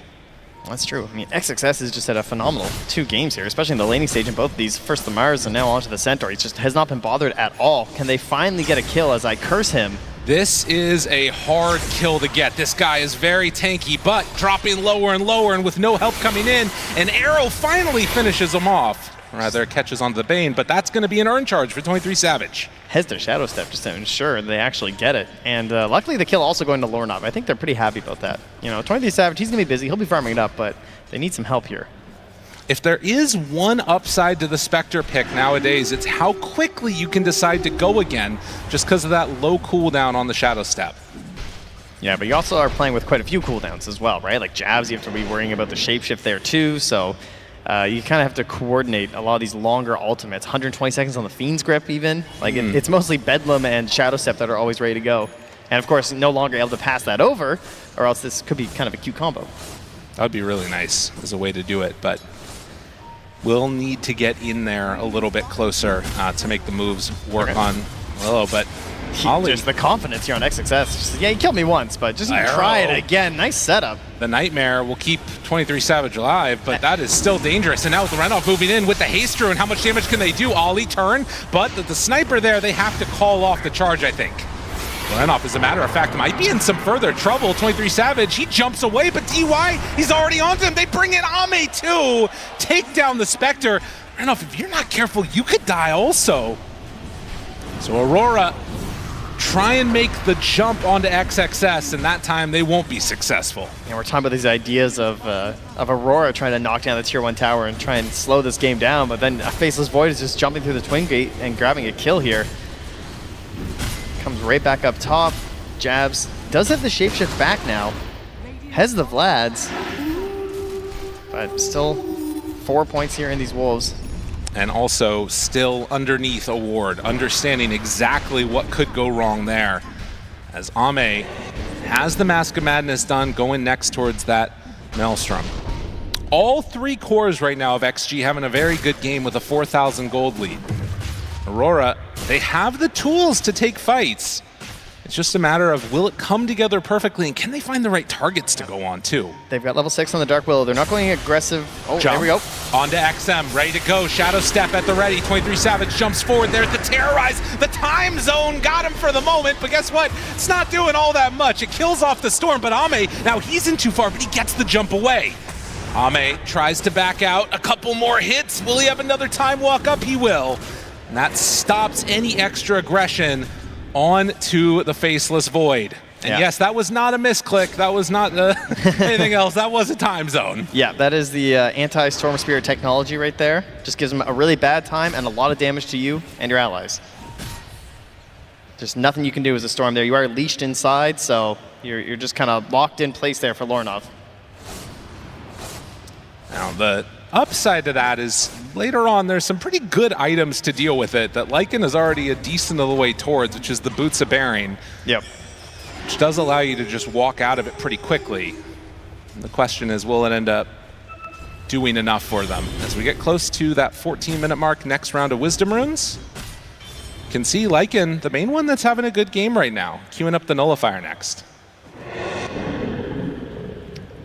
I mean, you can see why, right? They just had this opportunity where maybe they could go for a quick kill into XM, but then the decrep comes out from the Pugna, and they just can't keep the aggression going there from Lornov, so need somebody to help them out.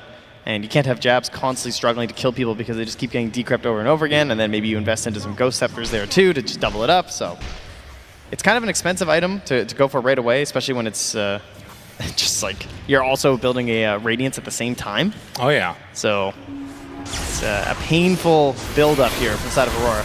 Ame's nearby, but they're just going to take the kill onto DY, who will eventually go down. Was able to burn through a lot of Lorenov's HP there.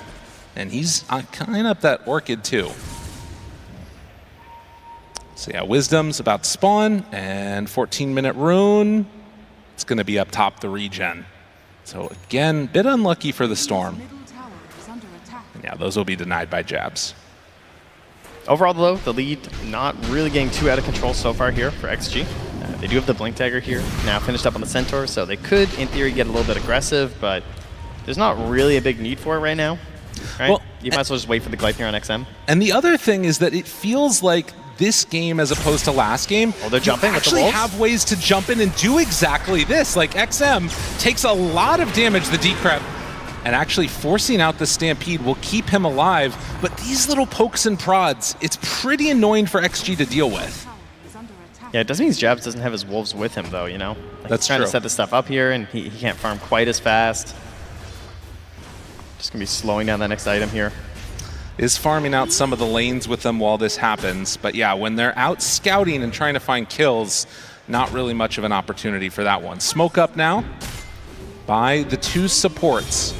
And with a Spectre in the game, it makes these kill-oriented heroes very capable of, you know, finding a bring down. You can see DY is just right next to Ame that entire time. Yeah, I thought maybe they were setting up for an IO draft or something when they opened with this earlier Bane, but this kind of shows why, right? This idea of just smoking up and setting up for global mobility, that's always been a classic part of the Bane tactics. Seeing if you can get a Fiend's Grip into a Shadow Step play. And, you know, they were close. Like, Ame had been here pretty recently. Now he's under the ward. This is really big if they can get this one in time. Underneath the ward, they have the Fiend's Grip ready. Ollie gonna walk forward. There's so many allies here too, though. Oh, it's really dangerous, but if they can connect here, it would be really good for them. They move forward immediately. Now they jump in with 23 Savage, and that's the kill that they needed. They're still smoked up here. On the side of XG, do they get a return kill? That's the question. XXS has this blink. Will he find him in the trees? Off to the side, gets him right away. Arrow comes out. Is it enough time, though? No. Lorenov, he gets out. Now can they go for a second salvo? Ollie runs into everybody brazenly, and Jabs jumped upon right away. Lorenov comes in for the follow-up. Aurora fighting forward now after they take down that Faceless Void. They're going to take 3 more. They're fighting for their lives here on the TI stage. They take down that potential time field. They don't have the opportunity to assist. Xingqiu does die to a neutral, so that's one less kill for them, but overall, something they just needed this on Aurora right now, right? Like after that game 1, being down here, they need that big pick onto Ame into the quick team fight after, especially after that jump onto Lorenov, but they didn't have the damage to finish him off in the tree line there because XM was too far back and getting delayed. Well, and it's all of their heroes kind of coming together at the right moment, it feels like also. These are fighting-oriented heroes that Aurora have. After so many towers being given up in the last game, it felt like, as you said, this is something that was needed, and now partway to that nullifier being completed, you got to look towards XG and say, well, what's going to be our answer to this? You got a time zone Faceless Void. It's always scary. And we'll see if Aurora can actually maybe knock down a tower of their own at some point in this game. That would also be quite good. Fair enough. Savage is getting pretty aggressive up top here. They have tons of vision ahead of this Spectre right now. Just so many wards here from Ollie trying to take over this top half of the map. Right, and down bottom is where XG is very much stuck together, situated, not wanting anybody else to get caught off guard. As XM will move towards the mid, Dark Willow starts to head this direction, smoked with the Storm. XXS not a great target to go on, and as Bane will join up with them, it's a smoke instead coming from Xtreme. Jabs has that nullifier coming here. Just as this fight's about to break out, an amplified damage rune in the river. Oh, Lorenov. Oh, he goes for it. Time zone, but he gets out. He got out of there. They're leashed up on the two supports. They're going to fall. But Lorenov able to escape. Now, do they want to go in? Wait a minute. Nullifier and the Wolves eat up DY. Jabs, that's kind of a cool little play. You nullify, and then you just send your Wolves in to kill. Yeah, then there's no more help. I like that. All right, so right now on Aurora, you do lose your supports, but what you can say now is we go again, right? You have this Orchid on the Storm. You have, what, 25 seconds until the next Shadow Step, as it's only got the 50-second cooldown now. They've got to be looking to get aggressive once more, and that's where this vision comes into play on the top half of the map. Maybe XM heads in towards this jungle part and they start smoking this way. Right, if he goes just a little bit forward, I mean, they already see him with the creeps there. DY coming over. Oh, he's too quick. Yeah. Or is he? Oh, he just drops He's one. thinking, oh, wait, no, yeah, now he's going to get it. But off to the side instead. They find and kill Xingqiu. And now looking for Ame. No, not going to go for him. Shadow Step on cooldown for 40 more seconds. So Q would love to go in right here to find somebody, but you need more help than just, well, yourself, I guess, since they don't even have the Spectre to come in. I mean, they still have this pressure down bottom here with the Storm Spirit. It's only 19.5 minutes, though, so we're a little bit away from that Wisdom Rune. Right. It's one of those times where maybe you kind of want to keep the pressure up down here. There's just too much to do on this map these days. Nolly drops down. A Sentry Ward will pick up a neutral item. And could think about a Roche sometime soon. Oh, we do finally have jabs going for, as you mentioned, the Boots Bearing. Super helpful versus the time field. Time zone. There it is. It's time zone, Trent. Time zone. It's like the pain zone. Is that a thing? That's not a thing. DY in trouble in the pain zone. Oh, yeah. He's the wolf going to bite. fall. And they end up bringing him down, but XXS jumps in. He gets the stun onto 2. Wants to find him. Can he get any extra hits onto these guys? With the retaliate damage being too intense, they can't make the move. Man, these wolves are so annoying to deal with. They're going to need to get a gem at some point. Early game, they're absolutely terrifying there. They just do a ridiculous amount of damage. They've got the control there, too. I guess, in case you haven't seen Alpha Wolves, you get the hamstring, which is the part where they have the next 4 attacks from units controlled by Lycan deal bonus damage. So you just get to like burst people down. That one's pretty handy. Do require a decent amount of micro nowadays as well. Really annoying to play with, but they, Jab's definitely somebody that's been known for his micro in the past. Yeah, and even though you have the sniper, you also get the evasion at level 6, so that can also be annoying with the high tail ability that they get. But yeah, as you said, a little micro intensive. So Wisdom's picking up by the couple of cores and into double Tormentor. One of them heads on over the Bane's way. Xingqiu don't die. Okay, he lives. DY gets the other one. And still just 3,000 gold separating these two squads. Ollie can look to close that gap a little bit there with his shard, of course, you know? True. Can actually push waves a little bit on the Bane once you have the shard for the AoE Brain Sap. Couple big items right now, though. That's the full Crimson Guard for the Centaur, and then also a Radiance completed now on the spec. Yep, this is an item that now also scales on strength, so feels really good for a Centaur. Yeah. Radiance, obviously, health. classic. Sorry, not strength anymore. Right. It is health. Let me clarify. But Centaur has a lot of health. He has a lot of because he has a lot of strength. He's a big boy. 22 minutes in. And the Wolves scouting out a few things. They see the regen. That one gets denied by XM. Now run the Wolves forward. Gonna root them. Dude, look at how strong these things are. Like, what the hell is that? Yeah, it's really annoying because it also just like breaks your formations. Like, you have this idea of like where you're trying to go at certain times, and you got your farm patterns and everything, and suddenly this wolf's just biting you. So you have to like run back to your tower. You have to feel safe because you don't have the shadow steps coming, especially when he does stuff like this. Yeah. And just jumps on you with it. He just jumps in, drops down the dagger, hits DY a couple of times, and then gets out. Doesn't want you to feel any sense of safety here on this side of the map. I mean, killing DY feels like it's going to be a little bit of a hobby for them this game. This too. We got ourselves a Spectre TPing into the outpost. They are coming right down for this Roche. But the side of XG, they've already smoked up here. They have the Solar Flare available. It's still just level 1 though. They don't have 12 yet on the Mirana. I mean, you need to be careful here. The time zone in this area does get very scary, but they have the Boots of Barians. They can get out of it if they need to. And Ame's got that Mjolnir again. He's got all damage. Got to be careful about this. Roche is going to fall, though, before they get here. And now an opportunity for XG to still take the fight if they feel so inclined. Arrow goes out, not going to connect. Jump forward, stomp. Lorenov backs away. Still holding Stampede. Doesn't want to drop it. They don't know if they're fighting yet. Go, the hamstring. Hamstring, 23 Savage. Now Blade Mail jumps away. And unlike the last game, this time Aurora get the Aegis and they get out.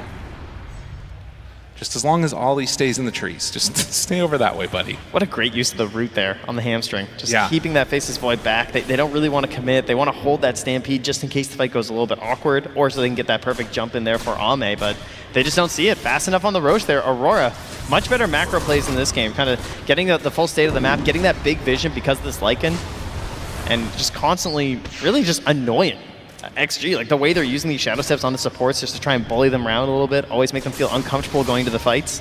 And now you have 23 Savage, of course, with the Radiance, and now having the Iron Talon to just farm his way around the map. I will say that this feels like a Jabs hero. When I think of Jabs, I think of like Nature's Prophet, you know, running in, blocking camps, being annoying, and as you say, these wolves constantly scouting things out, you know, harassing supports. It fits his play style quite well. It's a smoke up now from the two supports, and they're actually going to Stampede now. Not sure what that one was about, but nonetheless, Stampede down. I am also not sure what just happened there. Maybe a misclick. Regardless, this game feeling a lot better for Aurora. They get a Vlad's now on the Mirana. But with Boots of Bearing done and eyes towards Amanta, you know, this sort of somewhat greedy hero Spectre feels like it's gotten through the most difficult part of the game for her. See if they have the tools to close this one out, because right now, things feeling pretty good for them. I would love to get aggressive right now if I was Aurora too, right? Like try and get a smoke up or something going. No, there's no Stampede. Right. Problem is they don't have any vision. They've been very diligent about the D wards all over the dire side of the map because of these wolves. Right? They're spamming sentries everywhere. They want to know where they're moving. You're always going to have these obs sentry combos drop down by XG so they can see where the wolves are moving to kind of get an idea of what maybe they're planning on the side of Aurora. Mm-hmm. Ollie just confident enough to stand right here by this ob sentry though. BKB done for the Storm. Maybe that's what they're waiting for here in combination with this Aegis. They want to get into this fight. But again, still the time zone. Yeah, I mean, that is sort of the elephant in the room right now. When you think about Chronosphere, you just catch and kill these people, not having that option as much, but the root is there, the silence is out. Do they want to go for more? Ame up on the high ground. Being away, the time zone comes out and they walk out of it. And they're looking okay. They do lose Ollie, but now leashed up for the moment is Loreno. He's still fine. 23 Savage does go down. So they burn through the Aegis. Both supports gone. No Ton, no Terrorize to counterplay this. And in fact, 23 Savage is going to die. So with no supports nearby, they can't get him out. All right, maybe we were making fun of it too soon. It looked pretty good. Time zone's good. I mean, it's still similar problems, right? Where like they tried to counterplay by just leaving it, and they just took a bunch of damage in the meantime. True. Yeah, and there's your only damage, unfortunately, is a Spectre who's just dishing it all back. Take a look at this again. I'm not sure if the Boots of Baron just couldn't come out, or no, if they did come away. out, but they just used it to run immediately, I believe. Yeah. Ame found the perfect moment there, and yeah, up on the high ground, just the sniper beat him to death. My goodness. He just got completely isolated by his team. Everyone else was like, hey, I'm out of the time zone. But unfortunately, 23 Savage is on the wrong side, right? No one else is over there. He just dies once, dies twice. And you don't have any of your tools coming out from that support duo, unfortunately. Well, Jabs looks to be eyeing up the AC next. So a little bit of help for his teammates. Defiant Shell claimed for the Faceless Void. And Ollie was kind of hunting. DY manages to get out of trouble. And they've got this issue where if they don't just get a raw grip onto someone, it's kind of just all in on Lornov, right? He's just like jump for this fight and try and get the pull in. How else do you actually start an engagement here? How can you lock people down? They don't really have that great of avenues to do it, for sure. Gonna need more items to help solve that problem. Lornov playing it kind of tight here at the 28-minute mark. Don't know if he really wants to go for this. Would be kind of risky. And they are all here just daring someone to try and get this Wisdom Rune. Yeah, they'll kill the Wolf, too. They send those in. A decent amount of them killed throughout the course of this game. A lot of sentries getting dropped. And eyes towards the Blink next for Q. After the Yule Scepter. More ways to try and sort of play around these fights. and get in the action when the time comes. Because that is the thing, right? If Sniper is just free to hit away, in a way, part of what made that last fight feel so weird was that it was 23 that went in first. And if you can kind of wait and then, wait for the fight to progress and then jump Sniper, things probably feel a lot better, but requires getting wards down or something else there. And also having some tools versus the disarm as well there. Oh, yeah. But we'll have the Manta, so that should allow 23 Savage to keep the attack up onto that Sniper. Well, the Wolves go forward, they hit the buildings, starting to drop. They live a long time. Don't manage to quite kill that tier 1 tower, but getting closer to it. And the smoke will not bear fruit, it looks like. Yeah, all the Wolf talents. How very talented Wolves. And at least for now, not going into the Wolf Bite either for the Lycan. Not yet. Right. We'll see. Maybe some point the Agnes will come out here. I mean, this is annoying split push to deal with. And again, for XG, it feels like they want to play much more grouped together, which does hurt this style a lot more. Look at the building damage. It's just been working away at it. And now Shiva's almost completed for that Centaur. Saw how impactful that could be in game number 1, finding the right targets off the back of the XM Queen of Pain. Yeah, Q just betting it all here on the Blink Dagger for that Dark Willow. Trying to make those big solo plays. God, he is, I mean, I think you just can't do anything at XXS at this point. Like, he has so much armor. He's got 4,000 HP at Crimson. No. Like, he's just a force that you're not going to mess with. No, you just have to straight up ignore him. Yeah. There's no killing this hero right now until he's the last one left. The Wolves just not being hit by XM, living through it while he tries to pressure them out. Super annoying to play against. And ZQ in the meantime is also eyeing up an AC. Interesting. Scout out Roche, still 20 seconds till it's capable of respawning. Does have the feeling like that is going to be that next pressure point. Again, I mean, they were quick on the Roche last time for Aurora, but if they're not in position, we know how terrifying it's going to be to fight there because of the time zone. Yeah. Well, and they got it too, so potentially if it's a quick spawn, XG could just take it and they might not even know. Yeah, that's true. Yeah, so 35 seconds away. And as XXS will tank the tower and start to bring it down, this makes the contest option even harder for them. It's a good trade, though. Same time, you can see Lornov take the tower up top. Oh, and they're not even going to get it. Backdoor kicks in. Still don't know if they do much about this, though. They can just take a little bit of chip damage on the top tier 3 here as Lornov will just march up, beg them to come home. I don't think they're going to give them the opportunity, though. Again, quick Roche spawn. If they can get them to force them back, XG, they're going to be in a weird situation for the Rose contest. So yeah, they are all taking back. Oh, he time zones. Oh my god, he just destroyed him. Lorenov not ready for that one at all. And finds Ollie right through the trees. Another casualty as Aurora, they are going to lose 2 off the back of this. I think he just bet on the fact that he'd be better. I think he just thought I'll be able to zip. He was wrong. Ame was too quick. Ame was ready. And just like that, that is going to be a devastating loss for Aurora. Set up again for the Roche now, but the more important thing is you're losing this net worth on the core that was already in pain. I mean, the lowest of the cores was the Storm Spirit. The question is, can they get this Aegis now? I feel like they should be able to, even without time zone, but you can see they're actually going to play it safe. They're not going right into the pit. Maybe just wait for everybody and then go. Yeah, you know there's an ancient camp to be farmed here by Ame, so. That's true. Quickly get that, but that time, that's going to allow the Wolves to get down here from Jabs. I'm sure he'll maybe send one in to scout out. There are Ob Sentry combos down here from XG, though, so they'll know if the Wolves make their way through. Well. And here they come over the Twin Gate. He's going to see, he could actually attack those wards, but he's too busy. Got to go into the Roche and say, they're not in here, nice. But instead, they're all smoked up. They're hiding, and they're moving towards you.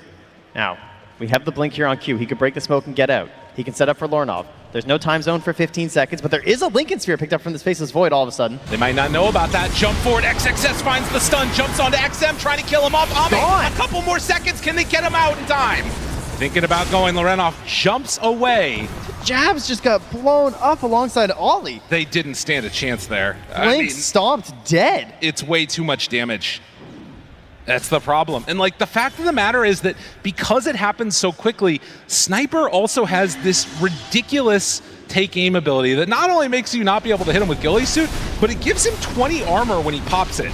So they just jump on to Sniper and suddenly this guy's sitting with 45 armor. He also, you look at the build because he's trying to solve a lot of problems in this game. He needs the Nullifier because of the decrep. He needs the Boots of Bearing because of the time zone. He doesn't have a BKB. The damage, he took like 1,250 damage from this Centaur. Most of it just magic, right? He's getting hit by the Starstorm. He doesn't have this BKB on the leg and he doesn't have any sort of magic resistance. He's at 30% right now and he's just getting blown up because of one stun. It is crazy if you look at how much damage got done in that tiny little window there. And now Aegis on Ame. Oh, 23 Savage, he shadow steps in here, wants a free pick on the Xingqiu because of the ward. And he gets it. All right, that's something. Slow them down. You gotta find whatever you can get here. There needs to be these little windows where like something is going right. Ame, time zones. He's coming for you. You gotta get out of there. There's nowhere to go. The storm goes down and showing the value of this much maligned facet choice. It's just so good versus Storm Spirit. It's actually winning them the game. Yeah, he can't play. Like, Ame is just using it as a one-to-one counter. He does not care about anyone else in this game. He has a job. He has a target that he's going to kill with his time zone, and he has done it. He's been gifted a very special set of skills. He's coming for you. Ollie, gonna get the grab here though. This is nice. That is what you need, and that's the other one-to-one counter. There you go. That's right. An absolute classic here of the Spectre versus the Sniper, and you're seeing why. Of course, Ame, the one with the Aegis, means no second opportunity there as they're counting on just protecting XM in this game and not allowing that to happen, but it was a ward that was just freshly placed down there from Ollie. In a way, that like Ollie needs to be the one to get so much value out of these Fiend Script, because they can do that to either Sniper or the Faceless Void. Like, he is not insurmountable here. You can break the Lincolns and go right forward, but yeah, they had an idea that there was a ward there. Yeah, Q also, I got my blink on Dark Willow. What do I need next? A Midas. I need the Midas here on the Willow. Are you kidding me? There is a plan for Q, and the plan is to get nice and big and golden and shiny. Let's see if he can take over this game there. And now a Blink Dagger as well, seeing the necessities of these grips here.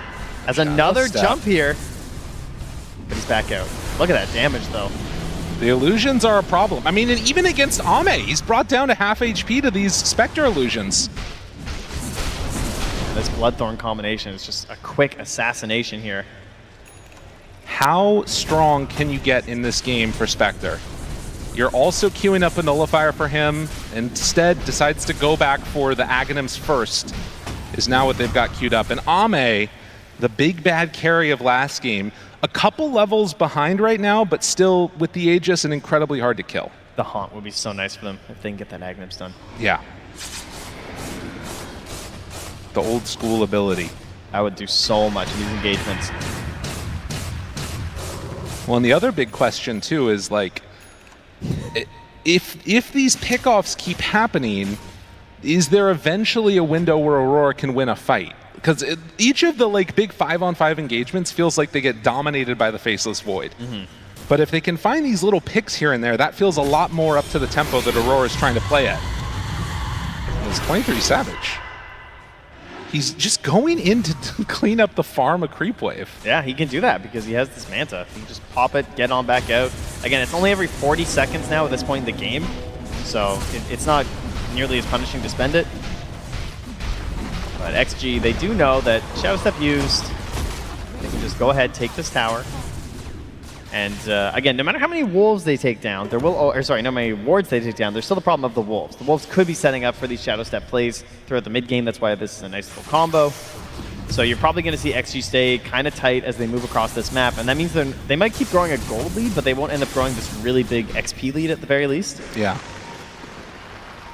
Oh, but look at this, a little fake back here. They actually smoke in behind, not allowing any sort of a Shadow Step setup. Interesting. Jump forward, get the stomp. Dark Willow dead. Does have buyback. Only hero in the game with it right now. And deciding to make this move. Now, if Jabs you look up top, Jabs is taking that tier 3 tower as well. At the same pace, pretty much. The Wolves hit it very, very quickly. So this is going to be a tier 3 tower and likely a Rax in exchange for a tier 3 tower. He has to be careful, though. Might have the same problem that Lornov did if he comes back there with the time zone. Split push, eat your heart out. It is not as strong as it used to be with these Lycans, but it's still something you got to keep in mind. We managed to get it, though, as the Aegis is expiring. There's no immediate smoke out here from Aurora. We don't have the classic post-Roche smoke quite yet. They got to clean up these lanes a little bit. And there it is, the Aghanim Scepter. So Haunt is ready now, and you've got a ton of kill potential. Haunt, pop all of your stuff on him, the Bloodthorn, Popping Manta, and you can probably take down these supports, as Willow, like you said, does have that full Midas completed now at 39 minutes. And you can see in comparison, like, Dark Willow's farm is going to start taking off in comparison to Mirana's if this stuff stays static. But will it remain static is a different question. Oh, Lornov coming close to the enemy team here. Oh, he's underneath the ward. Yup. They don't know about this one. Okay. Got the spidey senses were tingling, you know? Yeah. You got to be careful about that. Jabs does finally queue up the BKB. He's been farming up gold for a while. Kind of just need it. You know, if you want to have any hope of actually using your abilities and your damage during your ulti, feels like a necessity right now for his team. And Ollie just waiting for somebody to pass by as he queues up the Ags too. Yeah, he's got his blink grip. Wants to try and find a setup here for 23 Savage. 40 minutes in, and this push and pull that we're seeing between these two teams continue. When XG get together, it's really hard for Aurora to fight them, but when Aurora manage to find these pickoffs, it starts to feel a little bit better for them as well. Full butterfly completed for Ame. He is just... The time zone damage is going to be ridiculous, right? He has the level 20 talent with a plus 80 attack speed, so currently he's getting plus 230 attack speed in the time zone alongside his allies. And Solar Flare, yeah. Yeah, that's a lot. I mean, yeah, he will kill everybody, I'm pretty sure. Even through Blade Mail, probably. I mean, like, I don't know. This is going to be a tough one. Yeah, well, I think that's why he's going for that next choice as well there, and this Satanic makes sense, right? Doesn't want to be locked down by the Mask Madness. Absolutely. Still, windows to fight. As off to the side lanes they go, turning off that Radiance and running away was Spec. It's going to be so much pressure on 23 Savage. We talked about the pressure on Jabs, you know. It worked out. Right? They didn't get run over in the early game. They managed to kind of stabilize things. This lead isn't too crazy or anything here for XG. Now it feels like that pressure has been pressed over to 23 Savage, who now jumps in. And they find him. That's a big boy, though. Ame is there with the time zone, immediately lifts him up and destroys that Bane. They force out the abilities and manage to get away with everybody else. So the main loss there is going to be the Vane's Fiend's Grip. But they force everybody from XG back to the base, and 23 Savage gets out. I mean, that is definitely biting off more than you can chew. That's for yes. sure. The Centaur War Runner, it's not the hero they want to go on there. That felt like a limit test. Just like, can we kill him? Like, yeah. maybe? No, it's not happening. No, definitely no looks way. like no. It's now an attempt over here. Xingqiu will see some Spectre illusions, but 22 Savage is already out of there. Did end up going for the Haunt illusion damage, by the way, on the Spec. So potentials towards a refresher or something else. The Mantas, all of it, it's going to start stacking up the deeps. Maybe a chance to try and kill a support from back in the fountain.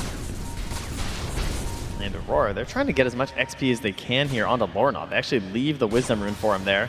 Q says, go ahead, I don't need it. Right. As they're going to jump very quickly, blowing up DY. See you later. I mean, this is what I'm talking about. But yeah. you can't get it. A little bit too scary. Yeah, I think good choice there. So they secure the gem. It's BKB done on Lycan. And yeah, Q just farming away these creep camps. That's the problem, right? Anytime they just like get a little bit of separation, death. Dead on the supports, except for XXS, because again, he's not going to die. Oh, they're coming and in in fact, Jabs. he's going to find Jabs here. Has to go into that shapeshift. Yule Scepter tries to run away. Not easy to get out. And yes, the route, the finish. Dead Lycan. That's a tough one here, though, as that means the Roche has just respawned, and he has no way back into this game right now. They have You Hex. know what? He just got his beat. Yeah, it was really like hurts. It was just on done. the courier, yeah. Oh, it feels like they needed this. They have this haunt. They wanted to use it, but 30 seconds till it's going to be coming back online. They're already in the Roche pit. You have no Lycan in this game. That's going to be giving up the Aegis and the Refresher Shard here. Oh my God. god. Of the XG. Look at the solar flare with this. This is a little bit of absurdity coming out. And yes, they will manage to take that for themselves. Refresher Shard 2. And now XG. Is it your time to shine? XinQ runs on down, hoping to find Q, who's hiding off to the side. In fact, we'll get him with the arrow. Went into the Shadow Realm, but don't know if that's going to be enough to get him out of trouble. Gets the blink away. Will also have a Yule Scepter assassinate just a little bit out of range. And so they can't quite connect onto the Dark Willow. Buying some extra time. And forcing the Stampede. They are immediately back down on this bottom creep wave, though. And Solar Flare is going to be back in about 25 seconds. If anyone steps up here to try and delay this, yeah, I think Ame is just going to jump. No, it's a death trap. Has that Refresher Shard too. And Q jumped upon. Ame now there, breaks the Lincoln Sphere. Yule Scepter trying to survive level blink afterwards, but can't quite manage to get out. Does have the Lincolns broken. They're waiting to see if they can get it again. With that enfeeble, drops it onto Ame to try and get a little bit less damage done. Lincoln's broken now. Have Fiend's Grip ready, but you know that you're not going to be able to get the full duration on it. Too difficult. Jumps for the back line, wants to find him. Time zone down. Storm gets to the far side. Ame now hits onto that Lycan. He runs away, barely getting out. Able to survive through it. XinQ low, a huge Curse Crown, and the Terrorize too. Do they have enough damage to take him down though? XM starting to drop lower, but the cheese, he survives. Nullifier onto Ame, trying to bring down XM. There's the BKB finally used. The disarm is there. Laurent jumps back in, wants to take down XM. They're trying to get away on 23 Savage, but it's not enough. Lorenov is in trouble. XM will die. The Storm manages to get away, and somehow they hold. But will it matter? They still have a Refresher Shard ready to go. Ame, he gets away. But Bobbin and Weavin somehow escaping there. A huge defense here from Aurora. It is painful to lose your Spectre, there's no doubt about that, but at least, I mean, that looked like it could have been so much worse, right? People are barely getting out of the time zone, getting up to the high ground there. They can breathe a little sigh of relief as they actually do leave the zone here. XG will back up and give them a chance to recoup on Aurora. They're going to keep this game going. Somehow they hold on what felt like a death push here. As you can see, the decision to jump for the back lines and just barely getting away, and then almost took out Jabs too. All of those bashes coming out. Yeah, and then a very clutch cheese here from XM as well, of course. They finally managed to bring down XinQ. Feels like they're spending so much of their effort and energy just to kill one support, but then all of a sudden it looks like XM's gonna go down, and no, cheese is there.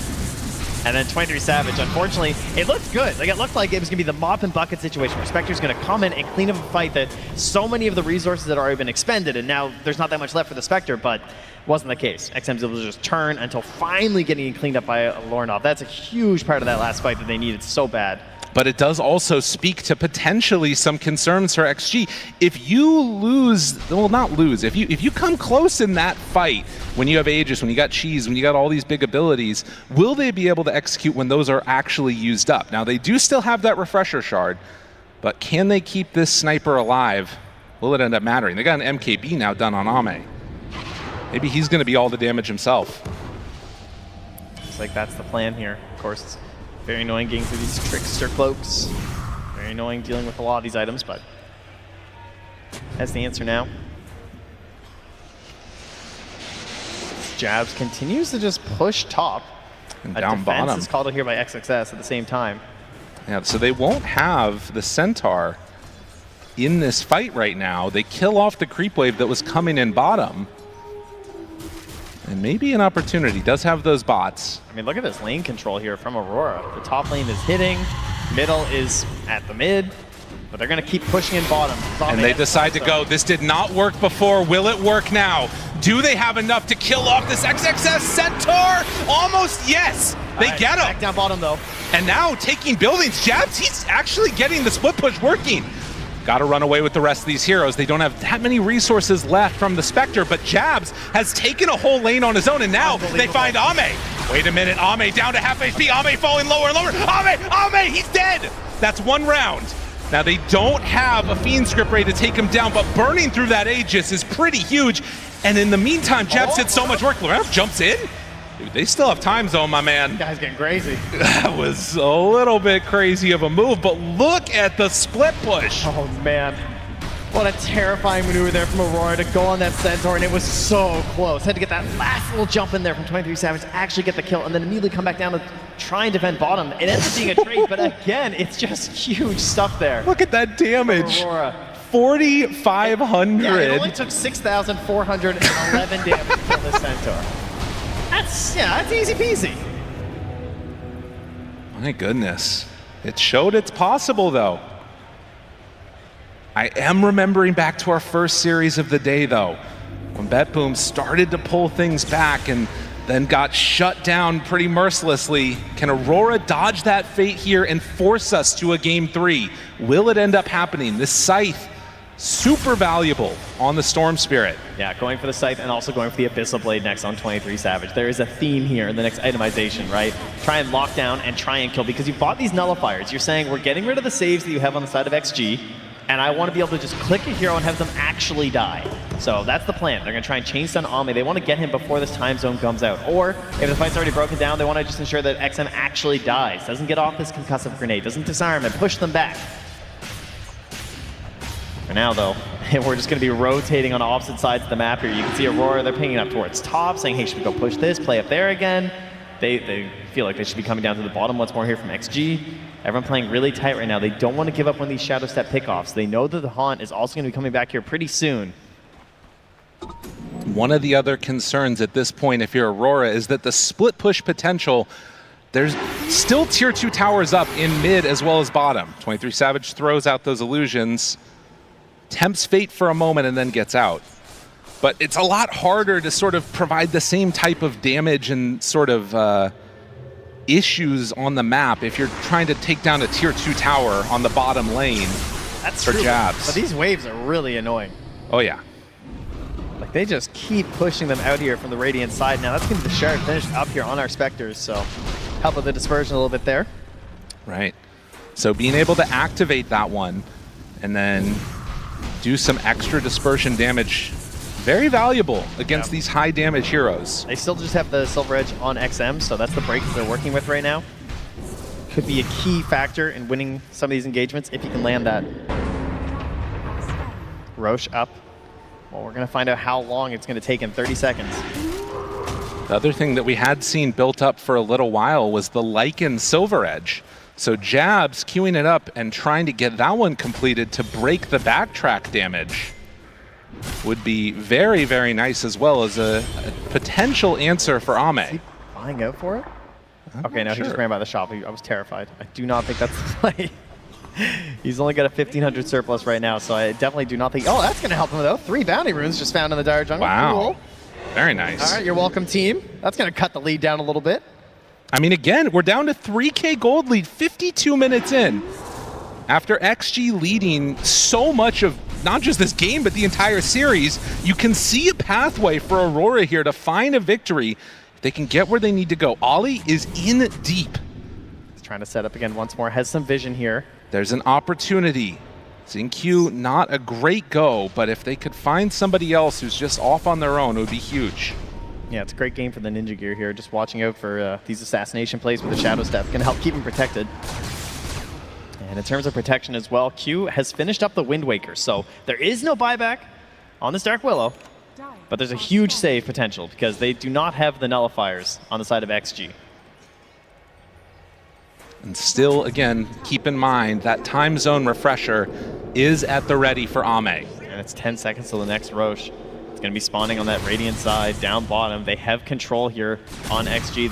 They've actually dropped a shrapnel in the pit as well here, so... Okay. They might just keep popping those down, of course. Has the 25 talent for it. Looks like they're just going to miss that it's over there.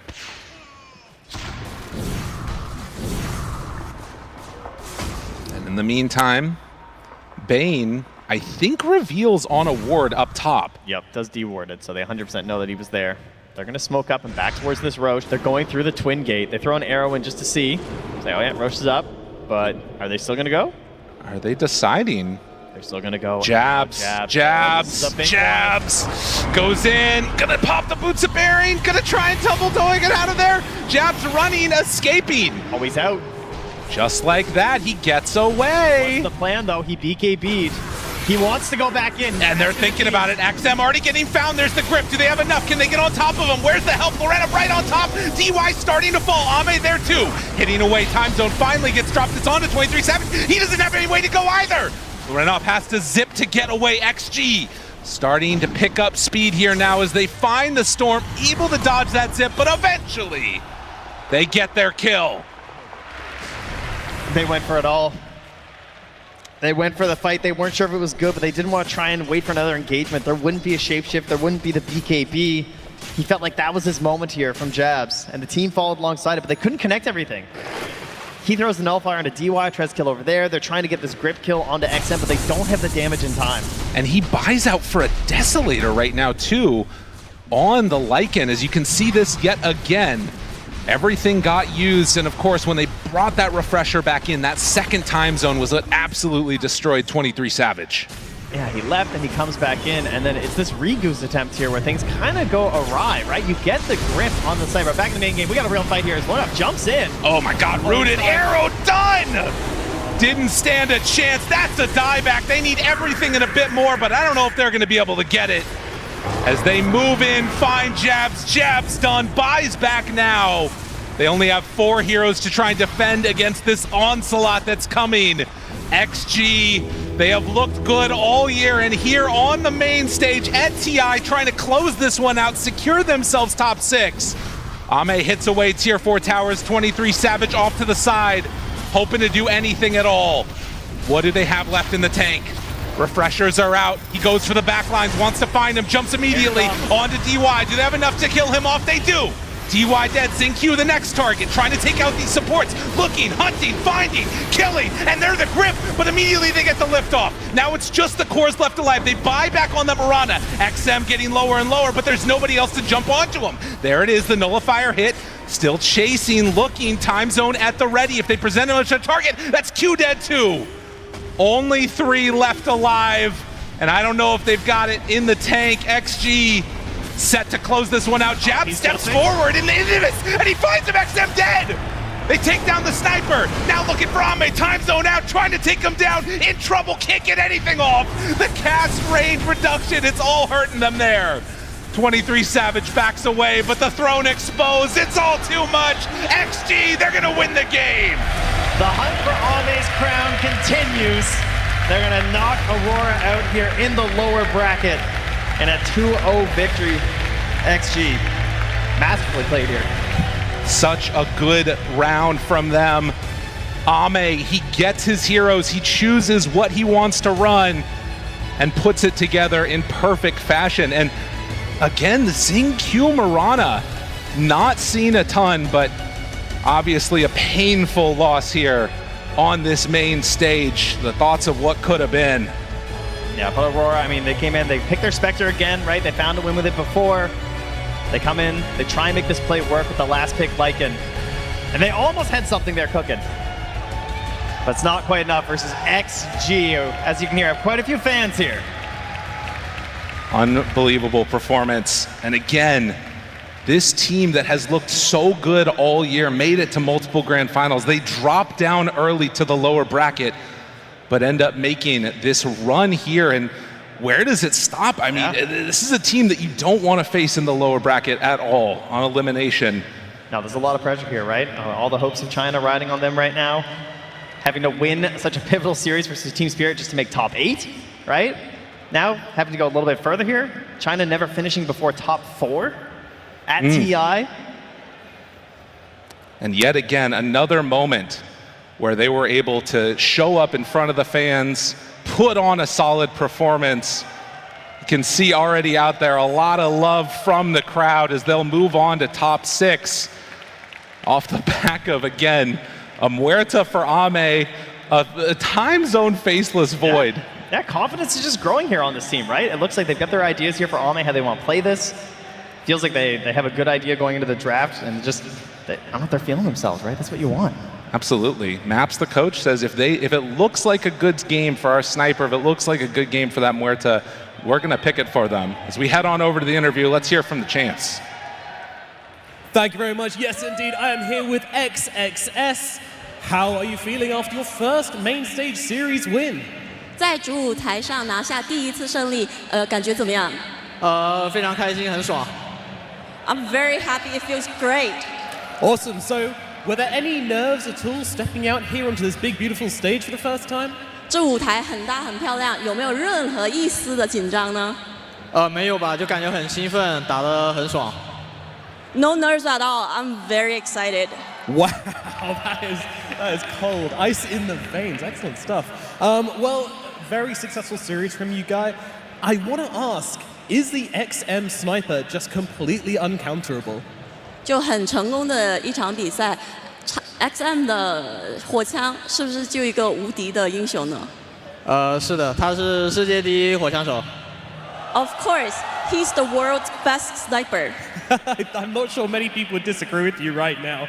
And of course, it does seem like there's a lot of Chinese fans in the room right now, a lot of people traveling here to watch you play. How does that feel to have them with you right now? 现场看起来很多中国的粉丝，然后很多人也从世界各地过来看你们打比赛，感觉怎么样？有没有什么想跟他们说的？就很感谢他们吧，然后听见他们的呐喊，就感觉更有力量。Thank you very much for the support, and hearing your cheers makes us more powerful. Excellent, it certainly has done. And finally from me then, you've got another series coming up. It's going to be either Tundra or Gaimin you're playing against. Who would you most like to face out of those teams? 你们下一场的对手是 Tundra 或者 GG 的败者，你更希望面对哪一支战队呢？我不是很在乎这个，感觉都差不多。I don't really care about this. It feels about the same. Excellent. All right, XSS, thank you so much for coming to talk to me. Best of luck in the rest of the tournament. Back to the panel.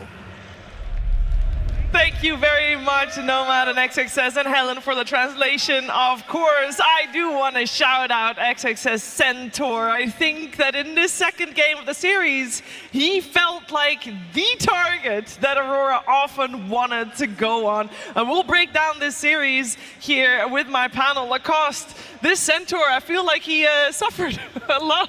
Yeah, he was definitely a center of attention for Aurora team. They were focusing him down heavily. And I want to point out XXS, every single time this guy plays a Blink Initiator, he really shines. Like, he knows, we've seen so many multiple hero stunts coming out from him. Itemization as well, did go for that Yule Scepter, and he was playing on a different side of the map, understanding that Aurora, they might go for a little bit of a split push action, some rat action. They did take that rack, so he buys Boots of Travel, early investment, Blade Mail into double Bracer into Crimson, which does allow him to tank up his whole team. Did have that one Stampede misclick, but other than that, flawless performance. Yeah, and unfortunately, you see here, this was the fight that took the wind out of the sails for Aurora. Like, Xtreme, they held the high ground beautifully, utilizing the time zone, finding the jump. But before that, jabs on the Lycan. It was a last pick that gave us some question marks, but the early game, it was exceptional. He goes for Drum, Vlad's into Nullifier. He's opening up the game. He's trying his best to find opportunities. And something we didn't really talk about was the Wolves constantly giving vision for the Spectre to then jump, finding vision on the Void to then set up Bane grips. Like, it was incredible early game, but then just the inevitable came in. Like, the late game, the mid game of Xtreme, the fight is so difficult. Like, to find the sniper, you have to get through the Void, you have to get through the Centaur, and even when you get there, do you have enough damage through the life drain of the Pugner? Of course, we know the answer now, it wasn't, but fair play to Aurora. They gave it a really, really good shot.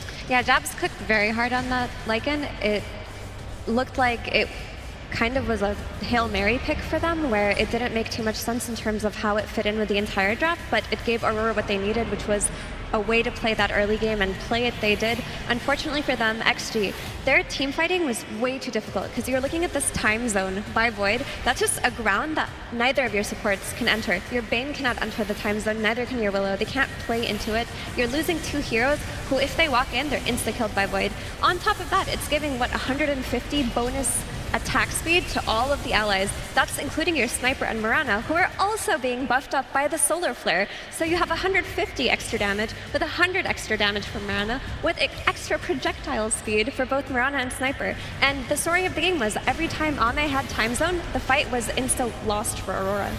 Yeah, you can tell that this time zone was a very strong choice, and it's the same facet he went for the previous time where we saw him play Faces Void, and I know sometimes it gives a little bit of chuckles here and there, but Lacoste is very strong. It is super strong, and he also eliminated 23, the only player who did play Faceless Void so far at Road to TI and TI. Chrono Square is a mean spell, as we can see, you know, buffing up your allies, slowing down the enemies, a leash mechanic, great against the Storm Spirit. They did try to counter it with this early boots of bearing on Lycan, so you can't be slowed for a second and a half, which was not enough a lot of the times because the fights were so chaotic. And I also want to point out Jinkyu. This guy, I don't think he's enjoying playing Dota right now with the itemization that he's going for, because he's always greedy, always doing something fancy. Game 1, Solar Vlad's, very teamfight oriented. Second game, Vlad's Lotus into AC. You can't click those items other than Lotus Orb, so I feel like he's just tanking one for the team, not having much fun, but you know, he's winning, so that's kind of a fun, right? Yeah, thing is, if you win, I think you're going to be happy regardless. Tika, this game was very strong for Xtreme Gaming. I do also want to talk a little bit about the sniper that we talked about a lot. We know that XM is very strong on it. Do we feel that this was a game where Aurora kind of counters it because it wasn't popping off as hard as it was in their series against Team Spirit? Yes and no. I think they countered it in the fact that Lycan was able to play super aggressive and the Spectre was very quick to jump in the early game. But there's still something where it's like, if you're picking Storm Spirit against Xtreme, not banning the sniper, you're just giving him a free pass in laning phase. Like he bullied him back to the jungle, and then when you kill him for 10, 20 minutes, but when he gets to 30 minutes and he has a BKB or a Shadow Blade or something else, then he pops off. And we already mentioned the combos with the Void, so did they counter it? No. Should teams respect it? Yes. And I'm surprised. Now 2 elimination series in a row, we've seen Sniper vs Storm, Xtreme win, and progress further. At what point will teams now start respecting the sniper? Maybe at this point. This was as far as it goes for XM and his sniper. And someone who was taking the brunt of XM's sniper, of course, is mid laner Lorinov, who we're going to hear some final words from Aurora. Yeah, thanks, Sheebs. I am here with Lorinov from Aurora. Unfortunately, they have, of course, just been knocked out of the tournament. You guys were great fun to watch. Talk me through that series, what made it so difficult against Xtreme Gaming? I think we have everything to win first and second game. Actually, first game we got unlucky for active rune. He got first 3 active, but we still have a lot of choice to take a good fight. I think we don't take our fights properly. Okay, so something to build on for next year. What do you guys hope to achieve going forward next season? Trying to improve our playstyle, I think, and individually like players. So I will say this, last year these guys, a lot of these guys were on Talon. Now you've come in and given the Lorinov buff, and they've made top 8. Are the team happy with how you guys have done overall, or are you a little disappointed? I don't know about team in general. I think we can win kind of more. They just don't have enough synergy with players, I think. Okay, fair enough. Well, look, you've got a lot of fans around the world who are watching and enjoying Aurora play. Is there anything that you'd like to say to them? Thanks for helping. Kind of nice. Kind of nice, indeed. Lorinov, can we get a round of applause for Aurora and Lorinov taking the time to come and chat to us? Thank you very much. But of course, the tournament continues. And for more on that, Shiva, back to you. Thank you very much, Perian and Lorinov, and I think that this Aurora has brought a lot of smiles to people's faces this last year, and Lorinov, Lacoste, definitely one of the star players for that. Oh, absolutely. When they are winning, this is the guy that is in charge of keeping the tempo, calling the shots as well. Really glad to see him. This is his first TI reaching top 8, so, you know, you can always ask for more. You always want to thrive, get that aegis lifted, but good start of the career, I would definitely say, and has a very good career ahead of him. And his future is very bright. He's already left an impact on a lot of players as well. And if you watch high MMR pubs, they always have their name as Mode Lorinov Mindset. And that's because he just farms so much net worth in the first 10 minutes, and that's kind of what he's famous for. So he has a lot of pride to be taken here at this TI. It was a great debut, and his future is very, very bright.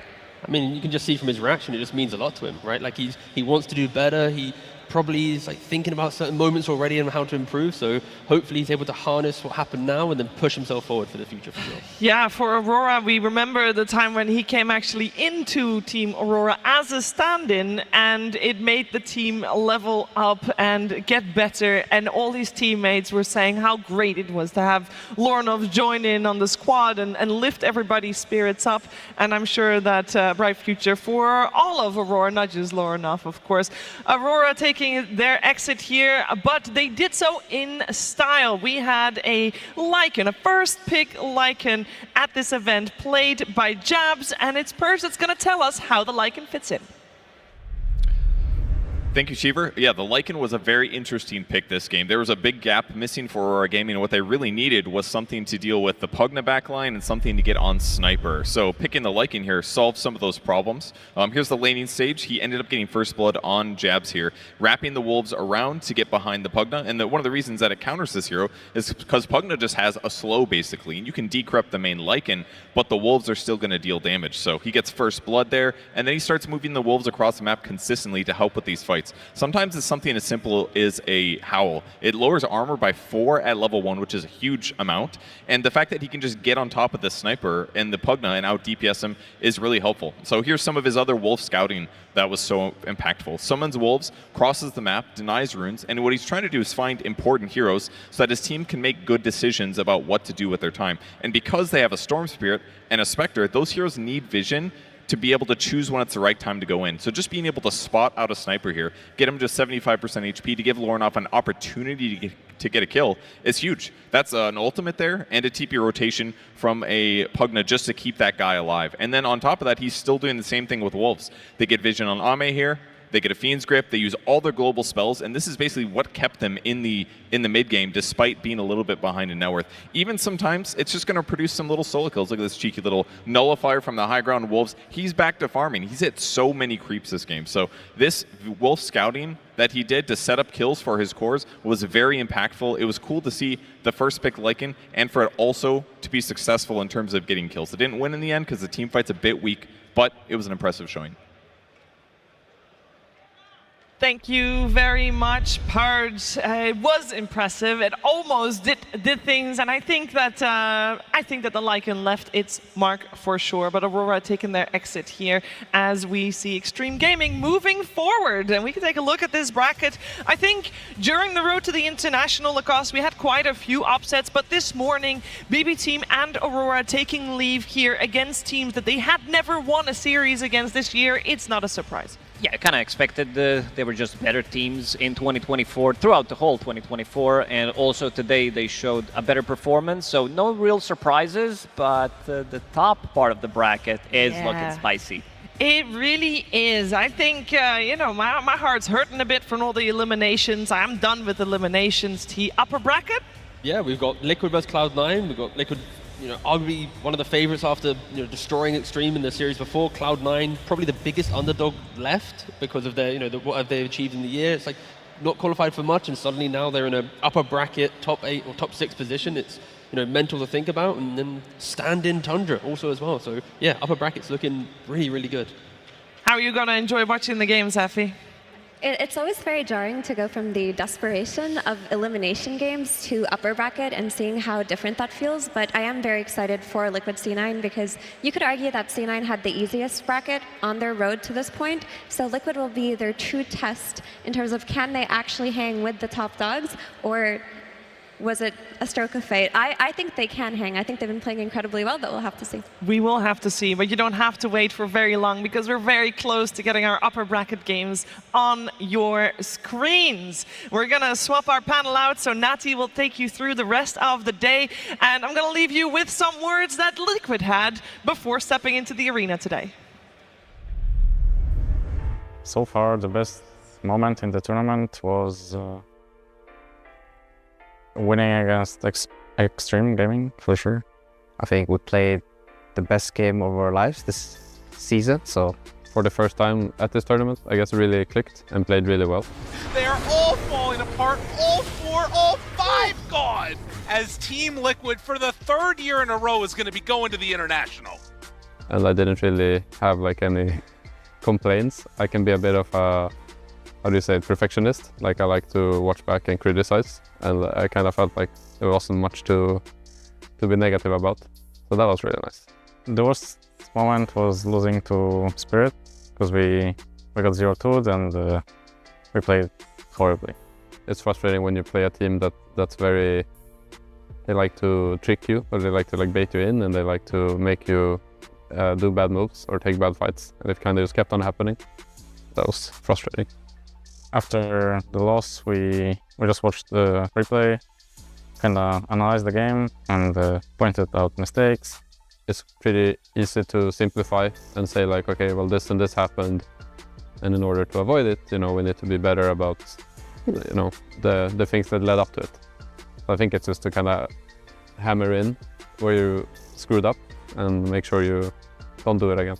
Cloud9 is that they have this amazing mid player, No One. He's been playing out of his mind this tournament, and you know, I hope he won't play as good when he plays against us. So. I think they're a pretty fun team. They've always been a little bit between like the tier 1 and tier 2 for a little bit, and I think it's cool to see them go really far with some, not necessarily new blood, but I feel like they're doing really well now. I think the hardest match was when I was like playing Shaker against Team Spirit, because the game was like winnable, but it was 50 minutes of like not much happening.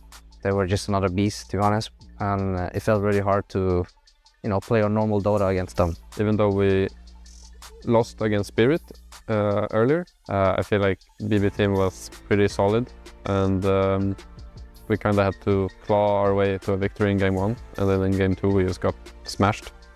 And yeah, I don't know, that was probably like the biggest, where I felt like we were maybe a little bit outmatched, at least in some of the games. Going up against Xtreme was like hard opponent, obviously, but usually we win against them in scrims, so we were like confident a bit. Their playstyle is kind of traditional, so they're not very surprising to play against. They can be more difficult to draft against.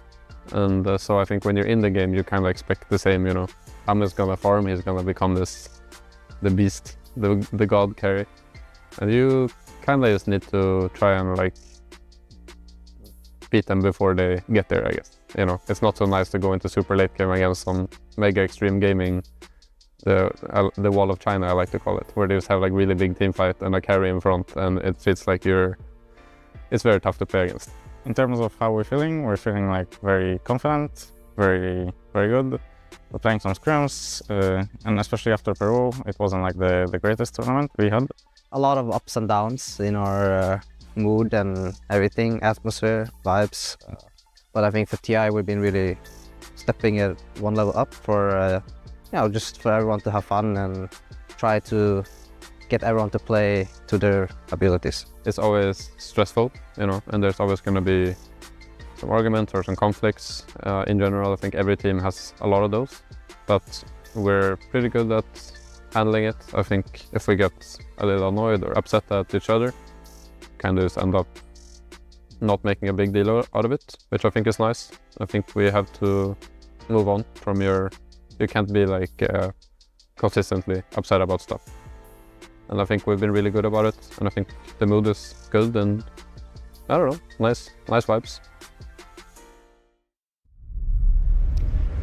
Team Liquid giving us a little bit of an insight there into what happens behind the scenes when they do hit those snags in the road, but right now they haven't faced any. They're still in the upper bracket for themselves, and we're only halfway through our day at #1 here at the main event of TI13. There's been a panel change. I'm going to be your host, Nat T, and joining me to my left, Fia, Winter, and Jenkins yet again. Jenkins, we'll start all the way down the end. How good does it feel to be in the arena in front of a crowd? It's great to be here. This is technically my first TI in front of a crowd. I can feel the energy. No, it's not. It is. There was the COVID TI. That's all the cheers for you, by the way. Nah, that's for Team Liquid and the next guys to come up, of course, which I like that we've had 2 almost 60-minute games so far. You can tell that the players are also feeling the energy of the crowd. Like, things are different when you're actually on the playoffs main stage of TI. Yeah. And what about yourself, Winter?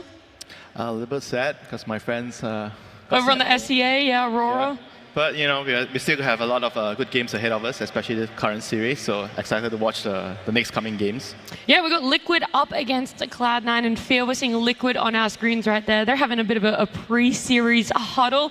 Do you think that helps get the nerves out? I mean, you're someone that's played on the stage many times before, so does this help? Is this ever an influence for you and your team?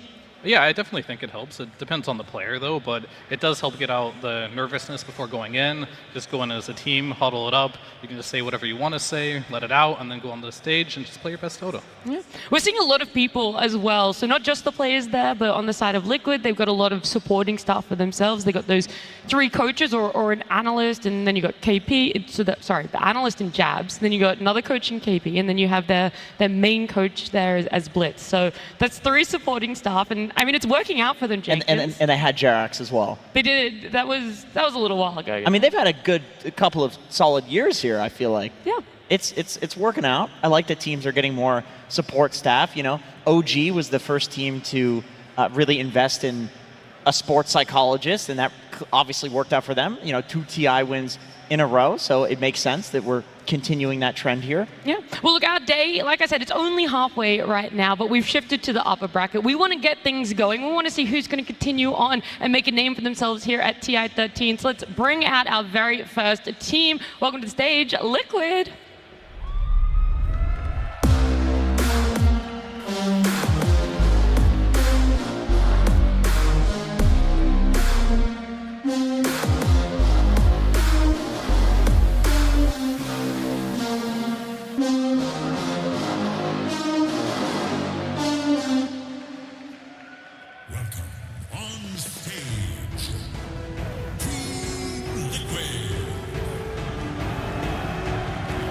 We're seeing these 5 players walking out on stage for the first time here at TI13. The biggest change up to them, we saw them at the last international, is their offlaner. Will they be able to get bigger results for themselves? Will they continue in the upper bracket, or will their opponents knock them down? Either way, we want to see who they're facing come out on stage as well. So let's welcome Cloud9.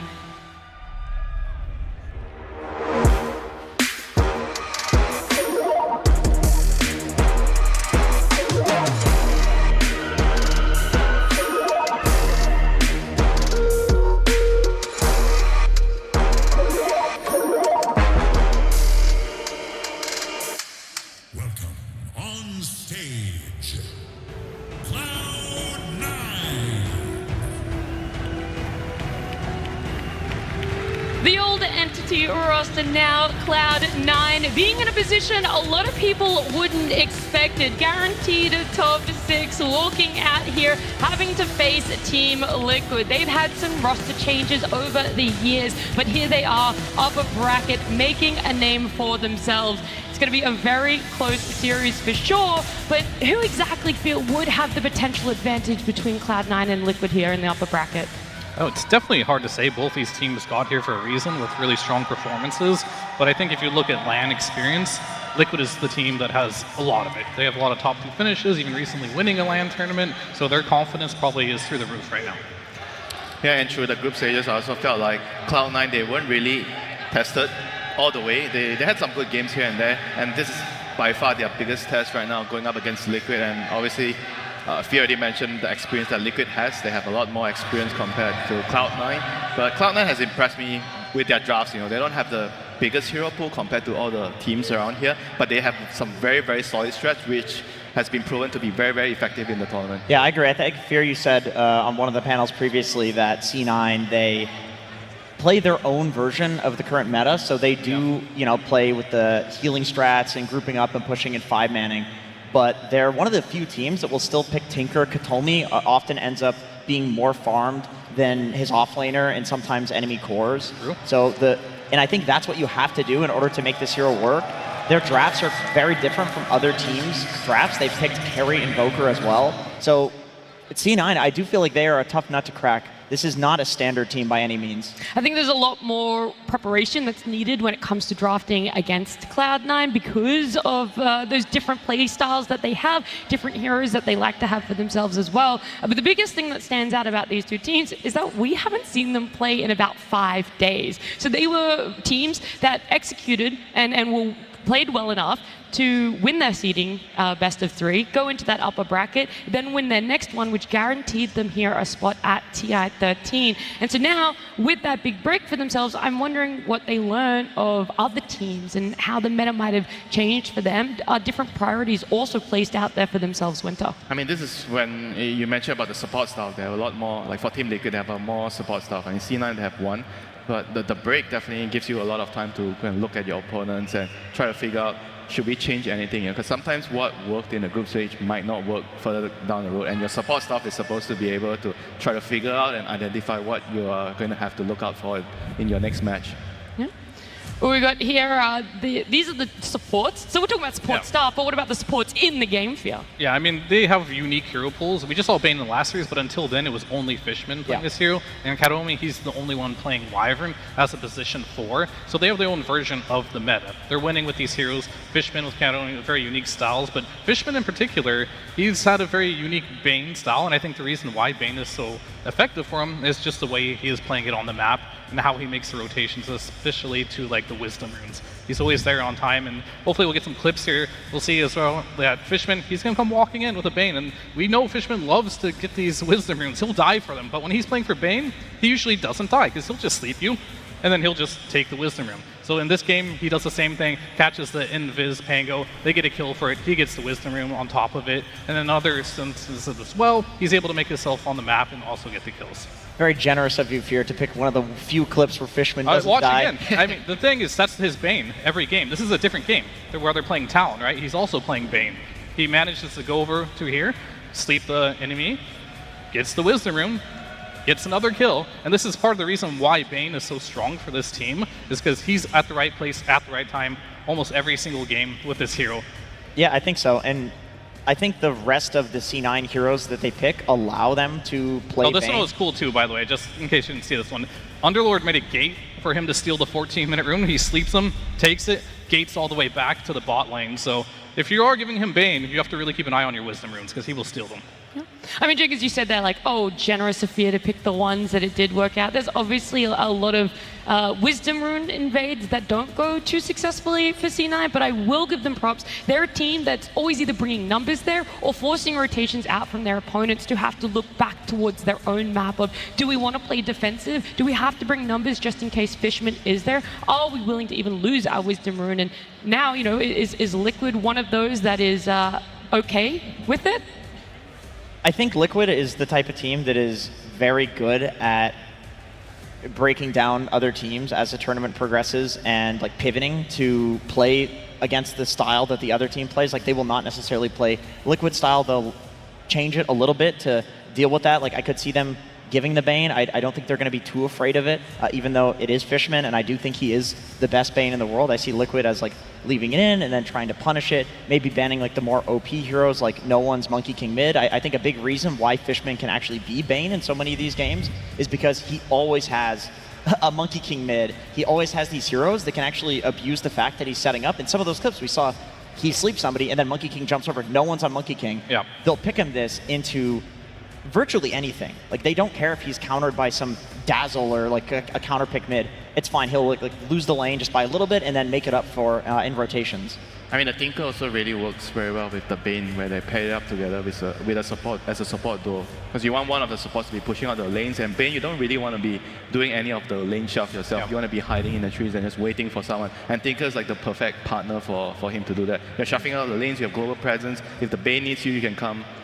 Yeah, I mean, Cloud9, they really prioritized that Tinker in the graphic we just saw. 5 times they picked it up for themselves over that group stage and playoffs as well. So teams have fluctuated a lot in if they think this Tinker is still the same Tinker, if it's still impactful as a couple patches ago, or if it's more scenario-based. And it feels like Cloud9, though, they think it is something that if they can get their hands on, they want it. They will pick it up, and it's very influential in their game. It's not as good of a hero as it was. Like it was S tier, and then they nerfed it, then it was A tier, now it's probably B tier. But wow, you think all the way down to B? I think so. I honestly think so. I think the only reason that it works for C9 is because all of their other picks and the fact that they give Katomi, like he stacks Ancients for himself. Yeah. Often you'll see him taking the Ancient stack on the left and then the Ancient stack on the right while his team is making space for him. This is a 4 position. So to have your entire team changing their play style around one pick, you really have to be able to take that pressure and turn it into something exceptional, and he does every single time. So I could see that as being a second phase ban. Yeah, these teams are vastly different. Yeah, it's also something to do with the economy of the team. They put a lot of farm on the support, so I think he really likes to be playing on those like team fight-based heroes. We saw with the Wyvern, like Tinker's like probably the best one to do that. Yeah, and you kind of see like the heroes moving around, usually either Fishman or no one. So he's taking the farm that's being left behind. Yeah, and I think both their offlaners are vastly different as well. DM, we saw he's playing a lot of the Underlord and the offlane, Centaurs, these type of heroes. 33, he likes more of like the Visage, Beastmaster type of heroes. Yeah, he summons. Yeah, he does a lot of summons. So these teams don't have a lot of overlap, I think, in the heroes, because I don't think Boxy's really favoring the Tinker very much himself either. So between the offlanes specifically, there's not a lot of overlap. Sure, maybe in the carry position in the mid lane, they might share like the Monkey Kings and heroes like that, but the offlane's going to be something interesting to keep an eye on. Okay, well, we can see just exactly how these two teams are going to deal with the respective off lanes, but I think looking towards the mid lane is going to be interesting for a lot of our viewers. You've got No One, someone who has been in the scene for a very long time. He's had a little bit of a roller coaster in his career compared to Nisha, someone who has always mechanically been there, and people have always rated him in that top, let's say 5 at worst, if not top 3 mid laners in the world. And the results definitely show it since coming to Liquid. They've had very stable performances, but how would you rate it? How do you think a matchup of a 1v1 in this mid lane will pan out for the two sides? It's going to be definitely like a really, really close one. Like both of those players are top-notch in terms of laning. But when it comes to the draft, I feel like they don't both get the same priority. That's sometimes something that you need to discuss when it goes to the laning matchup, Like who gets to the hero that is going to be having a better matchup. And for No One, I feel like they are more comfortable giving him the early pick, so he doesn't really care about the matchup, and you pick your other heroes later. Whereas for Nisha, he oftentimes gets his hero pick later, so he can see his matchup and decide what hero he's going to be playing. Yeah. Both these players can take away a game very easily if they have a good start, so it's going to be interesting. And they also can punish you, so if you pick like a counter pick matchup, you can definitely punish that. So last pick will be very important for both these teams and for these players. I'm kind of looking at that Monkey King a little bit there, because Liquid have definitely waited to the last moments to pick it up, and I also know Cloud9, the way they like to draft Jenkins is we want No One to get that matchup. He wants to see what he's going up against, and very rarely actually wants to blind pick his mid-hero. Yeah, I think that C9 is a lot more willing to pick No One, Monkey King into kind of whatever, because it makes the rest of their draft work. I think they're going to play their playstyle no matter what, and it's up to Liquid here to crack down on what C9 is doing rather than the other way around. I do want to talk about one thing, which is at the start of this tournament, there was this idea that this is a really good carry patch for Mickey, and I was wondering, like, how will the carry meta change, and will that still be the case? Coming to the end of the tournament, I feel like it still looks really good on him. Like Luna is a hero that we have seen rise in stock a lot, and Mickey looks like one of the best Luna players on the planet. Watson is actually another player that's playing a decent amount of Luna right now, so I think that'll be interesting. But how do you guys feel about Mickey and his carry pool right now? I think it's really he likes hitting towers. He likes hitting heroes too, I think. Like, he's very good at playing these heroes that take the gate, make a rotation on the map. Outside of that, he'll show up to every single team fight, whether he's needed or not. If there's a team fight happening, he will TP to make sure that his team will win that team fight. And not a lot of carry players will do that. Yeah, and we actually saw Insania and Mickey go through the portal together. At 4 minutes. Right? It was Treant plus Luna, and they were getting dumpstered by the Timber Lion lane. Literally the worst lane I've ever seen Liquid have. It was the worst lane. We're like, how are they going to recover from this? And they 2-man go through the portal like it's some pub where they both are raging and don't want to lane together, and they both just happen to go through the portal, and then they get a kill, they take the tower, they go back, and they open up the map again. So I think that's what makes Liquid so fast, that's what makes them so strong, is that they're able to adapt whenever they make a mistake like that. They can always figure out a way to win from any point in the game. And talking to Blitz, a lot of that is having played with Matumba Man. Like, he is known as one of the best players in the world at figuring out how to end a game. And I think they all learned a lot from him, and you can see that in how they play now. Yeah, I mean, this Mickey hero pool that you're talking about, Wind Ranger, Luna, Razor, Monkey King, Weaver, Morph, Lina, Mirana, Nature's Prophet, he's got so much, and I feel there's even potential for more in the back pocket, Jenkins, that there still is potential for new picks to come out for him that he's comfortable playing in this patch. Yeah, that's the interesting thing. You just listed a huge hero pool. Like, this is one of the largest hero pools in terms of carries at the tournament. and yet these are all Mickey heroes. Like the rhetoric that it is a Mickey patch is absolutely correct, and carries are very important right now because they actually have impact in the early game. Now, well, what's important as well is that we see a draft, and we do not want to disappoint. So let's get into game number 1 of this best of 3 between Cloud9 and Liquid. Team Liquid versus Cloud9. Game 1. Alrighty, we're getting on into it. Draft will be coming up on our screens, and we'll see that some of the bans are already there. We talked about how much Liquid's offlane loves their summons. You've got the Beastmaster banned out. You've got that Visage too. You've got the Flex between the Nature's Prophet if it wants to go carry or mid. They don't want that potential, as well as the Storm Spirit, the Naga, Enigma, and Tinker here, which does leave Sand King open to be Liquid's first pickup. Yeah, and this is a hero that both of them play, as we saw in the graphic earlier. So it's either can 33 can play it, on the other side, they want to take it away from DM as well. So highly contested just because both these heroes, they don't share a huge hero pool, but this happens to be one of the S tier heroes that both of them like to play. Ooh, Monkey King right away, straight away, like trying to deal with or trying to limit the flexibility of the Sand King. And Monkey King for me is probably the mid laner right now of the patch. Very, very useful in the early stages after you win your lane, and you see a lot of emphasis during the 6 minute to the 8 minute. You guys were mentioning about the Wisdom Runes, how Fishman really likes to contest in the Wisdom Runes. And Monkey King is like kind of like the perfect mid hero to always be there, to connect, jumping around the trees and making sure he gets there on time to fight for the rune. I'm interested that Liquid did not second phase ban the Bane, just considering that they did get the first pick Monkey, because like you said, they really like to move Monkey around the map. Fishman, we talked about it for a long time that he is the Bane specialist, but I guess they feel like that sort of play style is achievable from also some other heroes that are still in the pool, like Fishman on Enchantress or Chen. Chen's not picked up so much, but Enchantress Clockwork, yeah, you can kind of run in there, Suicide for Wisdom Runes. Maybe you go down, but your Monkey King's going to show up and get some kills and get him into the game. Cloud9 thinking hard about this ban, and I wonder, are you willing to ban out a carry, just show 2 cores for yourself here on the side of Cloud9, or is there a support that we're overlooking that Liquid could really thrive on that helps that Sand King in the off lane a little bit if it were to end up there? We see a lot of Shadow Demon against Monkey King, and it could also stack for the Sand King too. So that could be pretty good for Liquid if they want to go that route. Not sure if Insania wants to go it, but something they could think about, and Rana has been great as well. I could see Liquid picking Willow with Sand King. Boxy has been enjoying this hero in general. Blink Dagger with the Facet, jumping in, doing a ton of damage.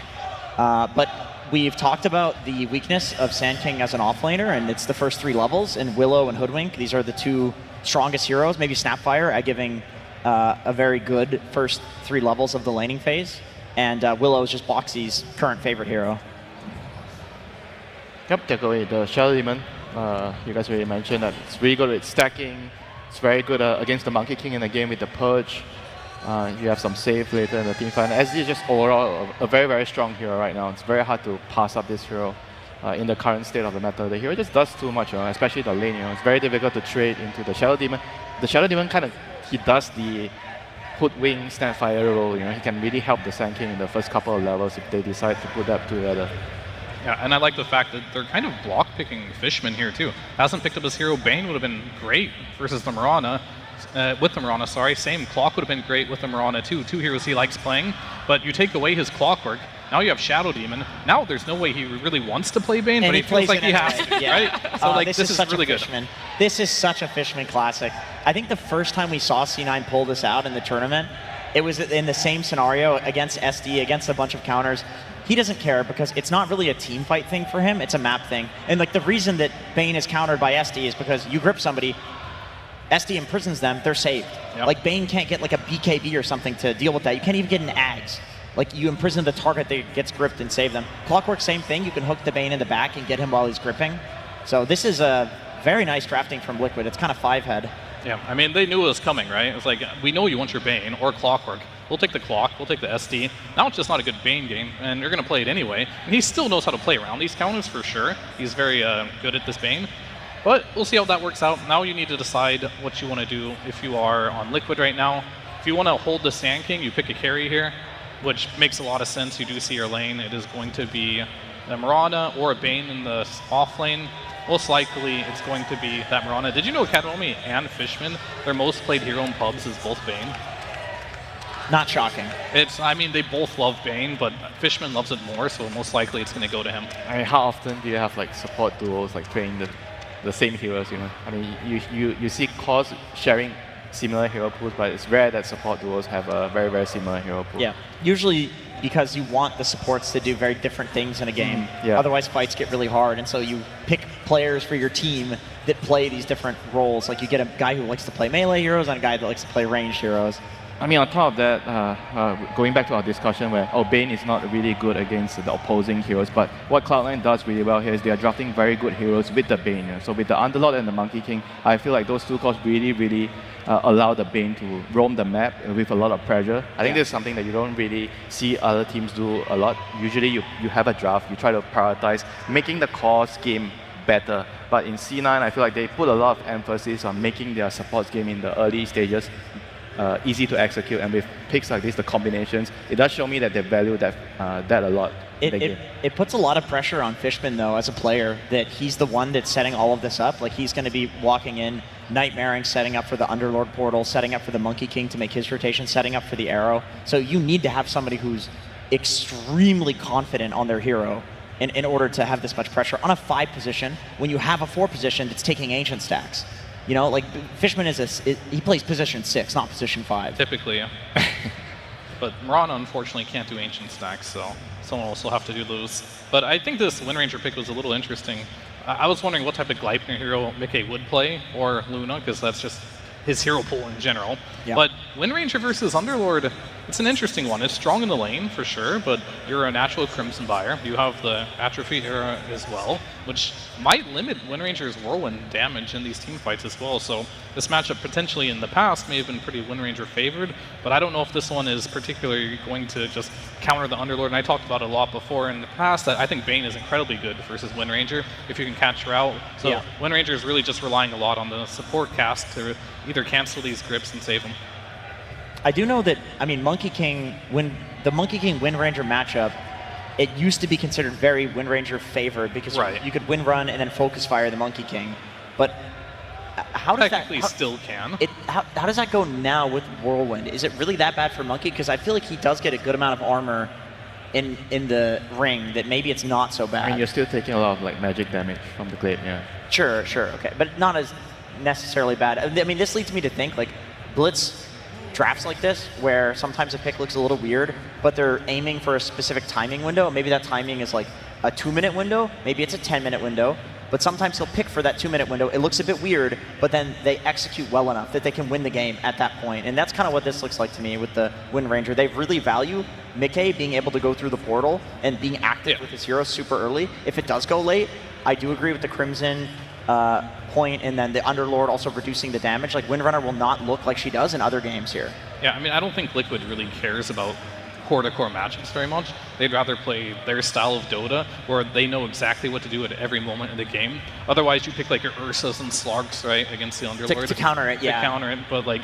they want to hit their timings, they want to play Liquid Dota, they want to play fast, and to be able to play fast, you have to pick fast heroes. More importantly, you have to know what to do at what minute of the time on the map. So I think they have a very Liquid-esque lineup, which is very promising, but I also feel like C9 does as well. I'm very curious to see where they're going to put this Monkey King. Do you want to flex it? I have not been a huge fan of the carry Monkey King, but I think in this scenario, you might want to consider it and throw this Monkey King against the Sand King. It's a good matchup. Yeah, well, pick now, something else mid. Now even more so with the Sniper being picked up. That is not a good matchup for the Monkey King. Of course, going late, Monkey King is decent against Sniper. You get the Aghanim Shard, and you can jump right on top of him, but this is a laning stage counter. They're trying to make Monkey's lane mid very miserable. But what lane's for Sniper nowadays? This has always been like the age-old question. Does anything? Because like I know no one can just take it mid. Does Queen lane well? I don't know. Because you can kill him, maybe? I don't know. And if you go the Shadow Strike route, I've seen that before, but no one actually goes the Shadow Strike route as much. He plays Storm, but that's banned, so a lot of the mids are actually banned. That could be good here. And I know a lot of these MK players, they don't mind just going mid and having a bad lane and just making the rotations as well, so it's really up to them if they feel like there's a better carry pick that could potentially be in the pool as well. Luna is definitely still there. I mean, it could still be a Watson Mirana and then it's possible. We get another 4 position if there's a good one for Katomi. That one seems a little rough, I think. I feel like there has to be a better core for either the safe lane or the mid. And it will be an old school in the Zeus. This is one, like, I don't really want to win mid, but I don't want to lose mid either. So they're going to trade farm there. And typically when you go for the Aghanim Scepter with the Zeus, you will have a way to just jump on top of heroes like Sniper, maybe even Wind Ranger, potentially the supports. But Zeus is not meta right now. This is not a hero we see a lot, and not particularly very strong, but it could be good in this game. And they have a very, very apparent team. They have global Zeus, Underlord, Monkey King running around. Maybe you don't do so well in the early game, but I think they have a lot of tools to kill a sniper, to find the sniper. You know, I think Sniper is going to be food throughout the game if he does not get ahead by a huge margin. What's the build and the window, though, for the side of Cloud9, Jenkins? Because you said that Liquid, they like to build or at least draft around that small timing for themselves, no matter how small or big it is. But what about Cloud9? Where does that Zeus come online, and where does he really enable the rest of what's happening in that draft? I will say the Sniper does throw a wrench in the idea that C9 has some like impervious late game versus Liquid. I'm not entirely sure the strength of current Zeus in the late game, because it's not been meta. The last time it was meta, it was the Manta style build. Yeah, it was pretty much broken, where you could build right click and magic damage on him. But I do believe in the, I mean, they just buffed his Lightning Bolt, and that scales with the Aghanim Scepter, and I think people are going to go for a magical damage build. I believe in the Zeus late game. I think it'll do fine in lane against Sniper. I think both sides have timings. Well, look, we're going to get some more information around that Zeus, around that Cloud9 draft. Tsunami, it does have a Steenie with him right now. Thank you very much, and that as I am standing by with Cloud9's coach Astini, and I'm getting a sense of deja vu, because I feel like it was not just 1 year ago, you and I were standing on stage in Seattle, and I was watching you coach a dark horse team of Nouns. You guys made it to top 8, and here you are doing it again, but I want to know what lessons you learned from that Nouns run that you're going to apply here in Copenhagen. I learned to dodge GG the most I can. So now we have Liquid, and I'm pretty sure we can beat them. Well, that means I got bad news for you, because if you win this, then there's a very real chance you might fade them later on. But then we'll be ready. Ah, okay. So that means you're feeling this pick then? You're feeling this draft? Yes, ready to win game 1. Hell yeah, man. Copenhagen, are you feeling it? Then let's get into game number 1. I know I'm feeling it. Back in 2017, Mickey, Insania, and Boxy were once the newbies in the European scene playing against veterans. 7 years and 4 international attendances later, this trio of Liquid are the veterans, and they face a more junior team in Cloud9. But this is a team that is unique. They're hungry, and they're coming for Liquid, I think. This is also another storied org in the history of Dota 2, right? Returning to the main stage here in Copenhagen and bringing some familiar names that the fans are very familiar with. To me, this has been a storied return for no one in this event. He is the player I'm looking at the most, maybe in this entire game, to decide the fate of this series, because he has been absolutely dominating, absolutely popping off, but he is going up against a staunch foe in Nisha. Not an easy player to lane against, not an easy player to play against. Maybe one of the most historically successful mid players of all time. So this is going to be a tough task for him to find the same sort of game impact we've seen him have over the course of this event. And not only that, I mean, Austin, did they handicap him? They put him on Zeus.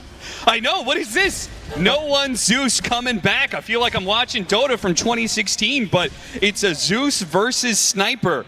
Cloud9, I love the fact that you pointed out no one's performance so far at this event, because this is a squad, Cloud9 squad, that multiple players have been to TI before. Entity has been there multiple years, in fact, but to be able to make top 8 and perhaps much further than that, it may come off the back of no one's performance here today. See if he can roll back the years. Watch that lane matchup. Already, Nisha 6-0, but a little bit of action bottom and top lane as we are looking for kills on either side. And Kataomi, who's going to be the one dropped by Insania for first blood. Very difficult lane to play the level 1 against. Battery plus power shot, basically the strongest level 1 nuke coming out of any carry. Just catches you off guard, and the blood grenade trade not favorable here.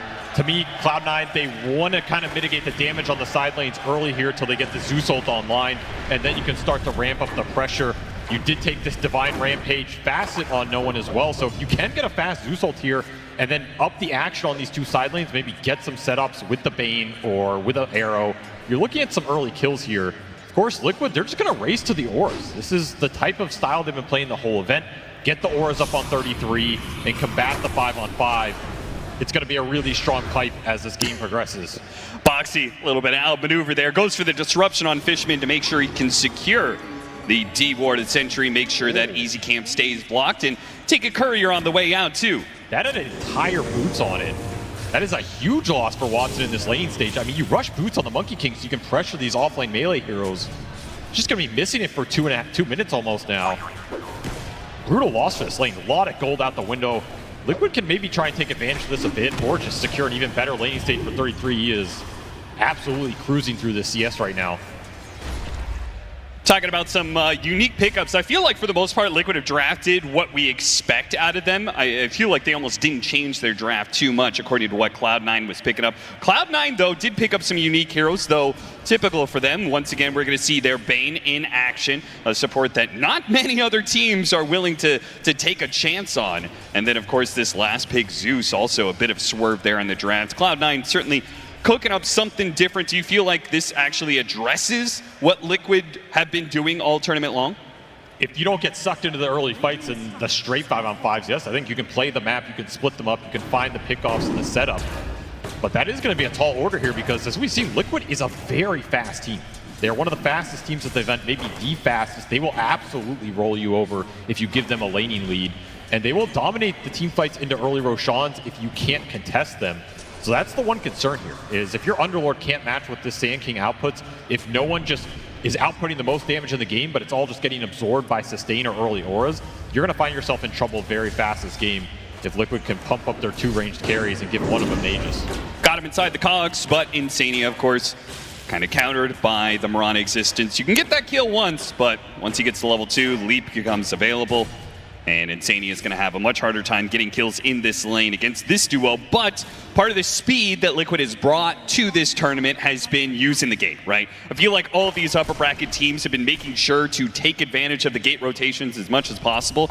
And that's one thing we're going to have to keep an eye on. Not just the support in Insania's Clockwork, but also Mikke going through, as that has kind of been his signature move for, well, pretty much ever since the gates became a thing. Maybe that's part of the reason they went back for this Monkey King first pick. I mean, we've seen them dominate with it mid, but this is also a carry you can rotate through the gate yourself or can be good against those early gate rotations, but you absolutely have to be prepared for them here if you are C9. We're going to see more early trade in Fishman out pretty far. Still Burrow Strike. Yeah, hits him with that, disrupts the Monkey King, finishes off the Fishman Bane with ease. And Watson, well, he may have gotten the 4 stacks. He's only going to be able to undo so much of this damage. Never mind, Boundless Strike will get him back up to full while his support is gone. Liquid not going to try and put the pressure on the carry so much, just pulling another wave and getting as much farm as possible. Watson sitting on 10 stick charges, very difficult dive. Insania trying hard to catch DM here, but it's an Underlord. He is super tanky, and the Wind Ranger is only going to be able to provide so much here. 33 pulling the wave all the way back to the hard camp for the extra farm. Yes, back in the triangle, that's a cool move. Maximizing the efficiency. They pulled the previous wave before this as well, just disjoining the lane against the Monkey King, not giving Watson really any availability in terms of Jingu. He's just going to take the gate. He doesn't even want to be in this empty lane, so C9 are going to be the ones bringing the numbers first. They're going to break 4 heroes top. See what Mikke can do to get out of here. Does land a shackle. They managed to get their first kill of the game. Can they get a second? Mikke.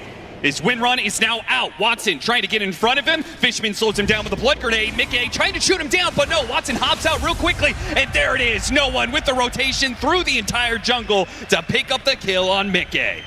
You were talking about Liquid playing fast to the gate. This is 5 heroes top at the 6-minute mark for this Liquid carry. Mikke may be wondering where the pressure is right now that this move can even happen. And of course, no one happy to pick up the last hit. He needs as many of these Thunder God Wrath kills as he can get in the first 20 minutes here. Now the trade-off there was they did get the power rune. A regen rune, not the greatest for the sniper, but at least it keeps it out of the hands of the Zeus, who would be quite the terror with that pickup. Nisha, top CS, though net worth I'm sure is quite even with no one being able to pick up a kill like that. looks like Liquid are ahead in CS across the board. The biggest one suffering here is the Underlord, but Mirana's picking up some CS there as well, so the two networks combined does kind of even things out. Do have to think about 7-minute Wisdom Runes here. We have seen how much Cloud9 like to contest these. Fishman already angling for it. You know Fishman is willing to go for the Wisdom Rune no matter what. Even if it's a death sentence, he will usually try and pick it up. Though against Liquid, it seems like he doesn't have the positioning. Instead, he gets a little ward out there, keep some eyes on the triangle and block out some camps. Yeah, this is another factor in this game you have to think about. The stacks that are going to end up in both triangle here. You have Shadow Demon on one side, Moran on the other. 2 4s that can easily pump up these stacks. Just the offlaner is going to clear through them incredibly fast, and then you can pump the aura timing up as well. Yeah. Not seen a large amount early because I think it's been mostly skirmishing, but this is absolutely a big objective that could be developed later on. And if you can open up these tier 1s early, I think you're going to be happy as either team. Arrow sleep combination comes out once again for an easy kill for Cloud9, and the TP rotations are just not going to be fast enough, so they cancel them. Leave Mickey alone out on an island. Never mind. 33 coming in from behind with an epicenter. No damage behind it, really just himself, and it's not enough. Insania is going to try and get here and help him out. Fishman does have a Nightmare coming up in a second. He throws that out onto the Sand King, see if he can get out of this damage over time for the Sandstorm. Watson chasing, positioning here with the Murata hitting the arrow. They could go for Insania. Boundless Strike hitting on the 2. Watson pops out and claims 1. Big old damage coming through as well. You don't have this epicenter to fight anymore. 33, he is in trouble. Yeah, behind him, no one cuts in again. Straight from the mid lane, he keeps on rotating up to top. Try and catch up to him, a blood grenade that misses, and the Mirana is going to be a little bit too short there to catch up. Very awkward rotation from Liquid to try and counteract that. They committed triple TP to bail out Mickey, cancel 2 of them, and 33 is just left up here alone. I mean, if there's any person you're going to epicenter and get a kill, I think you could have killed almost anybody there except for the Underlord. Yes, and very heads up TP from DM. Will not give up that big death in the laning phase. He is low on this board, but he just needs levels, needs the gate, and can join those fights. Doesn't need to have the craziest start here. And the big question for me is, at what point do you try and get the sniper involved? I mean, we're watching Nisha just farm mid. This is an early game dominator of a hero. Like, Sniper can use these shrapnels. You have 4 points in it. He would love to join these fights, get active, contest enemy stacks. This is where you don't have the best gap close on the side of Cloud9. Like, you're really only going to have Monkey King in this game. Ideally, you fight around the Sniper as much as you can in the early game if you're Liquid. Yeah.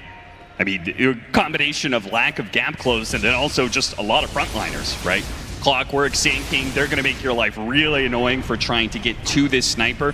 But the question is just when he gets involved, wow, does Nisha want to play it? Because I feel like if we were watching Xtreme Gaming, XM would have already made some rotations, you know? Factor 000 is, I mean, it's great because you're really farm here, but you're going to have to translate it into some map control at some point. Maybe you can play a slower style again. You can get up the stacks. You can just match the farm pace. You did have a little lead out of the lane. You got a little out-rotated into your safe lane. Still held the tower here on top for Liquid, which they're very happy about. But both teams are now starting to get those huge stacks up.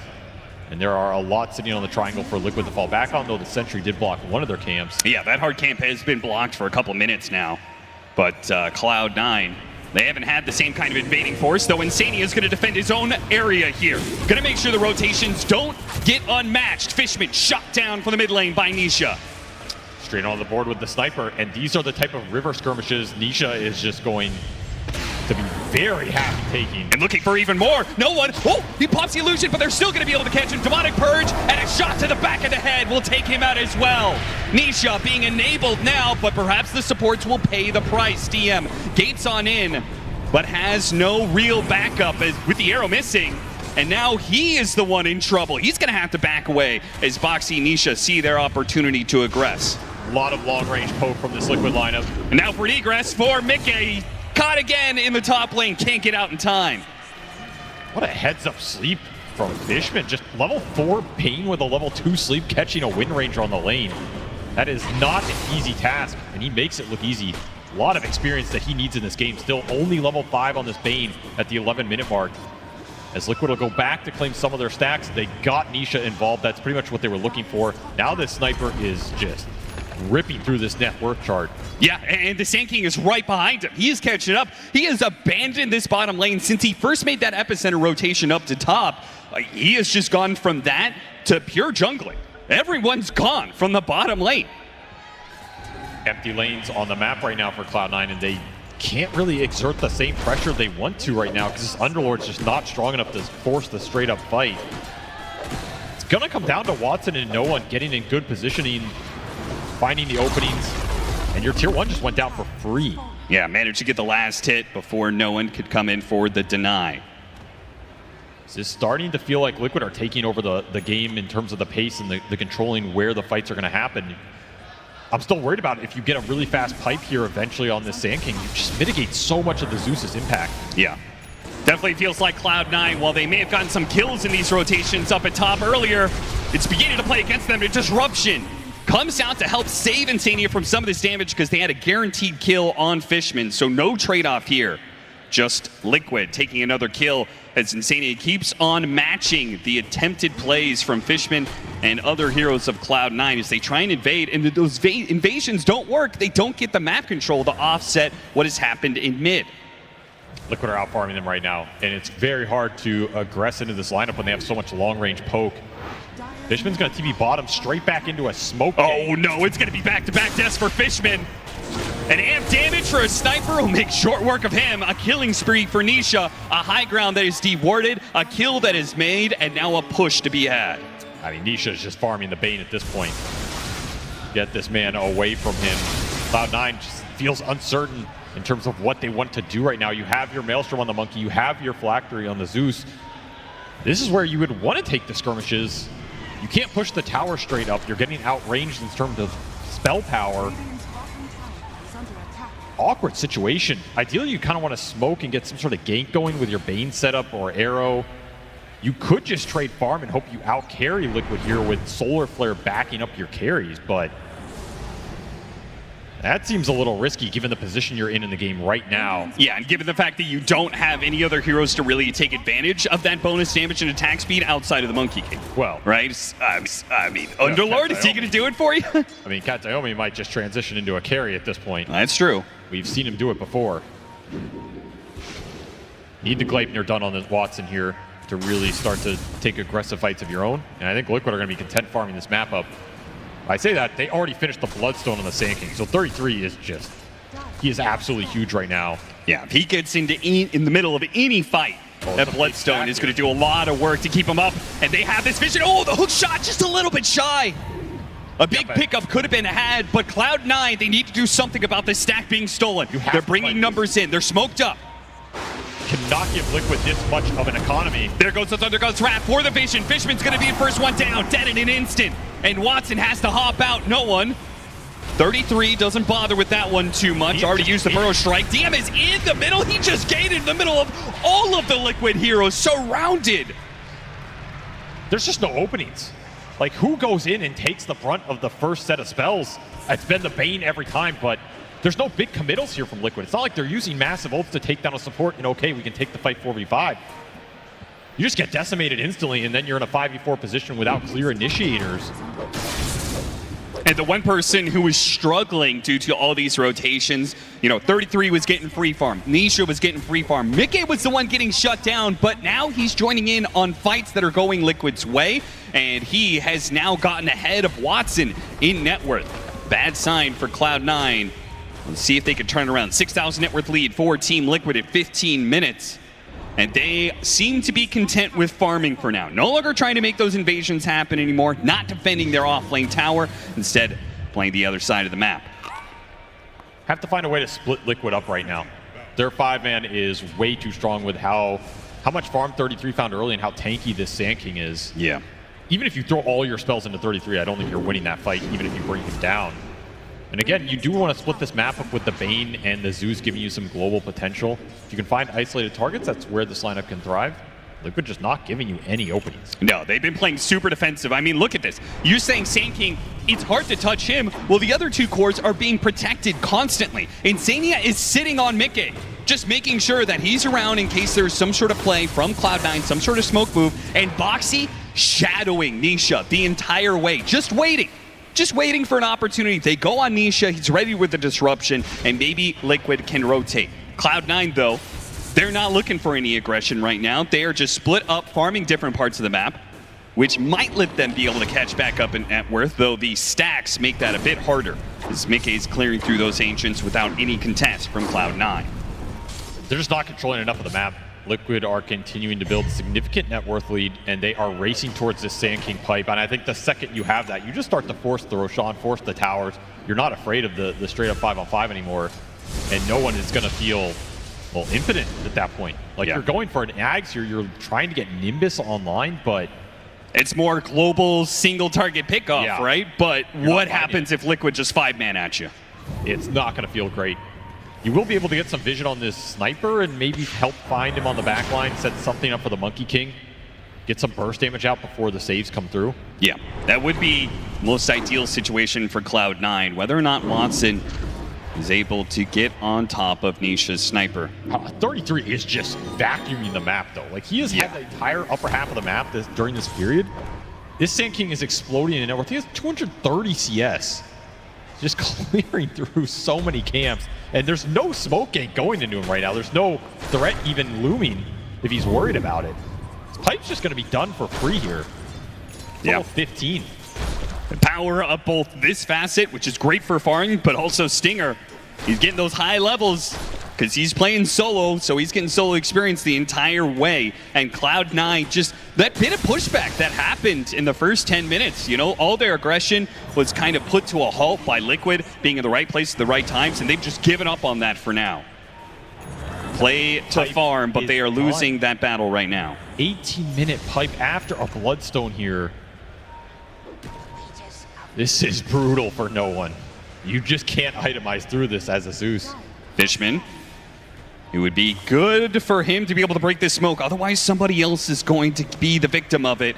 And it looks like it could be DM, though. If he goes through the gate here, maybe he stays ahead of them. Nope, spotted by the flare. He's going to be Gladiator. Maybe he knew this was coming, trying to make a run for it, but he has nowhere to run to and no place to hide against the Clockwork. Take him out, and Liquid, what are they going to do with this position? Can't really Rosh. I think it's too slow here, not efficient enough.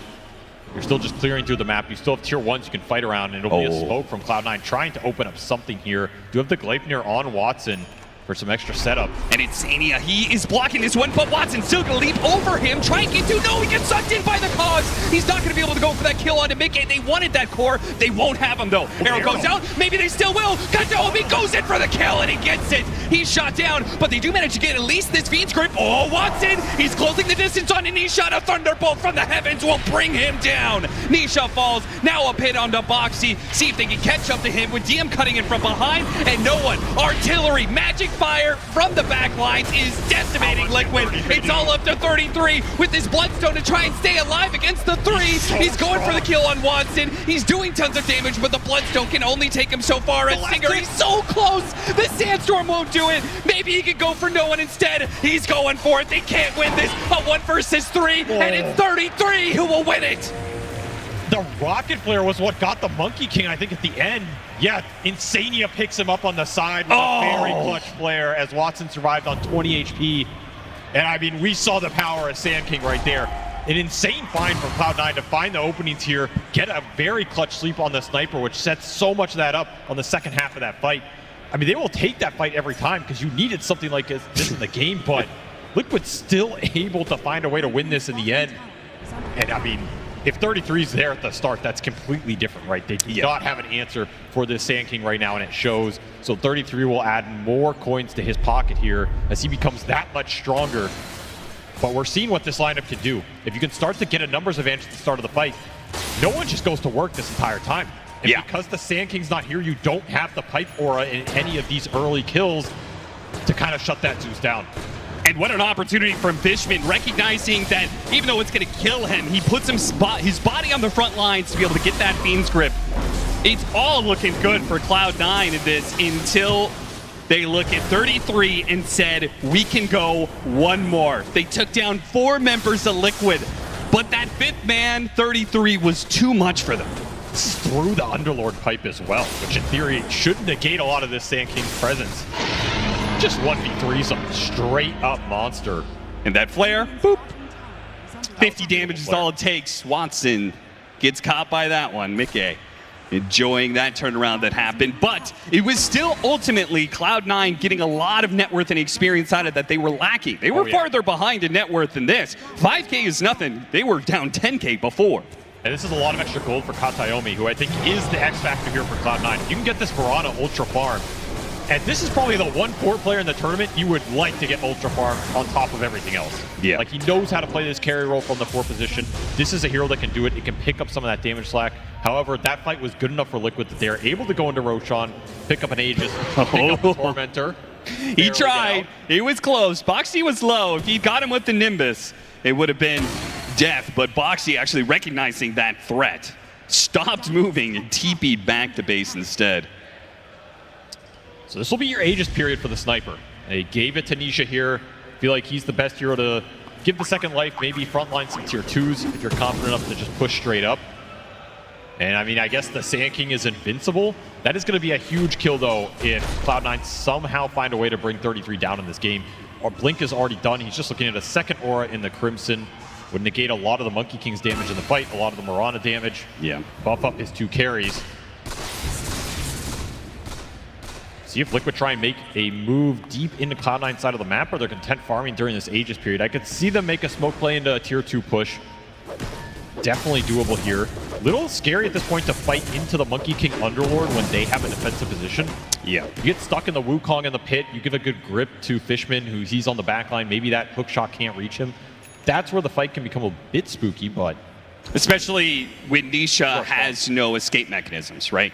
Like, it'll be a much different story if he can get his Hurricane Pike and get his Shard, but for now, he just has that extra life of the Aegis to work with, but no way to get out of the Wukong's command. We saw how susceptible he was in that fight. Yeah. And Fishman sacrificed himself to get the grip, but he basically died in the Wukong plus 2 Zeus spells, so he's still fairly squishy. You're also still looking for the BKB here on the Monkey King, which will allow Watson to just commit into the fight completely. Do have to worry about Demonic Purge, very annoying spell for him. Boxy can be a big problem for Cloud9 on the backline in terms of the saves. Constant Dispel, he is level 12 as well, and went for the Blink Dagger. So this Shadow Demon's going to have free positioning in the fight. I don't think you're finding him first. I mean, if you do, it's a godsend. You'll take it every time. Yeah. 2 minutes left on this Aegis. If you're going to push a tower, it will be this bottom tier 2. 33, make sure that the mid-wave doesn't get pushed down too much. Keeps that map control and then rejoins the rest of his team in a position to assault this tier 2. Cloud9 are not going to contest, it seems. Just try and take the time to get more farm, though Watson was spotted there on the side of the map. We'll see if Liquid tries to make a move off of that at all. 2 minutes left on the Aegis. Perhaps just a high ground push to try and get the Monkey King back under control and on the Radiant side. We'll see. Slow push from Liquid. Have not really built a net worth lead during this time, but are probably happy with the map control and the vision they have out. These 2 dire obs that are scouting the left side of the map are pure value right now. Yeah. They just see everything. Yeah, they're controlling the right side of the map with heroes, wards on the left side of the map. Liquid have every bit of information you could ask for. And they're going to use that information to try and take a second tier 2 off the map. Cloud9 are chill with it, I think, though. Thunder God's Wrath just spotted a bunch of heroes. Scouting. Expensive cooldown here, 2 minutes. This is also no one's timing on the Zeus in terms of level 15. You up the ult damage. You just got your Kaya as well. So this is a decent power spike in terms of the Zeus outputting damage. Yeah. But there's a lot of HP to get through here, and you're not going to fight into the Aegis. 2 lives on the Sniper, bit too much. You are closing in on the Greaves here as well. Whereas for Liquid, you got your Hurricane Pike on the Wind Ranger, you got your Hurricane Pike on the Sniper. So both of these ranged cores have their gap recreation mechanism already online. You have to be able to find big lockdown on these 2 cores if you are Cloud9. And Liquid, I mean, you're just trying to protect it, right? Make sure you cancel the grip in the fight. Make sure you get your heroes out of the cogs, out of the Wukong, and you're very happy with anything that happens after that. Crimson done for 33. He's almost level 20. He would love a 5v5 right now, I guarantee it. Yeah, and Cloud9 are trying their best not to give it to him, nor get picked off in the process. Liquid, after taking bottom and mid, they sweep through the top part of the map to see if they can catch anybody. Cloud9 do manage to evade those attempts, but this side of the map is only going to be theirs for so long, and that's why They're going to try and make a move here. I think they know some of these heroes have tried to go through the gate after them, and they're going to back into them with this smoke. Liquid have already backed away, though, rejoining the rest of the 5 stack from Liquid. I mean, if you look at Liquid's Fog of War, again, these deep wards, like, you know something's up, right? When you do not see anybody this long, they know this smoke is on the map right now. The vision is just preventing this aggressive move from Cloud9, and I'm not sure they would have wanted to find it anyway. Liquid are clumped. They've had an amp damage rune on this sniper. You do have your BKB timing for the Monkey King, which is what they were hoping to use there. It's just so risky. If you run into Liquid head-on in a 5-on-5, you are probably not going to like what you find. Liquid, are you confident enough to push high ground here without an Aegis? I mean, they do have an easy mode way to do it. Sniper sitting way in the back, poking at it. 33 gets in a few swipes there as well, but he doesn't have to stay up in that high ground. Amp damage is going to wear out in a few seconds, so Cloud9 are probably just waiting for that. Watson refusing to back away, though. He is still out of the map, still trying to find farm. He shows himself for a second. Liquid ping him. You have to keep somebody out on the map. He's going to come back. I was just saying, if you come back with everybody, you have to take the fight. You cannot just sit in your base right now. They're going to try and get the flank. They want a grip on one of these ranged cores.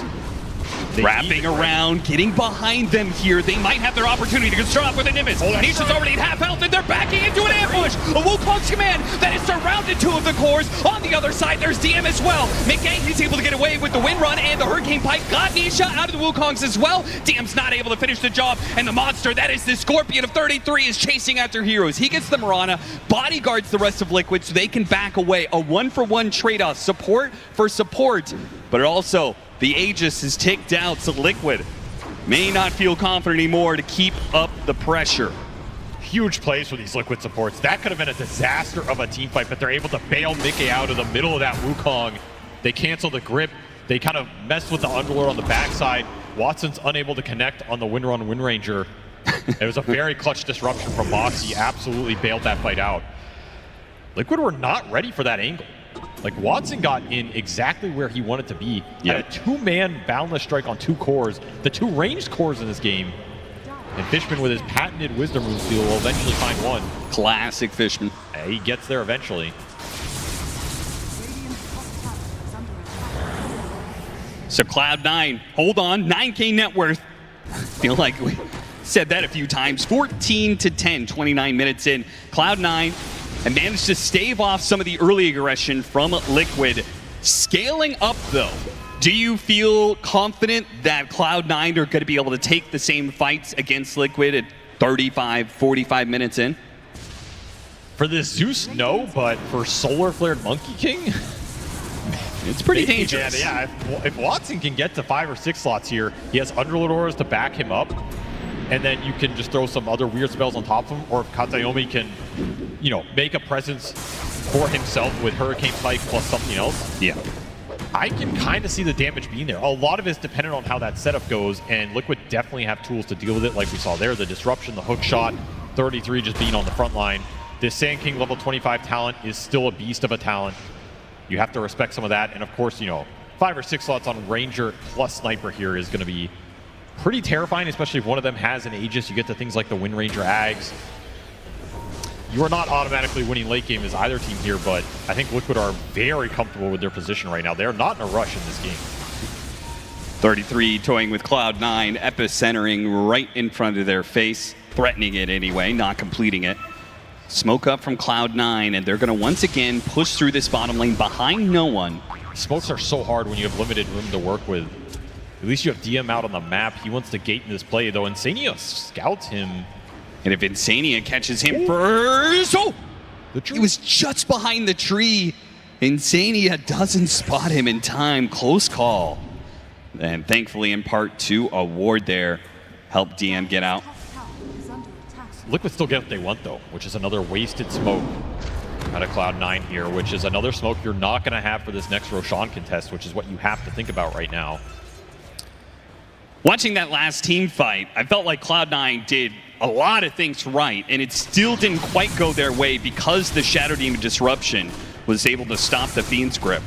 What are you going to do about that as Cloud9? Because I feel like you really only have one gap closer to hit some sort of backline. That's the Monkey King. He wants to go for the Wind Ranger. He wants to go for the Sniper. Who's going to deal with the save?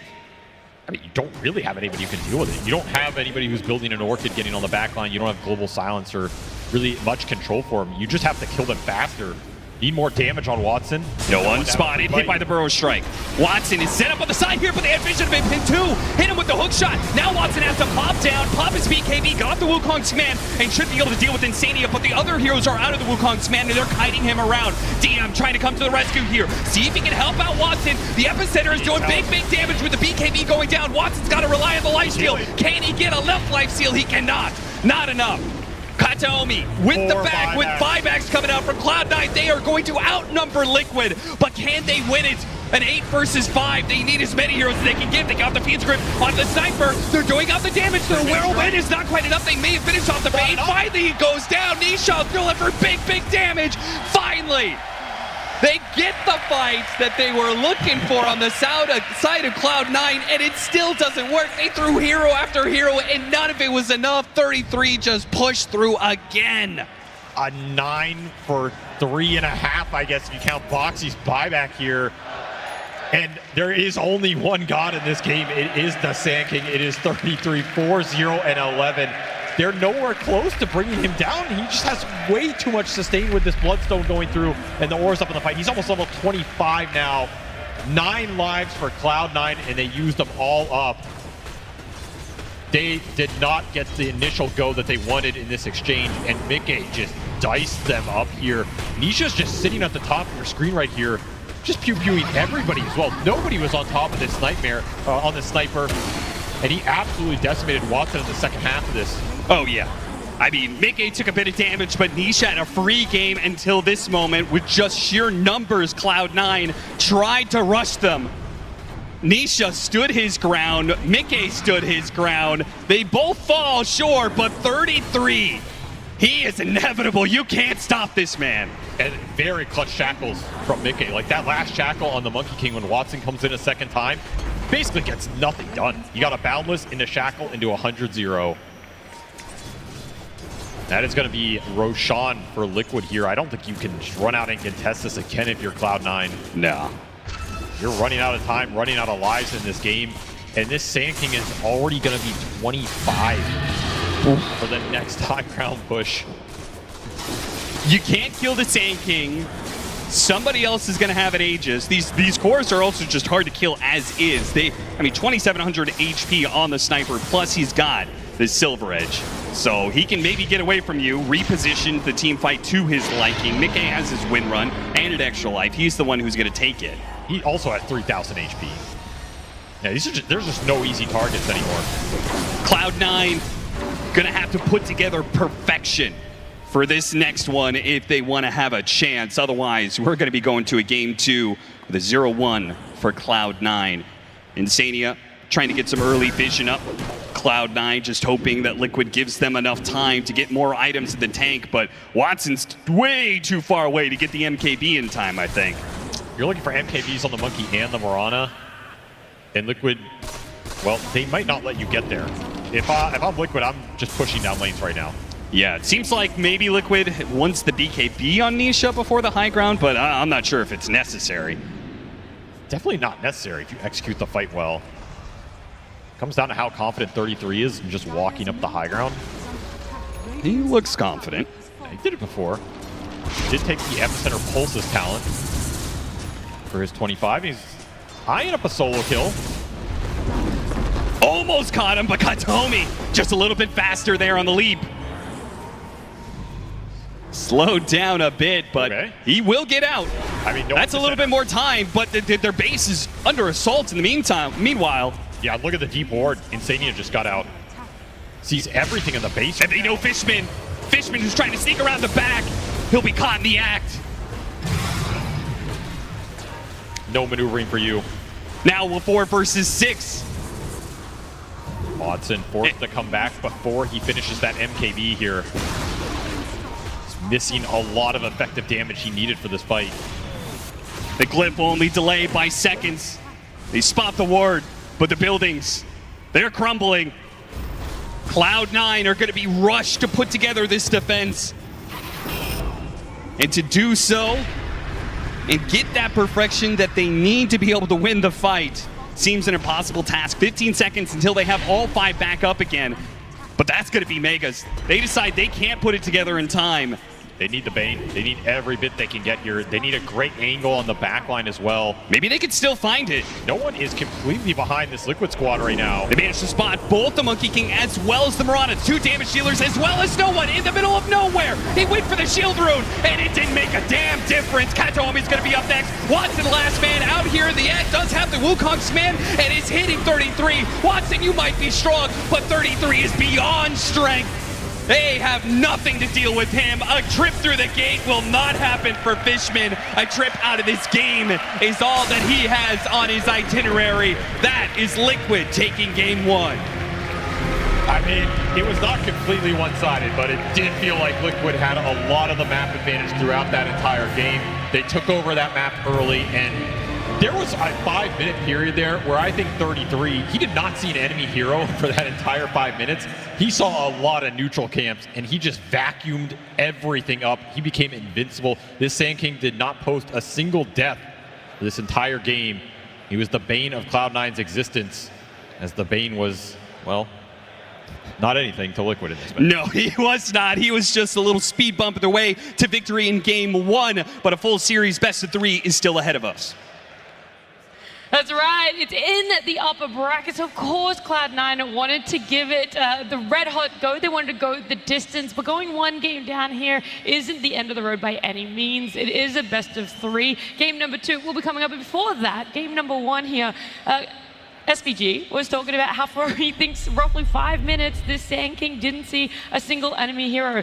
Winter, I feel like it was longer than that. This Sand King was doing so much in the way of gaining net worth for himself and putting his team in a great position. Yeah, he was basically like the second carry of the game, or even the main carry of the game. I would say the main. I would definitely say the main. He was just like being on the side of the map, just vacuuming every bit of a farm that he finds on the side of the map, and he couldn't really be stopped. You know, he took his own stack, his own ancient stacks in the after the laning phase, and he even made a smoke move where he joined his team and he went over across the map and took the enemy's ancient stack. That's what I felt like made the game really, really difficult after that for Cloud9. Yeah, this was a very interesting game in terms of how the early game fights went. It looked like C9 had some strategy where they wanted to shut down Mickey's game. They rotated a lot of heroes through top, and sometimes they would rotate towards mid, and Nisha would get some action. You know, throw his ulti out there, but most of the pressure was on Mickey. Yeah. Look at Mickey's net worth. He's 3rd on net worth. You know, he could be doing better, but he's still higher than all the C9 cores, so he was actually keeping himself in the game despite his other 2 cores essentially being left alone. Yeah, and I thought this fight was going to go disastrously for Liquid. They lose 3 right off the bat there, but we talked about the Sand King, and this is the beginning of where 33, all this farm that he was doing in the early game, pops that Bloodstone, gets the Epicenter off. This is a Monkey King hitting him, by the way. All these 3 heroes, Zeus is right-clicking him. He's not taking any damage, by the way, here. Literally full health. Ends up getting Monkey King to the point where he's almost dead. Then he ends up killing the Zeus by himself. And I want to give a shout out to Insania here too. He TPs in right away, uses that Rocket Flare, kills the Monkey King to the side, brings in that hook there, and this is where the net worth advantage of the Sand King was really showing. Yeah, I'd say that's where it really was that uphill battle for Cloud9. They were then trying to make a lot of room for themselves, Winter, on this map, trying to figure out where exactly they could get some net worth for themselves. And Liquid just kept that pressure on. They kept going for these fights, and they made sure that Cloud9 weren't able to get in a position to either set up a good team fight for themselves, or if they did, the numbers were right there from Liquid. And this one as well, I think, really illustrates just how far ahead 33 was. He starts this team fight at level 21, and by the end of it, he's level 24. Yeah, I mean, the global strat from Cloud9 didn't really work out so well for them. I think in previous series where we saw Cloud9 make some Monkey King mid work, I think the Bane was actually getting a lot more work done in this game. Particularly, I felt like Fishman, he was kind of like a lot of times caught walking around the map alone, and because they have a mid Zeus instead of a mid Monkey King. And they did this swap up because of the laning matchup where they wanted the Monkey King to follow the Sand King. But instead what happens is it kind of changes the fundamental aspect of how C9 functions as a team. Because usually you see the games where they are having huge success in the early game, Fishman is always moving with either a Monkey King or Invoker mid, which is how they played in their group stages, which were very, very successful. They always had that +1. And in this game, it kind of felt like Monkey King was on the safe lane, and everything is different for them. Like I felt like Watson didn't really do what no one did when he was playing the Monkey King, and it was also different, right? Because on the carry role, you're kind of lower level, and everything felt different and awkward. Because the Zeus doesn't really want to move around with the Bane. That's why you see the Bane walking around and feeding a lot. Just imagine, if I were to come to panel today in Jenkins' wardrobe, what would you feel? It would be bad and it would be wrong, and it doesn't work. I think he would look great, and Watson, he did make some great rotations towards top, but I agree in the sense that what did that leave in the safe lane? That left a 33 that was vacuuming, as Avery said, the entire side of the map, and that did not pan out for them. That was a mistake. I think the level 24 Bloodstone, Crimson Guard, almost 6 slotted Sand King at 30 minutes into the game goes to show that you do not leave this man alone farming on Sand King. That was not a vacuum, that was a black hole. But I think in general, this team, FC9 specifically, they kind of went out of their comfort zone and the heroes they like to play. Kadomi doesn't really play this Mirana very much. I feel like this is a hero that he doesn't play the most. However, the Zeus mid, not really meta either. Didn't feel a lot of impact from the hero. And I also am not a huge fan of the Monkey King in the safe lane right now. I really like in the mid lane how it can go there and then just go from lane to lane to lane and get kills. That's not how you really want to play carry right now. Sure, you want to be active, but you don't want to just abuse the jump across the map to just always be fighting. You get behind and farm that. Can we take a second and admire this man's items? This is a 36-minute game. This is not a 55-minute inventory on Sand King. He's 6-slotted. Like, the only thing he could replace here is boots or consume an Aghanim Scepter or a Moon Shard. Yeah, he hit that ceiling very quick for himself. And while we're seeing those items, he rushed that Bloodstone. Most of the time we see when the Sand King is in a good position, a lot of players will still favor picking up that that Blink Dagger first and then going the Bloodstone. So why going the Bloodstone first for 33, despite knowing that he was still going to be able to have a little bit more time to farm up? Well, I think 33 in general, that's just his playstyle. He's not like the buy a Blink Dagger and go in, run across the map type of guy. Even in like the TI that he won, he was always, I'm going to make my hero unkillable. And what items can you do that with Sand King? It's going to be the Bloodstone Rush. He wants to get a lot of farm, and he wants to hit that timing once he gets that farm to just make that team fight like unwinnable for the enemy team. And this is what he does best. Okay. I feel like we talked about almost everything in this game, number one, except for the biggest question, that last pick, Zeus. What it did for Cloud9, or maybe what it didn't really do, Winter? Yeah, I think it kind of really made the whole team play in a different way. Like I said already, I don't really like them moving the Monkey King away, and I would like them to stay with a rotating and a moving mid hero instead of like no one on a farming hero. I think that upsets the balance of the team, and the fundamental aspects of the team needs him to be the moving part and Watson to be the farming part. Yeah, I mean, I get what they were going for. Like Winter said, they're used to having a hero that can play with the supports when Fishman is running around and, setting up these kills on Vayne. There's a few games where he'll go 1 in 20 and he'll still win. There's other games where he goes 1 in 20 and he loses. This is the Fishman Classic, right? We're not saying it's bad. In fact, it's very good, obviously, to make it until this point. He makes a lot of space. But usually, there's somebody that he's making space for, and I get the idea of the Zeus. It's a hero that can contribute to that, but you're not really there, and it's not enough, and probably part of that is because it's just not a good hero in the meta. What did we say? 2 other teams have played it, and they both lost? Yeah, it was Tundra and Beast Coast. Right, It'd been picked up twice already, and 0% win rate. So to me, if Thompson is losing on Zeus, then it's probably not a good hero. If Thompson is not picking Zeus, it's probably not a good hero. I get the idea. I like that they tried it, but I think maybe pick the Invoker instead, or something that can actually physically be there with Fishman on the Bane. Yeah. Well, look, we've got your opinions, and there's going to be time for Cloud9 to be able to reset for themselves, or Liquid to come back stronger for game number 2. But we want to hear from more people, and that is those out in the crowd that I think Slacks is somewhere running around with. Absolutely. Thank you so much, Marcy. It is so good to be here yet again in the crowd. Crowd, how do we do it? Time for the classic crowd vibe check. Sir, you enjoyed that last game? How you feeling? Sorry? Did you like the game? Of course I did. Who's your favorite team?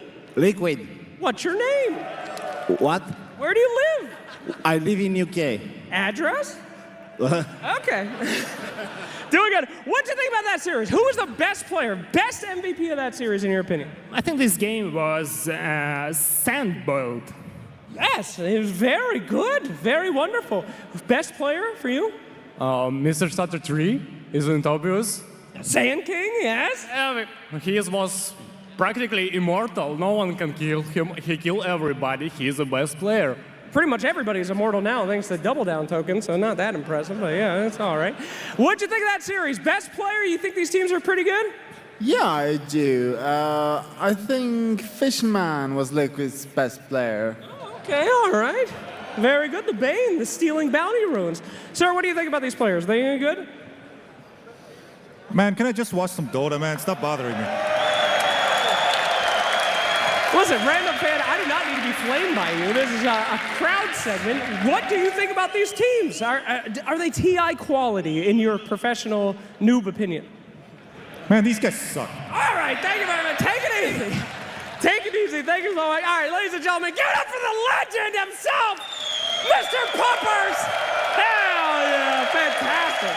The crowd is alive. They are feeling it. Liquid fans going absolutely bonkers, but they are not down and out yet. It is still a heck of a series. Copenhagen, do you think we're going to get a game 3? Can I ask you that? Can I get a rousing... There we go. At least we hope for it. Tidehunter, I've been waiting to talk to you for... Oh, okay. Liquid fan, please, if you can. I mean, they just won, but, you know, do your Liquid fan thing. Yes, 2-0 easy. Take it easy! The crowd doesn't like that. We want the 3-0. Mr. Tidehunter, I've been waiting to talk to you. Please, if you could stand here. Is Ravage a skill shot? Where does this come from? One day, my friends and I were in a Discord call. Someone said, when someone missed a Ravage, and someone's like, dude, it's a skill shot. It's not my fault. We argued about that for hours. It got ugly. Last year, I brought this to TI for one day. And walking around the rest of the weekend, people were still arguing about it. People were arguing about it in Spanish and Chinese. It was just everyone. So. Wow. I have to ask you, Slacks, is Ravage a skill shot? Well, it depends. For Shiva, yeah. The crowd, is Ravage a skill shot? I'm going to say, no, it's not. Can I hear your response? No, it's not. Is it a skill shot? Yes, it is. Oh, you guys are a lot worse than I thought you'd be. All right, thank you so much, everybody. Mr. Tidehunter, any words out there before we throw it back to the panel? Pick Tidehunter, please. Pick Tidehunter, please, as we throw it back to Nactivities and the board. Well, with the please thrown in there, I feel like teams have to do it now. You've got to listen there. But we got all of the opinions from those in the crowd, a special appearance from Puppy as well. 11 TI appearances, what he has. Someone on our panel also has 11 TI appearances now joining us. Fly, welcome to the panel. Hey everyone. Good to see you guys. It's good to be here. Yeah, it's obviously, unfortunately, not the way that we expected to see you on the main stage, but it's still great that we get to pick your mind, get a little bit of insight here. And how exciting is it to still see this crowd at Copenhagen, a Europe TI? I mean, it's amazing to be back in Copenhagen for myself, and it's awesome to see the crowd, the stage, everything is just really awesome, really epic, and it's been an exciting day of Dota. Yeah, and you know, just also general, have you enjoyed Copenhagen as a whole? Could you recommend it? I would definitely recommend it. The city is great. Perfect, you love to hear it, especially if you are someone from Denmark, either in the crowd or watching at home here. But we've got a series on our hand, Liquid up against Cloud9. You're here to give us your big insight, Fly, and we saw that game number 1, but do you think Cloud9 have it in them to bring it back for game number 2 and possibly game 3? I definitely think they showed good signs of life. Even though they were down, they kept taking different angles to try and take fights. They were doing annoying things on the map, like Fishman going for Wisdom Runes and all these things that can cause confusion and chaos and might lead to an opportunity to come back. So I definitely think they have it in them to take the fight to Liquid. Yeah. What would you say, Fia, that is the biggest issue that Cloud9 need to work on for that game 2? Well, I like to see them play aggressive, of course, but I think I want to see No One on a different hero. I really like when No One plays the Monkey King. I think safe lane Monkey King has some issues. Like if you do fall behind and you're running around the map, you don't get the kills, you fall off in a really bad way. So maybe give Watson more comfort hero where he can fight and farm at the same time. And if you want the Monkey King, just give him the bad matchup, because I feel like the Zeus didn't really shut down the Sniper either. Yeah, last game I felt like they were trying to counter the opponents too much by changing the lane matchup because they wanted the Monkey King to follow the Sand King, where I felt like their success comes from their identity. They have a own way of playing the game, and they need to stick to a draft that allows their own team to play in their own way, you know. Would you say that also rings true as a support player, Fly, that that's what you like in your mid, that that's something that is very easy to draft for, and it makes the game a lot easier to play or more enjoyable to play even? Oh, it definitely makes it more easy, because when you have somebody that can go in, can lead, you know, the initiations and things like that, it makes it easier to follow that hero. Otherwise, you have to find yourselves fighting in different sides of the map, or you might be the one that has to set up the kills for your team. So it's definitely an easier role, and I think that's something that Liquid targeted towards the end. You know, they could have let that Earth Spirit in, and then I think no one would have picked that, and he would be all around the map just attacking everywhere. But instead, he's playing the Zeus, and he still tried to. He was like on the top lane around minute, I think 7 or 8, and he was still trying to make those rotations, but it's not as natural. How would you describe the support pool at the moment? Because a lot of first phase bans, people look towards taking them out. We know that the Naga, the Omni, and the Shadow Demon are the 3 that are really up there, but would you say that it's one of the best places it's been in competitive Dota? I think it's a bit of a strange moment, because a lot of heroes you don't expect to be supports are now big in the meta. I mean, Tinker is one of them for Cloud9, right? That used to be a mid-exclusive hero. Naga Siren, traditionally a carry hero. Some people, you know, played it differently, but still, a lot of these heroes, like, I don't see a lot of the traditional old supports, like, you know, Witch Doctor, Dazzle, Lich. These heroes are not really found in the meta. So that's something I personally miss a little bit, you know? I miss those heroes, so bring them back. I don't want to have to learn how to play Tinker right now. It's a little weird, but... You're like, please, please, I just want good old CM to be good again. Exactly. I feel like carries are in the same boat too, right? Like you have like these Wind Ranger, Mirana carries. People just want to play their Faces, Void, and Spectres. A lot of adaptation from everyone. Yeah. Well, you know, you can hear by the roars of the crowd, or you could see it on your screen right there. Our teams are walking back out to their booths for game number 2. They're going to be settling in just a moment. But Winter, any other things that you think are really important for Cloud9? How do you reset mentally for this one and go, okay, we still got it? I feel like it's not really that complicated. They basically just didn't draft what they were really comfortable in the first game. And I always say, if you have a new idea, sure. In a BO3, the first game is always the best time to try something else. But if it didn't work out, I think you just go back to what worked before and try to focus on your own draft rather than looking at their opponents and trying to figure out what they're picking and trying to counter that. I think that's what Cloud9 needs to do here. Yeah. Definitely think they need to look at the Sand King a little bit too. Like, they had an answer to it. They had the Monkey King, which should be good in lane, to shut it down. They did a lot of picks that should be good versus first pick Sand King, but at the end of the game, this first pick Sand King was the highest net worth, unkillable, and couldn't be dealt with. Yeah, I think the Sand King hero is always...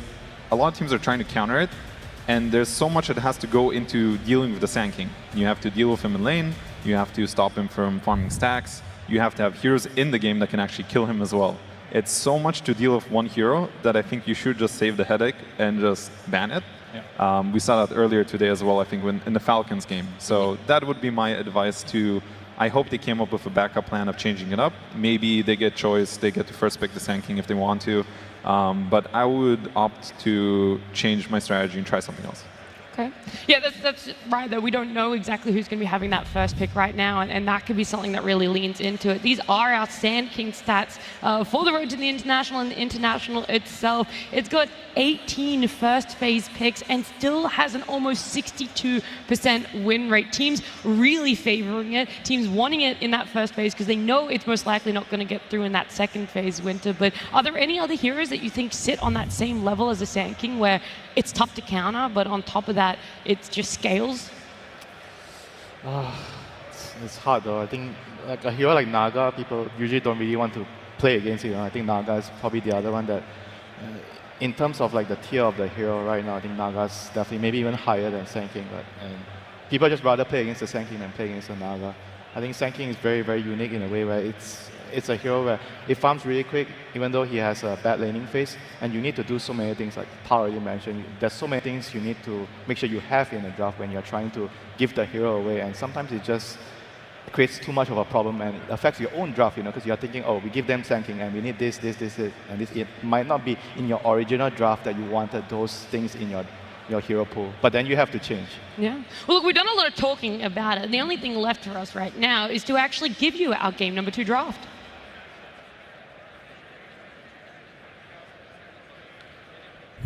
Team Liquid versus Cloud9.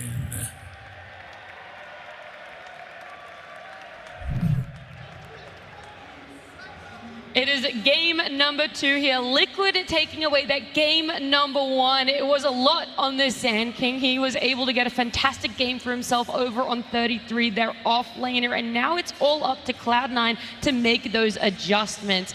Could happen in the first phase. I'm giving a little bit of a comparison. The Storm Spirit is the one that they allowed through, and the Shadow Demon is what they banned out instead, but that does now leave Team Liquid having that choice of taking out the Invoker, not changing up their bans, and instead picking up the Naga Siren. Exactly what you talked about, Winter. Yeah, I don't know about this though. Naga is very, very difficult to deal with as well. Yeah, this hero basically secures your safe lane, it gives you team fight, it gives you information like scouting information with the illusions. I think no other position 5 hero can afford to give you that. And Kunkka's the response towards the Naga, which I think deals fairly well against Naga in the lane, if your Kunkka's off lane. I think it's a good solution towards the Naga. I mean, I was thinking if this is some sort of bait that they've done, because Liquid has been banning Naga Siren while they are first picked in a lot of their games. So one could predict that Liquid doesn't actually want to pick Naga, and that's why they keep banning it. And now they've done this thing where Liquid actually does take it, and now we have to see if Cloud9 has a good response, which is the Kunkka. I think another approach they could have taken is also, potentially to take the gamble and leave Sand King and Naga, but you might run into issues of just having to play against Sand King again. So I do like Naga a lot in the current meta. It's a hero that, like Winter said, it gives you so many different plays you can do on a map. You can be very annoying with it. You can block Ancients, you can attack Wisdom Runes, you give information, you have a team fight ability, and you also set up for a lot of the meta carries, like Wind Ranger, Mirana. All these heroes love having Naga on her lane. So obviously it's a very strong hero for a good reason. Yeah. I mean, I don't know what a counter to Naga is right now. I don't know if you have the same experience, but it feels like no matter what game Naga's in, it can do something. And the ceiling for this hero, depending on how good your micro is very, very high, as you mentioned. So does Kunkka counter the Naga? I'm not entirely sure. I'm not completely sold on giving Naga away. In your experience, though, Fly, has Naga been counterable? Are there any heroes that really stand out against Naga? I think from our games and our practice games, we would try to get like a Sand King or something against Naga, back when people might have not rated a Sand King as high. And then the Sand King's going to have probably a good lane, and he's too hard to deal with, even for Naga, right? The illusions run in, they just die. So something like that. I think Kunkka is good against Naga, but not to the same level, because also in the game, when he presses his boat, Naga can just sleep and just reset. So I'm not sure about the response just yet. I really have to see what they follow it up with, because currently it looks a little lackluster against Naga. Yeah. I definitely agree with that. I feel like Naga is very difficult to answer, but they chose to play against it. They did ban out a lot of the other heroes except for the Storm, but I feel like picking Storm into Naga is a little hard just because he can sleep and net you. But they're going to pick up some popular heroes, Doom, Tusk, and Naga. Doom is a hero that has not had great success in the road to the International. With the Doom and Tusk lane, seems a little bit questionable too. Maybe that's something Cloud9 can exploit a little bit. And Doom is, I think, overall pretty good hero against the Kunkka. Like, you can just stop him from doing his combo in the team fight if you find him. And on top of that, you have a Naga, which is always nice when it gives you vision and you can find the right heroes. And Cloud9 now very quickly with the Ice and Fire combo, Wyvern and Lina. I mean, this is definitely interesting. I think Liquid is taking a good approach. They're picking Doom into Kunkka, so now you pick Doom with a purpose. A lot of the reasons why Doom has been losing is just that you first pick him, and the enemy sort of has a good response. You're like, okay, I don't know what to do. But he has a clear Doom target. Tusk is great against Kunkka, and it's good against Clockwork as a support matchup. I think that hero in general is actually one of the strongest heroes in the patch that people have slowly started to realize. So I really like that approach. And then Winter Wyvern, I think that's a Katomi special. Yeah, it is. So that one's interesting. I don't really know what to make of it. It is traditionally a good hero against Tusk, but this new Tusk is so different with Drinking Buddies that it's not the same one anymore. He played it one time against IO in the group stage. That was like kind of the reason why he picked it that game. In this game, probably just like maybe like as a setup for his team, because Kunkka is going to have a hard time showing himself and using his combo offer. So I feel like Wyvern could kind of help him set up with the team fight with the Curse, TP down and use the combo. It's always nice against Doom as well. He dooms one of your teammates, Curse can always be used to defend the team fight. Just reset, run away, and see how things go. And it's also good at dealing with the Naga shuffling out your lanes, right? I feel like whenever I'm personally playing against Naga, position 5, he's pushing out my lanes, right? And on the other side, I'm a support. I want to be able to match that, try to push the wave back so that I can actually do something on the map. Otherwise, the map is always going to be difficult. The wave is always going to be on my tower, and I can't really feel like I can move out and smoke. I do like these bans here. I think Liquid banning out the Earth Spirit for no one, very important here. He is most likely going to pick up that last pick hero. Would like to have someone that rotates around the map. The Lena's going to be farming a lot. Kunkka generally will farm quite a bit too, just using the Tidebringer. So having no one being more active we saw in the last game could be very beneficial for Cloud9 going into this game. I'm a little worried for Liquid though, because like Clock Lena seems like a very strong lane for Doom to try and get any farm, and so I'm curious on what their approach will be to try and make that lane work. I mean, do you think it's possible for them to put the Naga in that lane instead? Because I think Naga matches better against Clockwork. I think it's possible. I do think Tusk is good against Clock because he can get away from when Clock, uses battery. You can just Drinking Buddies away. Also, the attack speed slow is very good against melee heroes. So I would imagine Boxy is also more of a Tusk player, I think, than Insania. This draft is definitely shaping up to be interesting because I think Cloud9 is in a position where they can put the Kunkka mid against Puck, which is traditionally it's been a good lane for Kunkka, and you rush Orchid. So it kind of becomes this, what is the best 24 pick we can get? And now Mick is going to have to assume he's playing against Kunkka and pick something good against Kunkka. I'll pick something good against the co-embrace, like something like Muerta. Is that totally off the picture here? I can see it. I think it's a very strong lane, Naga Muerta. It would be very much in line of their draft. He also is somebody who plays that hero. And on the side of Cloud9, I do think they need to address the Puck. They can go for the mid Kunkka with Orchid, but otherwise they need something. Like I think this Puck pick is very strong. It's hard to deal with. Yeah, I would agree. I think Mickey, he's going to go for one of his Gaimin heroes. Is Mirana still in the pool? I think that's the one I could see him potentially doing as well. She is still in the pool, so there is still that potential. Yeah, I mean, it makes a lot of sense. They lane with Naga, you have a seed combo, buys Gaimin, can get away from Clockwork.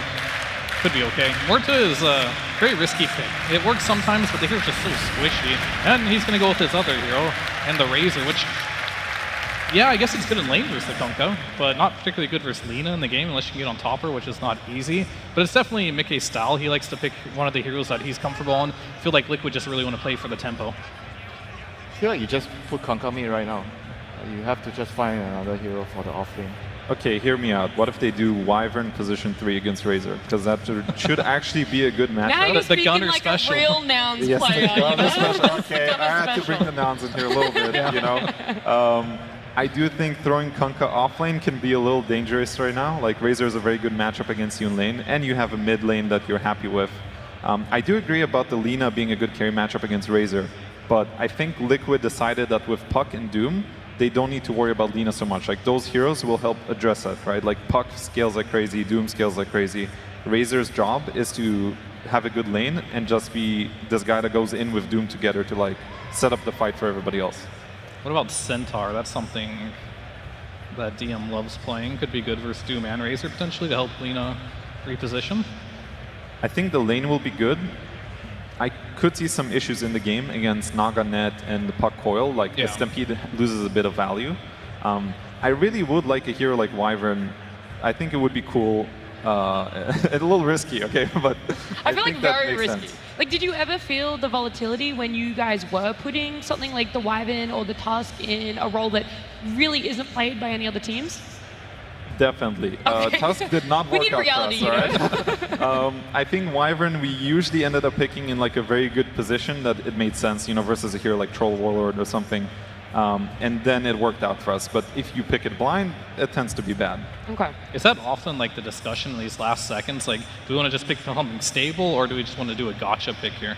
Definitely, and a lot of it is going to come down to the player himself, like how confident is he. If DM is like, hey, give me Wyvern, I'm going to destroy this game, I'd be like, okay, it makes sense. All right. Sniper. So who's all right? So Sniper mid against Puck, that's a classic, right? Kunkka still off lane. Yeah, we're waiting. So that Sniper's going mid. The Conqueror and the Wyvern right now not being selected. It's just going to be the off-lane Kunkka. I mean, support Kunkka is not a thing at the moment, so No. we're going to go with this one. I mean, I like the fact that they're giving no one a lane matchup win here. It is really good. Now they have like 2 carries, right? So if you doom the Lina, now you have a Sniper. So the Sniper is really good against the Razor. So they have a lot of backline damage here, and they have heroes that can go in the front as well, and they have saves from the Wyvern. Overall, their lineup looks pretty annoying to play against. I do like it. Yeah, it's very, very annoying. Like, I feel like for Team Liquid, they are quite straightforward with their lineup where they have stable lanes. I think all of their heroes are going to get what they want from the early game, and once they get their levels, their team fight is going to be very, very scary with the Naga, which I feel like I'm going to favor in Liquid on that matter when it comes to the mid game. Yeah, I think I would favor Liquid. I think Cloud9 has some good lane responses. The Sniper versus Puck can go really bad for Puck. It can be one of the worst matchups in the game. But if he gets through, I think they do have ways to get on top of Lina and Sniper. With Puck, with Tusk, even with Naga Sleep, they have answers in the mid game. So it is a lot about Cloud9 just running away with the lanes and taking over the game early on. Otherwise, I would say Liquid's draft is better. All right, that's early game focus for them. Are they going to be able to snowball for themselves? Can Liquid get a 2-0 here? I know someone who's probably confident in a 2-0 is their coach. So let's head on down to the stage with Tsunami and Blitz. Thank you very much. I am joined by Blitz, coach of Team Liquid, who you must be feeling quite good right now because you got your hands on the most contested hero of the entire event, Naga Siren. I'm shocked that they managed to let it go through. What was your reaction? I wasn't that surprised. It's my noob support playing it, so I figured, they wouldn't respect him too much. It is what it is. Yeah, but he hasn't gotten any experience on it. Your team has not gotten the chance to get our hands, but you're feeling confident that your noob support will be able to use it? Yeah, I mean, it's a broken hero. It kind of plays itself. Like, I got full faith in him. How about the mid lane matchup? Because it seems like there was a lot of focus on mid lane picks in game number 1, making sure that no one was put under control. Puck versus Sniper, what are you feeling? I mean, it's a heavily sniper-favored matchup, but we have Nisha, who's just the best player in the world, so I don't care. It's just that simple! So let's see it play out in game number 2. Don't care. Cloud9 is going to try and make you care with the last pick Sniper against the Puck. This is something that we actually saw Liquid do to other teams in the past. Now they may be the victims of it. They enable the Sniper, but it does leave the Kunkka in an awkward position. Avery, do you like this trade-off for Cloud9? I think it's the best they could have gotten in that situation. You either needed a cheese pick mid to try and give this Puck 0 game or something that shut him down in the mid game, and I don't think there's a lot of good options when you get to the end of the draft like that. So they took the lane route option. I mean, you have some classic cheese heroes that can really abuse Puck in the lane phase, and then if he's 1 or 2k net worth behind going into that mid game, he can just die in the fights. Doesn't have the infinite escapability. That's what you're looking for here if you're Cloud9. But like William said, I mean, Nisha is an absolute beast of a player. Is he the best player in the world? I don't know. I'm not their coach, so I'm not biased. But we have seen him do some crazy things on this hero, particularly this tournament and even some of the recent events. It's a very scary hero to give to Team Liquid because it gives you control, it gives you that pace. It's a hero that can rotate, but it's also a hero that can scale really hard, and yeah, he took the curveball here. Yeah, that is an interesting choice. We'll see what kind of curveballs Nisha's going to be throwing around in this game as we have the lanes already matched up. So we have the Naga Siren, which they talked about on the panel and in the interview as a hero that was not expected to be seen, mostly because it's very often being banned, paired up with a Razor. This is going to be a dangerous safe lane for DM and Kataomi, who are going to be playing as the Kunkka and Winter Wyvern. And then they've got their own ranged hero in the safe lane, Watson, going to be rocking the carry Lina this game. Honestly, though, I think this offlane for Liquid is more difficult than the offlane for Cloud9 is. Like, this Clock Lina lane, in theory, destroys a double melee. lineup here that the Tusk Doom you can pull, you can get some jungle creeps, you can get extra gold off the Doom. I'm sure Liquid will get their way out of it, but this Lina should absolutely free farm, whereas Mickey is going to get harassed with some early nuke damage. The Wyvern can be a decent threat on the lane, and the Naga's not going to provide you a lot here on the early levels. I actually expect Cloud9 to win 3 lanes here, at least in the first few minutes. Yeah, especially as this lane is pushed so far forward that the melee support in Insania is not able to have too much impact. You can see the opposite situation very often. The bottom lane, Fishman, who's trying to get aggressive here. Fishman in his undefeated clockwork here at this event. And a hero that I feel is much better suited for him than the Bane. His constant in-your-face aggression feels a little bit better for him to be playing a melee hero in my opinion. But look at this mid matchup. It is not fun for Nisha. No one waving hello to Nisha as he's already gotten some heavy damage on him. Top lane, TM has a bit of his damage drained away from him. The only way the Razor can win this lane.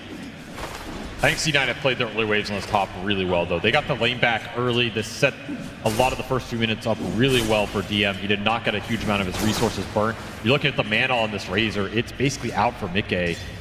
Whereas the counterpart here, Fishman, he got the zone in early. He's limited a little bit of the CS, and he's put Watson in a free farm position. Gonna go for him. Hit him on the torrent, slows him down a bit, hit him with the Splinter Blast even, but it's just a level 2 Winter Wyvern, so it's not gonna be an overwhelming amount of damage, just something to keep him honest, keep him back while they try and take the Lotus here, but it's gonna be grabbed by Insania instead. On the other side of the map, blocked out by the Shard, Fishman might just be able to get the kill on Boxy, but Boxy pulls himself away as 33 gets close. So Lotus into the hands of Fishman, Lotus into the hands of Insania. They will boost up their cores, try and put these ranged cores in a better fighting position. And the real story is, of course, this mid lane. No one is winning the CS. He has 12 denies already, so he's putting in some work here. I mean, this is where you want this matchup to be.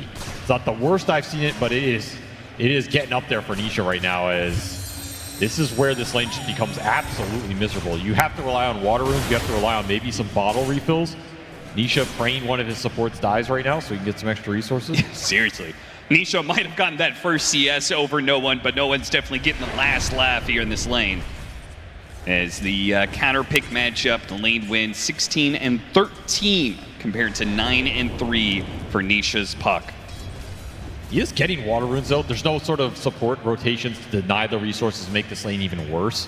And these curved orbs are actually hitting No One a bit. He bought raindrop just to deal with some of the harass.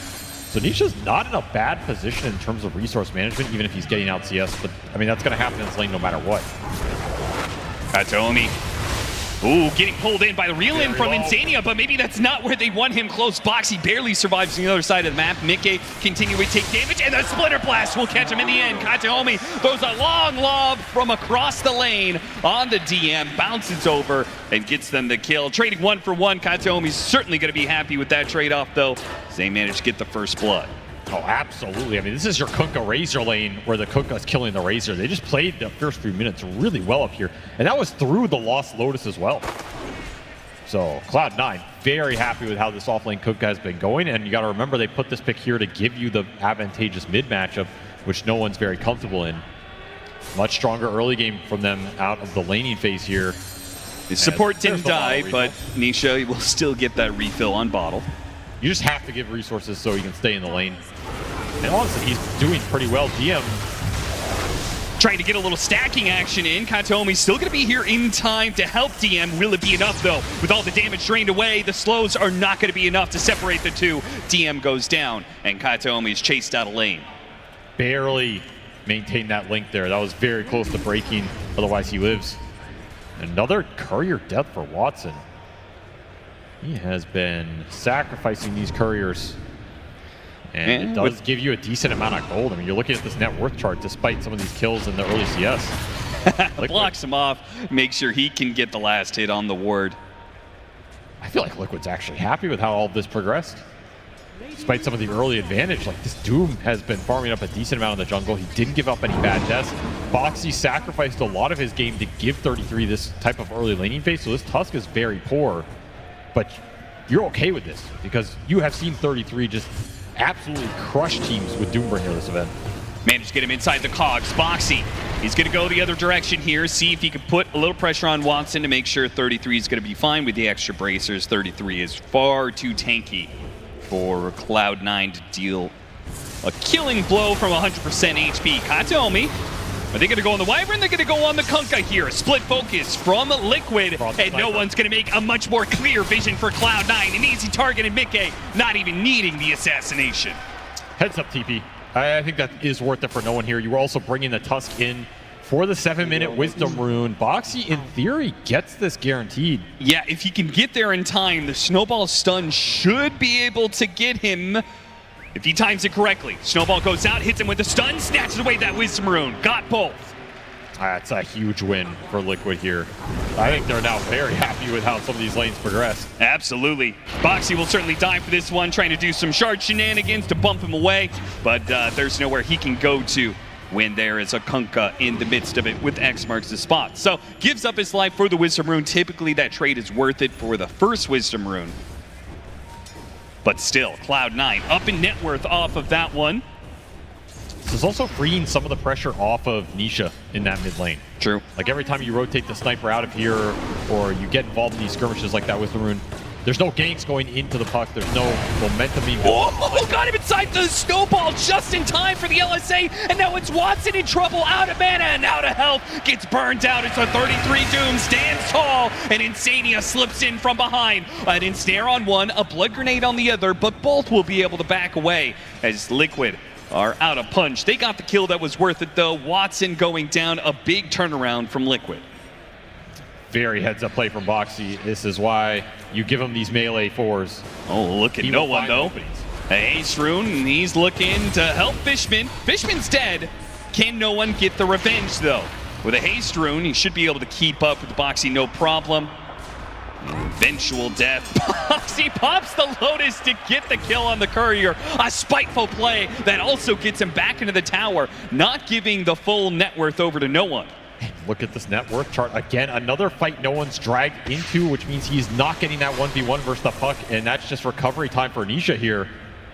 Thanking his team for the space being made right now, as this entire lane has been recovered at this point. Yeah, that sniper puck advantage is gone. Do not think Cloud9 got what they wanted out of this laning phase in terms of that matchup specifically. You're going to just have to play this game straight up now. Do have some tools to deal with the puck. I mean, you have a curse, which can be very good for setting up your chain stun capability.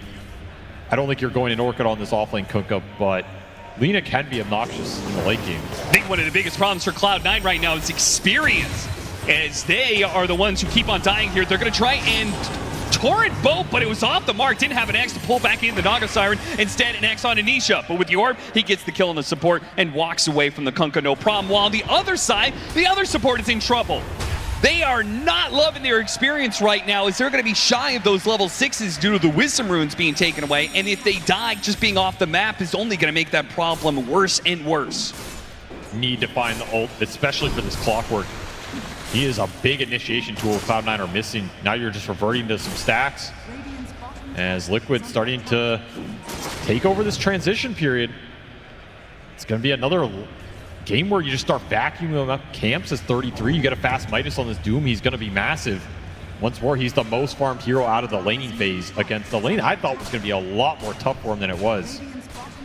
All right, well, no one is going to be able to take the mid tower here. Nisha is going to try and get the deny.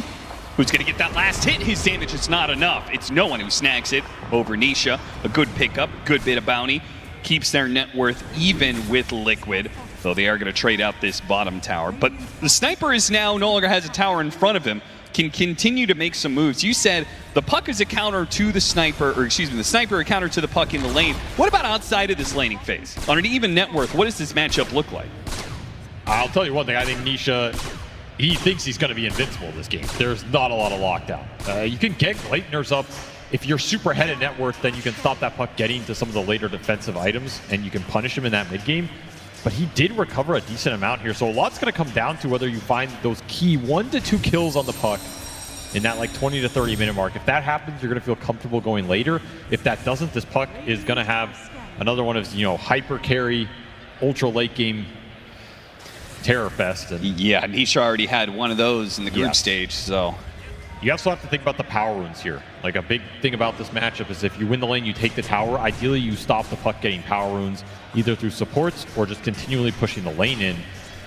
It's not that they're that good for no one, but if Nisha gets power runes and he can TP to a fight and clean up, that's another way this puck can get back on the network chart. See if Cloud9 decide to bring no one to some of these pushes. If they want to try and collapse for this tier 1 top, I think that would be the best objective for them on the map. They're continuing to get stacks up. I mean, DM is also very farm. He got a lot of the stack priority here. And Kunkka already has a blade mail up. He's level 8 himself. Oh my goodness. Well, Fishman's dead. Fishman, when is he going to get level 6? Because at this rate, he's going to be banking on the 14-minute Wisdom Rune.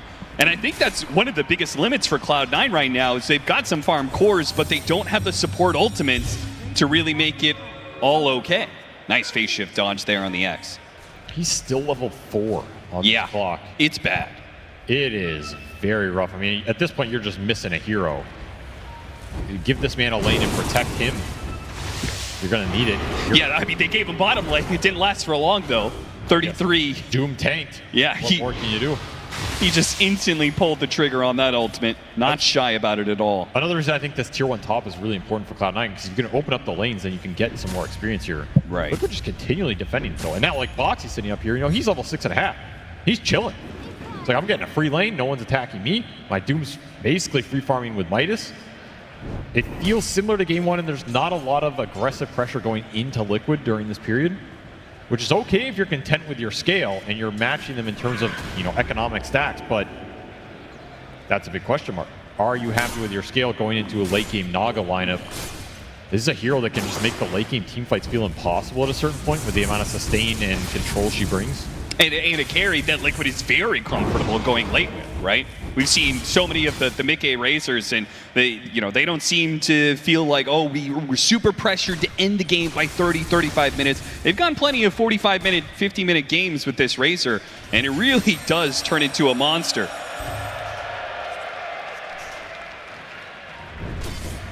That was them turning the hacks off. Of course. Gold hacks, top 2 net worth for Liquid, though the rest of the cores from Cloud9 are not too far behind. It's Watson who probably struggled the most, but he's still catching up to his Gleipnir, and with that Gleipnir, maybe the kind of catch that they get off that will allow them to get some pickoffs. They're going to try here. Boxy pulled back into a Torrent, has a snowball to delay the inevitable, but he will die here. Fishman making sure he ends up on the high ground. Yeah, a little bit more experience. Fishman's going to high-five anybody he finds. Just give me the experience, please. Put me in the assist range. And that will get him his 6 off the Wisdom Rune. So finally he is online. You have hookshot available. Oof. Cobalt will bite the dust. I mean, you're talking about the scale here, though. This looks like a very hard Razor game on paper in some ways. You have 2 BKB piercing supports, which are oftentimes annoying for this hero, right? You run in, you BKB, you link someone, you get hookshot or cursed. It disjoints that, you're a bit sad. And you have 2 very long-range carries to deal with in Sniper and Lina. Generally very poor matchups for Razor. You kind of end up in that position where, like, do I need a Swift Blink or something to blink on this Sniper and link him? Yeah, just to, like, keep up with the puck initiation, right? If puck can go in and coil them, maybe the Razor needs to be able to do the same and follow that up, because, yeah, it's going to be a distance game for Cloud9. Keep away from the Razor. And they both Hurricane Kite fires. Very obnoxious item. I think Mikke he might have met his match in this game with this hero. Like, he's going to have to really have smart openings into the fight, take good angles, and find his target early so he can stick onto them. Does not look like an easy task for him, but we will see what he can do with it. His choice is an early BKB. Yasha, BKB. A very even game so far. 5 to 7, 15 minutes in. Net worth pretty much dead even. Both teams are content, it seems, to just farm away. Well, you know 33 is. I mean, yeah, he's got the Midas. He's in his element right now. 2 Midas. Did you get the power room for Nisha? Amp damage. He's going to make the rotation pop. Will he find anything? Find a Fishman. Almost catching him inside the shards. Fishman. He'll open up that hard camp. Now that they've taken the tower, Cloud9 finally be able to take over these areas of the map. Kataomi and DM pushing forward, trying to set up an invisible Watson. Smoked up, very close to a Torrent lands, LSA, not quite there. He's too close to the tier 2 tower. They're not sure about this one, but Fishman wants it anyway. Drinking Buddies will pull him outside of the cogs, though. Fishman has to TP out. Cloud9, it seemed like a bit of a stumble there, but they don't lose anybody for it. That's a good sign. I don't mind that play as a poke, right? You got a lot of reaction on Liquid, but the curious part is they brought everybody to it. Like, they brought the Lina in a smoke. They brought no one to that exchange. There was no one pushing out the lanes or farming the map. So it felt a little awkward, right? Are you fighting that? Are you fully committing? Are you poking them? Now Watson, he's going to need some help. Coil and pulled back in, and immediately throws his full barrage of spells at Nisha, hoping to survive, but it will not happen. A Doom is going to kill him, so he does what he can to bring Doom down with him. He may have gotten that. Can Boxy get away? Looks like he's totally fine. Once again, the Drinking Buddies, that added bit of mobility does make things harder for Cloud9. They have all this long range, but don't seem to have quite enough catch for the extra heroes. Technically a gold positive exchange for Cloud9, though I don't think they're too happy of losing Watson there, especially since he was joining some of those early moves. Saw the amount of damage he can output, though. It is no joke. It's going to be another factor here. Like, who do you want to doom in this game? Do you actually want to doom the Lina every time? Are you taking the Wyvern if you can find Katayomi at the start of the fight and remove some of the control? Because even if you doom this Lina or Sniper, there's two of them. The other one might carry the fight. The other one's just going to fight through it anyway, like we saw there. 33's decision-making is not easy in this one. No, like the panel said, this is a very obnoxious lineup to fight into for Liquid. A lot of things they have to maneuver and worry about. If they can finesse them, I think they can own that fight. But they have to set it up properly. And if you're looking at initiation power, like we talked about why C9 went back for this Clockwork over something like the Bane, it's a lot more natural, a lot more consistent, long range. The initiation power for Liquid is pretty dependent on this Coil landing on big targets. Watson opting for Boots of Travel as his next item. Yeah, just wants to play the map, keep the farm up. He wants to be able to join these plays without committing himself into the move on its own. Do you feel like it's greedy, though? Because no, I don't think so. I think on this hero, it's a natural progression, honestly. It's also like how you play the fights thing, right? You just want the high MS on the Lina. So you can stick on a target, get the extra right clicks in. And this is a game that's likely going to go late. You know, this is not a game where, like we saw last time, Cloud9 are going to put Aegises on this Sniper and go high ground early. I don't think their lineup does that nearly as well as Liquid's did in game one. And we're seeing Liquid here. They're just stacking and continuing to play the farm game. This one is probably going to go the distance here. Because you're going to look at Roshan contest who's getting Aegises and who's scaling up all three of their cores. Cloud9 hoping this series will go the distance as well. It relies on Fishman. Misses the hook shot. Not going to be able to find the kill on Nisha. His elusive puck is already going to be difficult enough. The curveball maybe makes it more difficult to predict his movements. As we can see, Liquid are getting the better of the stack exchange. So when it comes to these slower matches, usually the stacks play a big part in who gets more out of the map. Naga too. I mean, Naga is a map cleaner. Yeah. He's a stack setter. You have Wyvern to match a little bit of that. We've seen Katayomi find a lot with this hero, and his blink is done, so maybe now you have a bit more setup that Nisha has to think about. When he pushes in these side lanes deep, you just blink, curse the puck, sets you up for Cog, hookshot, LSA, whatever you want to do out of that. And it'll be another 3-man smoke with this Wyvern blink. Gleipnir done for the Sniper as well. So the mini lockdown elements are now online for Cloud9. They had a good enough early game. They got them there. The puck is still susceptible right now. They will take anybody they find on the map, though, especially that Doom with... Oh, that is a perfect target. The highest net worth hero tries to hurricane himself out of there, but there's nowhere he can run to. The rocket flare will see every movement. Meanwhile, DM got the mid lane in. So this is going to translate into some decent map control for Cloud9. They would really want Nisha right now, but you can't get everything. No, and Nisha, seeing all those heroes on the other side of the map, will try and punish Cloud9 as much as possible. Just hitting that tier 2, while Insania will soak up the enemy jungle as much as he can. Already has a mech. Cloud9 will time their Tormentor with the Wisdom Rune spawning. Oh, they got that good one too. This Wyvern Shard is some decent value. You can push with it. Good in the fights. Katayomi going to be happy about that one. Plus he found the Grove Bow, but Liquid, they have perhaps other plans? I don't think you're Roshani at this point in the game. No, I don't feel like their lineup really is that adept at being able to do it quickly. But you are closing in on the double BKB here. Mickey finished his. He also got the Grove Bow pretty nice. And 33, his is flying out right now. So if you are Liquid and you want to make a move in this game, now's kind of the time to do it and find a random neutral item. I don't know whose that was, but he will claim it. I mean, it's a good time to fight with the double BKB. You have to worry about hookshot and curse, but again, if you can get on top of the leaner or sniper with the Razor BKB, that's the key to a teamfight victory here. Cloud9 are going to take the first step here, though. And it's great for them if they don't run into the BKB heroes. Hard to be able to catch this puck. They're making a long wraparound behind him here. Do they see Mickey in the rhythm? Oh, they managed to get a scan onto this move from Cloud9. Cloud9's own scan has narrowed down the search area here to right next to their tier 2 tower. They'll catch Boxy for it. Certainly not what they were looking for. They wanted, I'm sure, a core out of that smoke gank. Yes, they committed everybody for that move again, right? Brought both the carries. Though they do get a D-ward out of it, they control this bottom part of the map, which is where this Roshan is. And I think you just commit to it here if you're Cloud9. Like, I don't think you can commit so many of these 5-man smokes without getting some sort of map control. Got him in the curse. Trying to set up for the TP rotations. The LSA off the curse. Here comes the burst damage, and it's more than enough.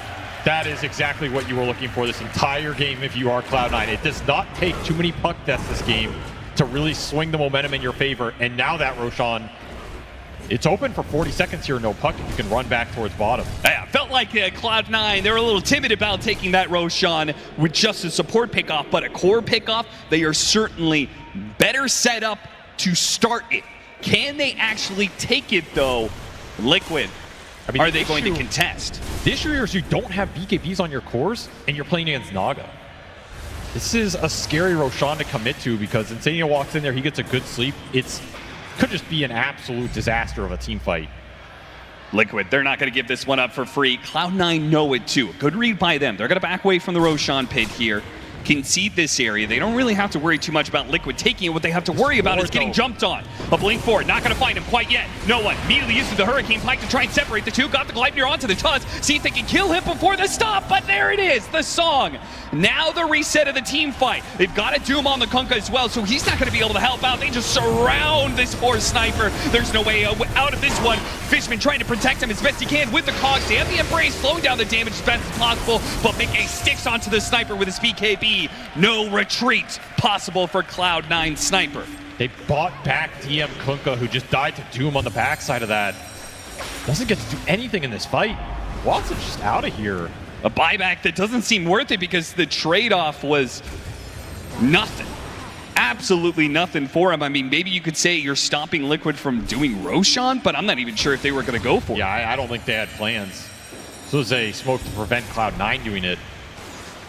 I mean, there was a sick LSA there from Watson, but they couldn't catch Nisha for the full duration.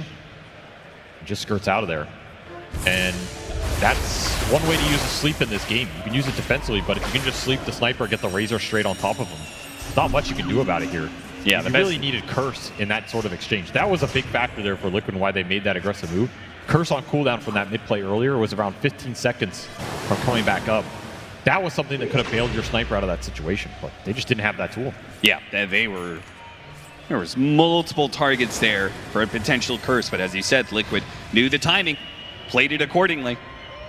That Boots of Travel is done. Hurricane Pike up next for Watson. As you said, Hurricane Pike cores for both on Cloud9. Just trying to play the distance. I think they're both going to go BKB at this game as well. Yeah.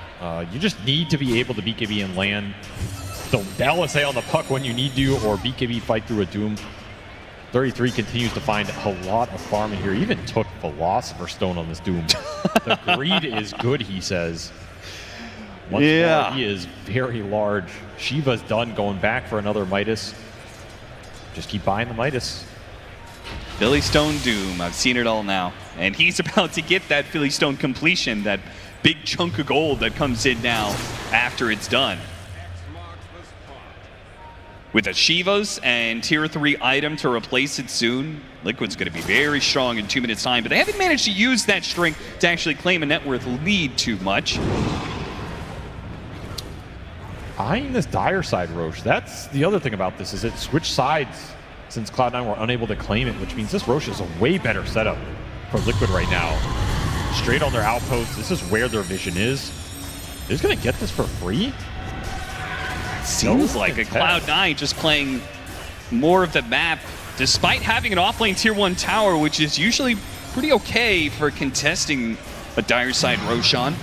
They even found an amp damage rune in the river. They're going to smoke on. So they're not going to be here in time, but you could take this fight if you're Cloud9 with the power of this amp damage on no one right now.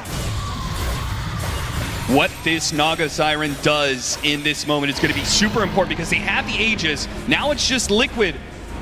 Are they going to be able to get out? Or are they going to be able to fight this amp damage sniper who's already trying to challenge Mickey? BKB, drinking buddies, pulls him back with the go for the sniper. He's going to be cold and brains. Can they blow up Mickey? They throw the Laguna Blade. It's not going to be enough. Mickey trying to get out. Winner's Curse. They finally shoot him down with the Doom on the Lina, but the Lina is still having plenty of right-click damage, and no one with his amp damage is fighting for his life. He shot down Insania before the song reset can come through. Yeah, the sniper falls, but still, Watson is pushed through the Doom, and now he's ready to go. A full spellcaster. Can he hit Nisha? Phase shift dodges one spell. He's going to pop out, get hit by the cogs. He has the orb. He orbed X, dodges phase shift. No, it doesn't actually. Pulls it back in. Now he's stuck here, trying to get a blink away. Pushes back against. If they have the vision, Lina can maybe get him. Nisha, is he going to be able to survive? Hit by 33, stop. 33 comes in for the kill. Nisha comes back into play. They finish off the Lina. Nisha's still alive. He lives through it all, killing Cloud9 and chasing down TM as well. This is why you do not want to give this guy puck. I don't care how good your laning phase is. He is going to dance on you in the mid game, and Nisha putting on a team fight clinic cleans up the backside of this fight that, honestly, it looked pretty damn good for Liquid at the start of that. They got the coil on the sniper, they got the Doom on the Lina. It's everything you want, but there was a decent amount of sustain coming out from the boat buff, the heals from Katayomi. He lands an okay curse that stalls it out. If you get Nisha there, you're very happy with the situation. Instead, he turns around and kills your Lina. Liquid salvage the second half of that. Get an Aegis, still a tough fight for Mickey. We really saw this Razor suffer. He even got an okay link, but the Hurricane Pikes are deadly, and the amp damage room for no one definitely turned the tides. Yeah, I mean, we saw the Razor comes in, and Cloud9, he just eats it, man. He took every single spell. He took the amp damage, he took the Laguna Blade, he took all the attention of all these heroes, and couldn't survive through it in the end because of the Winner's Curse and the amp damage. Makes a huge difference. No one survived for so long, too. I mean, another fight where no one survives to the bitter end and outputs tons of damage. If it wasn't for the fact they have this agent, it wasn't for the fact that Nisha is able to just outplay Cloud9 in these last few moments. And it was a very important call that gave Aegis to him, because if that Aegis is on the Razor, he's not really doing anything on that second light. Yeah, that's true. Nowhere near as close here. 33 with the two-man stomp at the end. Just picture perfect entrance there from 33 to enable Nisha. Just no resources left. DM is out of mana. Not enough sustain in the tank. Cloud9 continuing to wonder, how can we actually win a team fight against this team? Does not feel like they've been able to secure a real team fight win in this entire series.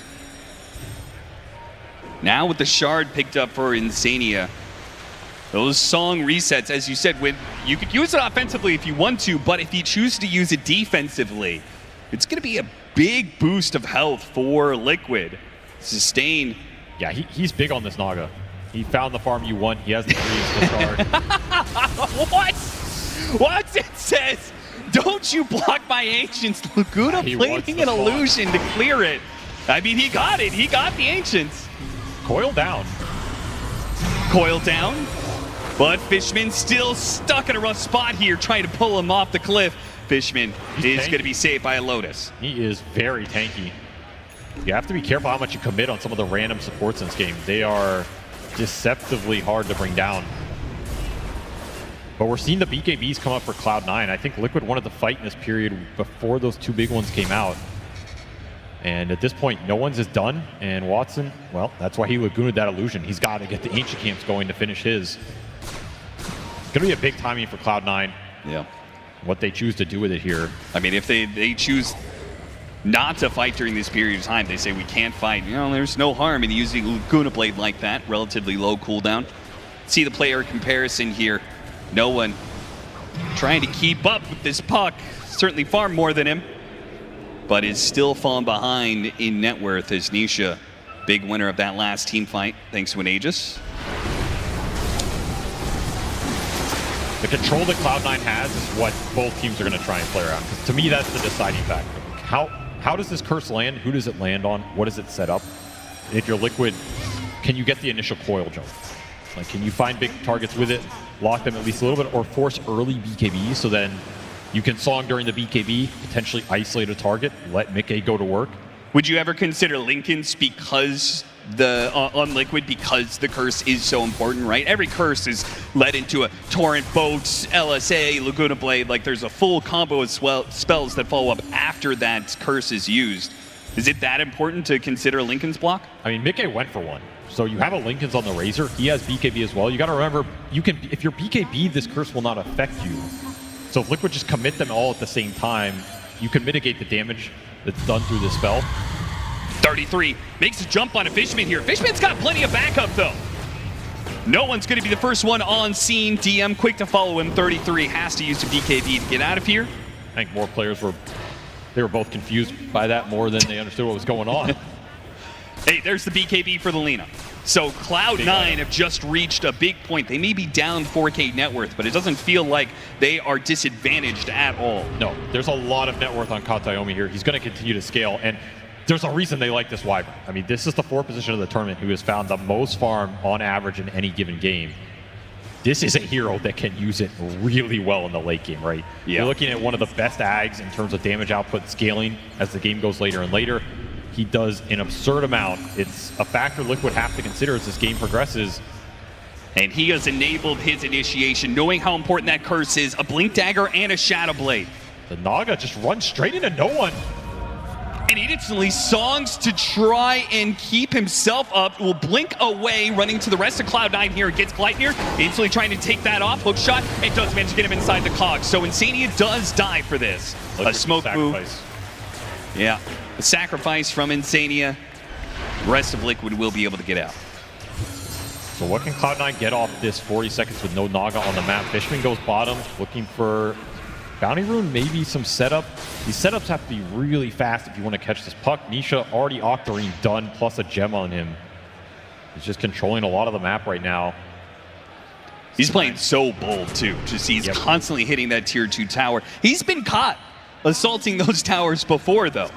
Only one death. See if Kataomi can make it a second. Yeah, the Shadow Blade is another tool to maybe set up and find this puck on the map or find him in the fight, right? If you just stay in the back, you're Shadow Bladed, Nisha doesn't see you, he goes in. If he gets stuck in the curse, that's the big target. You don't even need to land the curse on the puck. Just get him to hit somebody else. Yeah. And you can chain stun him out of that.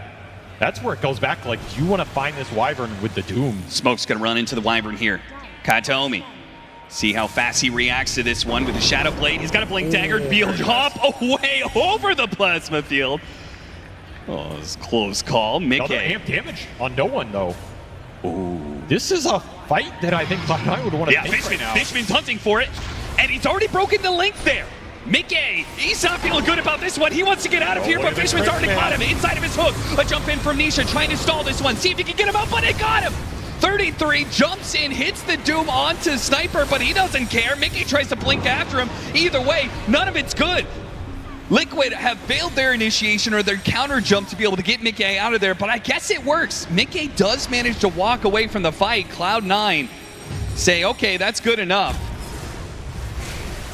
Nisha is right on the edge, man. If any of these stuns land, he will get bursted. But Cloud9 cannot catch this puck right now, and even with an amp damage rune, they're gonna try.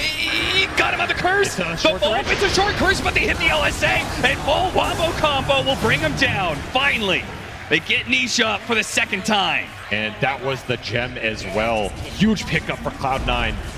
I mentioned at the start of this game, you only need 2 or 3 kills on this puck to feel a lot better about your situation. That is the second one. And look at Cloud9.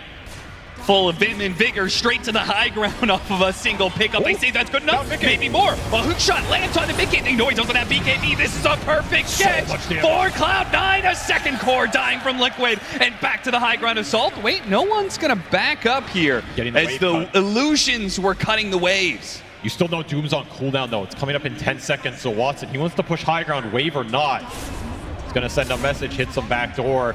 And the biggest item pickup perhaps in this game for Cloud9, outside of those BKBs, a Hex for DM on this Kunkka. You will absolutely have the lockdown threat for this puck right now. Cloud9 feeling that this game, perhaps in their hands. I mean, it's not a huge net worth lead, but look at no one. He's assaulting the tier 4s. 50 seconds. They want to force buybacks. There is a buyback available on the Razor. There is buyback available for the puck. This is a very bold move. Very confident move. Cloud9, will their bold move pay off here? Watson, he's going to be the one jumped on initially by 33. No buyback still. 10 more seconds. 33, are you going to do him or are you going to sleep? Sleep from Insania on 4. They buy back on Mickey, trying to get him in position with Nisha about to come up. He's going to TP into this fight. Mickey, he's going to go for the Watson Lena. See if he can keep him. He's got him still in range. Smuthy in prison. What an embrace grab from Winner Wyvern. They grabbed so many heroes. Now Cloud9 on full retreat. Still, it's Watson who managed to get a Wisdom Rune before he goes down to the Doom. A buyback immediately used as Liquid are still trying to make this worth it for them. They may have killed Watson, but they need a lot more. A Scythe and a TP away from DM gets one of their cores out, but 2 of them have fallen for Cloud9. Triple buyback for Liquid. They end up committing the Razor buyback as well. Very expensive high ground hold. So much damage from no one, just sitting up there fighting to his last breath. And an absolutely sick curse by Katayomi on the backside that ends up catching the puck blinking in. An extremely bold move from Cloud9 to just push Throne like that, but it makes sense with how long Mickey's respawn timer was and how fast that went. You got some big buybacks out here. Effectively won another fight. The downside, they won't have the super creeps, which they obviously could have taken that mid lane of barracks, but the upside, a near exposed Throne, buybacks on cooldown, and they're going to be able to hold on to their own buybacks. Another downside, though, they did it during Roshan spawn time. So this gives Liquid a free Rosh. This is the big downside here. You might have expended buybacks if you're Liquid, but if you can put an Aegis straight back into your pocket, you're not too sad. Knowing that Roshan goes the way of Liquid, do you feel like that was worth it for Cloud9? Was it the right decision? It's very hard to say. I think it's very close, but I think you would rather have this Roshan than the Razor buyback plus the supports here. Okay. Aegis is very strong versus the Doom. Like, that's the biggest factor here. I think the Aegis is nice for Liquid, but if anything, they want to take it away so the fight opens up more for the Razor and the Doom to just commit in and get the kills when they can get them. Yeah. They're going to give the Aegis to Mickey here, reward his buyback usage. But big item pickups across the board. Like, you got the Refresher done for 33 now, so you have double Doom to play around, which might make it easier to commit a Doom on the first target you see. We saw how hard that jump was there, though, with the Lotus Orbs and what 33 was worried about. Yeah. It's a very awkward initiation for him. They may have all the blink daggers in the world. They may be able to get on top of Cloud9, but Cloud9, they do have certain responses, like the Lotuses, like Kataomi's positioning, and whether or not he hits that Winner's Curse. He's got a Hurricane Pike now, so he can maybe blink in and break Lincolns and still get a curse off. I mean, he's so strong. This Wyvern is becoming a big problem for Liquid. If he gets to level 20 with the extra slow plus an Ags, he's another carry in this game. 33 got the Doom off onto DM, but if he gets back to his base, it's perfectly fine. They'll lose Fishman for it, but a BKB and a Doom use. Boxy's still hunting for more. Shot back there by no one. Doom's worn out. Liquid not getting exactly what they wanted out of there. Use the Refresher on the Doom as well to just start pushing down that cooldown. Cloud9, they will sacrifice Fishman as they have time and time again. And retreat. Wearing out this Aegis period. 3.5 minutes left. Your high ground is awful, though, if you're Liquid, right? Oh, yeah. And nobody to really hit it. You just want to win the fight. Like, that's how you win this game. You crush Cloud9's lives. Oh, Kataomi. He is walking into a Sentry. Disha, he spotted him. Oh, he didn't get the dust, didn't get the coil. Kataomi's faster than him. He forced Staff down to low ground. He's out. There's no coil to stop him. Great reaction from the support of Cloud9. That was so risky. Cloud9 they're not fearful at all, man. TI main stage, making plays, going straight for Throne, not hitting barracks. Katomi out on the base against an Aegis with some heroes down like that. Yeah, he has no buyback, by the way. He bought out for that. Oh my God. So you're making that play, you're making that scouting with no buyback on one of the more important heroes here. Like, he goes down, that opens up the high ground. That is a huge snag for Liquid, but we are seeing this game, it's still technically in Cloud9's hands. Feels like they figured out a way to break the team fight hold Liquid's had on this series. Gain some momentum for themselves, and they are scaling, man. That's the biggest factor here. I think this Puck is an insane hero in the late game for Liquid, but you have to worry a little bit for the Razor and the Doom finding their mark in the fights versus what's effectively going to be a triple ranged carry lineup between the Wyvern, the Lina, and the Sniper. They're all just going to sit there and start hitting you. More Lincolns in this game. Spell casting in these team fights is going to get weird. So many Lincolns. Lotus and a Lincoln's coming in for Cloud9 as Watson's trying to protect himself. With the Blink Daggers, I feel like you almost can't stop the initiation from Liquid. That Razor is probably going to get on top of you. He's probably going to try and link you like he did in that last team fight. Cloud9 managed to get this Tormentor right before Liquid cuts across. They are running out of time here. 2 minutes left on the Aegis, and I feel like they haven't done too much of it. That's the question. What can you do with it? You can't just break high ground naturally. You need the fight. Maybe thinking to get a pick off, but they still are not finding it. Cloud9 have been quick enough. They stay one step ahead of Liquid. They'll get this tier 2, but it is a paltry reward for this 5-minute Aegis timing. You get a refresher for your Razor, huge item for Mickey in this game. You can play around double BKB, double Lincolns now. Gives them a lot more capability to take a longer fight. And of course, you're pushing towards some level 25 talents in this game as well.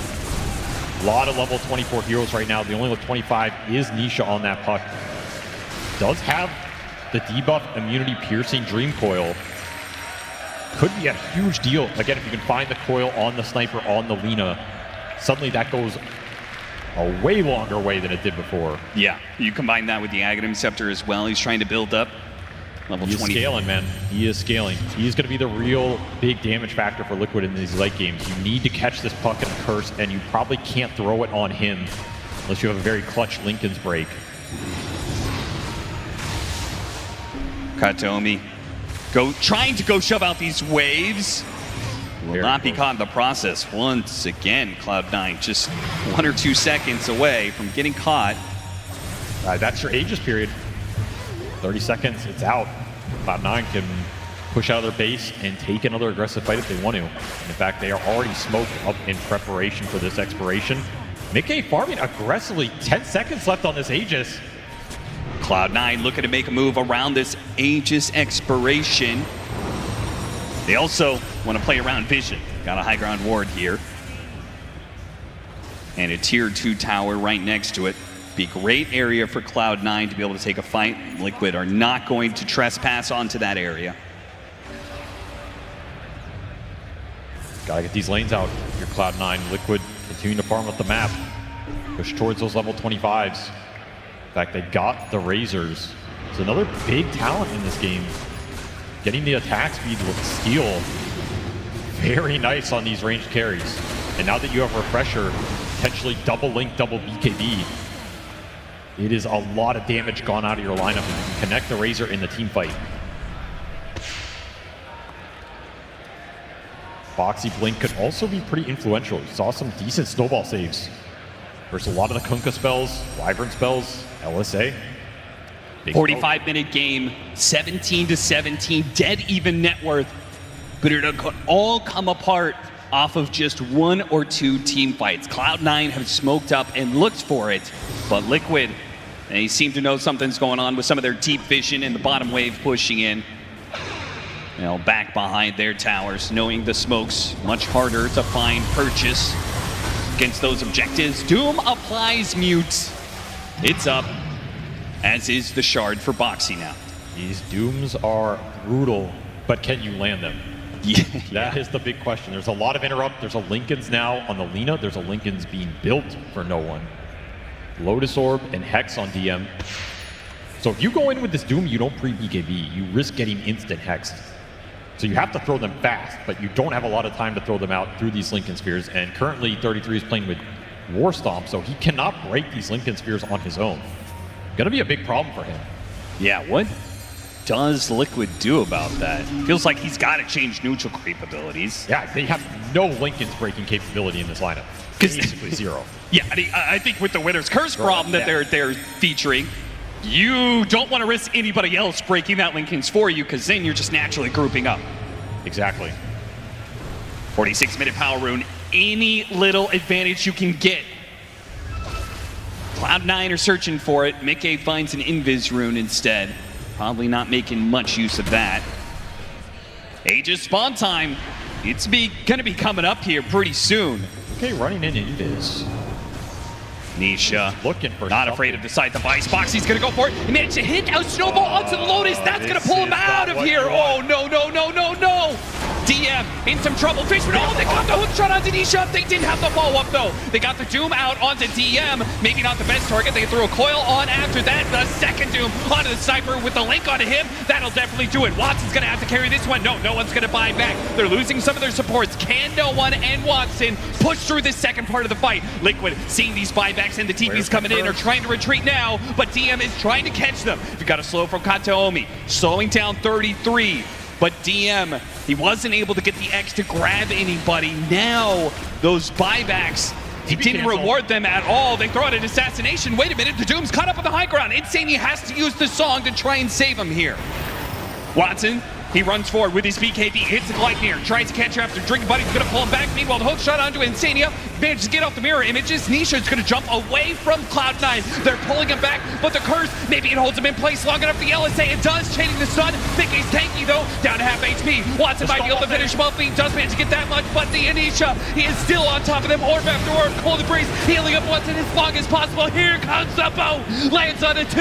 Liquid, they're backing away, but they are gonna have casualties. Mickey's in for a second life. Immediately pushed back by no one with the coil. Lands onto him, trying to finish up the Sniper. Managed to get a dieback. How many diebacks can they get out of Cloud9? It all comes down to this. Can they get Watson? They've got him.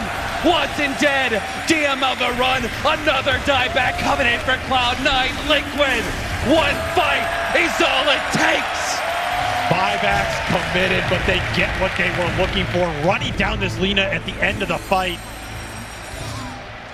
A huge gold swing in this game. So much experience for Liquid as once more they just kill everybody on Cloud9. Buybacks are not. That curse was not good enough in that fight. And all of that started with no one going down to the first Doom. Now out for 80, no buyback. No buyback on this Kunkka. 95 seconds. Liquid have everybody. And now it's Liquid's opportunity to return the favor to Cloud9. Are they going to hit tier 3s and go straight for throne during these diebacks, or are they going to play it conservative? Nope, the call has been made. Time to hit tier 4s. You need a big curse here. You need to get multiple heroes and set the fight up for Watson to deal the damage. 33 jumps in, immediately throws out the Doom on Kataomi. Doesn't find too much past that. Kataomi's going to be playing a bit of a timeout here while the tier 4s are going to start falling. They're going to have to play this 3 versus 5. No cliff here anymore. Is your Wyvern even up in time to make this play? Is it even capable for Watson to be able to stop any of this? Does he even have the damage to kill these heroes fast enough? Their throne is under assault. He lost another hero. 2 versus 5 now to hit the stop. Got the Doom. No, wait, Lincoln's able to block it, but it doesn't matter. The throne is exposed, and Liquid will take the 2-0. What an impressive win from Liquid. That game looked like it was going to go later and later. Roshan was potentially going to be an issue. The ranged carries for their cores were potentially going to be an issue. They just find a way in the team fight. There's no way about it. It was not a draft advantage. It's not a strategy advantage. You're just getting outplayed. Nisha, Boxy are just straight out playing you at every turn in these fights, and they know it. This is a team. The meta suits them right now. They have a lot of momentum in this tournament, and they just push themselves to the top 3. They hype up Nisha, say he's the best player in the world. They give him the puck, and he delivers massive damage output in all of these fights, rarely getting caught, and the rest of Team Liquid follow suit. Team that has been around for quite some time gets another podium finish, and that experience allows them to be able to take Cloud9 down in a second game that was quite close between the two.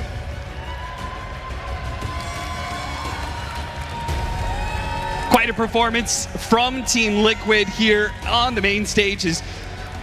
Didn't think they had it in them in that second game. It felt like Cloud9, we saw the predictions there. We saw the game was favoring Cloud9 for a large share of the game. They had their certain leads. They were able to get certain things out of Liquid. They go for the throne, an idea that they'll look back on and perhaps regret. Losing that Roshan cost them so much control over that game.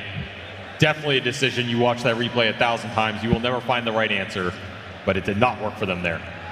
Liquid pull off the 2-0, and it's time to head to on stage where we've got Insania for a winner's interview. That's right, Cap. I'm here with Insania. Listen to that crowd. I mean, was that fun? Was that stressful? How was it in that booth? It's very fun. Playing in front of a crowd like this is always the best feeling in the world. I think many of us... Yeah, I mean, it's a big reason why we enjoy playing so much. It's these crowds and being able to do this. Unfortunately, this last game was a bit resident sleeper. I blame my drafters for that, so I'm sorry about that, but hopefully next game will be more exciting. I hope so. I mean, I don't know. I kind of enjoyed it, to be honest. I think a lot of people here did as well. You mentioned the drafting, though. You know, what's it been like for you as a position 5 to have to move around a little bit? Because it's been a role which has changed a lot. Now you're having to learn this Naga Siren, you know, these Tinkers. What's that like for you as position 5? I don't really enjoy it. I miss playing like Lich and stuff. I feel like having like 5 carry heroes every single draft is just kind of odd. And I was like just hitting creeps this game. I think I had like 300 CS. I'm literally AFK. I want to fight more, you know, like give me more active heroes. All right, well, maybe we get to see that a little bit more in the future. We'll see. There was some really clutch moments during these games. I think in game 1, we had 33 coming in the Sand King. We had Nisha's performance in game number 2. What's the communication like between you guys in those moments? Oh, then maybe they can play it on stream, but I feel like it's usually just let Nisha cook, let Neta cook. You just let them do their thing. All right, and of course, there is another series to come. There's Tundra versus Gaimin. What do you think is going to happen in that series? I really hope Tundra crushes Gaming, and that would be great. I think we all know why, Insania. Thank you very, very much. Well done. Crowd, one more time for Insania and Liquid as they make top 3 at the International, and we will send it back to the panel. Thank you, Nomad and Insania there. I mean, there's a lot of Liquid fans in the crowd, and they're very happy with that 2-0 for them. Game 2, though, definitely not as easy. And he's like, you just let Nisha cook, and you really had to for that one, Fly, because Nisha wasn't doing so great from the laning phase. Yeah, that was a very good sniper last pick, right? When you get sniper versus puck, that is one of the hardest matchups in Dota. You know, my mid laner definitely complains about that one. But I think the interesting thing that happened was that the sniper actually rotated pretty early. He would move to the side lanes, and Nisha actually had pretty good net worth in that game, all things considered, after the first 5 minutes. So Nisha did a great job recovering. Yeah, we're seeing a lot of these replays from this game number 2. The team fights is a big question mark for me, Winter, because it didn't feel as clean as we normally see from Liquid. Cloud9 doing really great to make it as disruptive as possible, but it also wasn't always going in their favor either. Yeah, I think in the early fights, they did a really good job on Cloud9 to set up a couple of very key kills on the puck. We were mentioning puck being like a huge problem in the fights, but they were able to use the curse into the Lina stun to catch him like once or twice. I think this is one of the few examples why this puck hero, when you pick it in the right game and you don't have the right tools to deal with him, she just kills everyone in the team fight. If the team fight is not over, it's a long fight, the puck is going to win you the fight. And what do you think about Fear, where we did see Cloud9 take control of this game, push that high ground, but decided to rush for the tier 4s rather than being able to take that mid lane racks? Yeah, I don't know why Insania said this is a resident sleeper game. It was very exciting. Okay, moments maybe like after those. the last Roche, it was a little resident sleeper. Perhaps, but like even then, there's like a lot of back and forth fights, like a lot of judgment calls you have to do for both teams. And C9, unfortunately, they feel like 2 heroes are dead. They don't know necessarily if there's buyback or not. The buybacks come in, you go for the throne. Unfortunately, that was like the moment in where you capitalized, but it kind of bit you back, and then now you're in a situation where you gave up Roche, you're sitting in your base, and they feel like they couldn't leave their base after that. So yeah, they're going to go back and look at that one and decide if that was the right call or not. I mean, another judgment call is this fight that we're seeing play out right now. There were a lot of buybacks from both sides here. Cloud9 mostly in the early part where they buy back on 2 of their cores. Was this a decision that now that we have the hindsight fly, we're like, oh, you probably should have waited it out, just given that fight and looked towards taking something on the high ground instead? It's always a tough decision in the moment because there's a fight breaking out, there's spells being used, and you're thinking to yourself, if I buy back, the spell has been used, I'm going to be able to come in and clean up.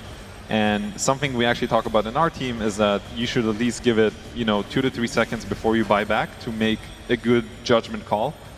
But as soon as one person starts doing it, you kind of have to follow through. It's a chain reaction. Yeah, you have to, because if you don't, then that person bought back for nothing, and it's going to be a very bad situation. So you have to follow through with that first person who did it, and in this case, it was not a good one.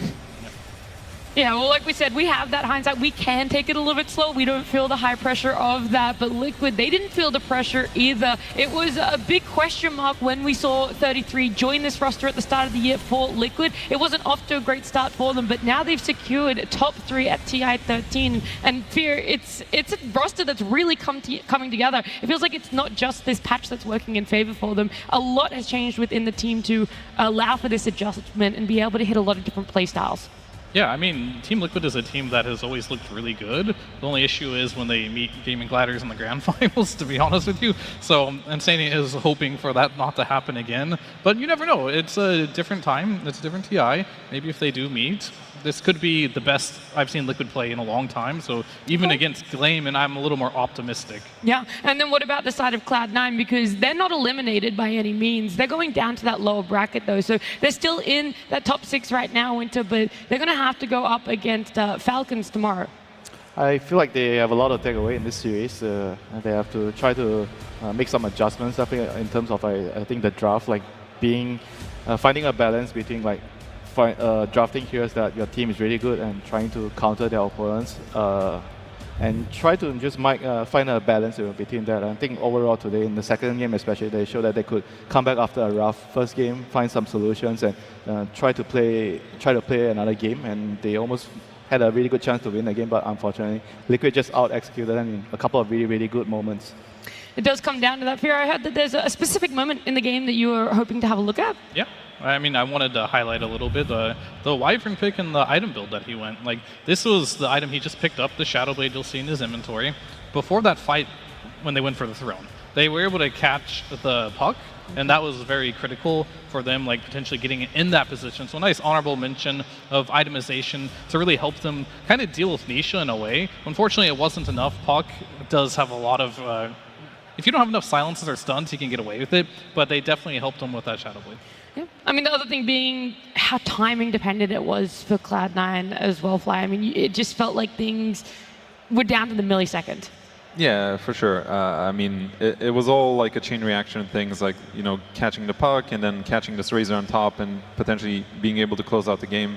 But I did feel like this game was a bit of a ticking time bomb when you have this puck who just is scaling like crazy. You have this Doom that we see on screen, Doombringer late game. It's just too much at some point. That at the very end, I felt like it was just easier for Liquid to execute with those types of heroes, as opposed to having a sniper Lina who have to stay in the back and be in the perfect position. But there's so many ways to get on top of those heroes. It feels like a tough question to answer what I'm about to say, but what about 33's Doom works, whether in this game or in the majority of games, that isn't working for other teams or other people picking Doom? I mean, again, we see that this Doom was picked a bit later. Right, it was not a first pick Doom, so he had some purpose that he was happy with. I think it was the Kunkka, right? Like, he knows his purpose in the game when he picks it. Like, I'm gonna find this guy at least in the early game, I'm gonna get a good Doom target, and I'm gonna be able to play my game. On top of that, this guy's also a Doom specialist. This guy's been winning on this hero forever. He always finds the right item builds to go, because Doom is a very versatile hero, and 33's brain is massive, so he can always figure out the right build. So I think this was just another showcase. Awesome. Well, Fly, it's been fantastic to have you on the panel. Congratulations to Liquid as well, getting a 2-0 here, but we've got to keep this day going. We do still have our 4th and final series to come up, and before we get into it, let's hear some extra words from the Tundra players. The best moment of this international, I think, was beating Falcons 2-0. I think the second game was very exciting.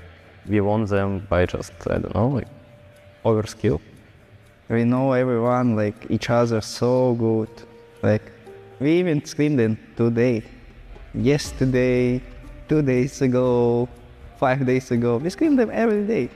But we just wanna show the perfect Dota, you know? That's why it's a game like super hard for us, for them also, because we know each other and game kinda 50-50. And like one moment can change everything. I think this is like really good for the Dota. Our next series is going to be against GG, so I'm looking forward to play against them. I think we're going to win this one. I think Gaimin Gladiators, like, they know how to punish the enemy team. Like, they close them up super well, and they have a good flex heroes between Duracio and Ace, and their subs are such beasts. But we have something special also. We have Topias, and he's gonna show everyone who's gonna win first TI. I don't really have any like expectations really going into it. I think we just have to, play our game. Don't get stressed or nervous about their play style. Like, they play fast, they want to end the games early, and I think we just have to kind of just be prepared for that and understand our own timings. The strength of Team Tundra is this TI. I'll say it's just our hero pool plus our, like, mental position. Like, we got no pressure at all. We just playing our game. We just playing for fun, and I think we're playing really good. I think like map movement, like everything's really good. The strongest team at this TI, I would say, are still Gladiators and Liquid. They are the teams to beat, basically. I think they have a good idea of the meta, and they play very well as a team, so they're gonna be very strong. We feel good. We want to play on stage for sure. A long time I'm not playing stage. From my perspective, I'm excited. Playing in front of a crowd is always a lot of fun. I haven't played in front of a TI crowd since TI 9, so I hope we're gonna do well. I think Team Tundra at this TI could win this TI for sure, because we already got, TI winner and double TI winner in this roster, so I don't know, for sure we got a lot of things, a lot of strats, a lot of momentum to win this tournament. I just love these guys, love the crown, everything. I just wanna win Dota and just play Dota, that's it. I hope we can win the international, but who knows, who knows. Who knows, but these players, they can be one step closer to securing that victory for themselves here. They've already secured themselves top 6, but this best of 3 matters if they want to secure themselves top 3. We're going to have Tundra up against Gaimin Gladiators. We also have Jenkins joining us again. Going to give us some valuable insight about Tundra. I mean, we had a little bit extra from them just then, but in your eyes, Jenkins, what makes this roster or this lineup from Tundra look so scary and be right now in that upper bracket? I mean, Ramsey said it. I think Topson is any team that he's on. He's going to be one of the players that makes it very special. He plays extremely weird heroes on the mid lane. I think that some of the new mid laners also, people talk about Nisha being the best mid. There's Makoto for a while was thrown in there. Quinn. Everybody talks about the new guys, and we did just see from Nisha why he's on that list. Nobody talks about Topson. Why is that? He gets forgotten about until some new build comes out, and then it's like, oh, Topson was the first guy that came up with this thing. He was the Nature's Prophet mid originator, using the courier on the Ancients to scout those out and get extra damage on the ult. This guy invents Dota. Yeah, and I mean, he has 2 TIs for a reason. He's always bringing something fresh to the mid lane there. He will be going up against Quinn, someone else that you just threw into that argument there of best. But best is very subjective here. There's a lot of different criteria that can fall into that. You can weight it very differently as to what you think is the best. And do you have one that you favor slightly more than the other, or is it going to be a very even matchup between the 2? That one really depends, because like the mid lane isn't one-on-one anymore. Like, some support can come over at 2 minutes, take your water rune, and then all of a sudden you just lose the matchup, right? And that is very difficult to say. So between the 2 of them, I would say Quinn is more stable, where Topson is a bit more explosive, right? So I would always take stability over explosive because you have your highs, you have your lows, and yeah, Quinn has proven tournament after tournament that he is a mid laner that rarely has a bad game. I do feel like this meta kind of favors Topson more because Monkey King and Invoker, those are the mid heroes that are But seemingly... Topson hasn't played Monkey King and Quinn has. Yeah, So that's interesting. But he should be able to play it if they want to, like this meta, I think in theory kind of suits Topson a lot more than Quinn. I agree that Quinn is more stable, but sometimes you want someone that can win you the games that you cannot win, and maybe if you have a stable player, he's not going to do as well as the player willing to go make the crazy moves, and Topson, I feel like he's one of those players that could maybe win you the games that seemingly look like a dead end. Yeah. Well, when we were talking to those players in that break day between playoffs and here at the main event, they gave us the insight that they think Liquid, Gaimin, they're the two that they're most afraid of, or at least they're the toughest opponents. I shouldn't say most afraid of, but the toughest opponents, especially with how quick Gaimin can close out games. I mean, they have one of the shortest average game times here, and I also think the Tundra are up there with able to close games out, to be able to snowball. So what are we expecting when these two teams that love to snowball, love to focus on lanes, finally meet and clash head to head? I think we're going to see something kind of similar to the previous series, where there's a lot of heroes converging on a single lane. And I know I've said this a few times in the last week, but I think that's because we are in a 5-manning Aura patch. But the 7-minute Wisdom Rune 5v5, that's you what you're going get a 7-minute Wisdom Rune 5v5. It looks like a Herald pub, but it's because it's the graph where people get so good that it just goes back down to like the basic level stuff of just bring more people and then you win the fight. And because that fight's the only thing that's important that's happening, then you win the game. And then at that point, it's about execution. It kind of goes back up to the top of the bell curve, but then it goes back down again. Well, look, we can speculate a little bit more, but I want to get this series going. I want to welcome our teams to the stage, and we're going to bring our very first team out, Team Tundra.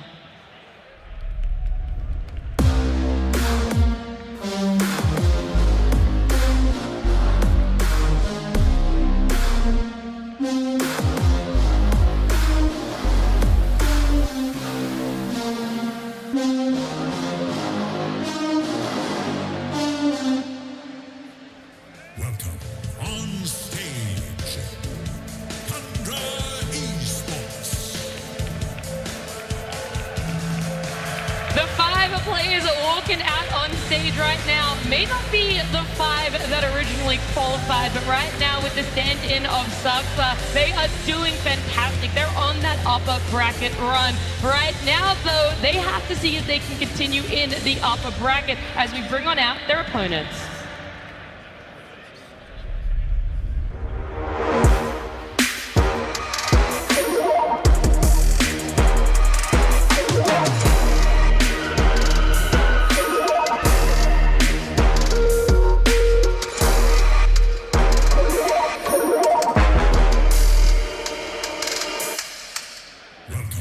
On stage, Gaimin Gladiators.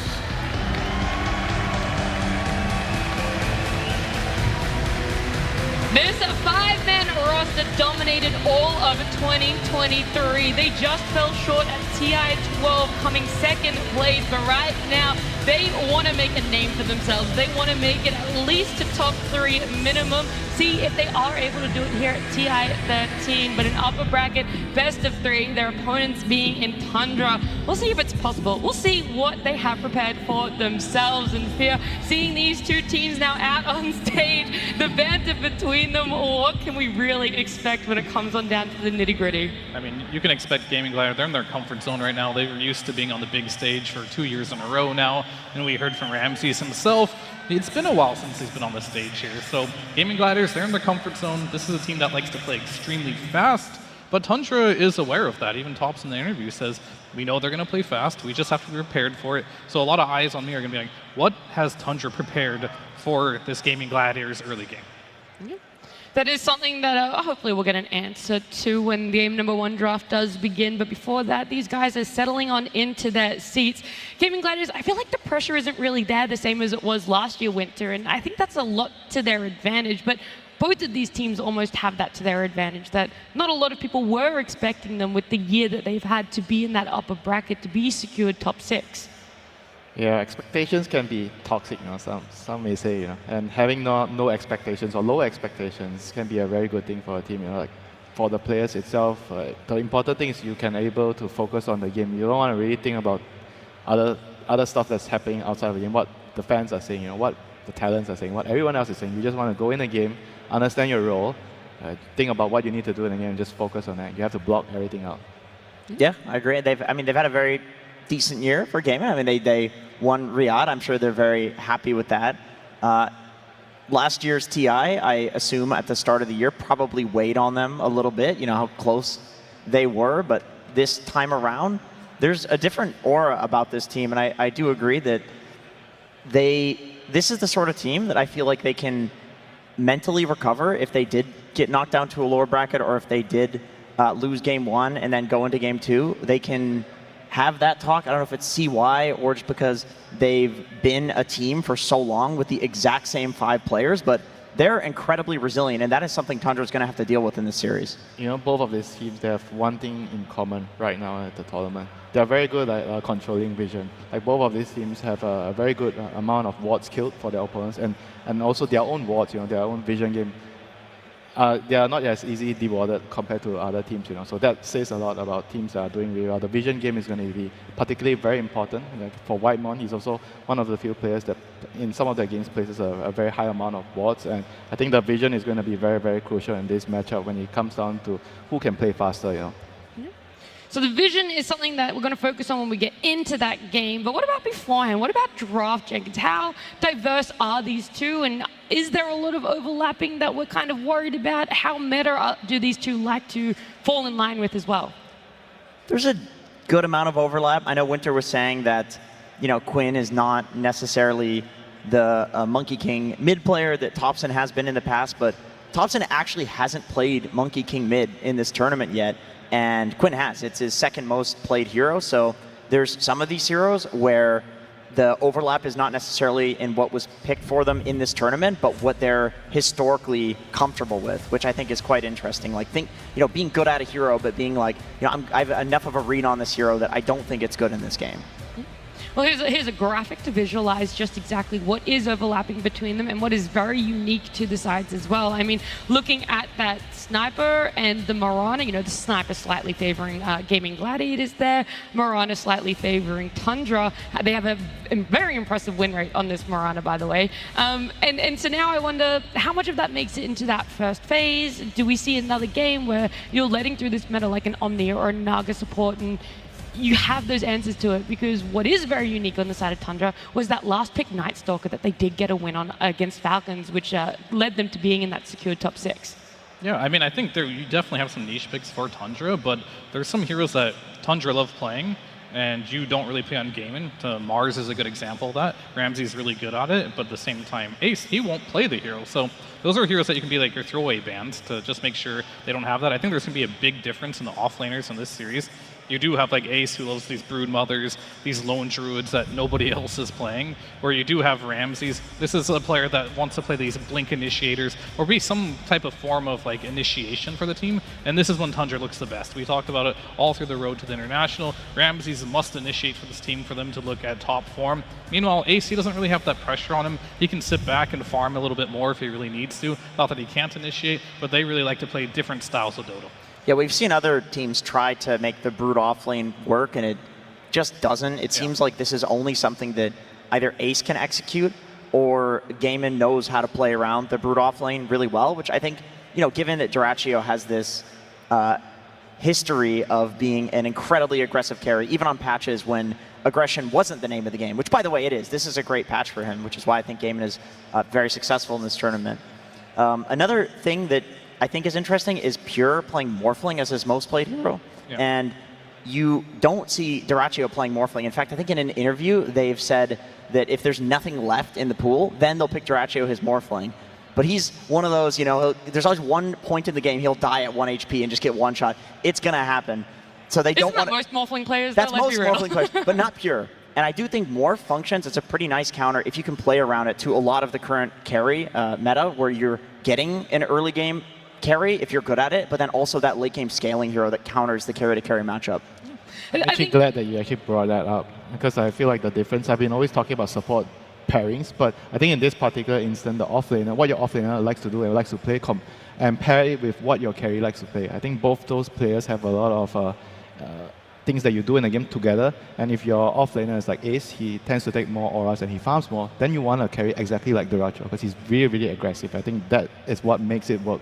And on the other side, you look at Pure is more greedy, so he doesn't really play as much as Duracho for the team. But on the other hand, he has Ramses that's always been playing Mars, so you can see the balance there between two teams that's very, very different. And when Ramses does play the farming heroes, this does not look like the same Tundra. And they've clearly identified that too, because they've changed their drafts with that in mind. Like, they're valuing this Mars incredibly highly, and I think they should.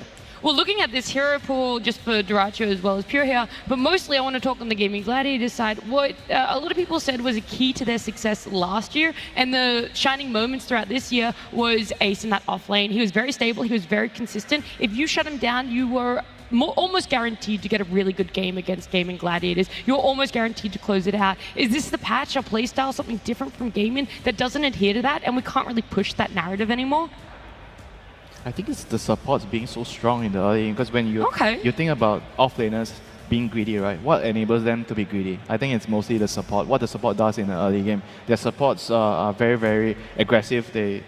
I think they get a lot of work done. And if you compare that to maybe the other team support, they do maybe 1 or 2% extra compared to the other team, and maybe that's what all they need, to allow their offlaner to be this greedy. And it's not just a support, like I said. Duracho is a very aggressive carry. So he comes to the fight early, he uses the gate, he comes over, he defends the offlaner tower, his towers and the stacks. And I think that's what you need to allow your offlaner to be greedy. Essentially, they have 2 carries in a way, or 1.5 carry, because their offlaner just basically is another carry.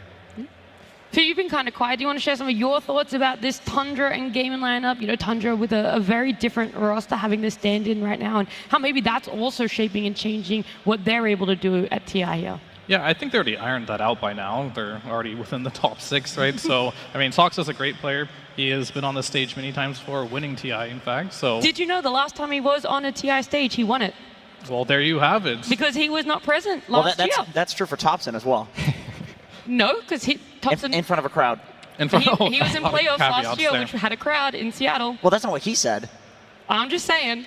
But anyway, I'll argue with Jenkins. I to trust the the man. He said in an interview. Go ahead, This train back on the tracks. But No, I think right now, when you see a meta where not only Gaimin and Liquid seem to be the teams to beat, it does come from the carry role. I really think that Duracho, much like Mickey, are very fast tempo type of carry players, and it does favor them. Yeah. When those teams are doing poorly, it's because it's like some, Morphling patch or some Terrorblade hard carry patch where they don't shine as much. And I feel like you can hit a balance on this one. Like, it's not one way or the other. Sure, playing fast is important, but I feel like Pure is a hybrid in that regard. He can play really fast, but yet he can also play really slow, and that's why Tundra is doing really well. And I think for Thompson as well, as a mid laner, he isn't necessarily going to be that type of player that is going to run around and make space for you. He might. You don't really know what types of Thompson you're going to get. Is he going to do that, or is he going to sit back with Sniper and just farm up? That really is up to him, and I think that's the beauty of his role right now. He gets to choose, and I feel like Ramses doesn't get enough credit. I feel like he's enabling Thompson in a lot of ways, and even in the interview, he even said that, Thompson, he's going to carry. Clearly, he has a lot of respect for Thompson, and he is adapting his play style to make sure that Thompson has a good game. I think that's fair. I think Thompson's the type of guy you just ask, hey man, what do you want to play? And then if he says he wants to play sniper and farm, you trust him. If he asks for a sniper and you need a mid that is going to be active, then you trust that he's going to somehow play the sniper where he farms the Ags and shows up and actually fights. And he tends to do that. He'll even play like a farming hero mid, but then show up to stuff depending on the game, if it's a good game for the hero. What about some non-meta Thompson picks that we're either hoping to see for the crowd or hoping to see just for our entertainment?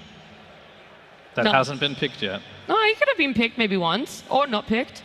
I don't think so far anything he picked has been non-meta. Is Rubik mid non-meta right now? Yeah, I would say that. It's non-meta. What about Ricky? The Ricky could be interesting. I mean, we've all heard the whisperings with this hero. We've heard that there's, maybe the hero's doing a little bit too much damage in some instances, and people are not going for the defusal, they're going for the Ags rush and going for the facet and kind of farming and then going for the eventual defusal, playing the hero in a way that's not exactly traditional. I saw people were spamming it in pubs prior to this tournament, including Topson. He may have been the first. I want to see like the Topson though, where he does something so out of the box that you can't even comprehend what it might even be. You know what I mean? That would be interesting. So you sit here, you sit in the draft, and you're baffled. You can't even like back Exactly, him up with numbers of why you think it could or should Clockwork work. mid. It has to be some Now weird he's just item throwing combination things out that goes in tail with it, like some Veno mid with, you know, the facet. Yeah, usually it's a full build. It's not just like a weird hero in a weird role. He also does a build that you don't understand that, and it's Gotta be a complete package. 5 items in, it clicks. Well, look, you guys are putting me on the edge of my seat as to what we could expect out of these two teams if there is going to be that Topson special pick for himself. But either way, we do have a draft, so let's see game number 1. Tundra Esports versus Gaimin Gladiators.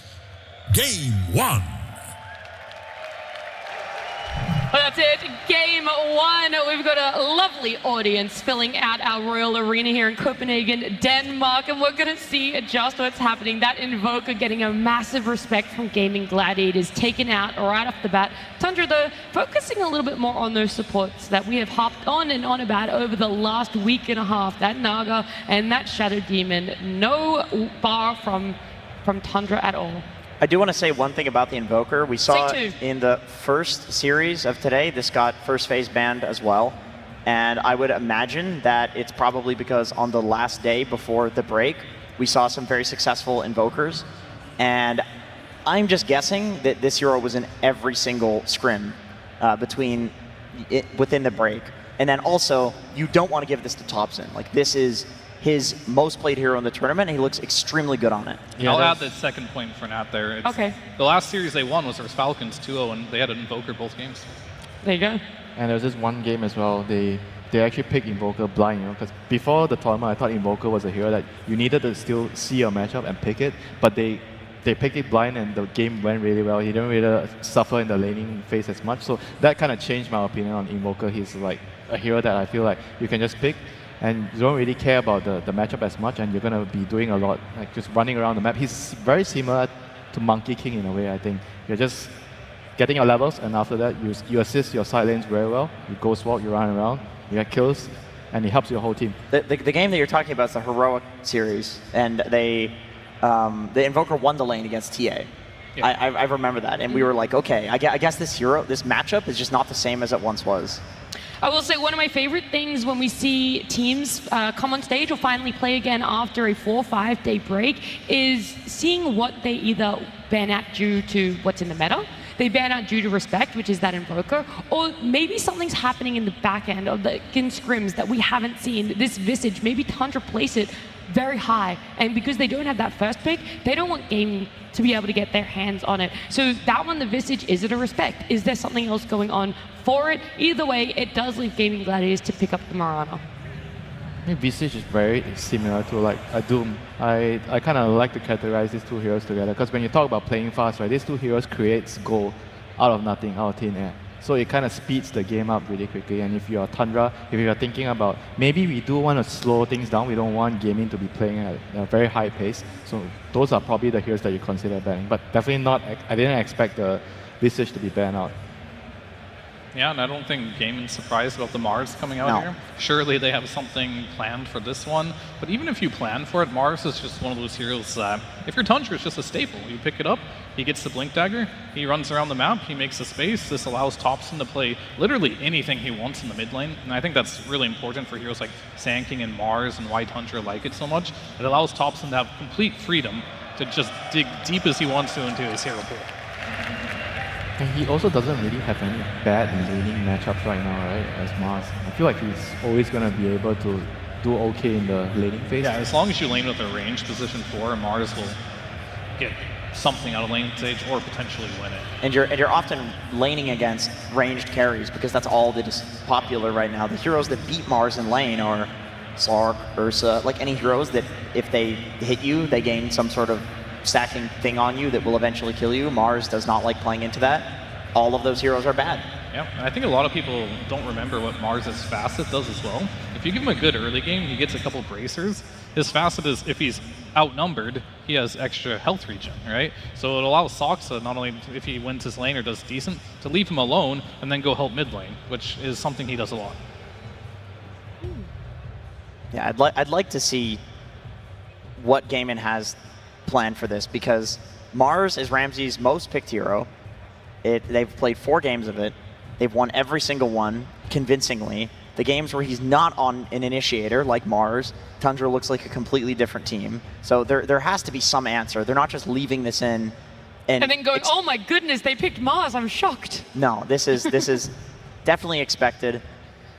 If you are going to pick up some sort of Slark type hero, I do think you need a lot of other heroes to make it work.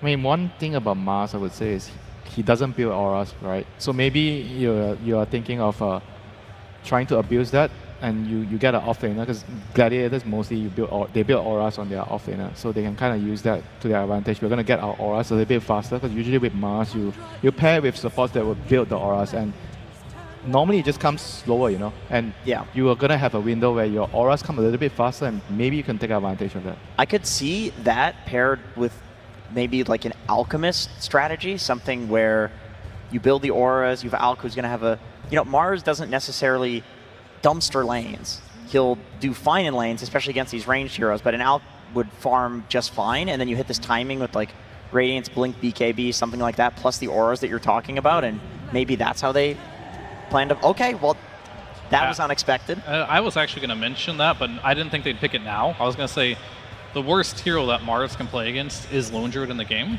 and that's something Ace typically will pick after he sees the carry matchup, because if you see your matchup, if you're playing his Faceless Void or something, what he did last time, you decimate it. I'm not sure if Dyrachyo is up for the challenge of playing a Lone Druid. I'm not sure if he plays that hero, hasn't played it yet, but that is something that is incredibly good versus the Mars. I was thinking they're going to pick like an Alchemist or something, and then later down the road pick this Lone Druid, and that could just be their type of style, right? You play really fast, you hit the timing, you can end the game.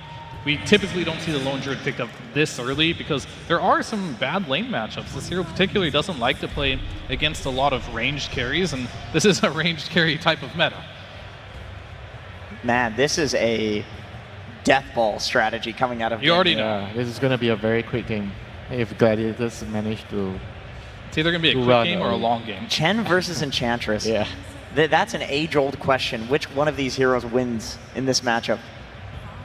Oh, do you have any? I don't have the answer. I don't know. I mean, I feel like in the past you would debate this and like, oh, you steal the creep, I take your creep, you take my creep. I feel like their interaction is very minimal now, because like Chen just gets so many creeps, or Ench can only have like one at a time, so you still one of Chen's creep doesn't really matter. They don't really interact in the laning stage at all, so I personally think they just do different things. I feel like Ench is more of like a lane winner than Chen right now, whereas Chen is more of a timing hero. He gets a mech, you get your you mech, push a tower. You group up, and Ench isn't really good versus that playstyle. Well, look, the Luna coming out for Tundra, a hero that has impressed time and time again throughout that playoffs. A lot of people putting it in their S, maybe even S+ tier category when it comes to carries. Is this still something that you're willing to run for Gaimin Gladiators, the Lone Druid offlane that will now be laning up against what is expected to be a Luna Ench? You'll probably be worried. I think it might actually be just Luna ET. ET is very good against Lone Druid in the lane because of the extra unit. You get more from your spirit, and you're very good at running Lone Druid down. I think Lone Druid's weakness is if he's up against a support that can close the distance, which ET has with the movement speed, and you kind of just bully him or kill him in the lane. And Luna with ET is a perfect pairing, because Luna from far range, he can use the Lucent Beam, and ET you can get a couple of extra right clicks onto the hero. So this is a very formidable lane against Lone Druid. But the question is, does Dyrachyo play Lone Druid? I don't really know. And this doesn't answer anything either, because Dyrachyo plays Brood as well. Ace can play Brood. I'm very curious to see where the Lone Druid's going with this. I wasn't sure if the Brood would be good. I was thinking in my head, like, DK carry or Alchemist carry against the ET sounds pretty good.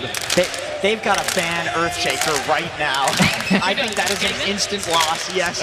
If they play into a Thompson Earthshaker, I do not think there's any winning this game with all of the creeps they have. He needs to be like on a hero to defend towers and clear creeps. Okay, I'm going to quickly ask the question though, before we talk more about bans and last picks, is would you rather your team play on heroes they're not as comfortable on, but in their lanes, or heroes they're comfortable on, but lanes they don't normally play. Sorry, I got to interrupt you here.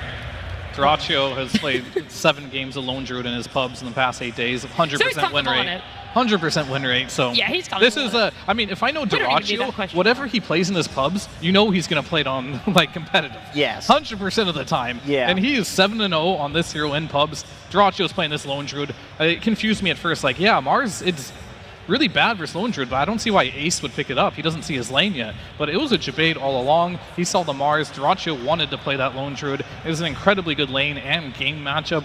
Ace is confident enough that this Brood against the Luna plus ET is going to be good enough, and I'm going to trust him. And so far, every time Ace does pick this Brood, he does deliver. So this flex looking really strong right now for Gaimin Gladiators. Out of curiosity, which facet on Lone Druid is he going for? Is it the new one?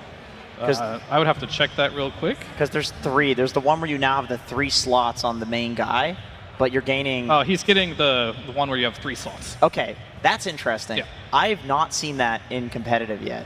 Well, here's the thing, right? Like, maybe Dyrachyo doesn't want to micro the bear. With this build, you don't have to.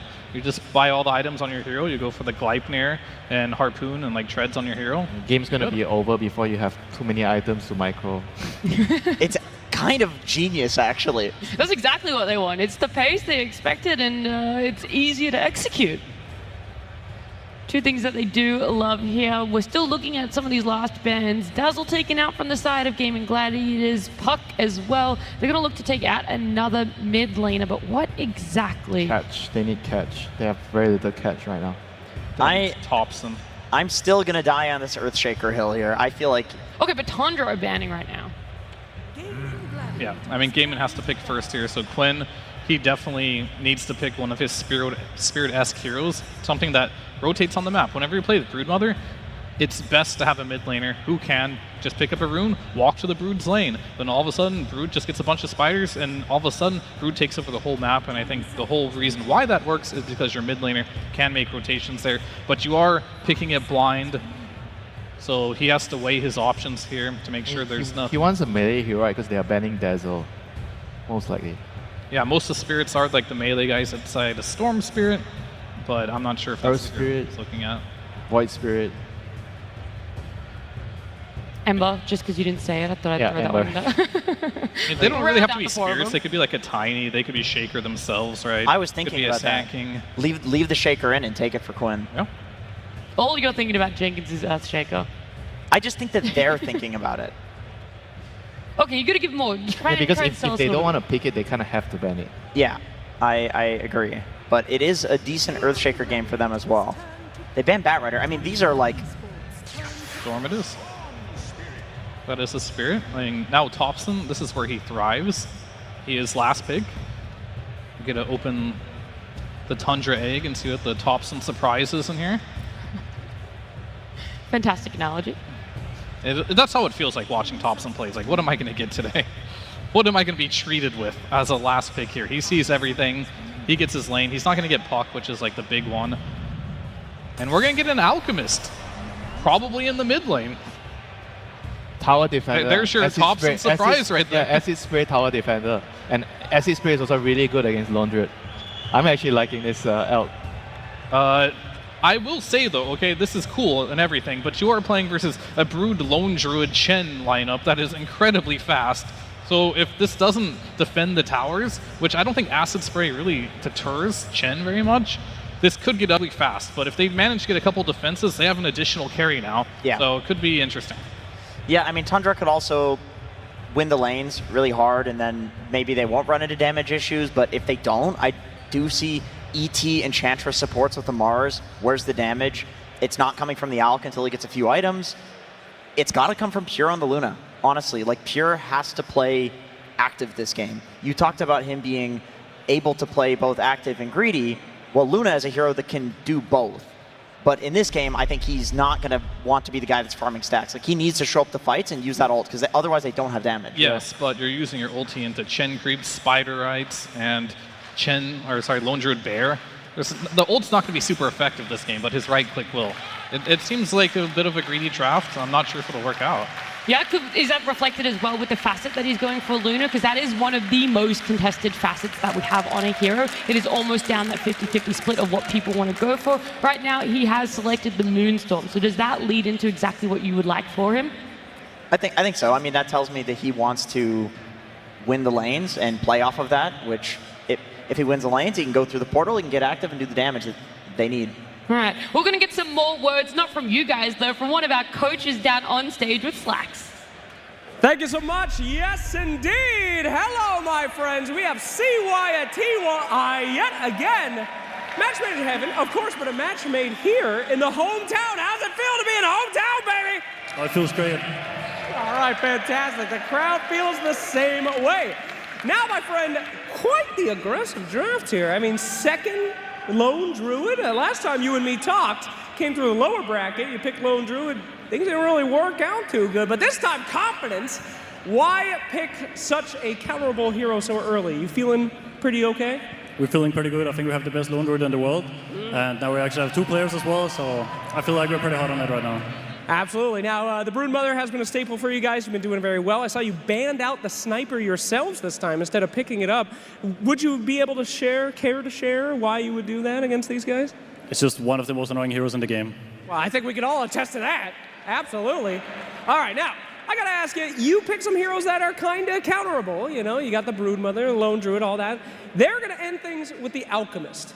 If you were the coach, is that who you would have picked? How do you feel about that last pick, Alchemist? I feel like when you have Thompson in your team, you don't really get a say in your hero. I think he picks whatever he wants to, and I think he wanted Alchemist, so that's that. And that is that. All right, my friend. Well, thank you so much. We wish you the best of luck in Game 1, and let's go ahead and get into that game with our fantastic casters. Thank you very much, Sir Action Slacks. Fan here with Cinder for game number 1 of this best of 3 between Gaimin Gladiators and Tundra. This is going to be a sick series, Cinderman. And welcome home, by the way. Are you jet lagged from your long trip? I'm good, thank you. Yeah, I mean, what can I say? These drafts today has had a lot of really good individual games, but who knows? Maybe we've saved the absolute best for last. Tundra versus Gaimin Gladiators. The heroes that both teams are running here are... This has been a crazy mind game in and of itself, so I really hope everybody out there is ready for one hell of a game. København er klar! What does that mean? Can you translate? Do you hate Suns fans? Well, I can't blame them.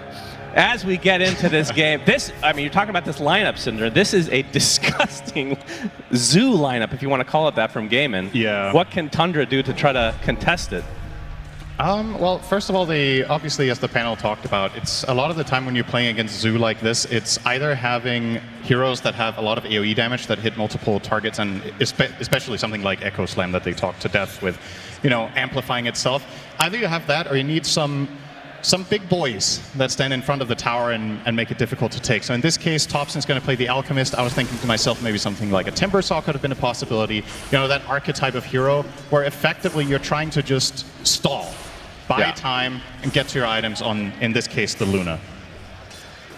All right, so only time will tell if Gaimin can play their fast style. We get to ponder this. What the horse happens here, Cinderella? The pause in the laning stage. Who gets the last hit? I have never played this game with 3 lanes at once. That's true. This is hardcore. This is an extra challenge.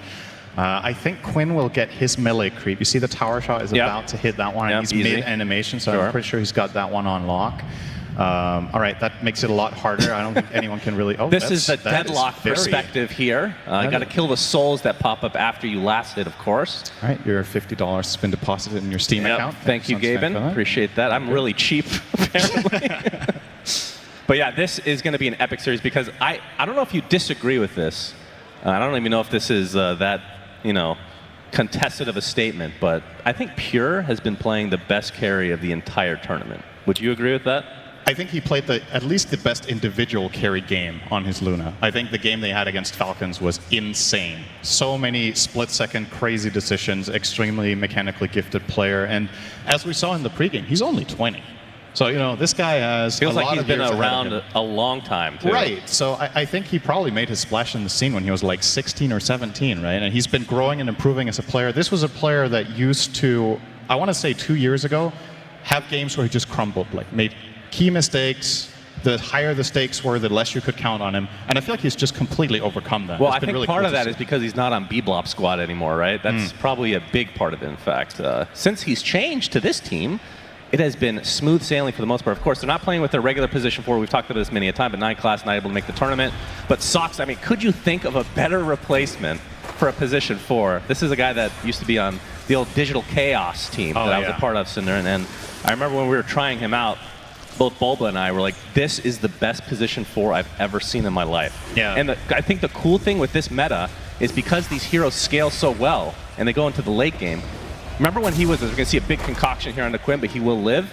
The fact that these Marana type heroes, these position 4s that scale, when he was ranked 1, 2, and 3 in the world on the leaderboards, he played carry, not support in those situations. So that's another guy to look out for. Yeah, it's cool how when you're good at Dota, you're just good at Dota, you know? Like, there are some players that choose to truly specialize and only play more or less one role their entire career. And in terms of pro play, Saksa is that guy as well. Yeah. But he just has a very wide repertoire, and I think there's something good to be said about trying other roles out, whatever level you play on. Whether you're a pro player or you're a 4K player, like diversifying your pool gives you a different and deeper understanding of the game. And I think that's part of his X factor. Nice arrow. Blood hits. grenade. Yes, I believe that will be first blood going the way of Tofu. So Gaimin Gladiators first on the board. Beautiful arrow. Damn. Just, you know, maybe we shouldn't talk about players. It's just setting them up for failure here. Yep, true. But guess what? Pure can recover from this because he is playing an excellent tournament. So this is not going to shake him at all because that is not a problem he has anymore. So, okay, let's look a little bit at some other lanes here. I think this top lane, it's dangerous, to be fair. The Brood can very easily snowball, and I think the problem for Tundra really kicks in when Ace hits level 6. Then I just don't really see this ET Luna lane staying at all, and you probably need to move your pieces around a little bit for Tundra, but until that point, you have some pressure plays of your own. I think especially the Alchemist, knowing that it's Topson and how he likes to do surprising stuff, I think that's actually going to be the hero to watch even at the 6-minute mark. Could easily see him TPing to a side lane and trying to get something done with a higher level of concoction. Bottom lane for Tundra, I think this is the worst news of the series. As Fear pointed out, the Lone Druid matchup is really rough for Mars. But guess what? Ramses is actually doing quite well for himself so far. Yep, not too shabby at all. And yeah, he's been very solid as an offlaner. Of course, played most of his career as a position 1, so it's been an adjustment over the last few years for him. But this mid lane, one lane we haven't really talked too much about, is the Storm Spirit for Quinn versus Topson's Alchemist. And so far, Topson is doing quite well.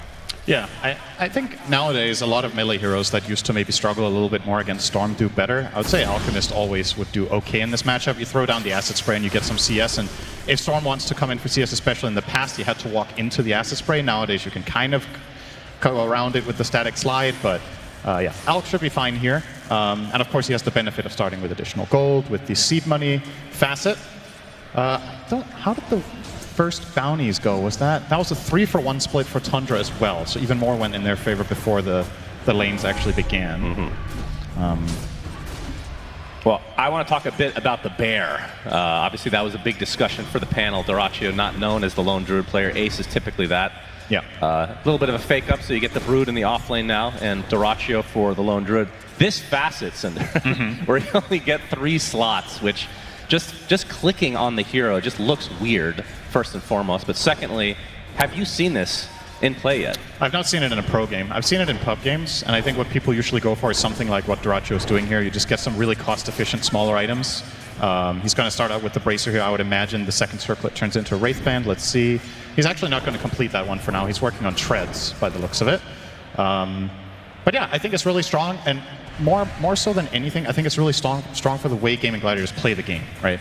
They are a team that a lot of the time, we've talked about this in a lot of their series, that you hit that 20-minute mark and it's like they flick a switch and then they just decide, okay, now we want to win. Now we feel like ending this game.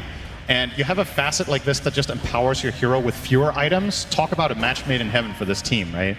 Like that is when they want to peak anyway. So you're just making them stronger at the timing that they had with the previous facet. Yeah, that's true. I never really thought of it that way. That's definitely true. I'm confused why we haven't really seen it for Doraccio, why they're bringing it out now. A lot.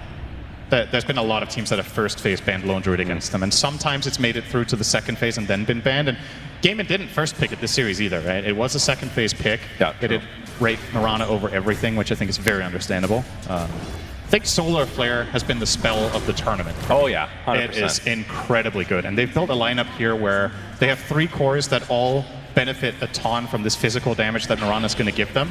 A lot of the time when we see lineups with Mirana, like maybe 2 cores use it, but here it's all 3. I wonder if it works on the bear. Oh boy. I guess we'll find out a little bit later. Because the bear is a little bit of a pseudo-hero with certain abilities. I mean, I'll try to keep an eye out for it. It can pick up runes, you know, so why not? If it works on the bear, that is actually just dirty. Yeah, well, that's your job to click and find out, all right? I'll keep an eye on it. I'm sure you're forgetting about 30 seconds. You know getting me pressure so hit well. by Thompson, but he did get that regen rune, so he's going to be super happy about that. That is the first power rune of the game. See how he actually uses it to potentially... I mean, how much maneuverability do they have to try to get some kills early on? Well, both teams do have rotation power, right? The Storm is obviously the easier one to execute because you have so much reach, and with the regen rune, as you mentioned, that should be absolutely no problem. I think they're even, they're going to bring him in here. Tofu's going to connect and pop that smoke, and the regen's off. So first move of the game from that mid lane should be coming the way from Gaimin Gladiators toward that top lane. And Tundra, they might have the read here with Thompson in his tower. Yep, they zip on in. Whitemon looks super dead. Tofu's going to join the party. Starstorm is there as well. Pure on the run. That regen's still going for Quinn. The Lucid Beam connects, but just too many heroes as Gaimin Gladiators with a 3-0 start to this game. And now comes the big question. What do you do now that Brute is 6 and your Luna is level 4? Because she's not coming back to this lane. I'm telling you that much. She doesn't stand a chance here. So is she going to start playing the top jungle? And if so, Gaimin Gladiators know that's going to happen. So they're going to start warding here. They're going to start playing more offensively up here. They're maybe even going to start dewarding there under the assumption that Tundra will be needing that area to give Pure the recovery. Who's going to cover? Are they going to bring the Ench up there? Is the Alp going to have to sacrifice tons of farm to cover up the Luna? It's definitely off to a pretty rough start here from the side of Tundra. Close the fact that the Wisdom rune is still up for Gaimin, by the way, it just shows how busy they are doing other things. It's unimportant. All right, concoction from Thompson. He's going to show himself. Obviously, if he can kill those spiders, that is going to be a lot of money for him. Ace does have to be a bit careful for that. It's quite difficult, though. He can't target the spiders themselves, so he either needs to run into them and explode, or he needs to throw them on a hero that's next to the spiders, and Ace has tons of experience on this hero, so unlikely. Eventually, Tofu takes the Wisdom. Okay, so if I don't know if you want to say that they're on a time limit here, but Gaimin obviously are going to ramp up really fast, right? So it's going to go fast. For Thompson's build, what would you like to see? Because we've been seeing the Radiance as the typical go-to. Yeah, we also haven't seen Alk mid. Right? I think this is the first game of the tournament, correct me if I'm wrong. At least I don't recall seeing a game that this was run. It's mainly been the carries. I think Radiance is too slow, but the question, like the old mid Alchemist build that some players would go for would be Solar Crest. Are you actually queuing up the Radiance now? It's high risk, high reward. I can't say I love it because I'm a little bit concerned. First arena of the game will be reserved for Celery, and that's the first kill from Tundra. I mean, they're only down 1,000 at this point, so has not snowballed in Gaimin's direction quite yet, but good to get on the board nonetheless. Is of course worth keeping in mind when looking at the gold that there is an Alchemist on the dire side. Yes. They have 3 bounty runes, and he's mid, and therefore he generally will have more CS than the safe lane Alch. Yeah. So this is actually, I would say, already a quite meaningful advantage for the side of Gaimin Gladiators. Oh, Whitemon. Initiated on by Quinn. That is another kill to Gaimin's side. And Thompson can only just run away. So what I was thinking was, in the past, what Alchemists would buy in mid would be the old Solar Crest, right? Yeah. Where you just amplify your concoction of the target, do a ton of damage with that and acid spray, and kind of snowball fights off of that and a lower cooldown on the concoction. Not really an option you have anymore. The Radiance, most of the time, will probably be the best choice. I just think this game, particularly, the pace might just be so high that he gets this Radiance and then they're pushing high ground. Like, that is a possibility here. Yeah. Already now taking over that mid tier 1 and the top tier 1, so 10 minutes in. 10 minutes in. Nice voice line. Go buy it in your Dota 2 store right now. Yeah. It's nice when your players and co-casters advertise for your He really needs it, guys. He needs this win, all right? So at what point is Gaimin going to be ready to just 5-man is the question I have. I guess 1 to 2 auras is when they just look to push the high ground. So Chen will be getting the drums here. Those are not far off, so that will be the first one. I think Brood Greaves, we're looking at 3 minutes. Lone Druid is going for a Maelstrom first. I think pretty standard. I want to say drums, mech, plus 1 additional aura item and an Aegis, and they could even think about it. So 5 to 10 minutes is a real possibility. By the way, I just thought of something which is very unique for me. Yeah, that's a first. So these necrotic webs from Ace, they reduce regen by 30%. Chemical Rage is regen. So if he's in, oh boy, Pure about to get completely surrounded. 2 tomatoes, a porcupine, and then some Gaimin Gladiators heroes as well. The 3rd death for him in this game. Boy, we really cursed him.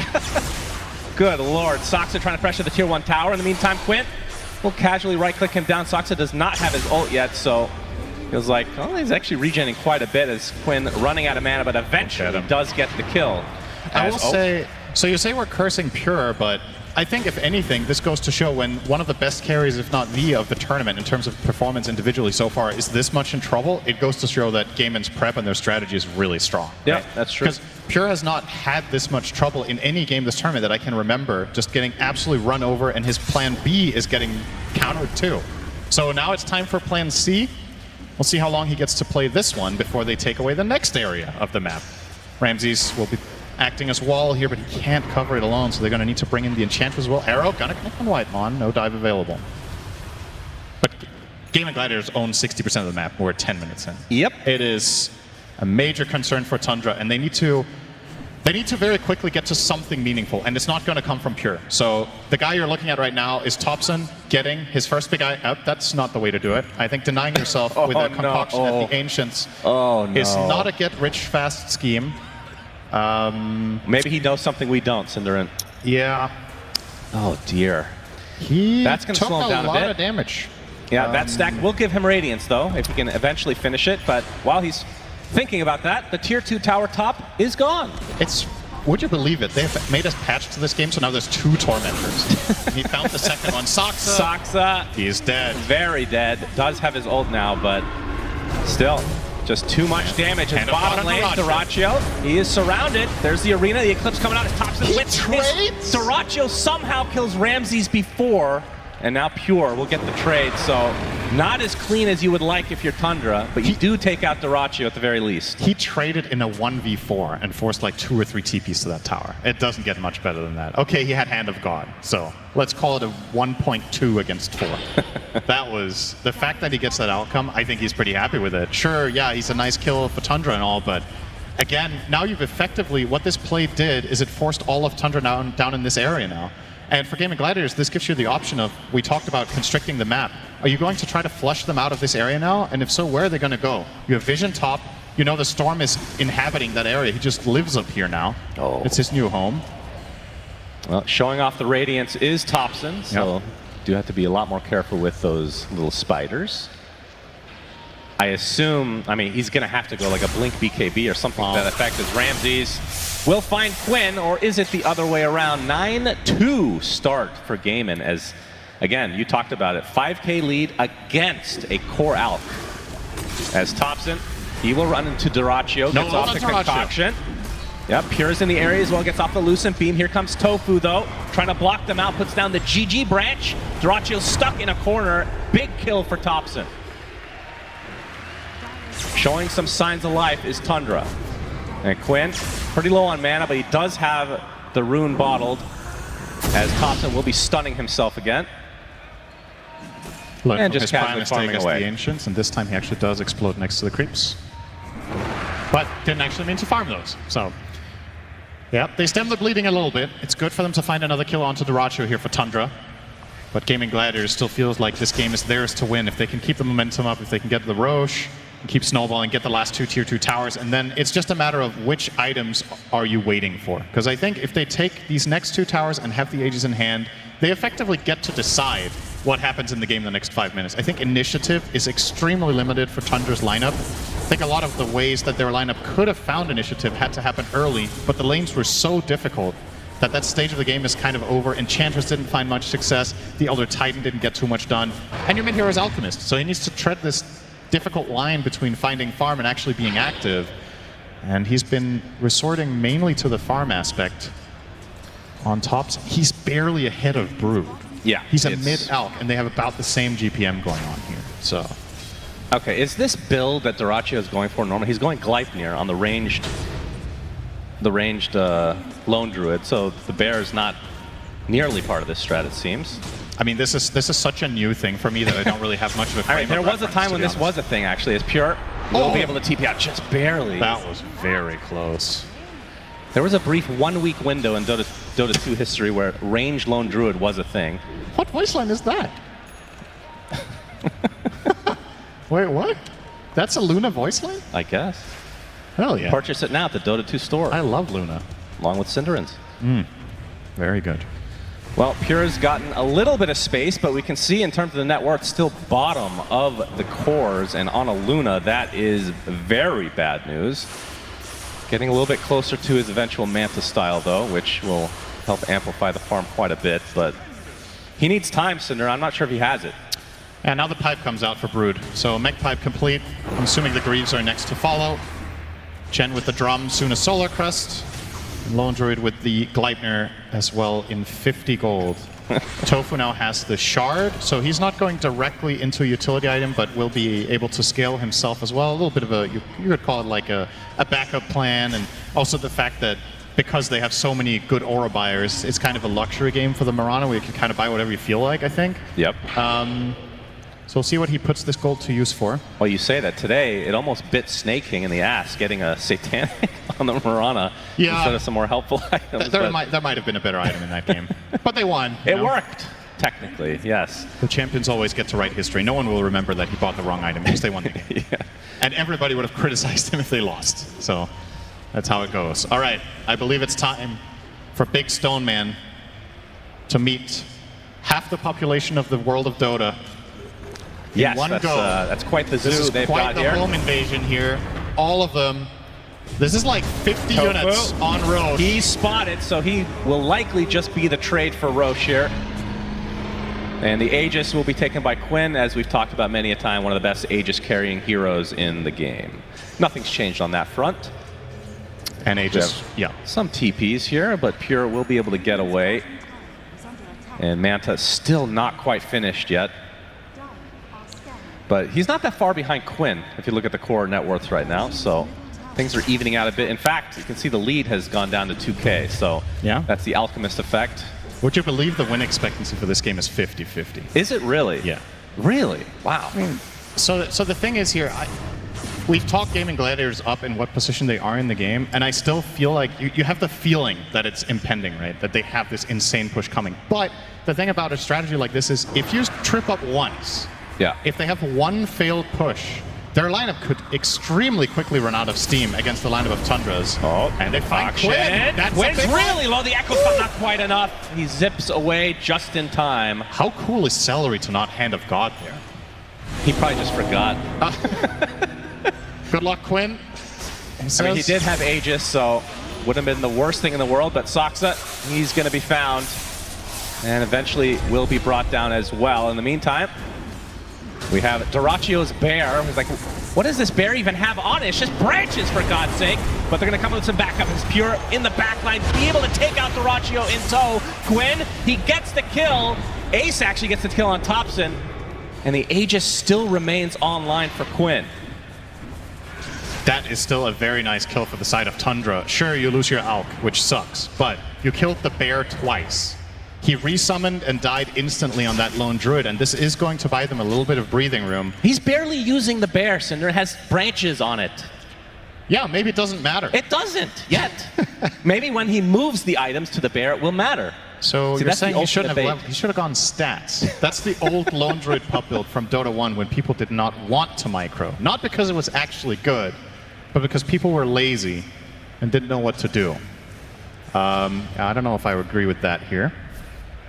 Currently. So for those that don't know, we talked briefly about it. The 3-slot lone druid, essentially you're getting 80% bonus stats for any of the items in those 3 slots. So for Gleipnir, if he keeps it on the hero, it's more damage, more attack speed, more int, more HP. Now, initially reading that, it's like, okay, you just put a bunch of bracers on them and you put everything on the bear, as always. But seeing a bit of a difference here. We'll see if he pivots, though. He could always pivot, of course.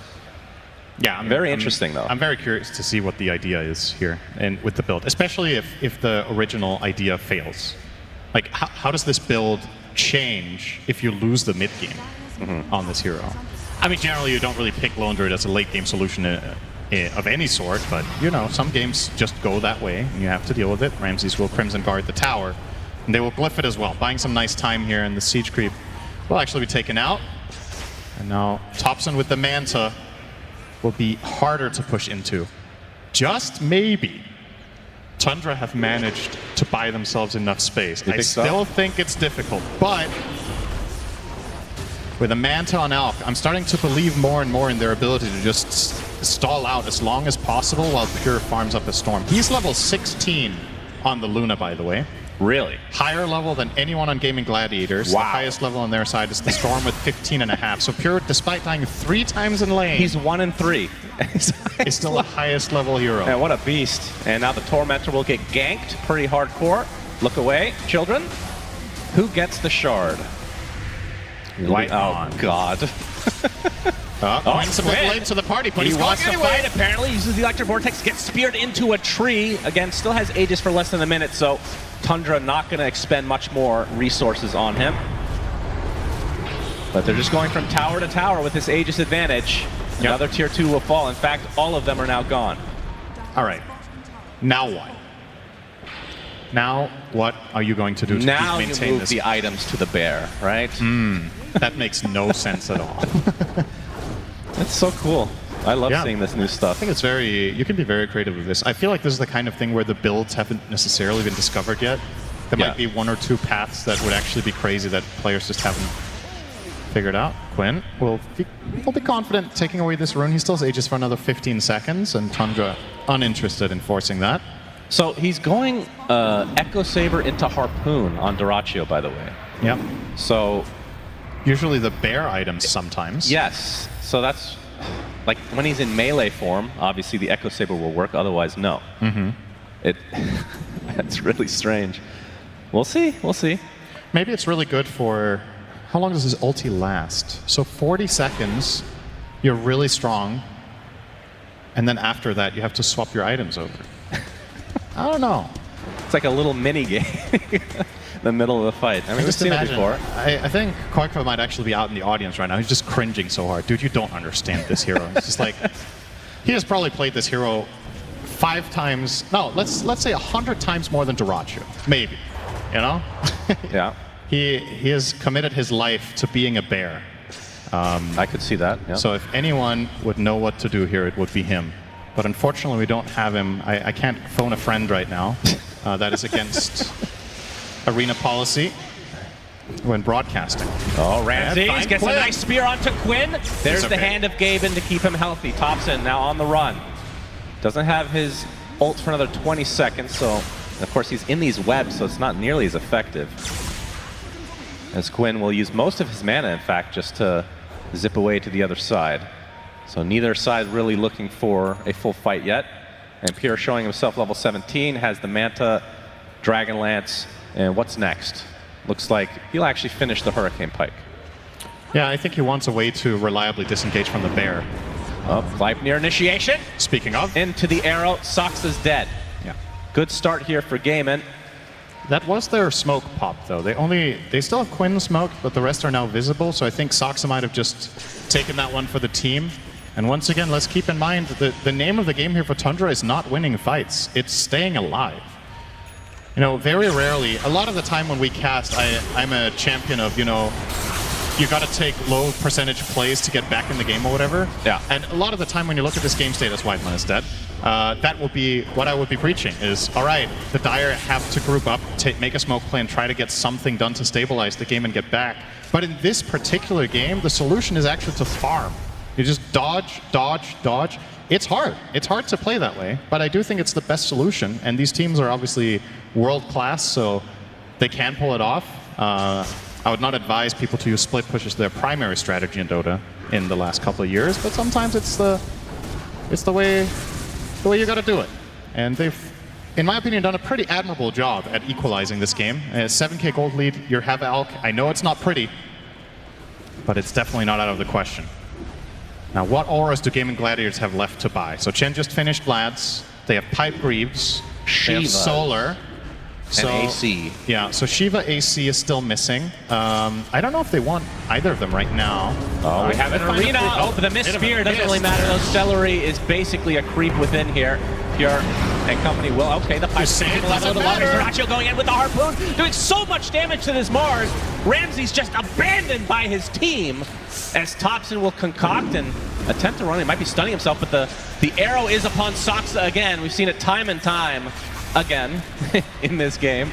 As now Gaimin Gladiators on the footsteps here of the base from Tundra. And I was talking about how for Gaimin's side, if they mess up a push, Tundra can, this is the type of game they can solve, but you got to look at the other side of the coin that's too. A lot of damage onto Quinn. He better be careful. That does not have the Aegis here. We're still defending us only 3 for now, so this is a pretty good sign for Tundra. If these 3 can hold the tower on their own with just the threat of a potential buyback, that is very good news for them. Pure. Gets initiated on Ornate. Half HP. He's in a lot of trouble. Tries to force that away, but he is dead for a full minute. And now you have to worry about the zoo from Gaimin Gladiators. They just did the hard part of this defense, and then they walked outside. Wait, he just got buyback. He just got buyback on Pure. He does not want to have to spend this here. No, it absolutely is really, not. But really expensive. I mean, they're going to lose a lot here. Crimson will delay just a bit. They'll have another fortification refreshed here. After the melee racks goes down, they likely will have to give up this set, though, surely. Another harpoon initiation. Soxa dead again. Yeah, you don't really expect to be harpooned by the ranged lone druid, do you? It's not really... There's no, how to say, frame of reference for that one. Genuinely think it's possible Soxa didn't even consider that play there. But yeah, harpoon also works on ranged heroes. You can pull yourself in. Just don't have the Echo Saber double hit. Oh, Thompson. Oh my god. Nothing's going to happen here. But that was funny, let's be real. Pinging a ward that isn't quite where he thinks it is, so they might not even find this one with a D ward. As a matter of fact, 3 really good aggressive wards right now from the side of Gaimin. One at the top, one in the center, and one in between. Is going to be very difficult for Tundra to clean up the whole mess. In the meantime, I have to accept that I'm going to have to be contesting with a Roshan's banner in a second Aegis here, because this fight, I think it is impossible for them to make it here even remotely in time. With everything Gaimin has, this is a very quick claim. And Tundra might just turn tail and run here. I think without information, this play is just so low percentage. They might be better off Pure's actually sticking around. Okay. Yeah. They can see that somebody's taking some lotuses, and they must be punished for their transgressions. Eclipse used on a Tofu. He has a BKB. How? Quinn pops his BKB. Everybody's golden on Gaimin Gladiator's side as Pure's taking a breath of the damage. Actually, inside the arena, getting really low. Finally, the Luna drops is at the cost of the Brood, though. And remember, Aegis still there for Quinn. They just picked it up. Thompson now attempting to pursue. Gets feared away. Ramsey's with a nice rebuke to end Tofu finally. As Soxa dies for the 100th time this game, is Duracho continuing to just right-click away with this Echo Saber. Ramsey's the last remaining member of Tundra, about to fall. Full team wipe for Gaimin Gladiators. And Quinn is beyond godlike, 10-0-9. I feel like we have not had many games this tournament where Storm Spirit is #1 net worth. But he makes it look so damn easy with this lineup and with how strong Gaimin Gladiators are when they couple up. Just everything has been going right, more or less. That's the thing here is that I guess if this game does end up being just a complete blowout now at this point, the thing Tundra can take with them to next game is I don't think Gaimin could have done much better. So, you know, if you make a couple of adjustments in your strategy, perhaps you can solve it, but it's not over yet. 17,000 is a lot, and they still do have the Aegis. But you saw in that fight how low the heroes actually got on the side of Gaimin. They almost made it through them. They got through the Brood, and they had multiple heroes in like 10%. It was not far off. Yeah, we can watch the replay here. But this opener is just ridiculous. The fact that he has BKB. He had a big Lotus I can't BKB get over leap. that. God, Dota is hilarious now. It really is. But the arena from Mars was insane there. Thompson finding an opening onto Duracho, picked up a Scotty, so he is mega tanky. Gets feared away of his own arena as well. Pure with the Eclipse, trying to take it of his Duracho with his berry. He's finally going to be brought to an end. Quinn, Aegis still online. Will not try to waste it here and back away. Little bit of a slip up there. It's just one core, but every core death is a minute of farm, and it is progression. This Luna will reach a point of critical mass that will become a problem for the Radiant lineup. I don't think they can feel completely safe just yet. Butterfly is within reach. We're looking at about 2,000 gold for Pure before he completes that one. And on the Alchemist, the AC, similar story, maybe 2.5. So those two items, that evasion, that armor, is going to negate a ton of what Lone Druid is bringing to the table. White is going to find some friends. That is so sad. Yeah. They baited the bounties. Don't see that very often at 31 minutes in the game, but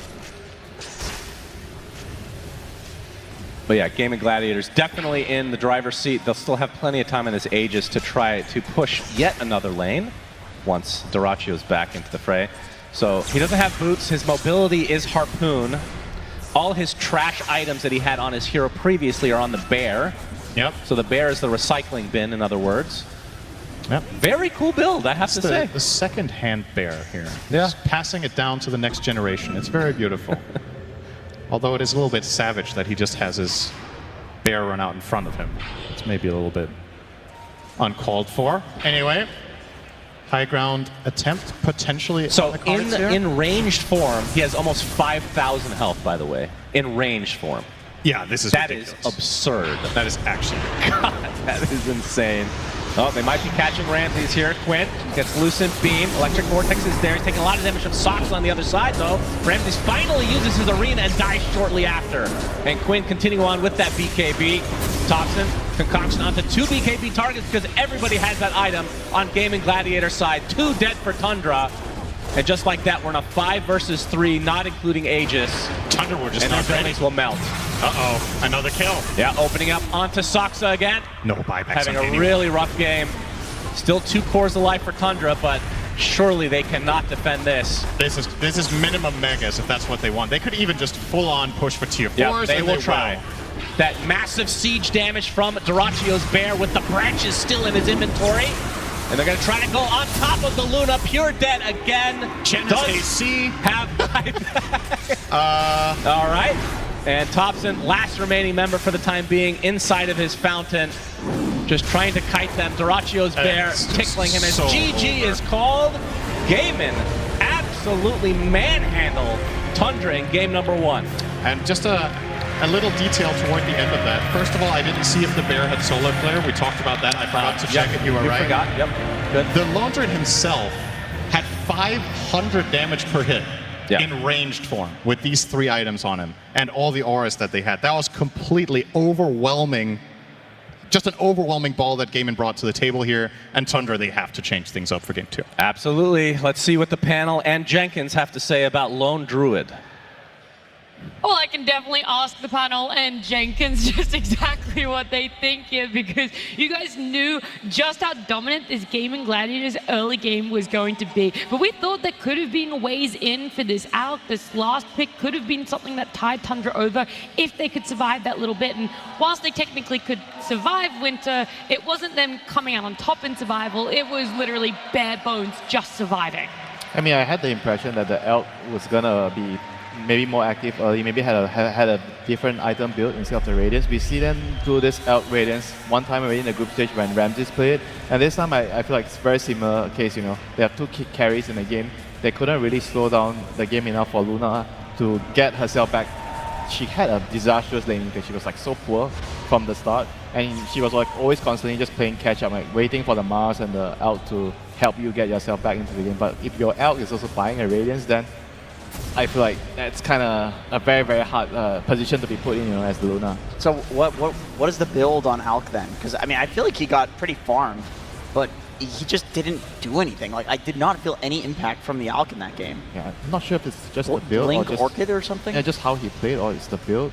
I was kind of thinking along the lines of maybe going for like Dagger at some point. Like you have to play with the Mars, right? I feel like that's the point of defending the push from GG later, and you need to join with the Mars when the arena comes. You have to kind of fend them off when they're pushing your towers, but that kind of didn't really happen. They were always like trying to trade farm elsewhere on the map. They were split pushing, and that wasn't really the the vision I had in mind when I saw the Elk pick. I thought the Elk had a lot of potential, but in the game it just looked like another carry. Do you feel maybe getting a little bit kited as well, the Alk here, just not exactly what short, like which target to lock down, to where to go onto? Because everyone on Gaimin Gladiators was always escaping. I mean, this fight is one of those just by a little bit of health. So it felt like maybe they weren't on the same page of exactly who was the high priority that they needed to take out, and that's where Tundra's team fight fell apart. I found it very interesting, just like how they knew Gaimin was going to come at you very quickly with heroes that push very fast, have high tempo. Like, I don't know what to answer your question with. Like, sure, like maybe Mars Arena plus Earth Splitter, that's your team fight right there, but you have to know that's not enough damage here. And going against this GG lineup, you see Brood, you see Lone Druid, you see Chen. Your option is to pick Alchemist. Sure, you can give it a try. Maybe Topson versus Storm has a free lane matchup, which he did. He did well in the laning stage, but the idea of like sitting on your high ground or sitting behind towers and throwing acid sprays and defending indefinitely just isn't a thing in Dota right now. If they see you sitting there defending, they're going to play the map. The map is 40% bigger than what it used to be, so you can just go farm everything, and they have heroes that can farm absolutely everything. So maybe you're sitting up there, you're waiting, but I really think this Alchemist pick, it just put another carry in the game. I don't think there's a magical build that makes this hero really fast. Maybe you get a fast Radiance and fast Blink, and you can play quickly, but unfortunately, Pure suffered because of this. That's just how it went. I do want to do a slight pivot away from the Alk, because I know that's what everybody's looking at. It's like this last pick didn't work out.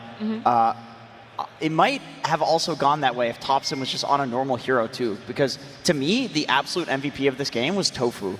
This guy was playing insanely well. First, he started with the First Blood arrow, where he just threw it. It was like right next to the range creep and clipped with some like trigonometry going on there to kill Pure, which set Pure's game up for a complete disaster, gave Tofu 2 bracers. He also rushed the BKB, which we saw in a fight let him, run in with the 2 bracers at 25 minutes, so he's getting double the stats. Super tanky BKB bait for his team. Then later we saw the Bounty Rune bait on Whitemon. This guy is locked in for this series. Absolute MVP in my eyes. Yeah, I like the evolution of Tofu as well. Like, I used to see him pretty much build auras only. Like, when Hoodwink was buying Gleipnir, I saw him still building mech on that hero a while ago. Now he's just like, we got plenty of auras. Chen has all of them. Brood got all the auras. I'm just going to be the carry now. Ends up going for a BKB, going for that Daedalus next. Made a good transition. I feel like his growth has been nice to see. And yeah, I wanted to spotlight this here. This is one of the big problems of the game here. Ace Brood, typically whenever he does pick it, becomes a problem. 14 minutes in the game here. The difference in net worth is astronomical here. Same with the items as well. And this is where you kind of want a mid laner who can just be like, all right, Brood's a problem. Let's go ahead and rotate, kill this Brood, crack open that Pinata, but they just couldn't because this Alchemist was farming Ancients while Luna was just getting tracked down in the secondary jungle. I think that is one of the bigger issues here, is how Gaimin Gladiators were able to take towers as fast as they could. I mean, that's one of the benefits of having that Broodmother on your side. But not only that, they're able to farm across this whole map. And when it mattered most, they were still able to converge and connect with each other winter. And I think that that's something that's really difficult for teams to be able to find that balance. How are you able to split, make the most of a map, but also come together and make sure you have that numbers advantage in team fights when it matters most? I think this all comes down to the talk after the game. Everyone's sitting down there, we're looking at the replay together. We need to all come to the same conclusion. This is how we want to play. And in the game itself, you kind of, when you're looking at the minimap, you know where you have to be. And it's not just that, and also the communication. When someone is really telling everybody, we need to go here, we need to move to this location, everyone just full trust, we drop everything we're doing and we just move to that location. Yeah. Look, I love the opinions you guys have given here. It's quite serious, I mean, we're in the upper bracket of TI right now, but those teams, they're going to go backstage, they're going to reset before game number 2, and right now for us, we're going to head on down to the crowd with Tsunami. Thank you very much, Nat, as I am here. Copenhagen is the last series of the night. How are we feeling? It's been a fast day for you guys. Hopefully you can keep that energy if this goes to 3 games. But in the meanwhile, I'm left wondering about what it's like to interact with everybody, because so many times I read online, for you, Nat, and all of the panel, that they're like, I don't believe these panel opinions. They don't know what they're talking about, but I disagree. I think that our panelists are professionals, so much so that I think that they could defend the most outlandish, ridiculous opinions that people have. And I've actually got some people here to ask some questions to our panelists. So, for our first panelist, first of all, introduce yourself. My name is Mark. I'm from Germany. Oh, it's a pleasure to have you. I'm assuming you're rooting for Tofu. Yeah. Go figure. All right. I would like you to ask a question to Nat. The most ridiculous opinion you can think of that she has to defend. Is DOTA from Down Under the best DOTA in the world? Ooh, Australian DOTA, Nat, the best in the world. That's a tough one. What do you think? Yeah, look, I mean, it's definitely a hot take, all right? I'll give you that one. Yeah. I think a lot of people out there might not agree, but I definitely agree with you, okay? Some things to back it up. Yeah, I know, right? If you're opinionated, you can't just say, trust me, bro. You got to say a little bit extra in the tank there. I mean, we've had a 2-time TI winner in Anna. Just before that one, we had a TI finalist in KP, who has now moved on to coach a top 3 team in Liquid. And I mean, considering our population, the results, it's pretty good. But if you want the extra spice on top, the amount of Australian Dota 2 talent working this international and the road to international, percentage-wise, it's up there. There's 6 of us out there, you know? Wow, compelling stuff. I think the public at large is convinced. Are you convinced? Is Down Under Dota actually pretty damn good? She made some good points, but not entirely.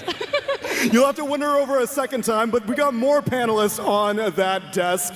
I want you, my friend, to ask a question for Fear, but first of all, introduce yourself. My name is Andrea and I come from Montenegro. Okay. Now what do you got for Fear? The most ridiculous idea that Fear has to defend. Should have CDC won the TF5. Ooh. Evil Genius's TI champion, Fear. Should you have won that Aegis? Well, that's an interesting question. I think Aggressive was the best carry in the world at the time. They stomped us 2-0 in the upper bracket final. Shiki was saving strategies. So sometimes you just get lucky, I agree with you. Okay then, wow. He really thinks he shouldn't have won. That is what he does on panel. A real self-character assassination there, but I admire the effort. All right, my friend, introduce yourself. Hello, I'm Patrick from Croatia. Right on, all right. Could you give Winter an opinion to defend? They should bring back old techies. They should bring back old techies, Winter. Already, apparently, that's not that hot of an opinion, but Winter, do you agree? Yes, old techies is so fun. That's it? It's just fun? I enjoy playing techies in all my games, you know. 2-hour games, you know. But the last game before I go to bed, I tell my friends 1 extra game. Can't wait for that techies game. I agree with the guy. I wish that was my question. I agree with that guy. Turn Dota into a 1v9, not a 5v5. That's the right way to play. Sorry, go ahead. That wasn't your opinion, Jenkins. Well, please. panel works together. Well, some of them. Oh, thank you, Jenkins. Thank you. It's a collaborative experience, and I'm 100% convinced that Winter loves playing 5 games of Dota in one. But Jenkins, we'll get your question right now, my friend. Could you introduce yourself? Hi, I'm Caro from Germany, and my question as a hook magnet I am, why is Pudge the worst hero in the pool? Jenkins, why is Pudge the worst hero in the pool? Oh my god, this is not good, dude. They should have ran this one by me. Because you hook a guy, and then your whole team groups up around you, and then the guy just kills you. Why is he so squishy? He's the biggest, fattest guy in the game. You think that the reason that Pudge works in like Herald and low MMR is because... Which you would know thoroughly, not because of content, but because you play there. Because I play in there. Yeah. Is that people are afraid of him. But people in high-rated games are not stupid. They realize you just turn and kill the guy, and he dies every time. Just give him +1 armor, Ice Frog. Look at this abomination of Mirana. Just give me +1 armor. Come on. Real funny, Tsunami. Real funny. Oh, is he finally done? I play ranked, okay? I don't sit in unranked like you. Because I'm not afraid. I thought you said panel was collaborative here. Calm down. This is the other aspect of the panel, when things get contentious. But the problem is I have control of the mic, which means that I will graciously give it back to you after all those opinions. Thank you very much, panel. Thank you so much, Tsunami, and everyone else in the crowd that was able to ask us some questions there. I feel like we did well, though, to defend some of the hot take opinions out there, especially Winter. It's just fun. I love 2-hour Dota games. Yeah, it doesn't, you know.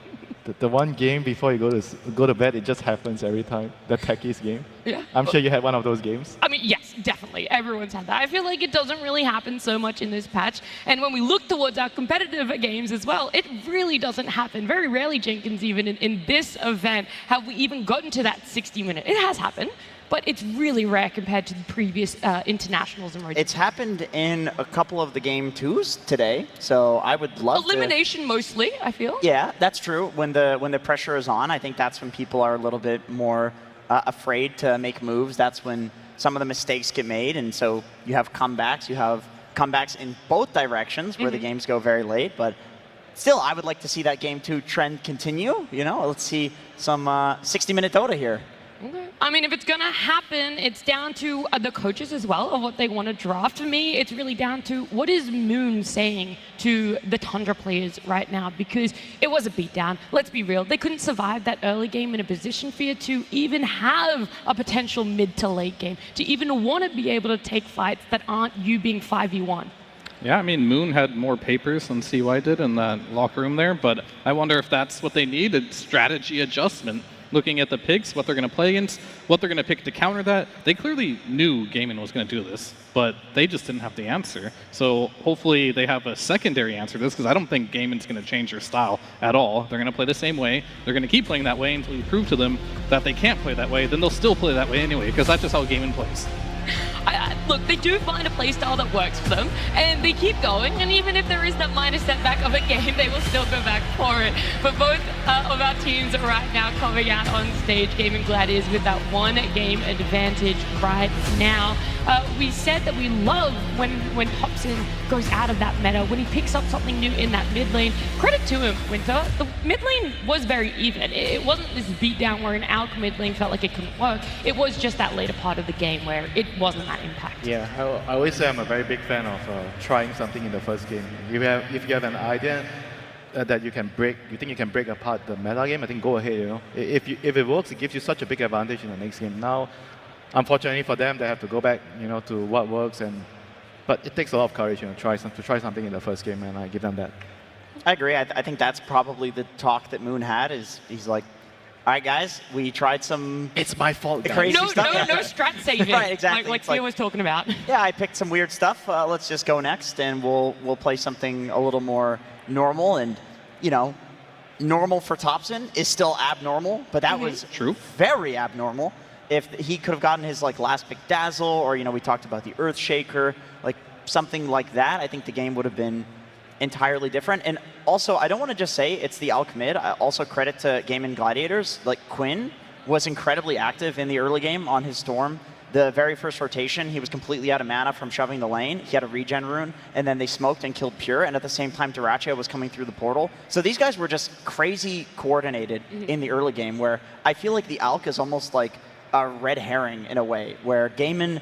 There's a deeper issue at large. There's a deeper issue. A bigger skill gap. There feels like there's a skill gap, and I hope for the sake of getting that 60-minute game that Tundra has also identified that Gaimin was making very fast moves, and Tundra needs to adapt to that in this game. Yeah, I would disagree that was abnormal for Thompson. I would say it was not abnormal enough, right? The Alc, sure, abnormal. We talked about it earlier. We need layers of abnormality here. Like, we need to make sure the item build is also strange. But him going Radiance was too normal. Too standard. Fair enough, yeah. So he needed to go something like Blink Rush or something like that to really catch him off guard if that was ever going to work. Blink Bloodthorn. Didn't really work, and we talked about trying something new in the first game. I feel like Gaimin also did that with the Lone Druid on Dyrachia. They tried something new, that worked, so that can't be understated going to game number 2.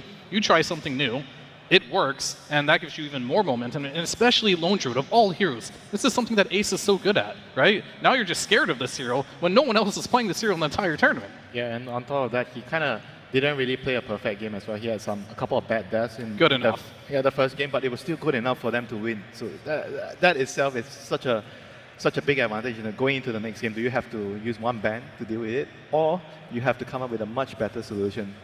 Yeah, well, that's my biggest question, because Gaimin Gladiators did have that respect towards Topson. In fact, that first ban they did overall in draft number 1 was that Invoker. It was very directed towards Topson. I think there's no shame in if you wanted to have that adjustment and also put the respect on the Lone Druid and go, okay, game number 2, we really weren't prepared for this. Let's try and corral them into something that's what we expect. Something that's a little bit more in the box of what we prepared over the last 4 to 5 days of Gaimin Gladiators. But will they do that though? Because I feel like, good question. As Gaimin, that was your counter to the Mars, right? It was a surprise. Yeah. Now all of a sudden they're like, oh, we can just do something new now, and now you have to prepare for something else that they might have stored. Do you think if Tundra first picks Mars again, Gaimin will first pick Lone Druid as a response instead of going for the Mirana and risking the second? It worked, right? Why are they going to change it? And if it doesn't work this game because you come up with another solution, good for you, Tundra. And Gaimin's going to find something else in the next game. But for now, it works. I mean, if there's another OP hero in the pool, they might overlook the Lone Druid, but we'll see. Well, look, the stacks of papers are out there. The players are sitting at their computer. The coaches have their headsets on. All there's left to do is get into a game number 2 draft. Tundra Esports versus Gaimin Gladiators. Game 2. Let's see this preparation come into play here. We already talked about it. Moon had the fattest stacks of papers, but wasn't the right preparation. That Lone Druid caught them off guard. Maybe there is a little bit more that they're prepared for. Maybe there's not going to be that second phase of gotcha. Who knows? Maybe he was on the wrong page. So we'll have He's to going see to for flick this game. a couple more through. Yeah, I mean, there's an argument, like, sometimes when you're over-prepared, it can be a little difficult, as opposed to, like, having a style and knowing exactly what you want to pick. And I feel like Gaimin, they probably don't need many papers for them to draft, because they all, like, have an identity. So this time, backs against the wall for Tundra here. It is upper bracket, so even if they do lose, they will go into the lower. But I think they definitely want that top 3 finish here going into this game number 2 here. But they have to make adjustments, and they have to be pretty big adjustments, because that game 1 had to be a little bit shaken. Okay, they're going to take Mars. Oh, they're not. SD. Okay. Interesting, yeah, they decided to ban the hero that was good against Mars, but they still opted for a different opening. Ace will not play the Mars, so they don't need to worry about banning it whatsoever. In fact, they were just kind of like waiting to see. Maybe they can still get Mars in their lineup. Yeah, that's actually true. So they can get an OP support plus Mars. I mean, do you really think, though? I feel like Gaimin is probably going to ban it here, unless they've come up with a couple of solutions like that. But for some reason, I doubt that they have one that's as good as the Lone Druid, because that looked like something special. Yeah. I'd say ban it, too. I think that makes a lot of sense. Just take it out, You take the Sand King, you ban the Mars, we talked about before. Ramses, he loves playing these Blink Initiators. Sand King Mars are the best ones right now in the patch. So you remove both of them, you force them into something else. It's not that he can't play it, it's just definitely a weaker style of Tundra. And there's still a Centaur if they are going to go down that route. Centaur kind of is still a very, very good hero right now with the triple bracer blade mill. Kunkka as well. I like the Kunkka with SD. You have a pretty easy torrent boat setup, and also a lot of delaying damage in team fights, which is very nice, especially versus a Sand King. Yeah, I don't know if I've seen Ramses play Centaur at all, but he does like... He's not played it. He does like Slardar, he does like Dragonite. All those are still in the pool. Maybe he wants a little more information, and maybe that last pick Night Stalker has to be a perfect game for it, though. Yeah, I do think with SD, the Centaur looks very promising, for sure. And also Sand King, he does have Burrow Strike, that's a stun. But if you can Centaur ulti and run away from the epicenter, that's very impactful in these team fights. It's great to disengage this hero. Centaur is also a very good disseminate target in a team fight. Yep, so much HP when you have 5 bracers. Look, a little food for thought after seeing the second phase of Van. The Chen is the priority for Tundra to take out of the pool, but the other position 5s or supports in general that have been really favored are Omni Knight, still in there. Snapfire, we just saw on our screen earlier as well, also really favored. And Tusk, which was banned out in that game number 1. So it's not like these two teams want to ignore it. They're very aware. It's at the forefront of their mind. And maybe you're questioning, is that what you want to pick up for yourself, either of the side of Gaimin? Are you okay to let those through for Tundra? I mean, Tusk looks really good. And I think the moment you pick Shadow Demon, you no longer want Omni on your team, and the other team doesn't want Omni either. So like, we probably won't see Omni in this game. And we're gonna get an Enigma. This is a hero that it could flex, supposedly. We've seen it before, it didn't look super good, but maybe Gaimin has something cooking with this one. It can be an offlaner. Yeah, this is interesting, but just looking at Sand King already, with an Enigma, this just has so many questions for me on like what they plan on doing, and they will be answered with the next 2 picks. Isn't it just like a Chen replacement in a way? That's kind of what I was thinking. Look at all Yes and no. Look at all the bans from Tundra. Every single one of these heroes is a summons hero, and yet Gaimin was still able to come out of the phase picking a summons hero. This has got to be such a frustrating team to draft against. You're like, I'm just going to ban all the summons, and then they're still going to run a 5-man summons draft anyway. Yeah, they're just trying to replicate the tempo of the game. It doesn't matter what role the hero is going to, but for now, I'm leaning more towards the Enigma going to be a 5. They've played it before, they've been successful with it. But they haven't played it this tournament. That's what I'm not yet. curious about. Because they have other ways of replicating playing fast, right? And then IO is definitely one of those heroes if they want to go back to IO, Lesh, stuff like that. So this is a very conscious choice. And after we saw last game too, first time Lone Druid on Dyrachyo, this will be first time Enigma on whoever plays it. Yeah. Clearly Gaimin is prepared for this and they have a strategy. I think it's more than likely a Quinn Sand King mid with Enigma off lane. And then they see what the Tundra off lane is right now, so they can pick a 5 that's excellent against it, the Kunkka plus SD. I like the idea of an IO pairing. That sounds pretty strong with the Sand King mid to set up. I do wonder if they've lost a little bit of faith in the IO pairing, because that was the one game that they did lose to Nouns in that upper bracket that, you know, they eventually did end up coming back in that series, but it was very exploited. Okay, maybe they go for more like team fight and push and go for like a Jakiro. It would also do very well in the lane against the SD and the Kunkka. I feel like you leave this Enigma mystery. Yeah, and you pick your position 4 here, and you pick your carry. Feels like a 4 elk and what, offlane Enigma. Sand King, probably you guys are right about him going mid. I think Dyrachyo is playing this. Alchemist, that is. He has a hero pool that he really enjoys. I feel like it's pretty good right now. They need that frontline type of hero. I think most likely this Enigma will be either support or offlane, depending on where they want to put the Sand King. I feel like you just pick a hero right now for Tofu, and everything is still a mystery. And do you like the elk here against the Kunkka lane? Yeah, I think it's totally fine. So for Tofu, you would want a hero that can potentially lane with an Enigma, but then also have the potential of the Enigma going It's 5. difficult. Those two heroes need different things. If you're laning with an Enigma, you want a different hero. If you're laning with Sand King, you kind of also want a different hero. Okay, well this hero can be a 4 and a 5. I think it's mostly Tofu here, this hero.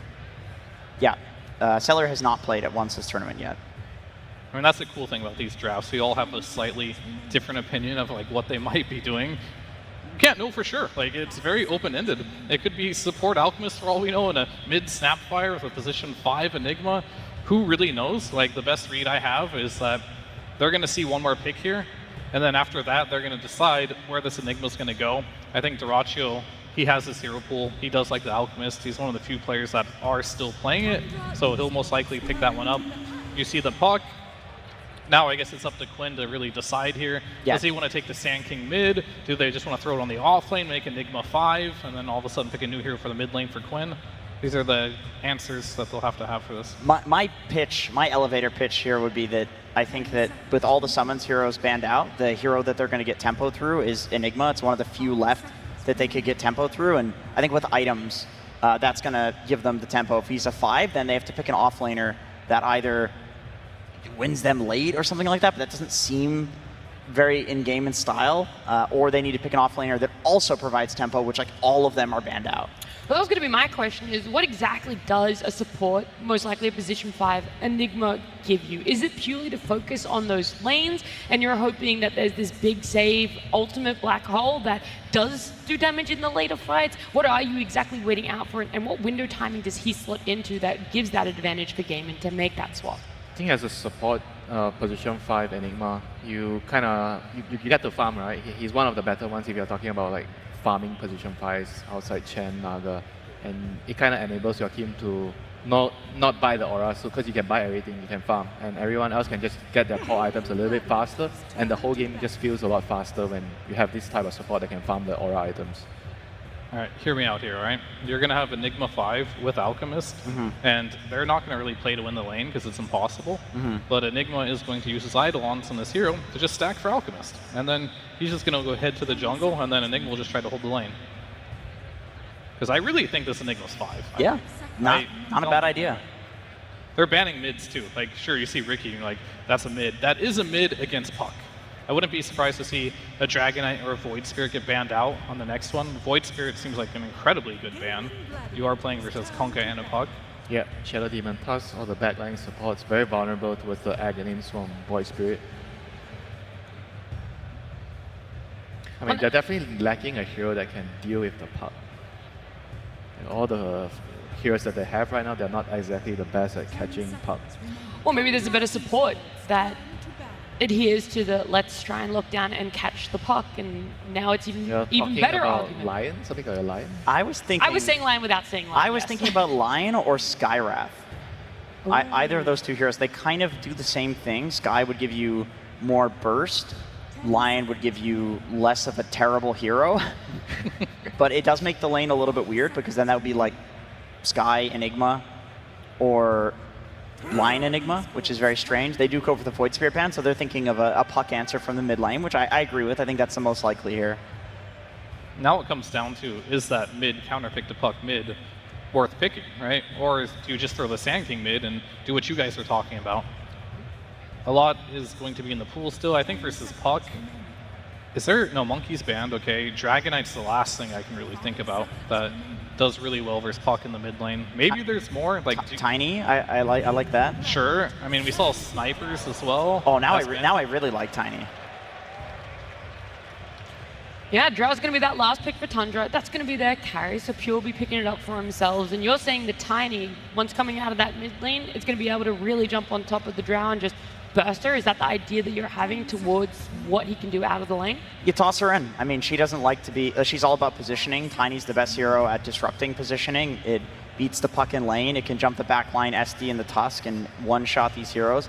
It does make it so that that flex we're talking about happens, which is a bit weird. You end up with an Enigma plus a Snapfire lane, or Celery is going to play Snap for the first time in the tournament, and it's not going to be Tofu, and then they'll have a different lane on the safe lane. Like, it just leads to some weird flexes, but I guess I trust Tundra's read that there's a mid laner coming out of Gaimin here. I will say Enigma offlane just got a lot better. Even if it is at the sacrifice of like a Sand King going support, if they really want to go that route. Unlikely, but possible.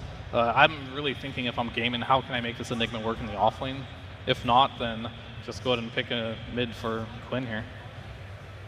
So it's a Quinn, sorry, it's a Quinn. It's a mid or a 5 is what we're thinking now. 5 or 4, yeah. 5 or 4. Depending how they want to flex the Snapfire. There's just way too many options. It's a very open-ended draft, yeah. Which is good and bad. If they want, they could put Alchemist on position 4 with Enigma too. Like, who really knows? Don't keep going, please, Fia. So Sand King's going mid here. Yeah. Underlord's very good against Drow in the game. Pretty good in the lane as well. Underlord plus Snapfire. Pretty good amount of damage with your spells. It's pretty good at stopping the snowball save with the pit. Pretty good against Puck as well with the root. Yeah, we were thinking a little bit too like one-to-one counter. I think Underlord gives them a very solid timing in the game. Celery on Enigma can go for like the drums Vlads, maybe do the thing that Fear was talking about, where the Alt goes in jungles and then Celery takes the lane, gets some net worth that way, and then Ace can go for the other aura items, which is the Greaves and the Pipe, and that'll give them a really solid timing where at that point, Dyrachyo and Alk should have Radiance plus like 1.5 items. And I think that's a really good point for them to get the tempo and win the game. Fear, I'm going to need you to give the Tundra fans out there a little bit of hope that we're going to get a Game 3, that they're going to be able to secure Game 2 with this draft for themselves. Sure, I mean, Thompson's going to have a great laning stage. He's laning versus Sand King, should be pretty easy. He's going to get some runes, go across the map, gets lots of kill. Ramses has absolutely free lane on the Kunkka. He'll be able to make some rotations as well, win the lane, and he's going to be very, very farmed. He'll get his fast blade mail, fast pipe, or the Aghanims. I expect a lot from Ramses this game. Okay, well, I'm glad we're leaving it on that note because we're going to head on down to the stage with Slacks and our Tundra coach, Moon. Hello, Copenhagen. That is right. We're ready for our next game here. I have Moon. Give it up for Moon. Fantastic. Good to see you again, my friend. It's a pleasure as always. Yep. All right. So you banned Brood. You banned Chen. Yes. You banned Lone Druid. Yes. Any reason why? Well, these guys won Riyadh using zoo heroes, so we figured ban the zoo heroes, as many as we can. Do you think you banned enough to get away with it? You guys have less zoo to deal with now? I mean, they still picked Enigma, and they're still abusing auras of Underlord, so we'll see. All right, fantastic. Now, what did you say to the boys after that first game? It was a little tough, a little rough. You know, you've been in this situation before. You're a consummate professional. Did you say anything to get their heads back into the game? It's okay, guys. We just played 2 best of ones after. There we go. That's what I like to hear. And we're going to see that Sand King coming out first there. How's the thoughts on the Sand King? We saw some crazy Sand King earlier today. Will we see just as nuts of a Sand King here today? Well, Maureen is Grandmaster Sand King, and Soul is 33. But Quinn is Silver level 6 Sand King, so this guy's a noob Sand King. Oh, that's what I like to hear. Well, we'll see if those words live up. Best of luck to you, my friend. It's going to be one heck of a series that we'll be throwing over to our casters. Quinn's a noob. Today I learned. That's definitely not getting clipped out of context. Good way to start that one. Setting yourself up for failure has always been one of your strong suits. Thank you. Oh, thank you, fan. What a Thank nice you. sign. How wholesome. Now cross out Synderen's name. Yeah. Right now. That's probably the thing you should be doing, yeah. What a switch up. Can I just say, this is 9 new heroes compared to last game, and if you want to count that the Alchemist is on the opposite team, it's actually 10. Yep. So complete switch up. We were talking about how Tundra needed to make some adjustments. They made all the adjustments they possibly could. They didn't even prioritize their own Mars as #1. They went for the Shadow Demon on Saksa, which, in my opinion, might be one of Saksa's top 3 best heroes of all time, together with his Tusk, and I don't know what the third one is. I should not have dug that hole. Okay, good job. But definitely those 2. His Shadow Demon is amazing. And on the same side of Gaimin Gladiators, they have, you know, a lot of their bread and butter. They've got the Underlord, which is one of their best heroes. I would say the Celery Enigma is a bit of a deviation. He plays this hero very well, but I don't know how sold I am on this playing into an off-lane Kunkka. This should be a very, very good lane matchup for the side of Tundra this time around, and I think no matter what happens, it's very unlikely to follow the same trajectory of the previous game, right? Like, the lineups are just too different. Well, you say that now. I mean, I'm not sure. We'll see. I might have to eat those words in 20 minutes. Yeah, well, Gaimin have, it feels like they're predictably unpredictable in a way, where you know the kind of strat they're going to be using, but you don't know how they're going to do it exactly. Like with what heroes, let's see if they can do it with 5 brand new heroes. But they do play fast pretty much every single time. Yeah. So Tundra's all about defending. I mean, what is the best strat against Gaimin, would you say? Just like as a mindset? Like, get to a certain point of the game and we're golden kind of thing, or? I definitely think the #1 thing you don't do is be too greedy. I think that's the biggest Achilles heel that a lot of the teams, and I want to say especially the Chinese region, has struggled with against Gaimin Gladiators the last 2 years, is that they have picked 2 weak lanes and heroes that need to farm too much. Yeah. And then they lose the lanes and they lose the mid game and they never get to play their lineup. So I think the #1 foundation playing as this team is you need to be competitive in lanes. You don't have to win them, but you need to do well enough that you can get to stage 2 of the game, and then you need to out-execute them in particular, I would say, in one team fight. If you beat these guys in one team fight between minute 15 and 20, a lot of the time that can be enough. We've seen Gaimin bleed at this tournament in multiple games where a team just outplays them once or twice and the script kind of falls apart. The problem is that they're so extremely good at playing this way that you really have to bring your A game, whereas maybe against certain other teams in this tournament you can, you know, play maybe at 85% of your potential and it might cut it. Against Gaimin you generally need to bring like 95 plus. It's a very tight window you need to hit every game. Well, the winner of this series gets the pleasure of facing off against Team Liquid, which Gaimin versus Liquid would be what, the 100th time this year, I think? And Liquid have lost every single time, basically. If you're in the audience or you're watching at home and you're like, Liquid versus Gaimin, I've never seen that match before. That is the ultimate self-report that you've not followed Dota for 2 years. Yeah. So don't say that around your friends that you're trying to impress. Unless you're trying to impress them with how much other stuff you do aside from watching Dota. Yeah, exactly. If you have a life, congratulations. Yep. You're in the minority here, for sure. All right, So this let's bot insult lane- the audience again. The Suns fan classic. Disruption into Torrent. But they're not going to pursue. There it is. As we have a concoction from Duraccio with the acid spray being laid down for Ramses. Just a little bit of harassment back and forth. Already 2 stacks of Shadow Poison from Soxa, though, onto Celery. And the third will connect. He's going to pop the stick. Blood Grenade applied as well. Not able to get the fourth, though, as Soxa eventually run down. And Celery will take a bit of damage here, but should be able to survive. So first blood for Gaimin again. And I would say a little bit of an unexpected one of the kind. This was not the first lane I was expecting to see a kill in, and if it were, it would maybe have been potentially on the Enigma, but yeah, as the side of Tundra, got to be a little bit careful with throwing out all your spells just to harass, because you're opening a counterplay possibility for the Alchemist immediately there, and they will take advantage of that. So probably lesson learned here for the side of Soxa and Ramses. And unfortunately, when you're playing against an Alchemist Enigma lane, just getting that level 3 on Enigma is already a very big deal, and he's managed to do this without too much of an issue. So I think once again, Gaimin are going to be pretty happy with the start that they've had. So from Tundra's perspective, what is their, like, I don't want to say time limit. We're going to see Pit of Malice applied. Well, okay, nice snowball to mitigate some of this, but they're both going to get rooted again. Big Scatterblast to follow. Pure now on the run. But Whitemon will have his fat body in the way, so no harm done in the end. What do you think about Drow attacking Underlord and his health bar moving 1%? Do you think that's... Do you think Pure is enjoying that, or...? Well, depends on if he's a masochist or not, I suppose. Should I pick Queen of Pain, then? Perhaps ask him after this series is over. Note for Nomad. Whether he wins or loses, did you enjoy when you couldn't damage the enemy off later? Did it remind you of Poor Man's Shield from before you were born?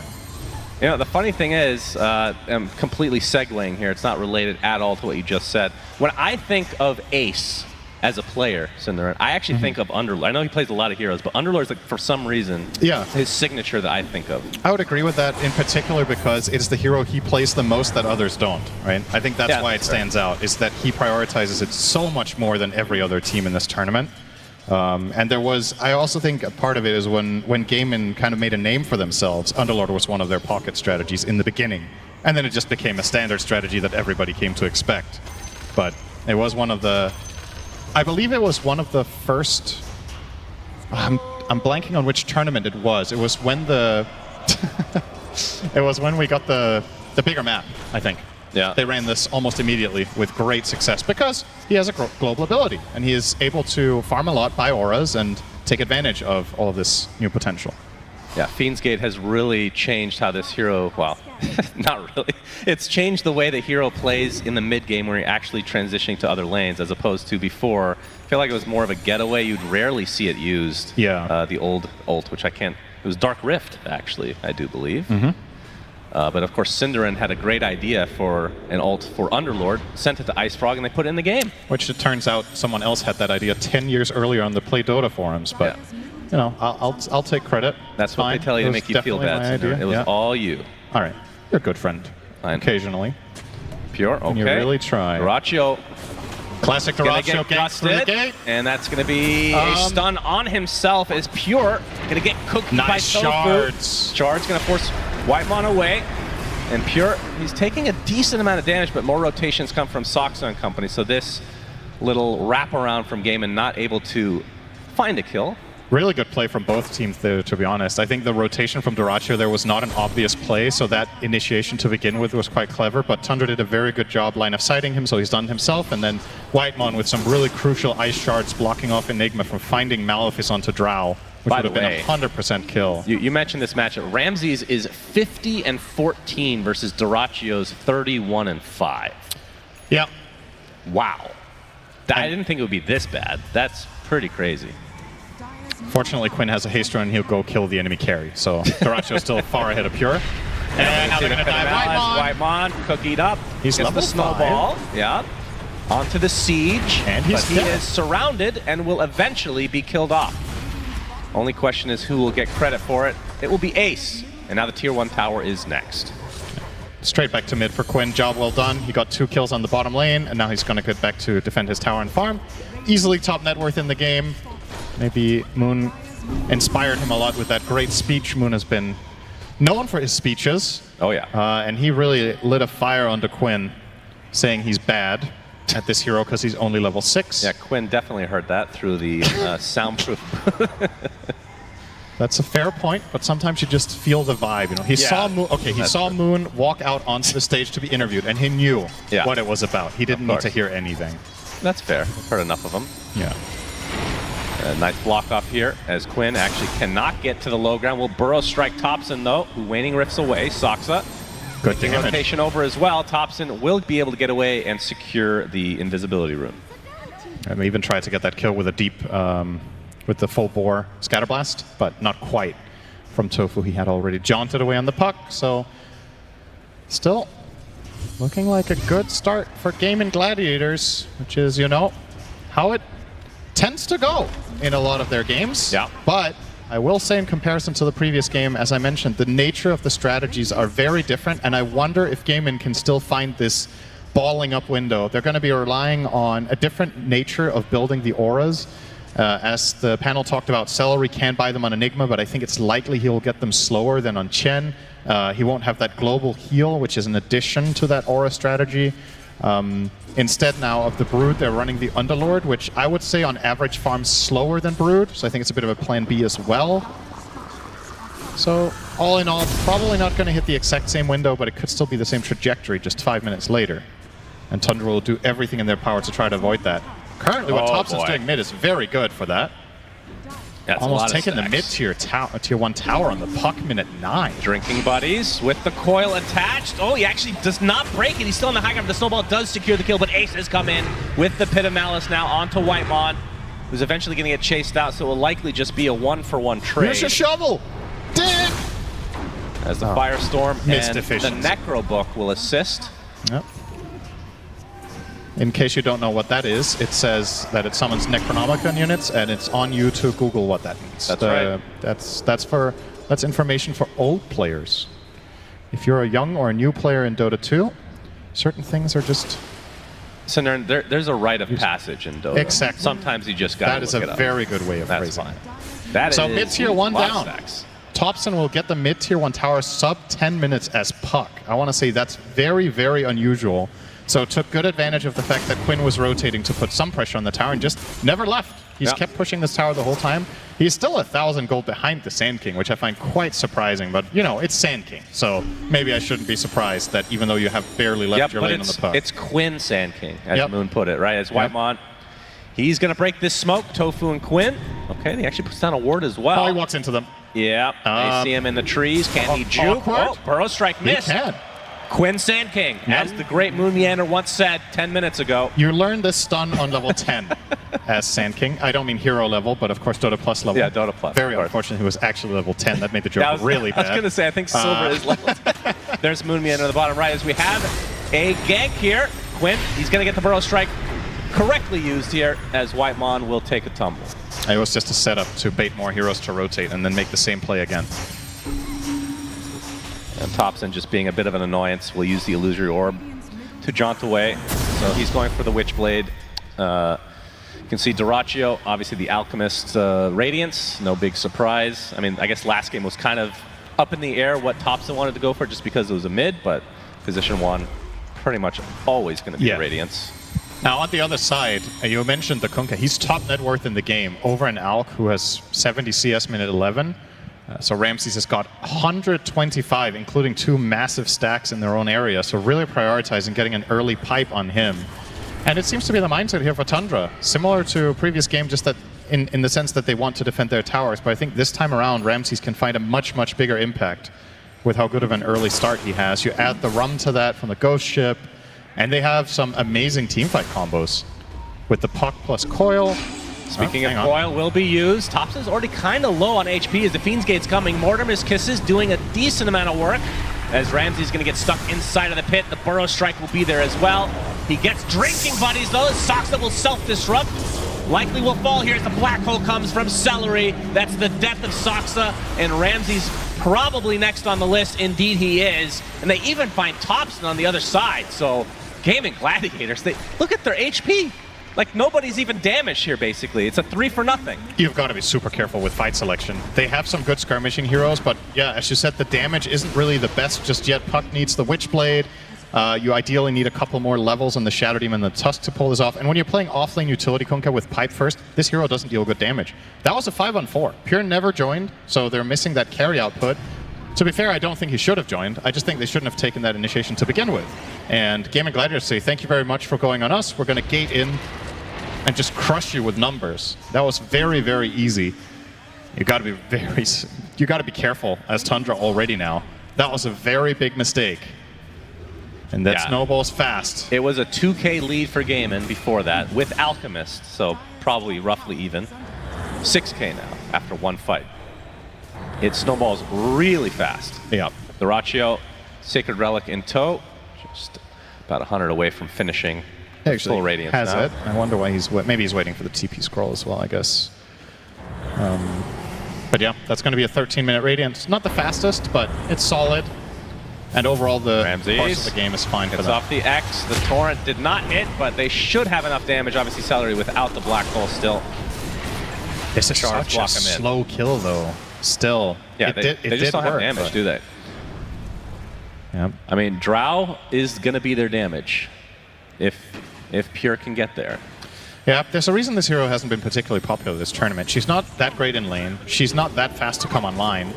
And in a meta where a lot of teams are focusing on fighting around that 15 to 20 minute mark to really build their advantage, Drow is just pretty far down the list of heroes that I think is appealing for that. So maybe Tundra. Well, I think I could be wrong, of course. Usually am, in fact. If they get to a later stage of the game, Aghanim Scepter for Drow is crazy against basically any Gaimin Gladiators lineup. Right? She is very good. Hypothermia, very strong. For sure.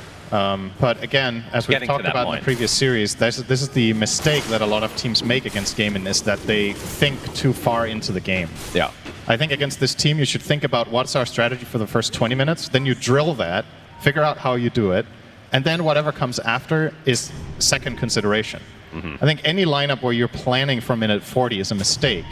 Once the 20-minute goal has been achieved, then you can start planning for minute 40. And, well, right now, came in with a 7,000 gold lead, and the dive here. He's spotted. Concoction's coming for him with the Burrow Strike and the Epicenter. Nice disruption from Soxa. Going to mitigate a ton of that damage. The Kunkka's stuck inside the pit, though, as Soxa's facing the rain of Dyrachyo, who will eventually run him down.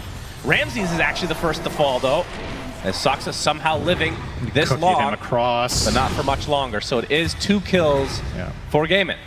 I don't think Soxa meant to disrupt the Sand there. I think he actually misclicked and wanted to disrupt the Kunkka, because the Epicenter as well as the Sandstorm were still running, so the disruption actually didn't do that much.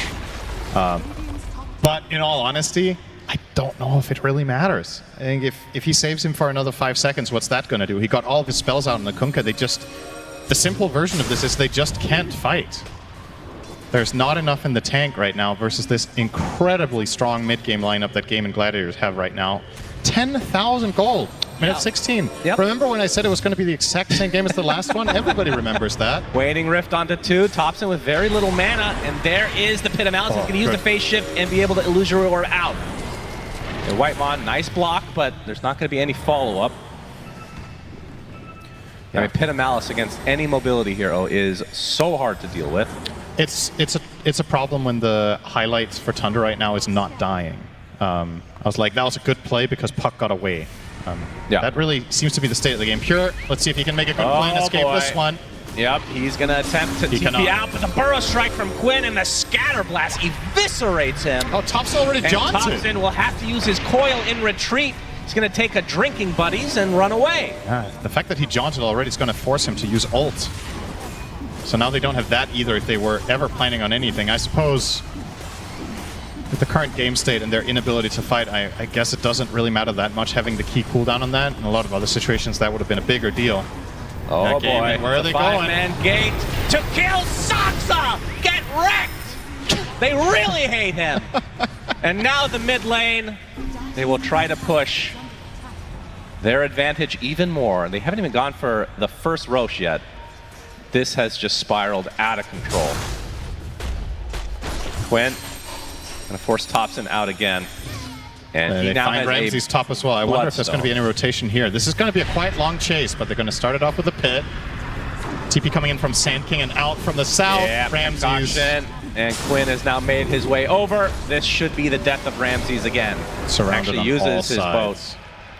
But, yeah, Tundra. Whew, this is looking really rough. I was expecting, I mean, obviously it could get turned around here, but ever since we mentioned that Pure was the best player in this tournament, Cinderin. You should have never said it. You agreed with me. You're part of this curse. That's what friends do. Yeah. Like, do I look good in this shirt? Boy. Yeah, you do. But Black Hole ensures yet another kill. Whitemon tried for some sort of a save, but he might just get run down as well. Meanwhile, they are just dropping like flies. Epicenter not going to do that much damage because of the disruption, as Pure trying to keep Quinn at arm's length, but his arms are really gangly and long, Cinderin. He's going to get the burrow strike and the kill. This is a good opportunity to learn. He has ridiculous wingspan. what if Gaimin were tricking everyone the whole tournament into banning their second best strategy? And now they gave them their best strategy by banning all their heroes. The kisses come from very far away. Quinn with a double kill. My goodness, this is not even remotely close. What happened? This is the upper bracket semis. Yep.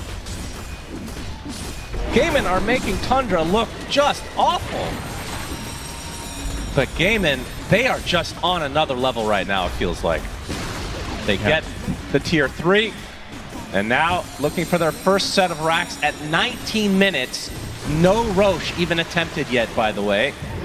They feel invincible. They're just way too feels tanky like on they their are. heroes. Sand King Bloodstone, you put a Solar Crest on him, you have Underlord next to him with Greaves. You have Glimmer on the Snapfire. The Alchemist himself already has a Manta as well, so he has a self-dispel when he gets jumped on to be in front and cause confusion. Hey, I mean, it's like a broken record, but genuinely, Tundra cannot fight. It's just not possible.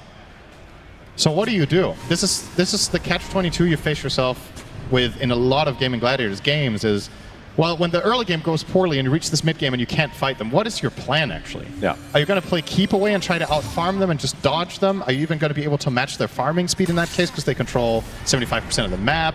Are you going to just YOLO into a fight and hope for the best? What if they never split up so you can't get a skirmish? Oh boy. Pure gets stunned. Whitemon doing a nice job of blocking off one hero, but the problem is there's many others to contest with. That's going to be 2 quick kills again for Gaimin. It is 19-2. And coming into this, Tundra have been looking really good too. Yep. So it just goes to show, and it's funny, every time we cast Gaimin Gladiators, like, oh, this is a really bad matchup for the other team. They can't handle it.